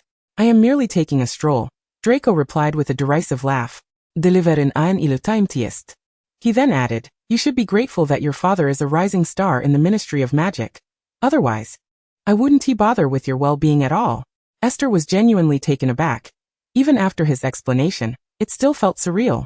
"You really are breaking character. Do you know that?" she muttered instinctively. "What?" Draco did not catch her words. "What are you mumbling about? You aren't cursing me, are you?" I'll have you know that today I risked my life to accompany you in search of your cousin, and you owe me a great debt of gratitude.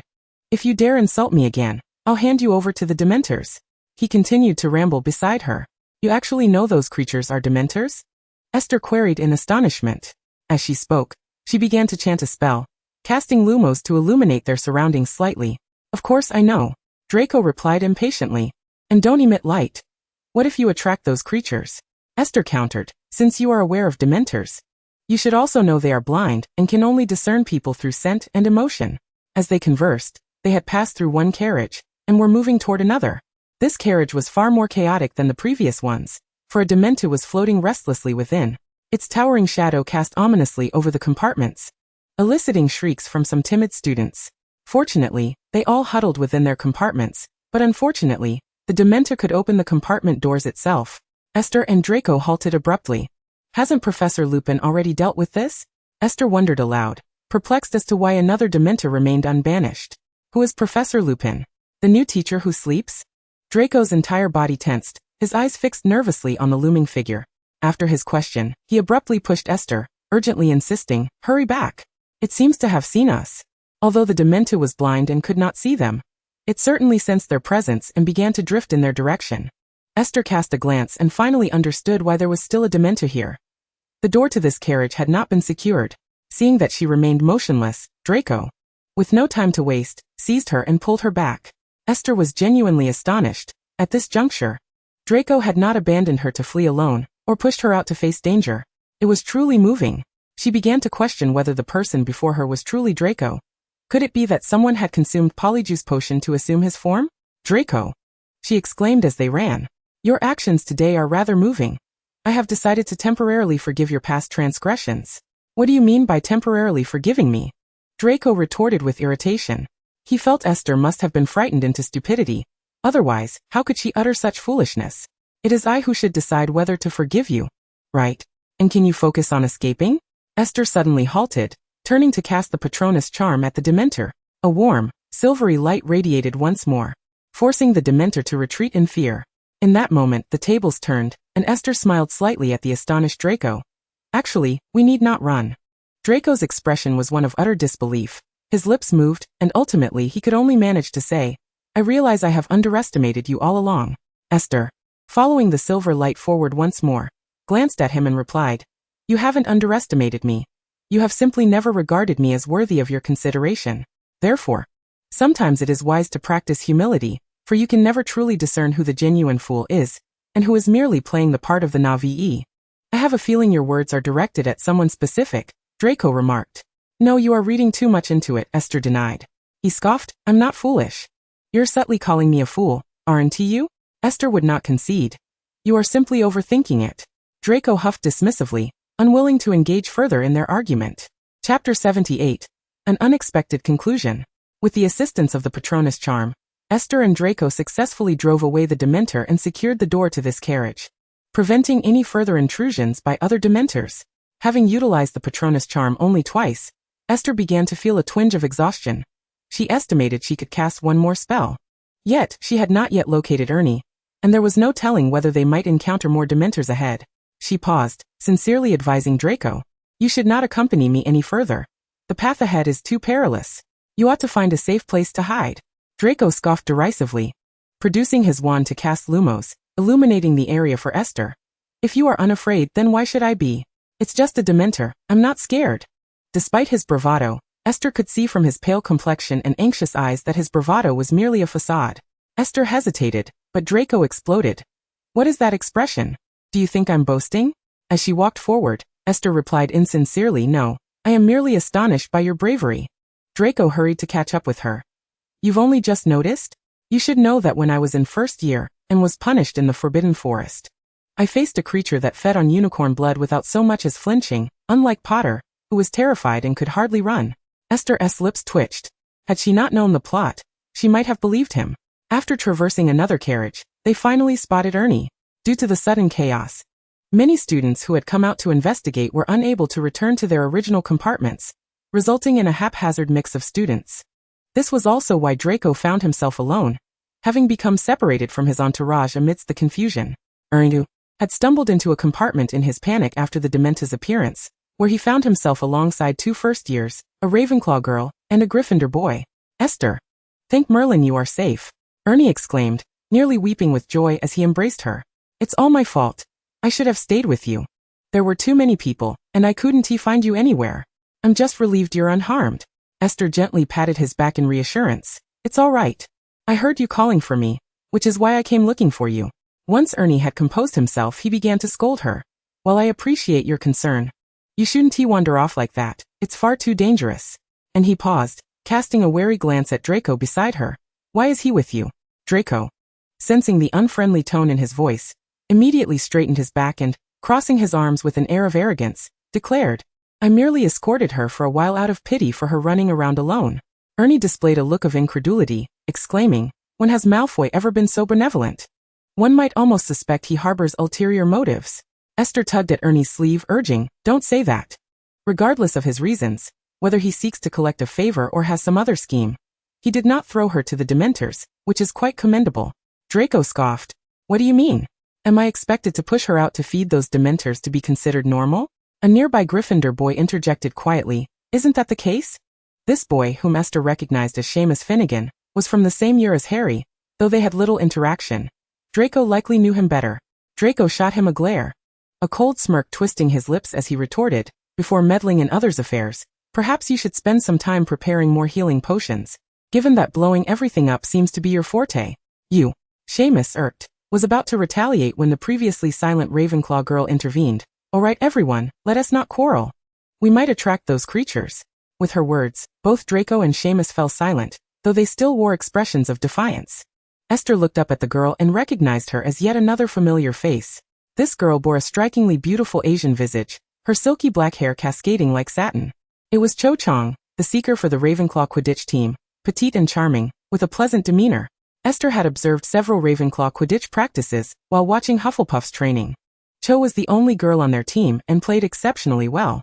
Moreover, being aware of the storyline, Esther knew she was Cedric's girlfriend, and following Cedric's tragic demise, she had a rather tumultuous relationship with Harry, ultimately leading them to part ways. From Esther's observations, while Cedric and Cho were not officially together at this moment, a subtle flirtation had begun to blossom between them, yet they had yet to acknowledge it openly. Esther held a fondness for Cho, though they had not interacted much before. Thus, she unwisely extended her hand for an introduction. Hello, I am Esther Main from Hufflepuff. I recognize you. You are Cho from Ravenclaw, and your Quidditch skills are remarkable. Initially, surprise flickered in Cho's eyes, followed by a smile as she graciously shook Esther's hand. Hello. I know you too, the Hufflepuff who has outperformed most of the Ravenclaw students in academics. We all believe you should join our Ravenclaw house. Hey, is this really the time for casual conversation? Ernie interrupted, unable to contain his bewilderment as he observed their cheerful exchange. Draco remarked, hasn't she always been so ill-timed? What is there to be surprised about?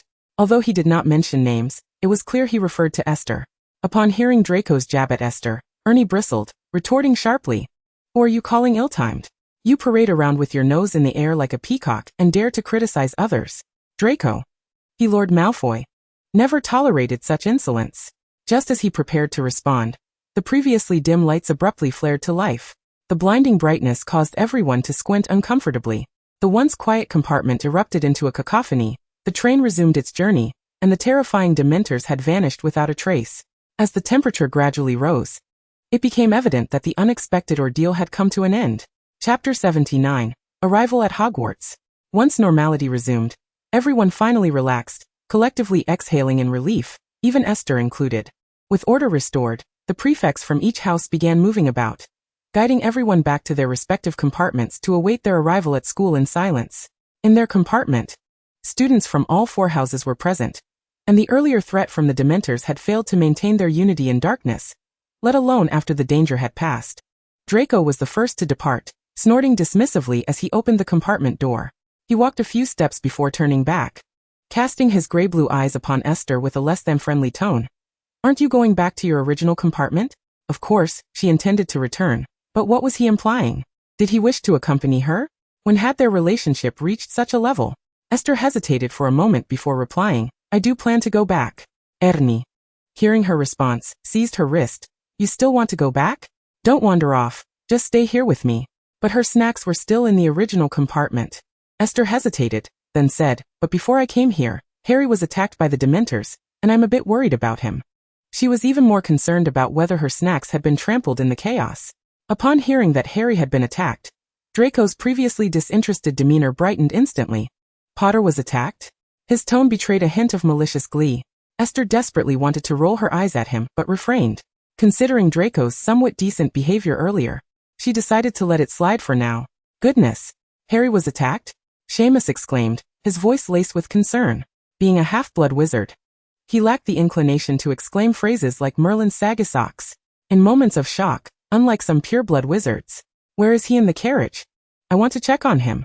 With that, he dashed outside, only to halt after a few steps, turning back to Esther. He had no idea where Harry was.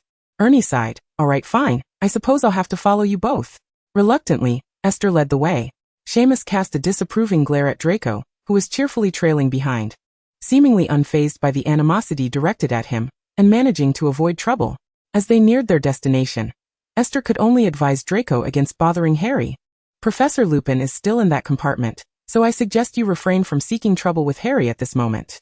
Draco pondered for a moment, and surprisingly accepted Esther's counsel. Still in good spirits, he arrogantly lifted his chin and remarked, "Then I shall concede this time. Today, Potter is merely lucky, and I shall let him off the hook for now." With that, he spun around without hesitation, likely off to find his Slytherin friends to share in the joy of Harry's misfortune. Ernie gaped in disbelief. "Wait, has he lost his mind today?" Esther shrugged. "Who knows? But who cares?" They arrived at the compartment where Harry was, and to their relief, he was awake, seated and munching on chocolate. Esther's keen eyes spotted that he was devouring her chocolate frog, and upon closer inspection, she noted that her pumpkin pasties had indeed fallen to the floor and were trampled. Internally, Esther's little self was weeping uncontrollably, but outwardly she merely tugged at her lips and asked Harry, "Are you all right, Harry?" At this moment, besides Harry and the three of them, there were also Ginny and Professor Lupin, making the space feel somewhat cramped. Ginny had appeared there at some point, trembling and quietly sobbing, looking much like Harry. "I feel much better now." Harry managed to force a smile at her before glancing back at Ernie and Seamus behind him. "Ah! Seamus and Ernie, are you both unharmed? Those creatures, did the Dementors not attack you?"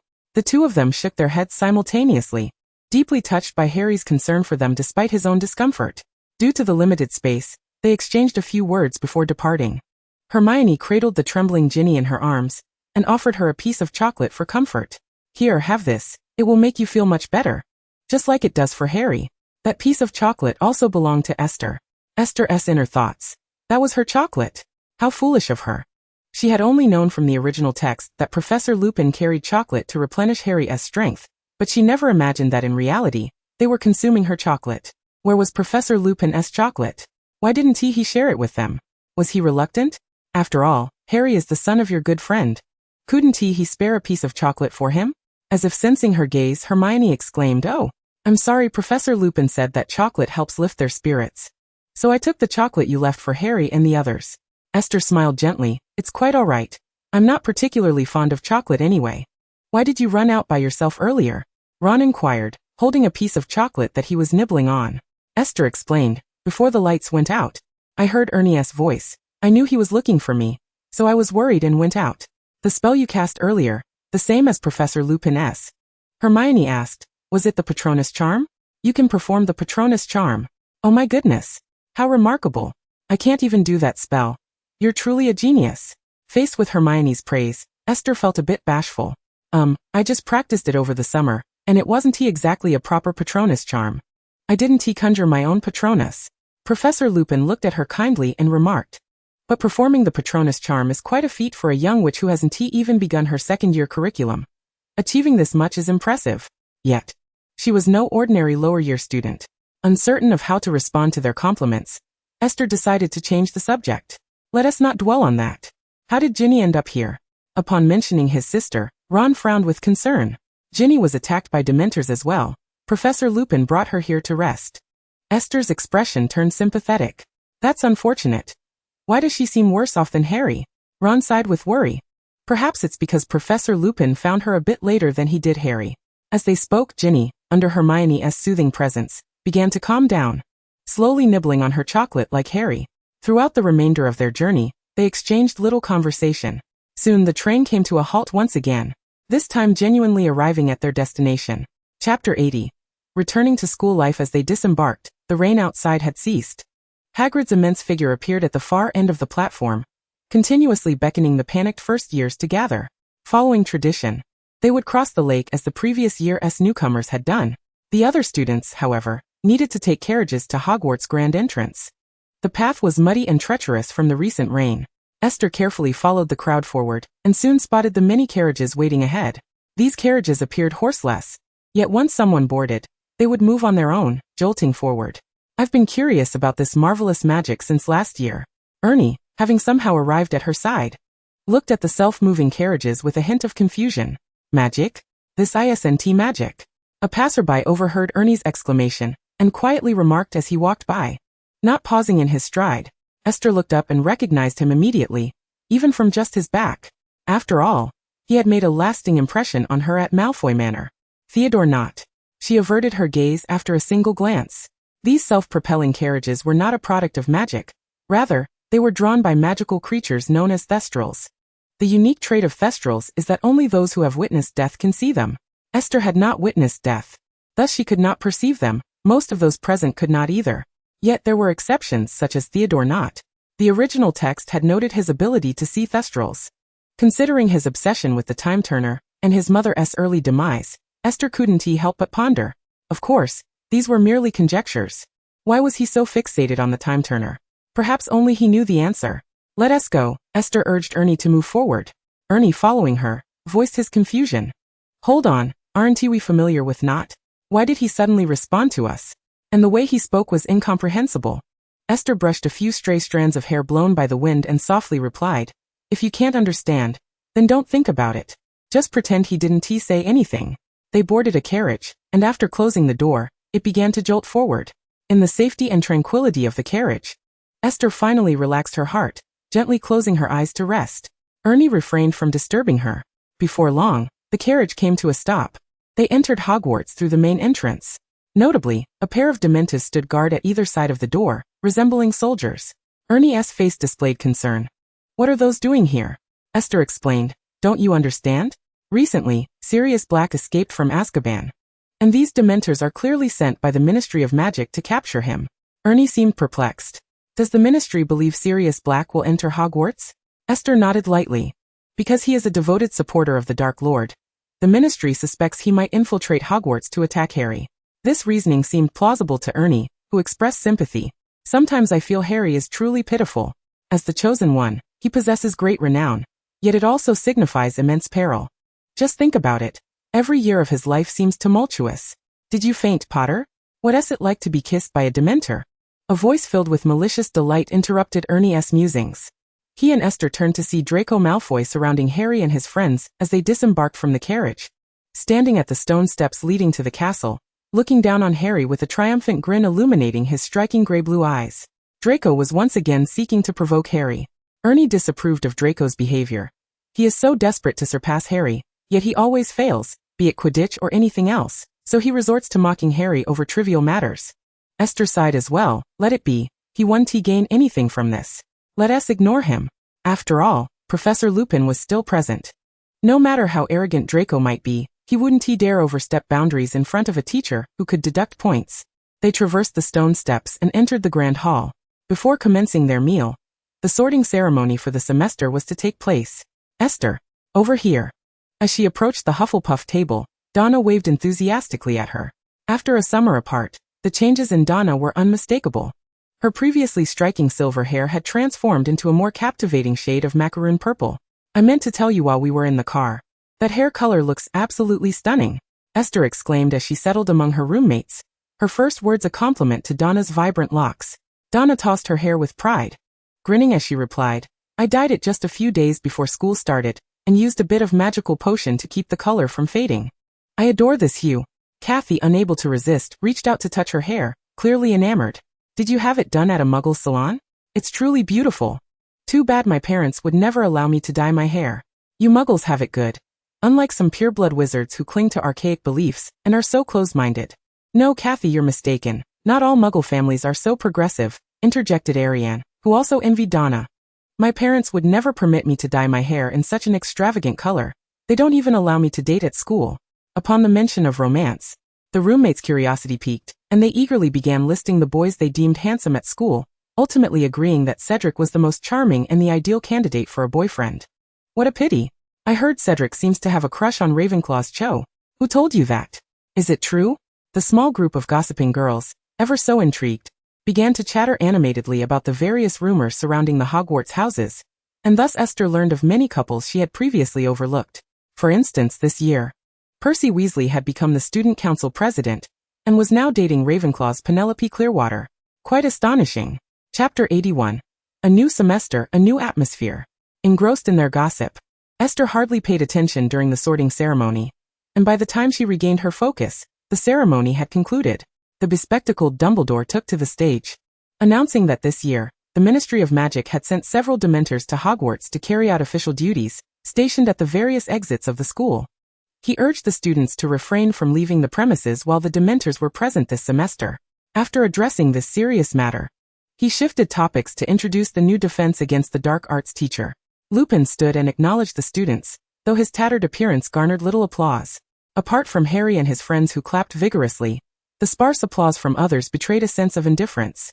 After all, the previous defense against the dark arts instructors had failed to impart any genuine knowledge, leading to diminished expectations for this year's teacher.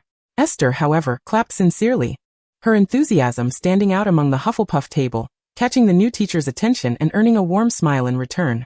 She felt pleased, thinking that her first impression on Lupin must have been favorable, which hopefully meant he wouldn't be too hard on her during class.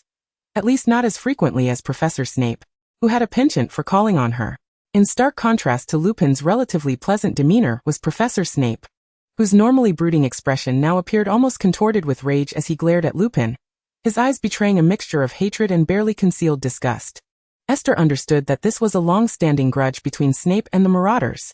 She was neither a witness nor a participant in the events of the past, merely an observer who had heard tales, and thus refrained from taking sides in their conflict. However, a troubling thought crossed her mind.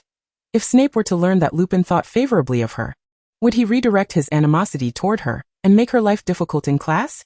Given Snape's character, such a possibility was indeed plausible. She braced herself, sensing that potions class would undoubtedly become her greatest source of anxiety this year. Last year's potions class had been taxing, but nothing compared to the torment of Gilderoy Lockhart's defense against the dark arts lessons. Aside from the new Professor Lupin, there was another change in the faculty, the retirement of Professor Kettleburn from care of magical creatures, with Hagrid now taking over the role. The news prompted an immediate and enthusiastic round of applause from the Gryffindor table, where friendships with Hagrid were plentiful. I thought as much. No wonder the care of magical creatures textbook looks so intimidating this year. Hagrid must have chosen it. I'm not surprised, but I do worry for my safety during class, Kathy remarked, sharing her concerns. Many shared her sentiment, for Hagrid did indeed appear somewhat unreliable. However, these matters did not concern Esther and her friends, as elective courses were not available until third year. After the introductions of the two new teachers, it was finally time for dinner. The ravenous students began to indulge in a sumptuous feast, the long tables echoing with laughter and chatter, gradually dispelling the chilling memories of the earlier incident. Once dinner concluded, the students followed their prefects back to their respective dormitories to rest. A new semester was upon them. Perhaps due to the unsettling events of the previous year, no one, especially Esther, indulged in a lie-in on the first day back. She awoke early, refreshed herself, and awaited her roommates to join her for breakfast in the hall. Perhaps the fatigue she felt that morning stemmed from her use of the Patronus charm twice the day before, as Esther sensed a wave of weakness upon waking. Indeed, overexertion of magical power could lead to depletion, manifesting as various physical discomforts. However, Esther believed she had not overexerted herself. It was likely a result of her youth and still maturing control over her magic. The consequences of forcibly wielding advanced spells were now becoming apparent. As she sluggishly made her way to the hall with her roommates, they noticed her condition and inquired with concern about her well-being. Esther feigned indifference, attributing her fatigue to a poor night's rest. I just didn't sleep well last night. The Dementors were quite terrifying. Her roommates exchanged sympathetic glances, already aware that she had been present when Harry was attacked by the Dementor the previous day. While the tales circulating from Gryffindor painted Esther as a courageous student who had valiantly cast the Patronus charm alongside the new defense against the dark arts teacher to repel the Dementors, She, a mere second-year student, felt a sense of dread when reflecting on the incident.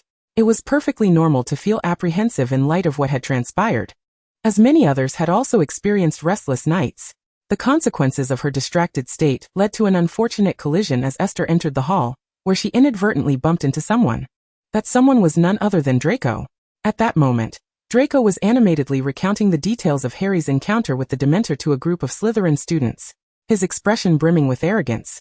One might have easily assumed he had witnessed Harry fainting firsthand. He was so engrossed in his tale that he failed to notice Esther passing by until he abruptly turned. Esther, however, caught sight of his sudden movement, but found herself unable to evade him in her daze, leading to yet another tumble to the ground. Fortunately, this time she was not holding a small cake, and Draco's new school uniform remained unscathed. Initially, Draco wore an expression of annoyance at being bumped into, but upon recognizing who had collided with him, his demeanor shifted dramatically. He raised an eyebrow and feigned innocence, asking, "What's this? Would you really confront me with your grievances on the very first day of each semester?" Perhaps it was the recent mockery aimed at Harry that lifted his spirits today. His mood seemed relatively buoyant. Although his tone remained laced with sarcasm, it lacked the previous biting edge, and a smile graced his lips, suggesting he was not truly angry. Upon hearing his words, Esther felt an overwhelming urge to feign fainting, truly wishing to confront him once more. Was it not he who had abruptly turned and collided with her? How had it become her fault? However, this time she was not alone. Her roommate had swiftly come to her aid, preventing her from acting out her charade. Given her already unwell state, Esther was disinclined to engage in a dispute with Draco. Instead, she merely rolled her eyes at him and silently walked past. Yet Draco was unwilling to let her go, stepping in her path and inquiring, "What? Not even a word of apology?" Donna had already positioned herself protectively beside Esther, ready to remind Draco of the consequences, should he dare to escalate matters. "Apologize for what?" Esther suddenly shouted, frustration boiling within her. "You knocked into me so hard that I haven't even complained yet." Clearly taken aback by her outburst, Draco found himself momentarily speechless. His eyes wide in surprise. Esther shot him a glare and hastily departed, taking her seat at the Hufflepuff table to eat. Chapter 82. Prophecies and Futures. "Esther, you are truly braver now," her roommates remarked as they settled down beside her, with Donna expressing admiration for her boldness in confronting Draco. "It's about time you stood up for yourself. Had you done so from the beginning, he would not have dared to bully you." However, Kathy harbored concerns. Being a pureblood which aware of the Malfoy family's prominence among purebloods, and their close ties with many officials in the Ministry of Magic, she remained apprehensive about the animosity between Esther and Draco. But Malfoy holds grudges. He has targeted Harry for years. Even if Esther retaliates, I doubt he will relent. Yet Esther, one of the subjects of this discussion, appeared remarkably composed. After savoring a slice of warm, buttered bread, her spirits lifted considerably. Regarding Kathy's worries, Esther dismissed them lightly. "Do not fret, times have changed. Draco Malfoy cannot afford to target me excessively now." Annie chimed in. "I heard your father is now the director of the Department for the Regulation and Control of Magical Creatures at the Ministry. The Malfoys thrive on befriending the powerful. Even if he dislikes you, he must heed his father's words, and thus he should not act as he did before." Fiona's eyes lit up with realization. "No wonder he didn't respond when you shouted at him today. It must be due to that." "No, he was simply caught off guard, and coupled with Harry's misfortune, he was in a surprisingly good mood, which is why he did not retaliate." Esther mused silently as she continued her breakfast. Alyana handed them their schedule for the semester, which was quite similar to the previous term, save for the first class in the morning now being charms. Among all the subjects, Esther's favorite was charms, where she excelled, followed closely by potions. Although last semester potions was the only subject she failed to conquer, it was primarily due to the difficulty of obtaining a potion from Professor Snape. As a non-Slytherin student, she was still regarded as a problem student in Snape's eyes, and merely acquiring one was an astonishing feat compared to her peers. Her theoretical and practical skills in potions were quite remarkable. Otherwise, Hermione would not have sought her out for assistance with the Polyjuice potion in their first year. Of course, had Professor Snape shown her more consideration, she might have enjoyed potions significantly more. For now, it was merely a matter of mutual disdain between her and her potions instructor. The first day of classes concluded smoothly, though Ernie returned from his divination class in a rather peculiar state, clutching his textbook and spinning a teacup while delivering prophecies to others. Among the students who attended class with him, some exhibited similar eccentric behavior. Then, word spread that Professor Trelawney had foretold a dire prophecy regarding Harry. suggesting he might face a perilous encounter with death. Esther felt entirely unperturbed by this news. After all, during Harry's first 2 years at Hogwarts, had he not faced a life-threatening crisis each year? It had become almost routine. Of course, this notion of normalcy was merely Esther's own fabrication. For Harry, the prophecy was far from trivial. During a break, Esther unexpectedly encountered Harry and his friends. They were embroiled in a minor dispute, primarily between Hermione and Ron. Ron adamantly believed in Professor Trelawney's prophecy, convinced that Harry was destined for misfortune, and that they should take steps to avert it. Conversely, Hermione dismissed Trelawney's words as nonsense, labeling her a fraud. Caught in the middle, Harry's expression suggested he was somewhat inclined to believe in the so-called prophecy. Initially, Esther, merely passing by, had no intention of intervening. She found herself reflecting on how small Hogwarts felt, given how frequently she ran into Harry and his friends. However, Ron's sharp eyes spotted her, and he called out, requesting her opinion on who was right in their debate. After spending a year together, their camaraderie had grown considerably. Yet, Esther found herself at a loss. But I'm just an ordinary second-year student. I've never even taken divination. How am I to judge? You're clever enough. You must know. Ron insisted, inexplicably trusting her. Hermione also turned to her. Esther, having lived in the Muggle world, you should understand how unreliable divination is, right? Esther sighed. Divination does sound a bit mystical, and I've heard a little about your course. It seems Professor Trelawney might not be the most reliable. Upon hearing this, Hermione turned to Ron triumphantly. See, I told you so. However, Esther awkwardly shifted the focus. But this is the magical world. The scientific perspective doesn't apply here.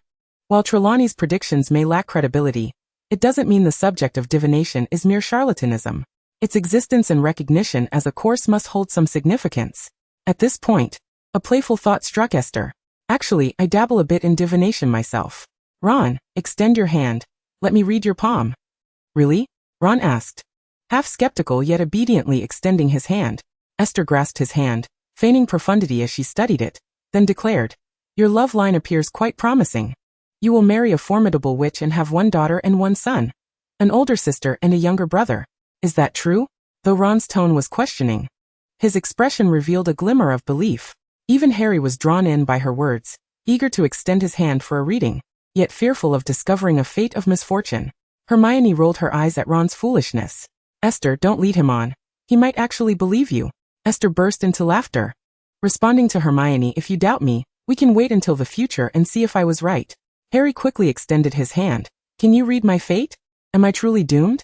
Esther feigned an air of mystique as she examined his palm, then with a significant tone, declared, fear not, you shall not perish. And by the end of this term, you will reunite with a person of great importance after a long separation. However, Harry, you must remember, fate has never shown mercy to any soul.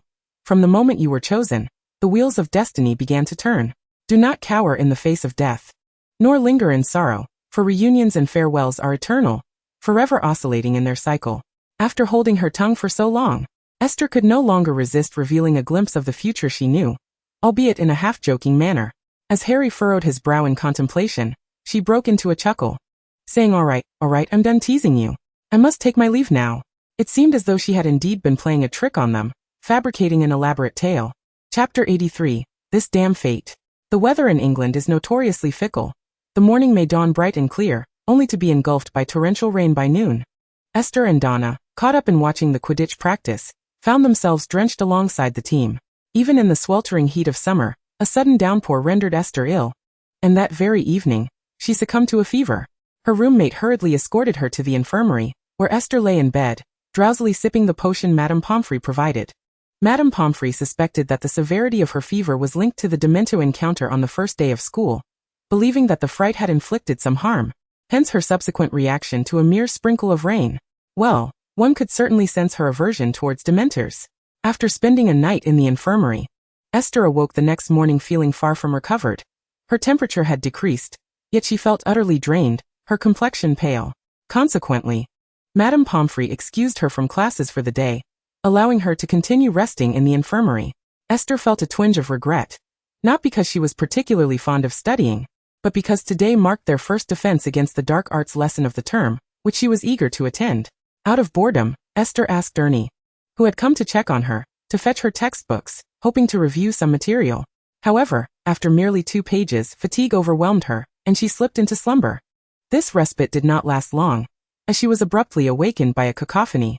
The once quiet infirmary had transformed into a hubbub, filled with the anguished cries of a familiar voice lamenting, "My arm. It hurts. I'm going to die." After a moment of processing, Esther recognized the voice belonged to Draco. Ah, it seemed there was indeed such a scenario. What part of the plot was this?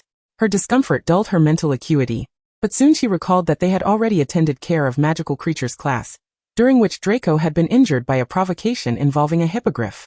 Merlin, what happened? Madame Pomfrey inquired anxiously.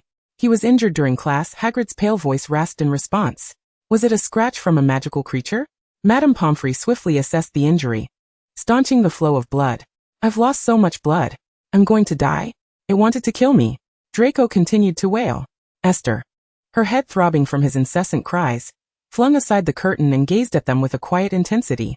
Draco seemed taken aback to find her presence, his lamentations faltering as he turned to her, his pale face reflecting surprise. Esther was equally astonished. At that moment, Draco had discarded his wizarding robes, revealing a blood-stained shirt. Whether from fear or pain, his pallor suggested a grave condition. You, Esther began, but before she could articulate her thoughts, Madame Pomfrey, noticing her wakefulness amidst the chaos, paused to inquire, "Good child, what ails you? Are you feeling unwell?" Esther shook her head. "No, I was merely awakened." After uttering this, she turned her attention back to Draco, tentatively asking, "Are you all right?" Draco's lips, devoid of color, moved hesitantly, and with gritted teeth he managed to utter, "I'm fine."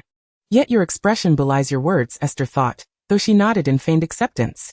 As Madame Pomfrey passed by her bedside, she handed her a vial of potion. "This is the medicine you need to take at noon. Rest a bit longer, and if all goes well, you may return to class by tomorrow morning." Esther accepted the potion, consuming it promptly, then obediently drew the curtain to rest. She knew she wouldn't fall asleep immediately. Fatigue enveloped her, rendering her apathetic to the surrounding turmoil. However, after Esther's appearance, it seemed that Draco had grown less vocal about his pain, enduring the treatment in silence until it concluded. "All right, it's merely a superficial wound. Nothing is broken. You will recover swiftly." "Really? Why does it still hurt so much? Is it painful?" "I added pain relief potion. I assumed you were silent because it was effective." "It hurts terribly. My silence is merely to avoid disturbing others," he retorted. "It feels as though my arm is broken." "That's illogical. Nothing is fractured. Perhaps it's a psychological response. Stay in the infirmary tonight and observe how you feel." The latter part of her words faded from Esther's awareness as the potion took effect, and she drifted into slumber. She entered a dream. The sky was dim. Dark clouds amassed ominously, heralding a storm. Within a small room, two indistinct figures engaged in a fierce argument. Her vision seemed shrouded in mist, as if she were lying upon something soft, unable to move, unable to see or hear clearly. Realizing she was dreaming, she endeavored to awaken from the slumber. "Cannot. The prophecy is, we must leave. But family, I cannot bear it. The daughter is still so young. Can you truly leave her behind? Is he dead? Are you certain? Let us go far away. Forever guard this secret." The fragmented sounds of their quarrel reached her ears, but she could only grasp a few words, unable to piece together a coherent sentence. A gust of wind flung open the half-closed window, letting in a few icy raindrops that splattered against the floor. Esther felt a drop of rain on her cheek, and she struggled, but it was futile. She could neither stand nor move. Suddenly the argument ceased, replaced by hurried footsteps as someone closed the window and approached her. "Sleep now, my dear child. When you awaken, all shall be well." A soft, sorrow-laden voice soothed her, akin to a lullaby for an infant. "Esther, Esther, wake up." The dream abruptly shattered, and Esther jolted awake, her eyes opening to the dim light, where she beheld a pair of concerned gray-blue eyes. "Draco," she murmured, gazing at the boy with a dazed expression, her voice a gentle whisper, like a breeze passing through. "At last you are awake. Do you realize you have slept from dawn until dusk? You were making unconscious sounds. If you hadn't awakened soon, I would have summoned Madame Pomfrey to check if you were cursed." Draco furrowed his brow, delivering a stream of words. Esther finally noticed the wand glowing in Draco's hand against the backdrop of the dim atmosphere. "How long did I sleep?" she asked, her throat dry, forcing herself to cough before managing a complete sentence. "It is already past curfew. How long do you think you have slept?" Had she truly slumbered for such an extended period? Chapter 84. A Midnight Stroll. Just awakened, Esther's consciousness was still hazy. She shook her head, attempting to sharpen her awareness. Standing by her bedside, Draco could not help but emit a soft chuckle at her antics. It was not the usual sardonic laughter he typically wielded, but rather a light and gentle laugh. "Are you attempting to shake the water out of your brain?" he remarked playfully.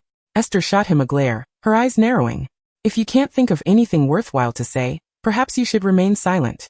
"Tch, ungrateful," he retorted, reverting to his usual demeanor, casually flicking his wand, the small orb of light at its tip swaying with his movement. "You have no idea how evident it was that you were having a nightmare while you slept. You ought to thank me for rousing you. Or else you might have wept in terror." "Thank you, but I assure you I do not cry from fright, for I was not beset by nightmares at all. It was merely a vague dream, the details of which I can scarcely recall." "Suit yourself with your stubbornness," Draco scoffed, preparing to turn away and seek rest. His earlier display of vulnerability during his injury had indeed stemmed, in part, from a genuine sense of fear and panic. Thus, even as night fell and his wounds began to heal, the underlying dread lingered, leaving his complexion pallid. It was precisely because he had not succumbed to slumber that he had heard Esther's unconscious murmurs of distress, and instinctively awakened her. To be honest, he occasionally felt rather foolish. He was well aware that Esther would not appreciate his kindness, yet time and again, he found himself softening. From the very beginning, when she had smeared cake all over herself, he had been infuriated. In accordance with his usual temperament, he would have cast a few curses at her for her lack of awareness.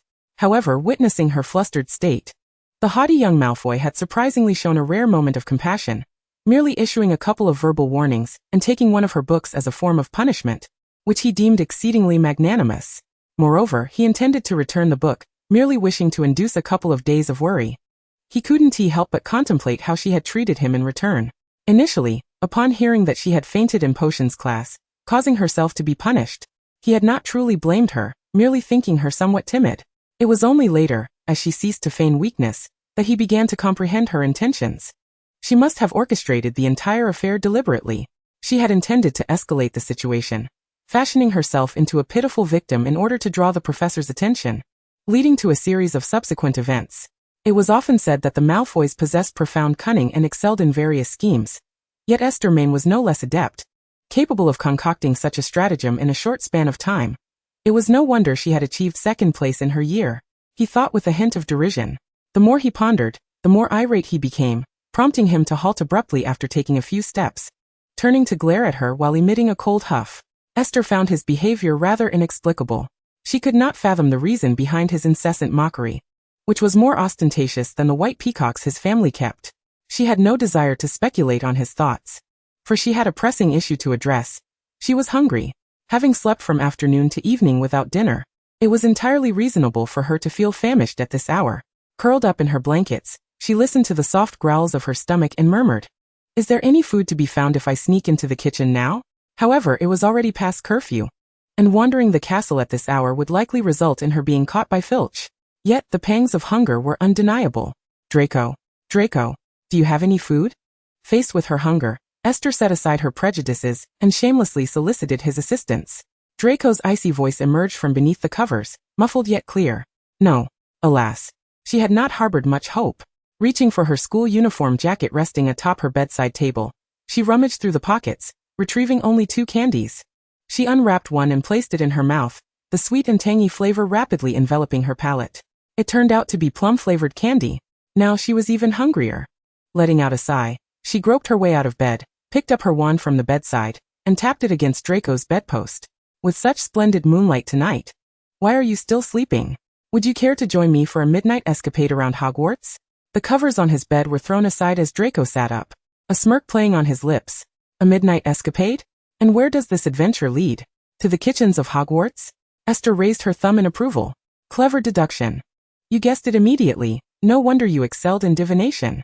Draco huffed disdainfully. "I'm afraid I did not take divination." Esther's smile remained unchanged. "No matter. At least you are honest and quite polite." "What do you mean no matter? Am I apologizing to you?" Draco exclaimed, exasperated, as he shot her an incredulous glare. "In any case, I am not hungry, so I have no desire to venture into the kitchens. But I am hungry. Will you accompany me?" Esther implored him directly. Draco regarded her with skepticism. "Why do you insist on dragging me along?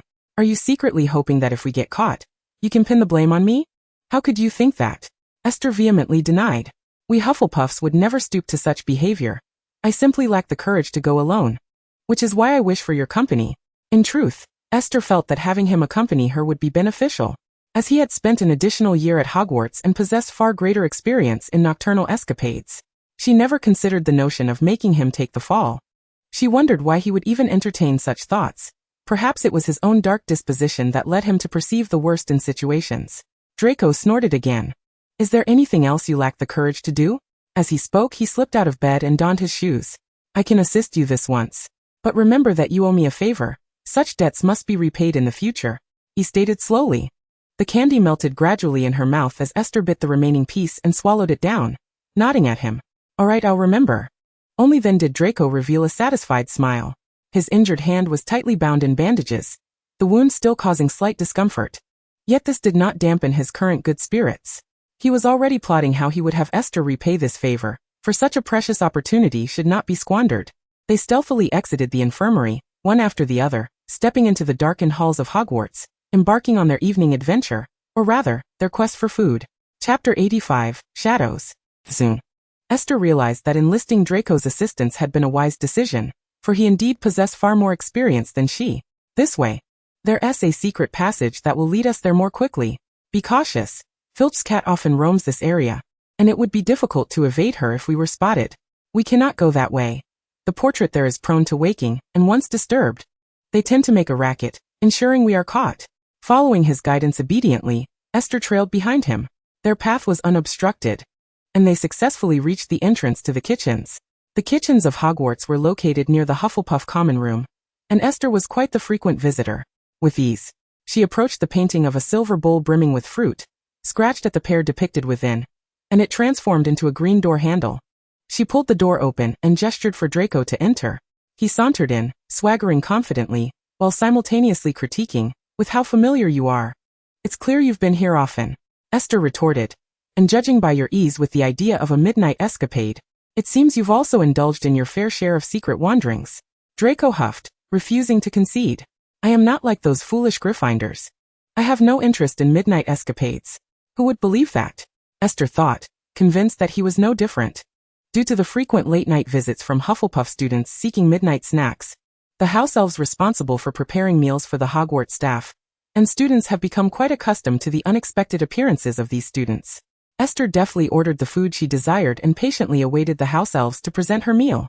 Draco, however, expressed his disdain for the crowded kitchen, refusing to dine in the company of the house elves, even for a midnight snack. Who said you had to eat with the house elves? Didn't you claim you weren't hungry? So you can simply watch me eat, she said with an innocent facade, her large eyes wide as she looked at him. Draco sat back in his chair, leisurely crossing his legs. Despite having an injured hand, his haughty demeanor remained unblemished. Stop pretending to be naive, he scoffed, lifting his chin. I've figured it out. You always make that expression on purpose. Don't think you can fool me again. Esther blinked, realizing that as their interactions increased, he was becoming increasingly difficult to deceive. It was much easier when they first met. He believed whatever she performed. I have no intention of deceiving you. Didn't you just say you weren't hungry? She murmured softly. In any case, I cannot linger here for long. Once the house elves finish preparing the food, we'll pack it up and you can eat in the infirmary.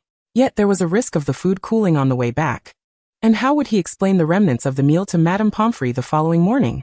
That's no concern of mine. If you refuse, I'll return on my own, Draco asserted, displaying a determined demeanor.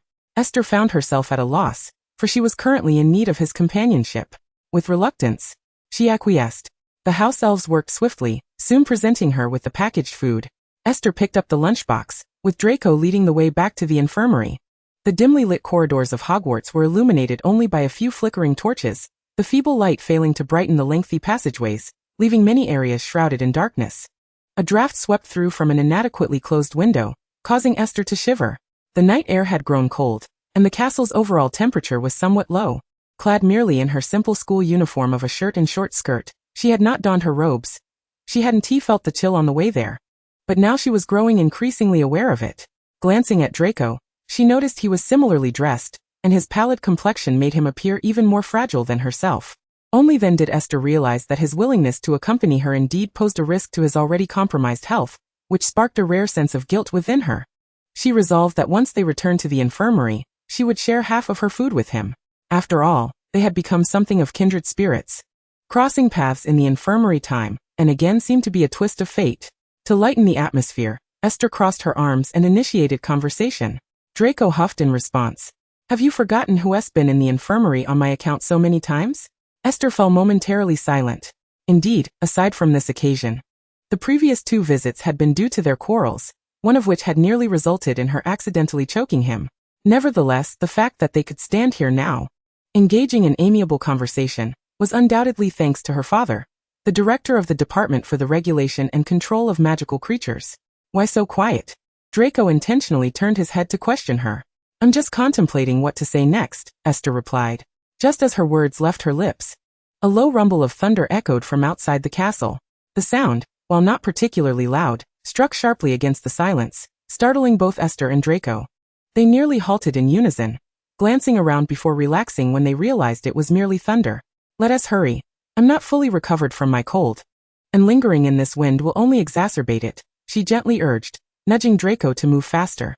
Draco said nothing, merely quickening his pace in silence.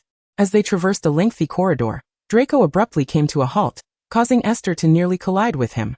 She instinctively steadied her grip on the lunchbox to prevent the food from spilling, then turned her head to ask, "What's wrong?"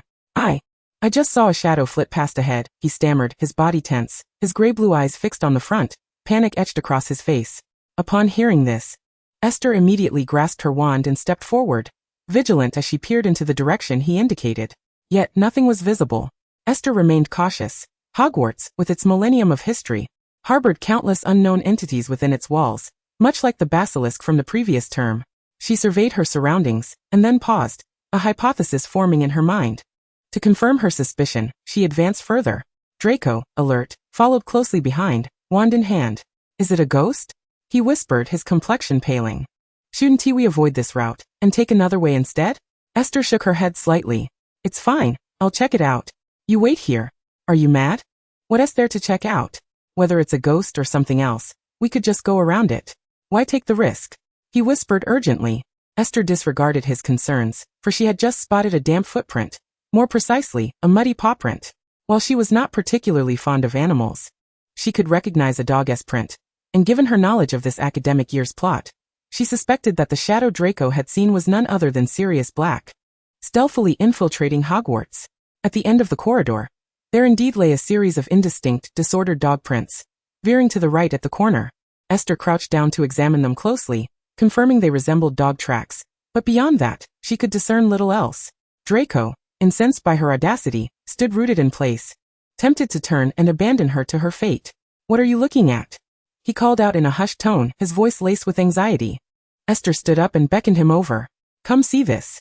Logic told Draco that it would be wise to leave, yet his curiosity was piqued by Esther's actions. Noticing the absence of immediate danger, he hesitated before ultimately choosing to stride over. "What on earth are you doing? You just said it was too cold outside, and you were afraid of worsening your cold.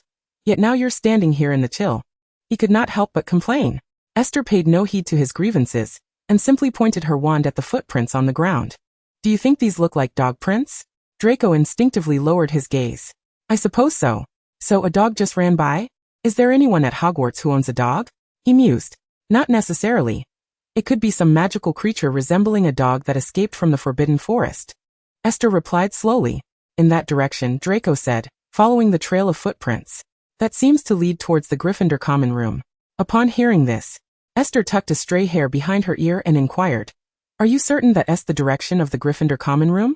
If we can confirm that, it must undoubtedly be Sirius Black." Unfortunately, she had not witnessed his animagus form firsthand. Esther's sense of direction was not particularly strong, and she had never been to the Gryffindor common room, leaving her unfamiliar with the layout. Draco, seemingly recalling something, nodded confidently. "It is indeed the direction of the Gryffindor common room. I'm certain I wouldn't mistake it." As he spoke, a look of schadenfreude spread across his face. Regardless of whether it's a dog or some other perilous creature, it's heading straight for Gryffindor. If misfortune is to strike, let it befall those foolish lions. Now, let us hasten back. Esther hesitated for a moment, but ultimately chose not to investigate further, silently trailing Draco towards the infirmary. It wasn't that she held no interest in Sirius Black. Rather, she was simply too famished to prioritize anything else. Upon returning to the infirmary, the food was still warm. Esther divided the meal in half, honorably sharing it with Draco. "Here, one half for each of us," She retained her portion while offering the other half, placed in a container, to Draco by his bedside.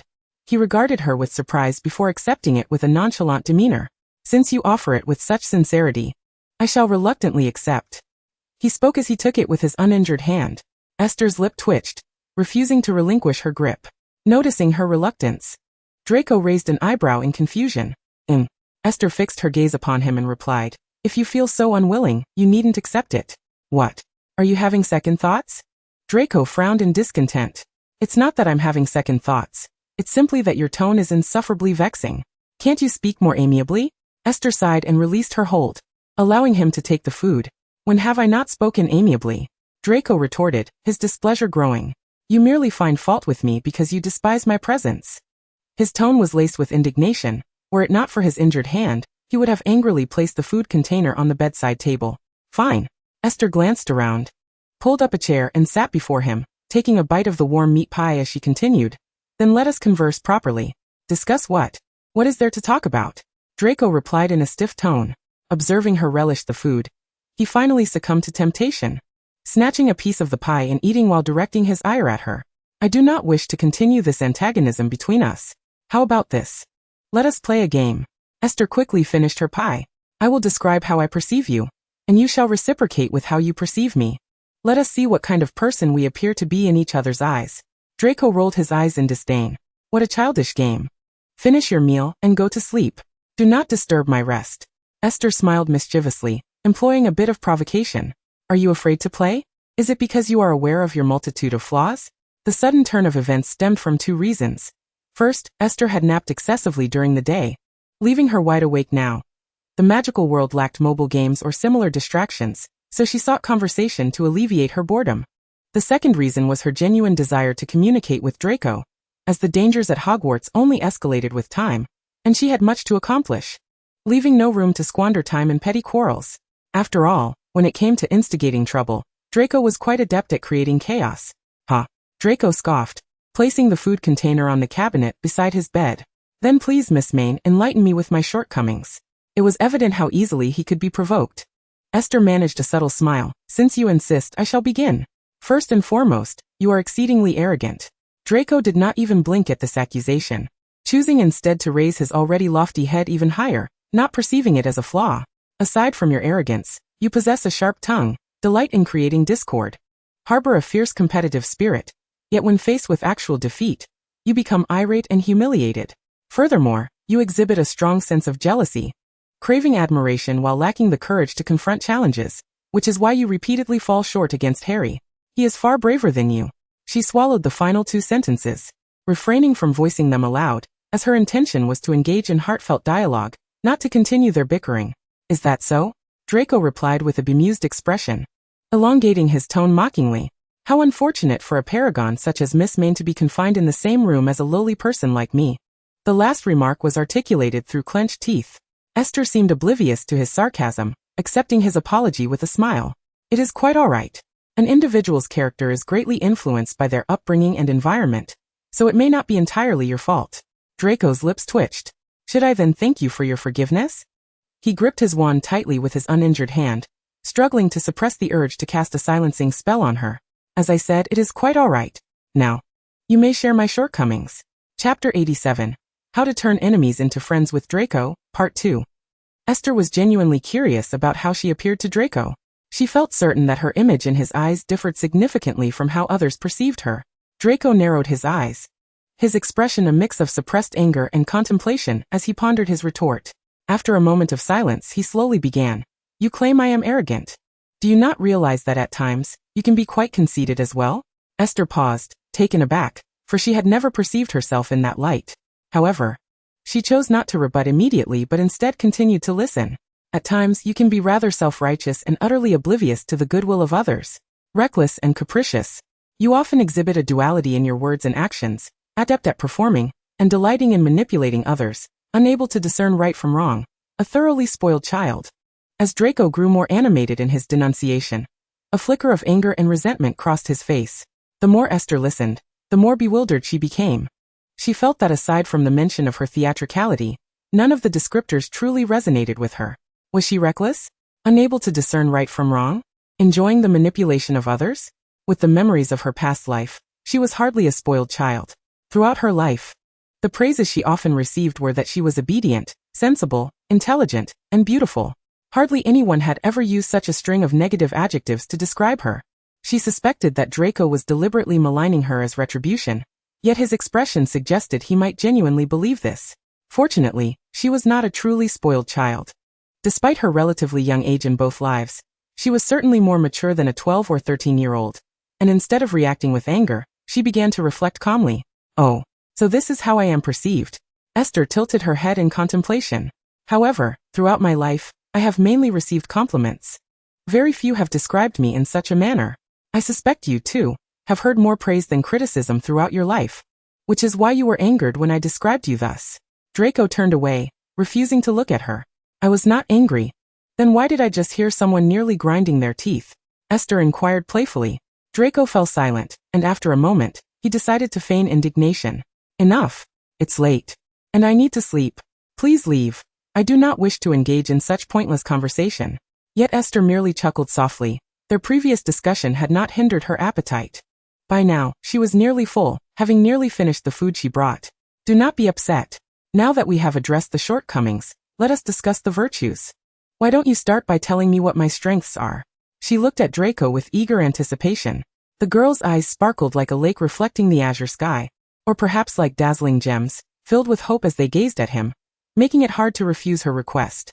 To put it bluntly, Draco would assert that her greatest virtue lies in her innocuous and enchanting appearance, which easily disarms others and renders them more susceptible to compassion.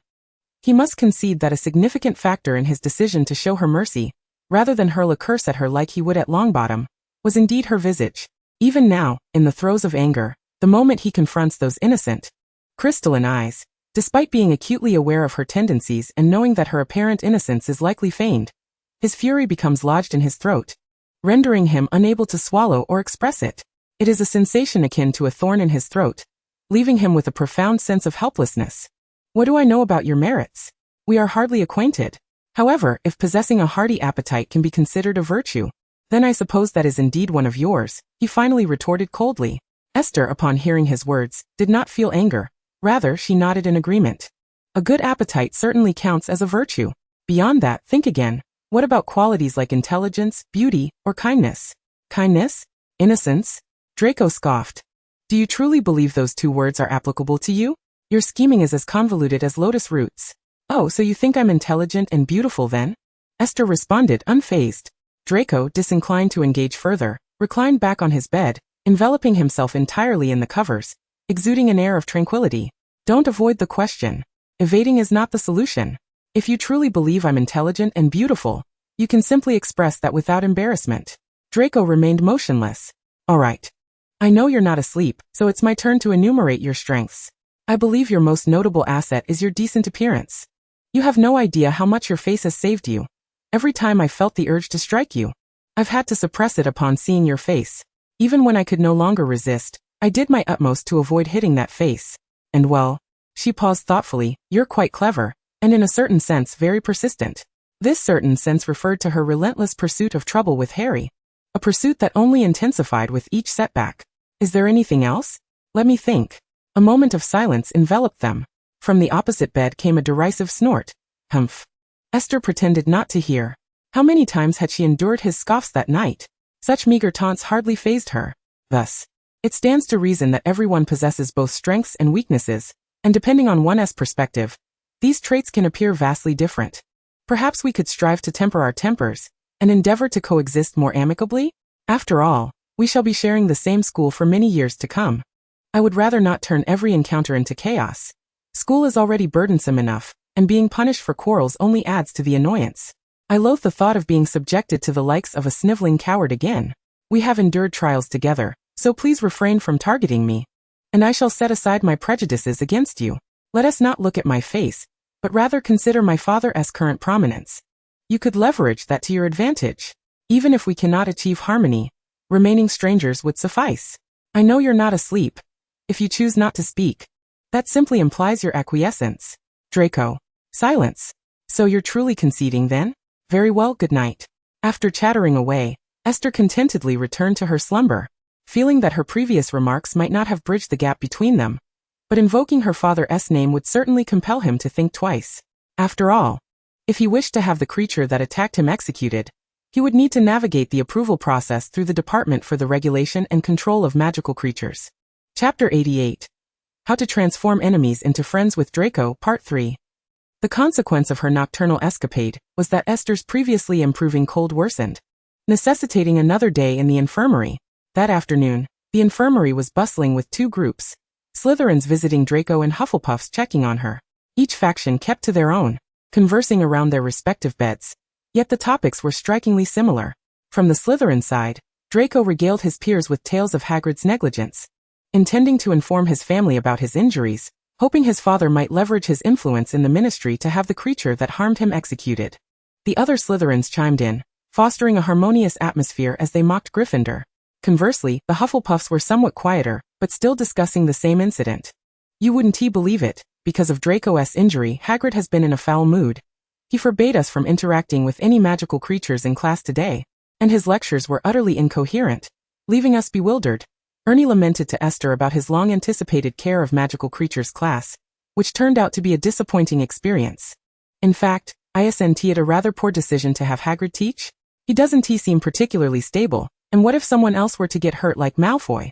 Casey glanced over at the Slytherins and quietly remarked, I heard Malfoy bled profusely yesterday. Esther, you were here. Did you see how bad his injury was? Donna squeezed into the center of the crowd, leaning toward Esther with unmistakable glee. As someone who had been scolded and had fought with Draco, her opinion of him was decidedly negative, placing him second on her list of least favorite classmates, right behind Gryffindor's Quidditch captain Wood. The reason for her disdain for Wood stemmed from her frequent attendance at Quidditch practices, where Wood in his heightened anxiety had repeatedly targeted her as a suspect, leading to numerous altercations. Thus, her grievances against him had accumulated to the point where she found him even more detestable than Draco. However, this was of little consequence, as Wood was in his 7th year and would soon graduate, resolving their issues by default. In response to Donna's inquiry, Esther replied honestly, I didn't see it. It probably isn't that serious. Otherwise, he wouldn't have accompanied me on my nocturnal adventure. Really? I heard Slytherins in class saying he was on the verge of losing his hand.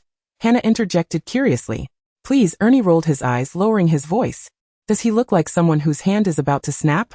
He is clearly exaggerating his injury to make Hagrid look bad. Casey affirmed absolutely. Donna din. Didn't you hear? Malfoy said he'd report to his father. If parents get involved, Hagrid could be in serious trouble. Esther chuckled softly, it's fine. He often runs to his father to complain. If he ever doesn't, that would be unexpected. Besides, Dumbledore is still around. Hagrid won't face any repercussions. Suddenly, Ernie had a thought. Esther, isn't your uncle working at the Department for the Regulation and Control of Magical Creatures this year? Given that Malfoy was injured by a magical creature, if his family wants to make a fuss, wouldn't they have to deal with your uncle? In the original narrative, it was indeed the Department for the Regulation and Control of Magical Creatures that sent someone to execute Buckbeak, but with her father now in charge, the situation was far less certain. Like many who had a passion for magical creatures, her father cherished them deeply, and based on his character alone, he would not easily condemn a rare hippogriff. However, even though he held authority in the department, he still had a superior to answer to. The Malfoy family maintains a cordial relationship with the current Minister of Magic. Should the minister issue an order, her father would be powerless to oppose it. Esther candidly remarked. If he truly wishes to execute that injured hippogriff, he would indeed need to seek permission from my father's department. However, given the amicable ties between Minister Cornelius Fudge and Lucius Malfoy, my father would have no choice but to comply with any directive he might issue. It would seem that Hagrid and that unfortunate hippogriff were doomed to face dire consequences, concluded Ernie with a sigh. Aside from this matter, they conversed about various topics, such as Donna's decision to participate in this year's Hufflepuff Quidditch tryouts, and how Ernie lost 2 points in potions class due to a mishap in brewing. Only 2 points? Esther expressed her surprise. When did Professor Snape become so lenient? Ernie sighed, explaining, it's only because, aside from me, Longbottom from Gryffindor made an even greater blunder, thus drawing the majority of the ire, allowing me to escape relatively unscathed. Hannah, who had attended the class with them, nodded in agreement. Indeed, I believe Longbottom must now harbor a psychological scar from his encounters with Professor Snape. He truly is unfortunate. At this juncture, Esther could empathize. Professor Snape is indeed difficult to deal with. Every time I attend his class, I must be on high alert, ready to answer his questions. Correct responses yield no reward, while errors result in penalties. It can be said that my current academic performance, which began with a mindset of indifference, owes much to Professor Snape's relentless prodding. Madame Pomfrey did not allow them to linger in the infirmary for long, swiftly ushering both groups out. The previously boisterous infirmary fell into a tranquil silence. At that moment, a first-year Ravenclaw student, having accidentally twisted an ankle in flying class, was brought in for treatment, prompting Madame Pomfrey to attend to the newcomer. With nothing else to occupy her time, Esther picked up a storybook she had brought from home. Becoming engrossed in her reading when Draco suddenly approached her bedside, pen and parchment in hand. "Assist me in composing a letter. I must inform my father of this matter," he stated with an air of entitlement. Esther closed her book and glanced at his injured hand. "Oh, indeed it is the right hand," she noted, yet still puzzled. She inquired, "Why must I write it for you? There are numerous Slytherins around who could assist you." Draco lifted his chin slightly. "A letter to my father is not something I can allow just anyone to read. You mustn't forget, you owe me a favor. Surely you wouldn't decline such a minor request?" Upon hearing this, Esther immediately seized the paper and quill. "So, if I write this letter for you, it will suffice to repay your favor?" Draco retorted. "How could that be? You should know that the most difficult debts to repay in this world are favors. Merely writing a letter cannot possibly offset such a significant debt. After all, it was simply accompanying him during a midnight escapade, hardly a monumental affair." Esther's lips twitched in response. Chapter 89 The Olary. Having resolved to maintain a cordial relationship with him since the previous night, Esther gripped the quill tightly. Suppressing the impulse to hurl it at his face, she managed to utter, "Fine," and then inquired how to proceed with the letter. Draco smirked with a hint of satisfaction, as if relishing the opportunity to see her at a disadvantage.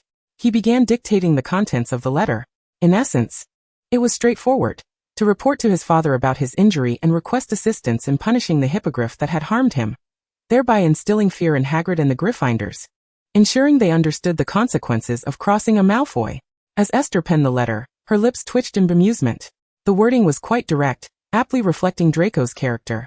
Had it been her task to write, she would have downplayed her disdain for Hagrid and his cohort, redirecting the focus onto the issue of the magical creature's aggression and classroom safety, thereby extricating herself from the situation, and elevating the matter to encompass the welfare of all Hogwarts students, thus garnering greater attention, and enabling her to stand on moral high ground to critique others. However, the young Malfoy did not contemplate such nuances, trusting that his father would handle the matter adeptly. Thus his bluntness was of little consequence. The letter was swiftly completed, and Draco reviewed it, his expression turning to one of distaste. "Why is your handwriting so atrocious?" Esther, unable to contain her irritation, shot him a glare. "What's wrong with it? My handwriting is perfectly neat. Don't make baseless claims." Thanks to her years of experience, Esther's writing was always in a clear, printed style, easily legible and leaving a good impression on teachers. While it may lack the flourish of cursive, it was far from ugly, and many struggled to even manage printed letters. Hers was undoubtedly tidy and aesthetically pleasing. Clearly, however, young Master Malfoy did not appreciate such humble script, deeming it unworthy of his expensive stationery. After muttering a few more complaints, he ceased his remarks, taking the letter back and handing it to Esther. "You'll be returning to class tomorrow. Please ensure you send this letter in the morning." Wasn't it too much to demand that she not only write his letter, but also send it? Esther was reluctant. "You should handle your own affairs. I am not your house elf." Moreover, she was aware that his injury was not as severe as he pretended. She had seen him moving his arm earlier that morning. Draco flashed a somewhat arrogant grin. "Didn't you say last night that we would get along amicably? Why are you so unwilling to assist with such a trivial task?" Indeed, there exists a type of person who relishes climbing the social ladder by taking advantage of others. She regretted having indulged him with so much unnecessary dialogue the previous night. Esther took the letter, puffing out her cheeks in annoyance. "I will send it for you tomorrow." Only then did he depart, satisfied. Without waiting for the following morning, Esther was permitted to leave the infirmary that very evening. Her roommates were overjoyed at her return, even going to the kitchen to procure some food to welcome her back. Merlin's foul socks. "Esther, you're finally back. You have no idea how lost we felt in class these past few days without you to borrow from," Kathy exclaimed joyfully, enveloping her in a hug.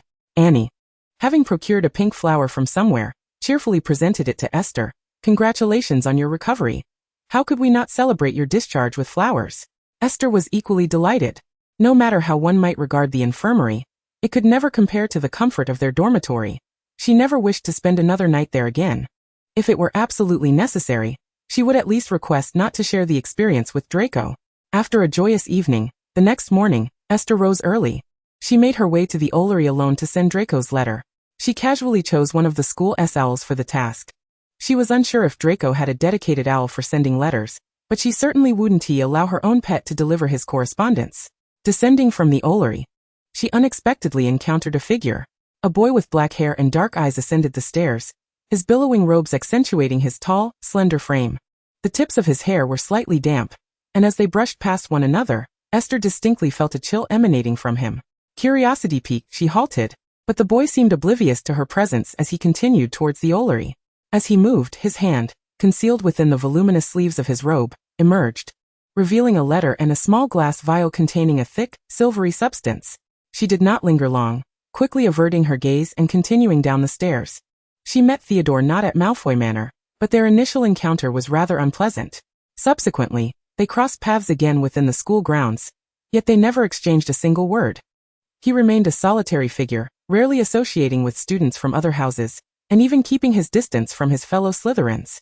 Thus, this time was no different. Nevertheless, Esther found herself profoundly intrigued by him. During this particular encounter, she noticed the mud-stained soles of his shoes and the heavy dew clinging to him, indicating he could not have come from the Slytherin common room, but must have walked directly from the grounds outside the castle. The sun had only just begun to rise, and it was still quite early. He had already departed the Slytherin quarters, and she could only wonder what he had been up to. Then there was that bottle of liquid. Esther lowered her gaze in contemplation, feeling it looked somewhat familiar, as if she had seen it somewhere before, though she could not quite recall where.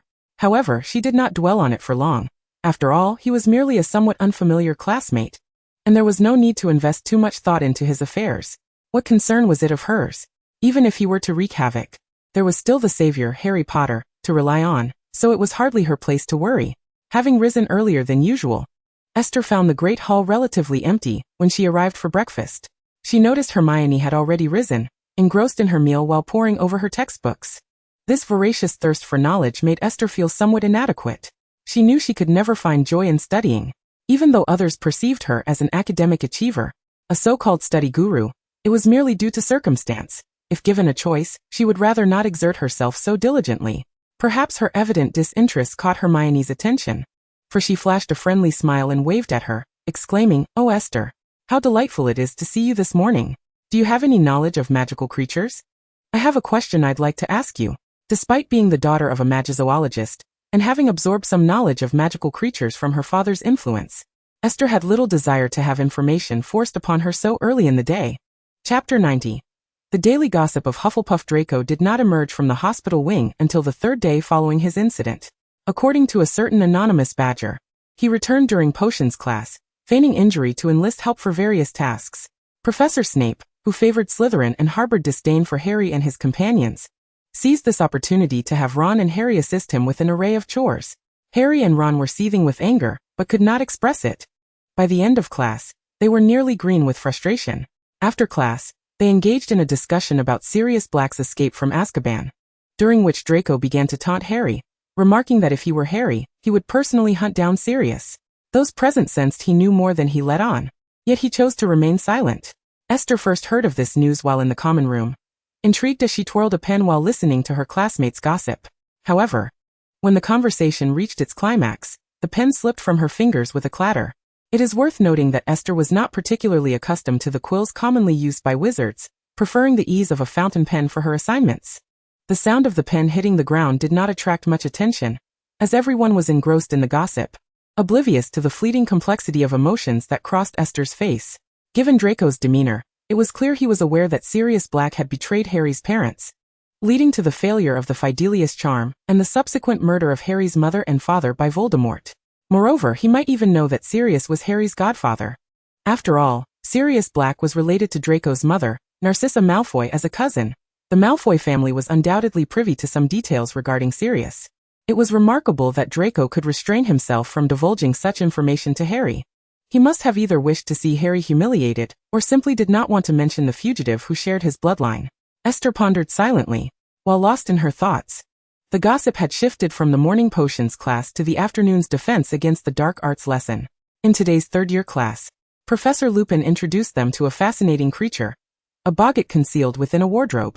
A boggart is a shapeshifter that transforms into the greatest fear of the person who encounters it. And he taught them the incantation to combat the boggart. Each student took turns confronting it, resulting in numerous humorous incidents. The most amusing moment occurred when Longbottom faced the boggart, which transformed into Professor Snape, only to then morph into a ludicrous outfit worn by Longbottom's grandmother under the spell's influence. The scene was uproariously entertaining. Many Hufflepuffs, envisioning that absurd image, erupted into laughter. I told you, Longbottom must have developed a psychological aversion to Professor Snape, Hannah chuckled. But Snape in women's clothing, oh my goodness. Even though I didn't see it firsthand. The very thought is utterly hilarious. My word. I find this absolutely delightful. I swear I've fallen in love with Defense Against the Dark Arts. Compared to our previous 2 years, we truly learn nothing. It is evident how crucial a good teacher is, Justin remarked, wiping tears of laughter from his eyes. Indeed. Ernie added. Professor Lupin has such a gentle disposition. He never puts students in difficult positions. I heard he graduated from Gryffindor. Yet he gives off the vibe of a Hufflepuff. Only I think that if word of Longbottom's mishap in Defense Against the Dark Arts reaches Snape's ears, he will be even more relentless in potions class, Hannah mused, still lost in thoughts of Snape in women's attire while expressing sincere sympathy for Neville. Susan patted her shoulder. Don't worry, even if Snape targets Longbottom, it won't surpass the scrutiny faced by Harry and his friends. Thus, the conversation took a turn. And they began to speculate about why Professor Snape despised Harry so intensely. Some suggested it was due to his favoritism towards Draco, assisting him in dealing with Harry, while others posited that he equally loathed every Gryffindor, with Harry merely becoming the most prominent target due to his notoriety. Amidst the crowd, only Esther smiled faintly. The child of her rival and the one she cherished bore such a striking resemblance to his father. How could Snape maintain his composure when confronted with Harry's face, so reminiscent of James? Alas, it was unfortunate that she was privy to so many secrets, yet could divulge none. If even a hint were to escape her lips, given Hufflepuff's penchant for gossip, and it were to reach the ears of the principal parties involved, Esther would truly be in dire straits. Upon returning to the routine of her studies, Esther observed that Professor Snape's mood had deteriorated even further following the potions class. Everyone was acutely aware of the reason. The incident involving Snape in women's clothing during Defense Against the Dark Arts had only deepened his animosity towards Lupin while simultaneously increasing his torment of Longbottom. Reportedly, while teaching the third years, he hardly harassed Harry at all, focusing instead on making Neville's life difficult. Unfortunately, as Neville was not in the same year as Esther, she could not share the burden of Snape's ire. She remained the student he most frequently chose to question in her second year. By the end of the class, Esther felt utterly drained. After dinner, she slumped onto a chair in the library, her unfinished potion essay lying before her. Ernie, I simply cannot continue. Please help me. You have studied all this material. Lend me your assistance, she implored, casting a pitiful glance at Ernie. He sighed in response, Esther. It's not that I wish to refuse your plea. Although I am a year ahead of you, my potion grades do not surpass yours. If you are unable to compose it, what can I possibly do?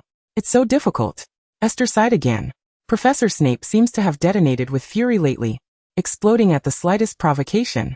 I can barely withstand the pressure. Ernie appeared equally distressed. Indeed, you second years have it better, as one of the instigators, Longbottom, is not in your classes. We bear the brunt of it. I truly regret choosing care of magical creatures. Do you know that we spend lesson after lesson learning to care for flobberworms? I cannot fathom why we must tend to such revolting creatures. Can you imagine? A mass of grotesque wriggling. Stop. Esther interjected hastily, realizing his words were only exacerbating her fears of the slimy creatures. In any case, do not choose care of magical creatures, he advised, speaking from experience. Esther nodded, indicating her understanding. She had no desire to tend to flobberworms. This was more torturous than attending potions class. Chapter 91. The Spellbinding Prodigy. The selection trials for the Hufflepuff Quidditch team commenced on a sun-drenched weekend. Donna participated in the trials, vying for the position of chaser. All the girls from their dormitory accompanied her to the trials. As the selection began, she demonstrated remarkable agility while flying on her broomstick. Though petite, her strength was formidable, and her aim was impeccable. Nearly every swing of her bat sent the quaffle soaring through the 50-foot-high hoops, scoring points with ease. By the end of the trials, Donna emerged victorious, officially securing her place on the Hufflepuff Quidditch team. Esther and the others rejoiced at her triumph. Overcome with excitement, Donna rushed over to the Gryffindor team, boasting that she would certainly defeat Wood in the upcoming match, leaving him in tears at graduation. Wood, upon hearing this, tensed and turned to his teammates, remarking, "I told you she was here to scout our tactics and abilities. She has patiently observed our training for an entire year. What remarkable composure. We must alter our strategy. She is far too familiar with our habits and measurements. Hufflepuff has a cunning edge." He appeared exceedingly anxious. Whenever Quidditch was involved, he tended to become overly tense. Following Donna's bold proclamation, Gryffindor's Quidditch practices intensified once more. Esther remained uncertain about whether the Gryffindors bore any grievances, but she was acutely aware of her own precarious situation. The source of her distress stemmed from a recent defense against the dark arts lesson, during which a Ravenclaw student suggested to Professor Lupin that they too wished to confront a boggart. Due to the differing curricula among year groups, Professor Lupin had not taught them about boggarts, yet the students were universally intrigued by the creature. With his gentle and amiable demeanor, Professor Lupin could not resist their pleas and ultimately conceded. The spell Ridiculous was not particularly challenging. Second-year students could grasp it with a bit of practice. Initially, everything proceeded smoothly. Each student stood in front of the wardrobe containing the boggart, taking turns to witness it transform into their greatest fear before casting the spell against it. The classroom, filled with laughter and merriment, came to an abrupt halt when it was Esther's turn. She had prepared herself mentally, but when she opened the wardrobe to reveal a colossal slug before her, she was instantly horrified, nearly fainting. Professor Lupin stood by, encouraging her to promptly use Ridiculous against the boggart. In her despair, Esther found the sight of the slug, already repulsive in its own right, unbearable. Especially when confronted with a giant version nearly the size of a human.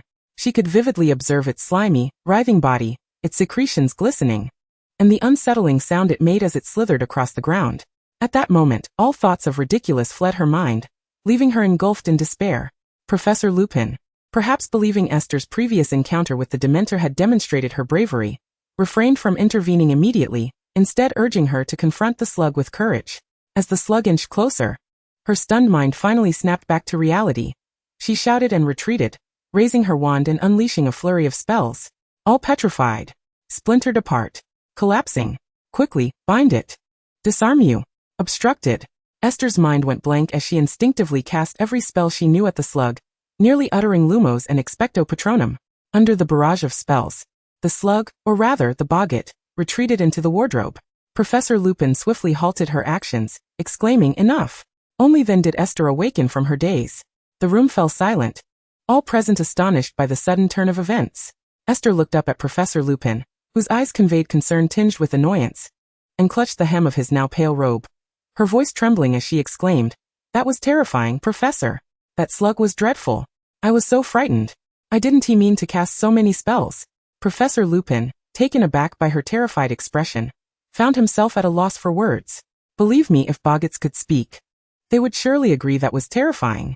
Ultimately, Professor Lupin refrained from reproaching her, instead lightening the atmosphere with a jest. The lesson concluded in an unforeseen manner. From that day forth, Professor Lupin never again taught his students about boggarts. It was not that he feared a repeat of Esther's ordeal. Rather, the boggart had no desire to leave the wardrobe again. In the aftermath, Esther's reputation soared throughout Hogwarts.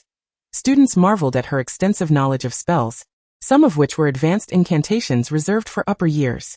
Whispers of her remarkable talent in spellcasting spread, and she once again earned the moniker Hufflepuff Star.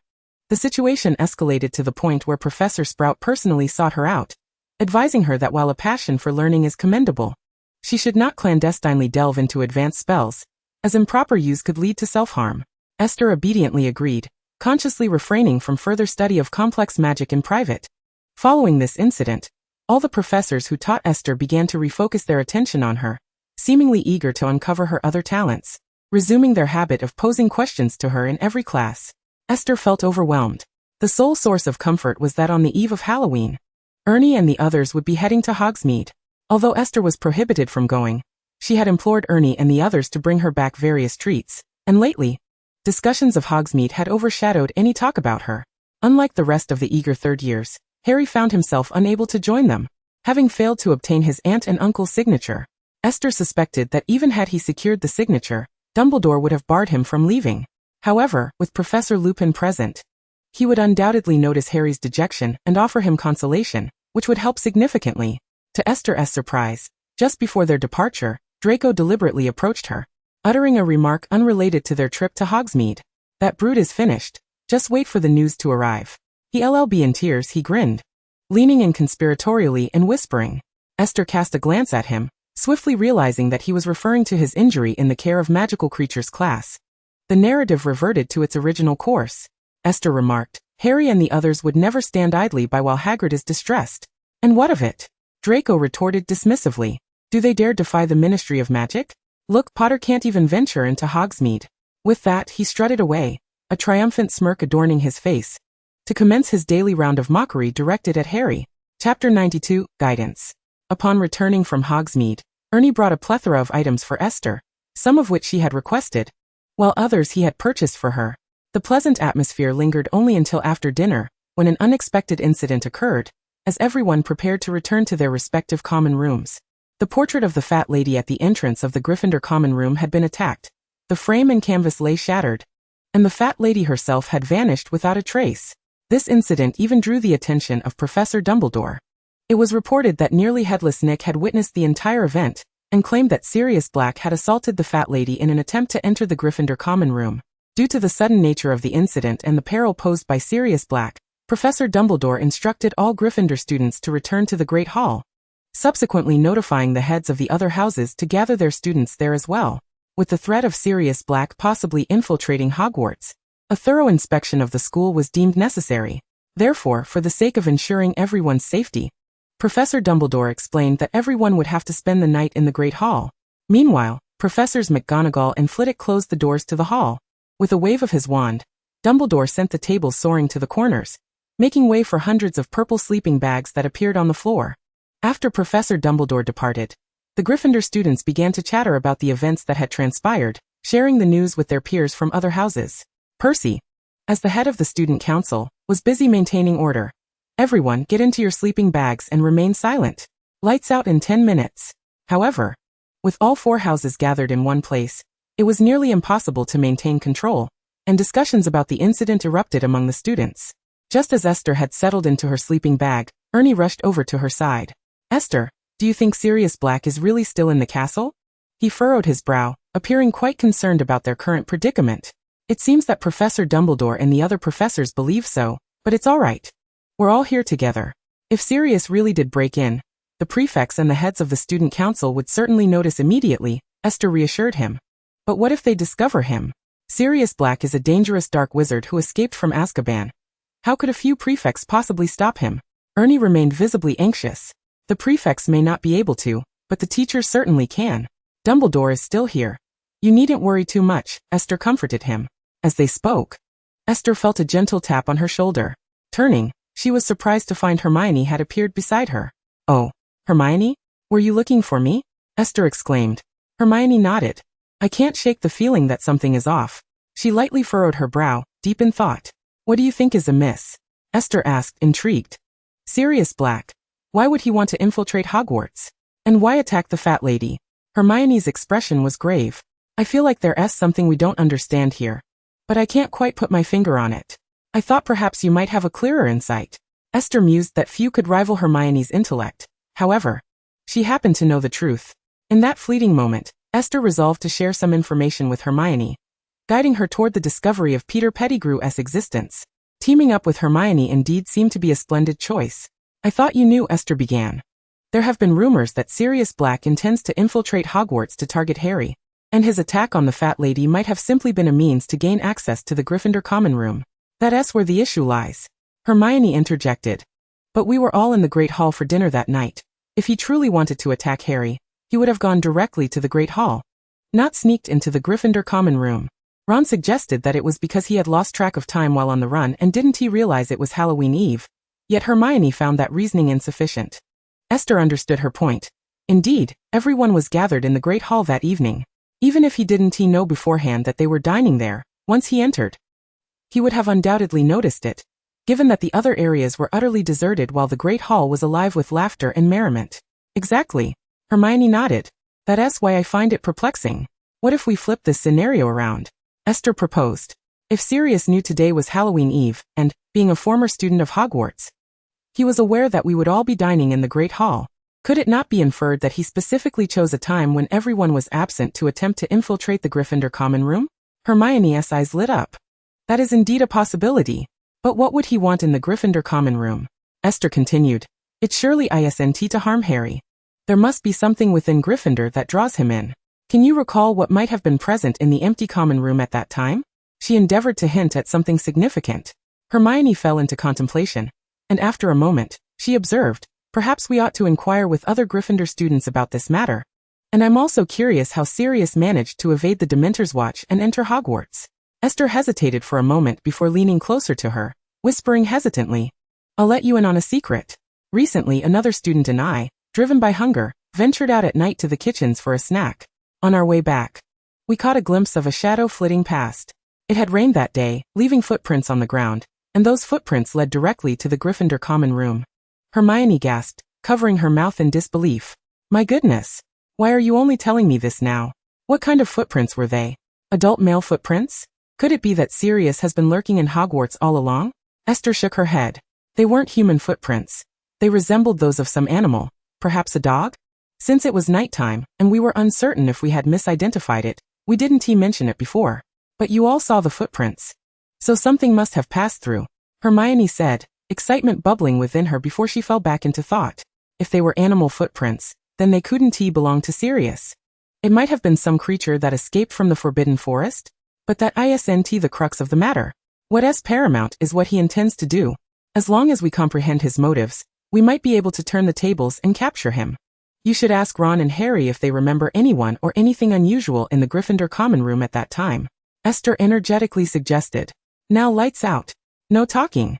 Percy interrupted Esther and Hermione's conversation by extinguishing all the candles. All right, I'll ask them. Thank you, Esther. In the darkness, Hermione slowly made her way back to Harry and the others. Chapter 93, Communication. In such an environment, Esther found herself unable to sleep. With her eyes closed, a myriad of melodramatic scenes from various television dramas flashed through her mind. By the time she felt on the verge of tears from her own imagination, she still couldn't find solace in slumber. Instead of feeling drowsy, her energy only intensified. Many students, much like her, found themselves unable to sleep, with whispers occasionally echoing from every nook and cranny, only to fall silent as the prefects passed by. Of course, there were exceptions. For instance, Ernie, who sat beside her, had long since shed his initial worries and was now fast asleep, emitting soft snores. Ultimately, Esther, feeling somewhat defeated, opened her eyes. She gazed up at the ceiling of the hall, which was adorned with countless shimmering stars, each flickering with a light reminiscent of magic. The longer she stared, the more she felt as though she were outdoors beneath a vast sky. How about counting the stars? Would that lull her to sleep? As she pondered this, she began to count. Just as she reached 100, someone suddenly tapped her sleeping bag. Startled, she turned to see a head the color of moonlight, a pale golden hue, emerging from the bag. Draco, what are you doing here? Esther whispered in astonishment. I swapped places with someone. That's not the crux of the matter. The real question is, do you wish to know what Sirius Black is up to at Hogwarts? He leaned closer to Esther, unable to conceal his smugness. This was a secret he had harbored for quite some time, and tonight he felt the urge to confide in someone. While his Slytherin companions would join him in mocking Harry, Sirius held a certain familial connection to him. Though he had never met the man and looked down upon this unseen cousin, he couldn't shake the fear that other Slytherins might discuss his lineage in relation to Sirius behind his back. Thus, the safest course was to confide in someone he trusted but did not know well, and Esther was the ideal candidate. After all, he owed her a favor. And given that their fathers had recently become friendly, she was temporarily trustworthy.